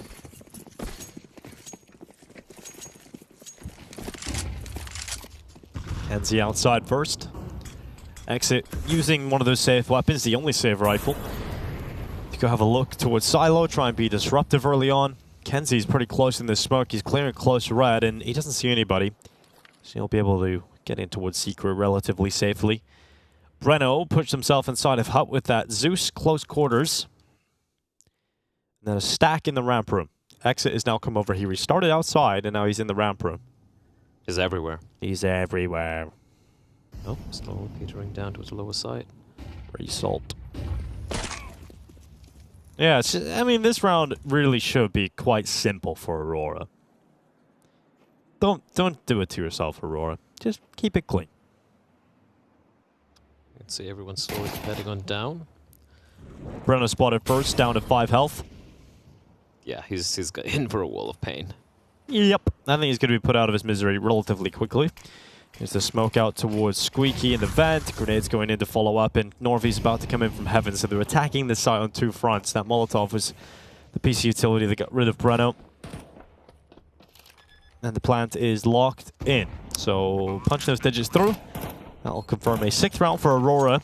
2 rounds back-to-back with a very similar approach towards his upper take, right? We had the slow outside creep up, slow flank, the lobby player just watching a potential push from the CTs, and eventually ending towards upper. But that was again against the 4 spies.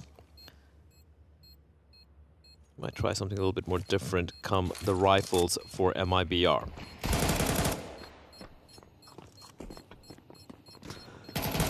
Spamming down through the smoke, it's Exit. Picking up Result. Trouble bounce back with a dig of his own. And just some damage for the padded stats on the way out the door of this particular round. So 3 rounds separate the squad. Now Aurora actually have something to woo about if they're able to start winning these gun rounds. Elimination on the line here at BetBoom Dacha Belgrade 2024. You don't want your artifact to be put into the wall by Trace. You don't want that. That is the highlight for me. And if you do, you want him to do it a little bit later in the week. Save for the AWP. Bang.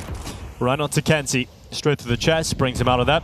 Safe looking for a little bit more action towards outside. Drop down. Yeah, dive down the vent. Sani's calling that. You can see how rapidly his mouth is moving, so they're already down on that lower bomb site. He's called that to MIBR. We'll see what the adjustment is for the CT defense.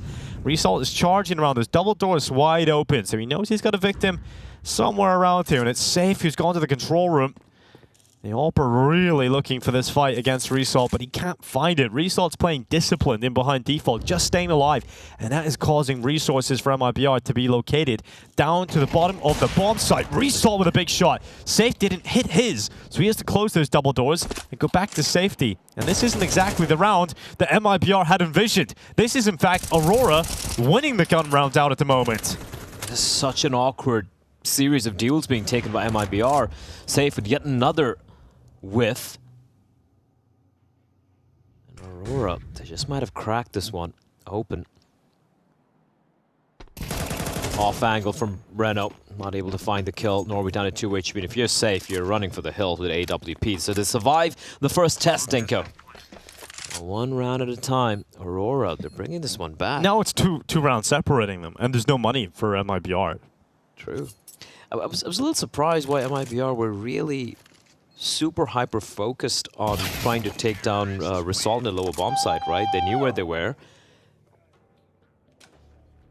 And even if it's there, like, they put in so many resources to try and find him, and Result did a great job staying alive. Instead, they could have, because of that, right, they lost track of what was happening all over the map. And once again, Aurora able to pretty much spread all over the map and take him down. And for MIBR, that was a buy as well. Well, a few pistols, an armor, the investment.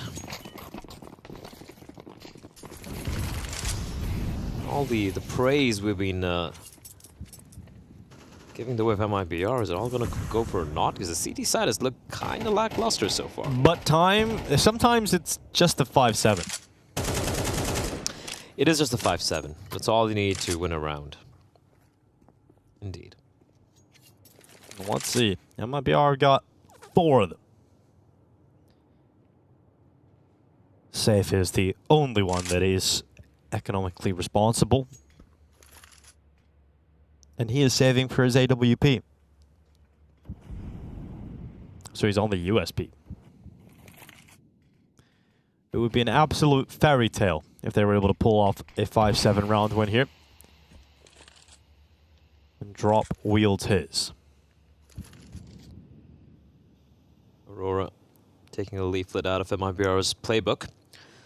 Slowing it down. 45 seconds. If they commit into Hut, could be a bit of a disaster here for Aurora. They're going to be going through door first. Then Deco to clear Hut. First contact will be actually the player inside of Hut, Breno, but will they check for Drop? They won't. Drop gets only one. He needed a double there if there was anything to happen. And Exit flies out of nowhere. Here he is. Boom, teleports. Gets a kill on Kenzie. And now it's actual happiness for Aurora. Yeah. Some life, some signs of life. MIBR probably wondering, damn guys, we really had a huge lead. Kind of dropped the ball there, guys. Yeah, they're bouncing the ball around. They haven't won a round yet in the second half. Not one CT side round. And I feel like look, the pistol round, the force buys, the half buys, that's fine. You know, and it can That's why the second round force sucks as CT. It does. But look, you've made a decision, and considering the lead you had, I can totally stand by it. It's just the buy rounds have looked a little finicky. It just feels like they're really trying to force matters and just hasten the end of this game, which there's no need to. Safe. Always a safe pair of hands to get the kill, and looks like, finally, Lady Fortune is smiling down upon MIBR. Player spotted towards ramp, and that's Result, who has been deadly. Double swing comes in, he finds one, but a good trade, and it's all on Deco. 1v4. Now, for Aurora, the silver lining here is, assuming Deco doesn't clutch a 1v4, which is looking unlikely in all honesty, they do have a lot of money to work with, and the difference is just 2 rounds. So still wouldn't be too affected by this round. But for MIBR to wake up, is this the beginning of the end is a question. Deco speeding on up, and he's done. MIBR finally win a CT round, but that is 10 picked up, double figures collected. Now they'll put their heads down and try and focus and get the job done here. Because there's so many rounds picked up on the CT side, we'll take a look at the money. You would imagine Aurora are going to still be comfortable. Have a good buy. See what they decide to go with. But this was Sani getting involved nice and early on. Safe had rotated down to the vent. Always a strong position for the AWP. And a bunch of individual fights. A lot of 1v1 easy and fairs here there for MIBR, and you're able to collect them. If needed, Inferno is the deciding map of this series. Here's a head-to-head between Deco and Safe. 21 kills for Safe, 103 ADR in comparison to the 14 kills and 76 ADR of Deco. Headshot percentage, pretty useless statistic when it comes to uppers. When they're opping. But even then, Safe has better headshot percentage. Yeah. Just stays winning right there. Yeah. Safe has clearly been the better player of the server here all day. 21-9. He's having a grand old time. Now he's got the AWP out again. He's starting towards ramp. Sani, let's go util. We do have Drop playing all the way outside of garage. Heavy 3-man lean towards upper. But Safe's going to be hounded real quickly at Dinko, and he's in a bit of an uncomfortable position. Should be good for one, but a flash should force him out of the angle. And backup is nowhere nearby. He needs to stay alive here. Drop on down.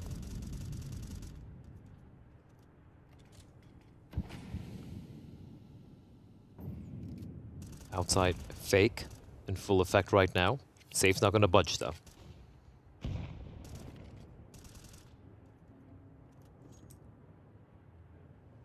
Eventually, they might want to have to go for some reaction. They've allowed the plays down through to its secret. And now the hit comes on in and Safe. He needs to find a couple here, Dinko. Or at least just find the one, stay alive. call for backup. Yeah, well, that's what he's looking for here. Smoked out. Oh, mollied out. There's nowhere he can stand, nowhere he can see or shoot, so he has to come down into the lower bomb side. 29 seconds. That's the limiting factor here for Aurora. They're taking that kill on drop. They've got the first blood of this round. It comes in the final 20 seconds. They're going upper. They're going into the A bomb site. It is Exit at the back of the site itself. Ouch. And he's got help from heaven. Breno trying to assist him. Exit taking fights on the left, and he's got all three. That is incredible from Exit from the back of the A bomb site. Breno, when it's his time to strike, unable to get anything. And then Aurora, just like that, are back into it. How has that happened? How have they left it to Insani, who has a 1v2 now, and he cannot win it? Aurora get back into it, and MIBR throw that one away after Exit's hard work. I have no idea how they completely capitulated from that position. Exit, it looked like it was done for Dinko, but then 3 huge kills from the back of the bomb side. Aurora with a panicky last minute rotation back to its upper. He cleaned up. He did everything and more. And then Breno, why'd you do that? Resalt's flank was always coming in. Honestly, there's such a butt clench round coming from Aurora, and in a way I'm kind of glad they pulled it off, because that was so well done, so well planned coming out from Aurora, and despite the heroics of Exit, it was not to be. Early up presence noted towards ramp. Aurora, one round, Dinko. You love to see that. Inferno's up next, and honestly, Aurora made it a reality at this point. The Aurora we've been asking to see has suddenly appeared on the server. Took a while, just took them facing potential elimination or map match point against them, and yeah. Sometimes it's easier said than done, but they're getting it done. One round at a time. This buy for MIBR, it's a full investment. The 2 M4s, couple of MP9s, barely any utility remaining, nor we find safe. That's the op taken out. That's a danger man out for the round. They need a new danger man here, MIBR. It's Breno up on top of Hut, MP9 to the instant melt of Lackey. Drop steps up for a kill on Kenzie. Now 30 seconds remaining for Aurora to try and piece this one together. MIBR find themselves in a favorable position, and they eclipse one another. The bomb will roll down the ramp, and it's suddenly only Resalt. And he may have been influential when it came to the previous round win, but he won't be able to get himself into a winnable scenario here in the 1v4. He's stuck inside of Trophy and must just hide away. He could kill him after time. They attempted to do so. Not worth it. And it's not worth it. He's got 850 in the bank there now. But MIBR happy with that one. Right back to winning ways after conceding a nightmare round. It was Breno up on top of Hut, but this was the moment that really won the round for MIBR. That's perfect crosshair placement right there towards ramp from drop. Yeah, it really was. It was.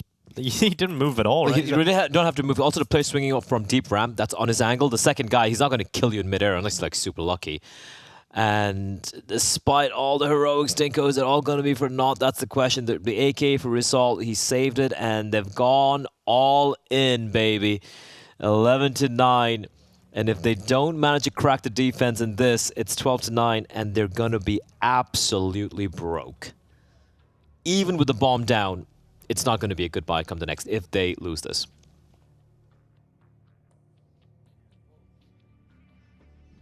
See, for the very first time, a little bit of stress on the faces of the Brazilians.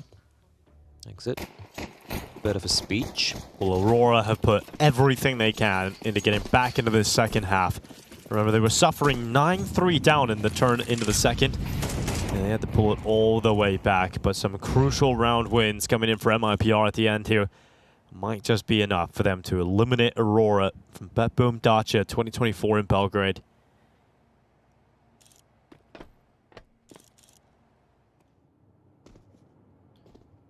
Tech 9 on 2. P250 for Norvi. AK-47 for Deco and Resalt.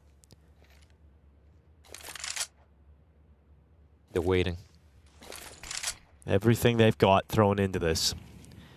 And it's another passive T-side One that Aurora have elected to go with multiple times, but... Yep. It's going to be the pop coming in. 3 Molotovs. Ramp hit. Drop. You know, the pop towards drop. He's going to get in towards ramp. And oh, they're chasing him. They're all going real fast. And this time, he is unable to stabilize himself for a couple of kills. But Insani, speedy rotation to decontamination. And he's got that kill on Lackey. 4v4. 40 seconds left, and one just burns away. It's Exit to take that kill on Kenzie. Bomb is now down for Aurora. Bless set it up mere moments ago. Aurora have thrown everything into winning this round. If they concede this, the chances of staying alive in the competition are very low. MIBR set themselves up for the retake. They've got smokes on 2, 1 flash on Breno, and kits at the ready. Double setup in the rafters. One out towards ramp. It's Norby to take first contact, and he blows Breno away. Second shot this time from Result, and that's forced the save call. Aurora will drag this to 10. 11-10 the scoreline, and MIBR have to fall away and save. And they don't actually have that money in the bank, much money rather, in the bank either, right? There's not a lot of cash left over. That's a mistake from Drop. That is such a massive mistake from Drop, is sticking around for that long, looking to take the fight. Because even if he gets his first kill, Denko, he's going to be traded. He was going to be traded, and he wound up not even getting an area single kill. And the retake as well from MIBR. All 4 players coming in from Control and Double Doors. Getting just annihilated by Aurora in the post plant. Now, for MIBR, they still have the luxury of that 1-round lead. They have the luxury of the fact that they have a little bit of money in the coffers, and I think the decision has been made. Just try and work around these 2 saved weapons. Don't go for the Force. They will have a buy come round number 23. And there you have it. Breno, MP9 Kevlar, Insani with the P250, and a Tech, and I do believe it's a Tech 9. On towards Drop with Kevlar. So they will have a bike on the next round. It still won't be pretty, though. Safe. A lot on his shoulders. But for Aurora, they survive this. They tie things up. Then on, it's anyone's game. Man, Drop's going to be cursing himself for that. If he just delays them, if he gets at least a 1 kill, something. But the fact that he sticks around so long, just opts to take the fight. Ugly.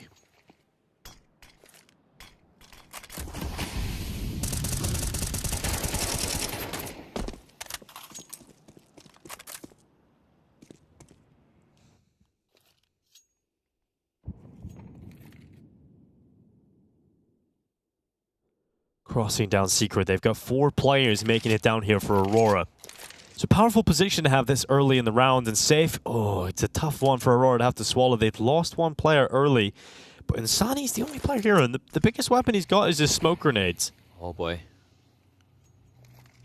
But they changed position, and having safe op in this spot is a big change up, because if he takes 1 down, then Insani might be able to recover a weapon.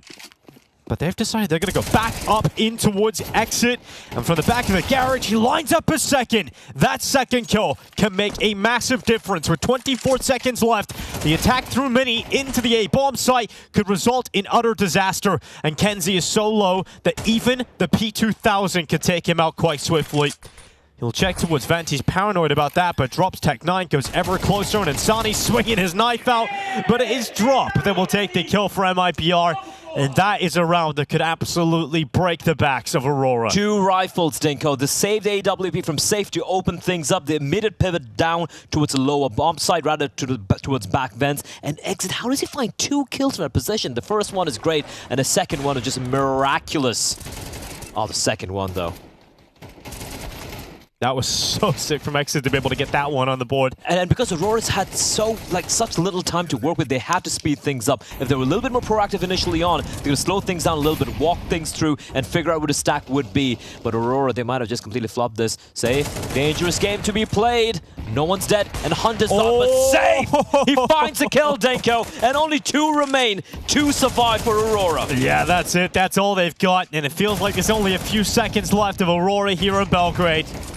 They're about to be sent home packing by MIBR. What a performance today from the Brazilians. Anubis was sheer dominance. Nuke was strong first half, a little bit labored in the second, but they got the job done. There's so much firepower in this team. And when it all clicks, it is beautiful to watch. It is beautiful to watch, and they were all made in Brazil, of course. Going to be going up tomorrow, Dinko, in the elimination game, or rather the qualifying game as well, against Heroic. And this is a MIBR I could get behind. They looked really good. They looked really solid. And sure, the second half, maybe not the best of CS we saw from them, but they got the job done. 2-0 versus Aurora. Yeah, fantastic work coming in from them, and I think moving forward, MIBR might be a little dark horse for an upset in this competition, and that would be incredibly exciting to see what they can do. Trace. There we have it. MIBR managed to repeat history once more. Oh my God, they're eager. They're eager. They want to help us save the Top world. left, my friend. Anything you want to say? Reunite us once again. Anything you want to say? GG. GG. GG's, right. There we have it. The planet is being saved. Go ahead and place your artifact in the slot on the wall. There you go. Lovely, lovely stuff. There we have it. Thank you so much. Fantastic sportsmanship. I love it. What do we make of that game, Stunner? You can keep your gloves on. Come on up, come on up. Come join me, come join me. There was a lot to process. A lot to unpack, for sure. I want to give a huge shout out, though, to Safe, because incredible performance from him across both the maps that we've seen here today. But also a huge shout out to Aurora for bringing us the shard, Jasmine. That's why I have these cool Mickey Mouse gloves on. Without them, we would not be able to reunite the universe once more. But Trace, this brings us one step closer. I love the fact that you're just obsessed with the gloves right now. I'm listening. I'm building it up because we're getting closer to having the universe and all the problems solved. You know what? I really just want to be reunited with our talents again. Dinko, Blair, you know, Scrawny, Launders, we miss you guys. We'll be reunited again soon. Don't worry about it. Yes, we will. Is that it? Is that all you've got for me? That's all I've got for you. Yes, we will. Well, the TLDR of today's matchups and today's games, we got a favorite. I mean, every day Donk's playing is a good day.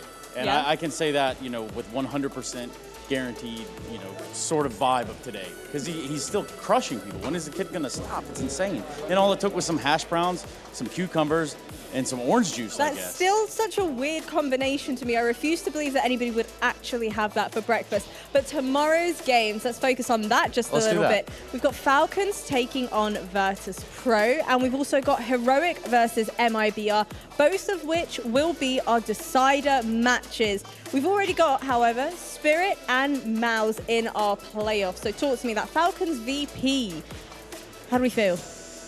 Oh, Jasmine, why have you done this to me? I always ask you the tough questions. I'm so sorry. I would say, you know, for the Falcons, today was a step in the right direction, right? And it's just the start of many more. For VP, you know, you're going to run into your opposition eventually.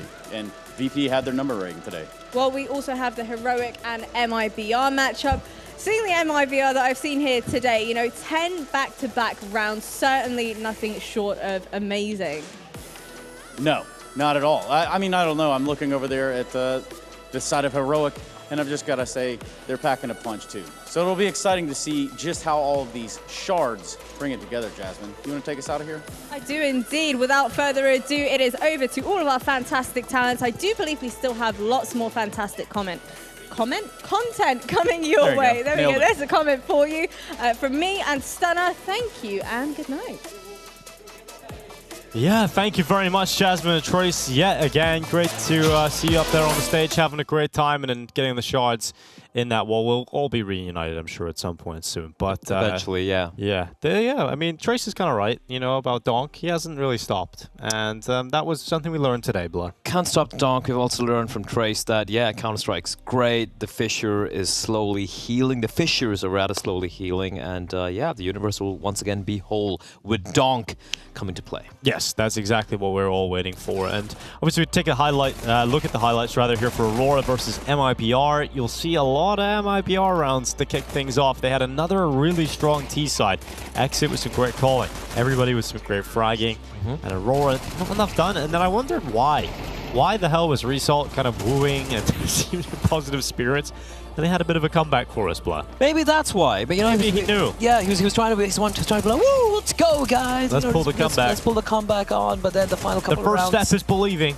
And yeah, I was starting to believe a little bit there. Yeah, I definitely was. If it wasn't for some like crazy clutches and moments, I think it probably could have and would have and should have happened. Probably might. But it's also really cool to see how for MIBR, the fact that, you know, if you look at Anubis, as we touched upon earlier, it was just very one-sided, one-way street for MIBR. And on Nuke, the second half, when it looked like things were looking rough, that the Aurora were just, you know, starting to come into their own, it was the individuals who really stepped up. And you saw Safe being magnificent. We saw Exit with so many huge high-impact, not exit kills, but like high-impact kills, rather. Yes. And in the end, it did come down to the firepower and with working off some of these half-buys of safe guns, which got them the win in the end. So, yeah, they get it done. Sure, wasn't the prettiest in the second half, but a win's a win. A dub's a dub.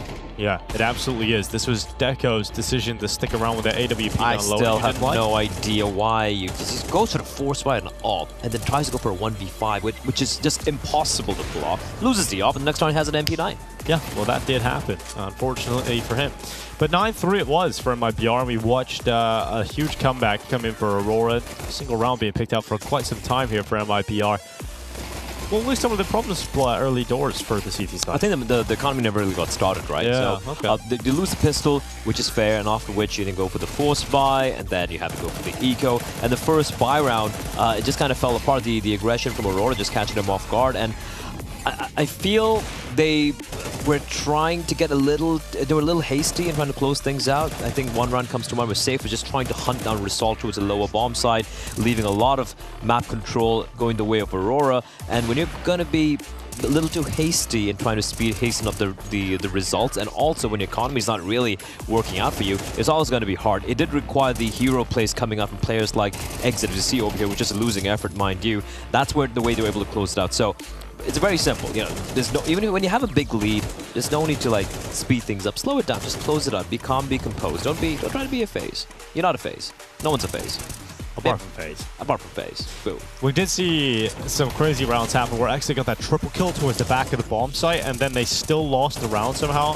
That was a wild one. That's a wild one, and I do want to, like, even though Drop had a pretty solid round here, his ramp hold in that very, very critical round, I think that could have cost him.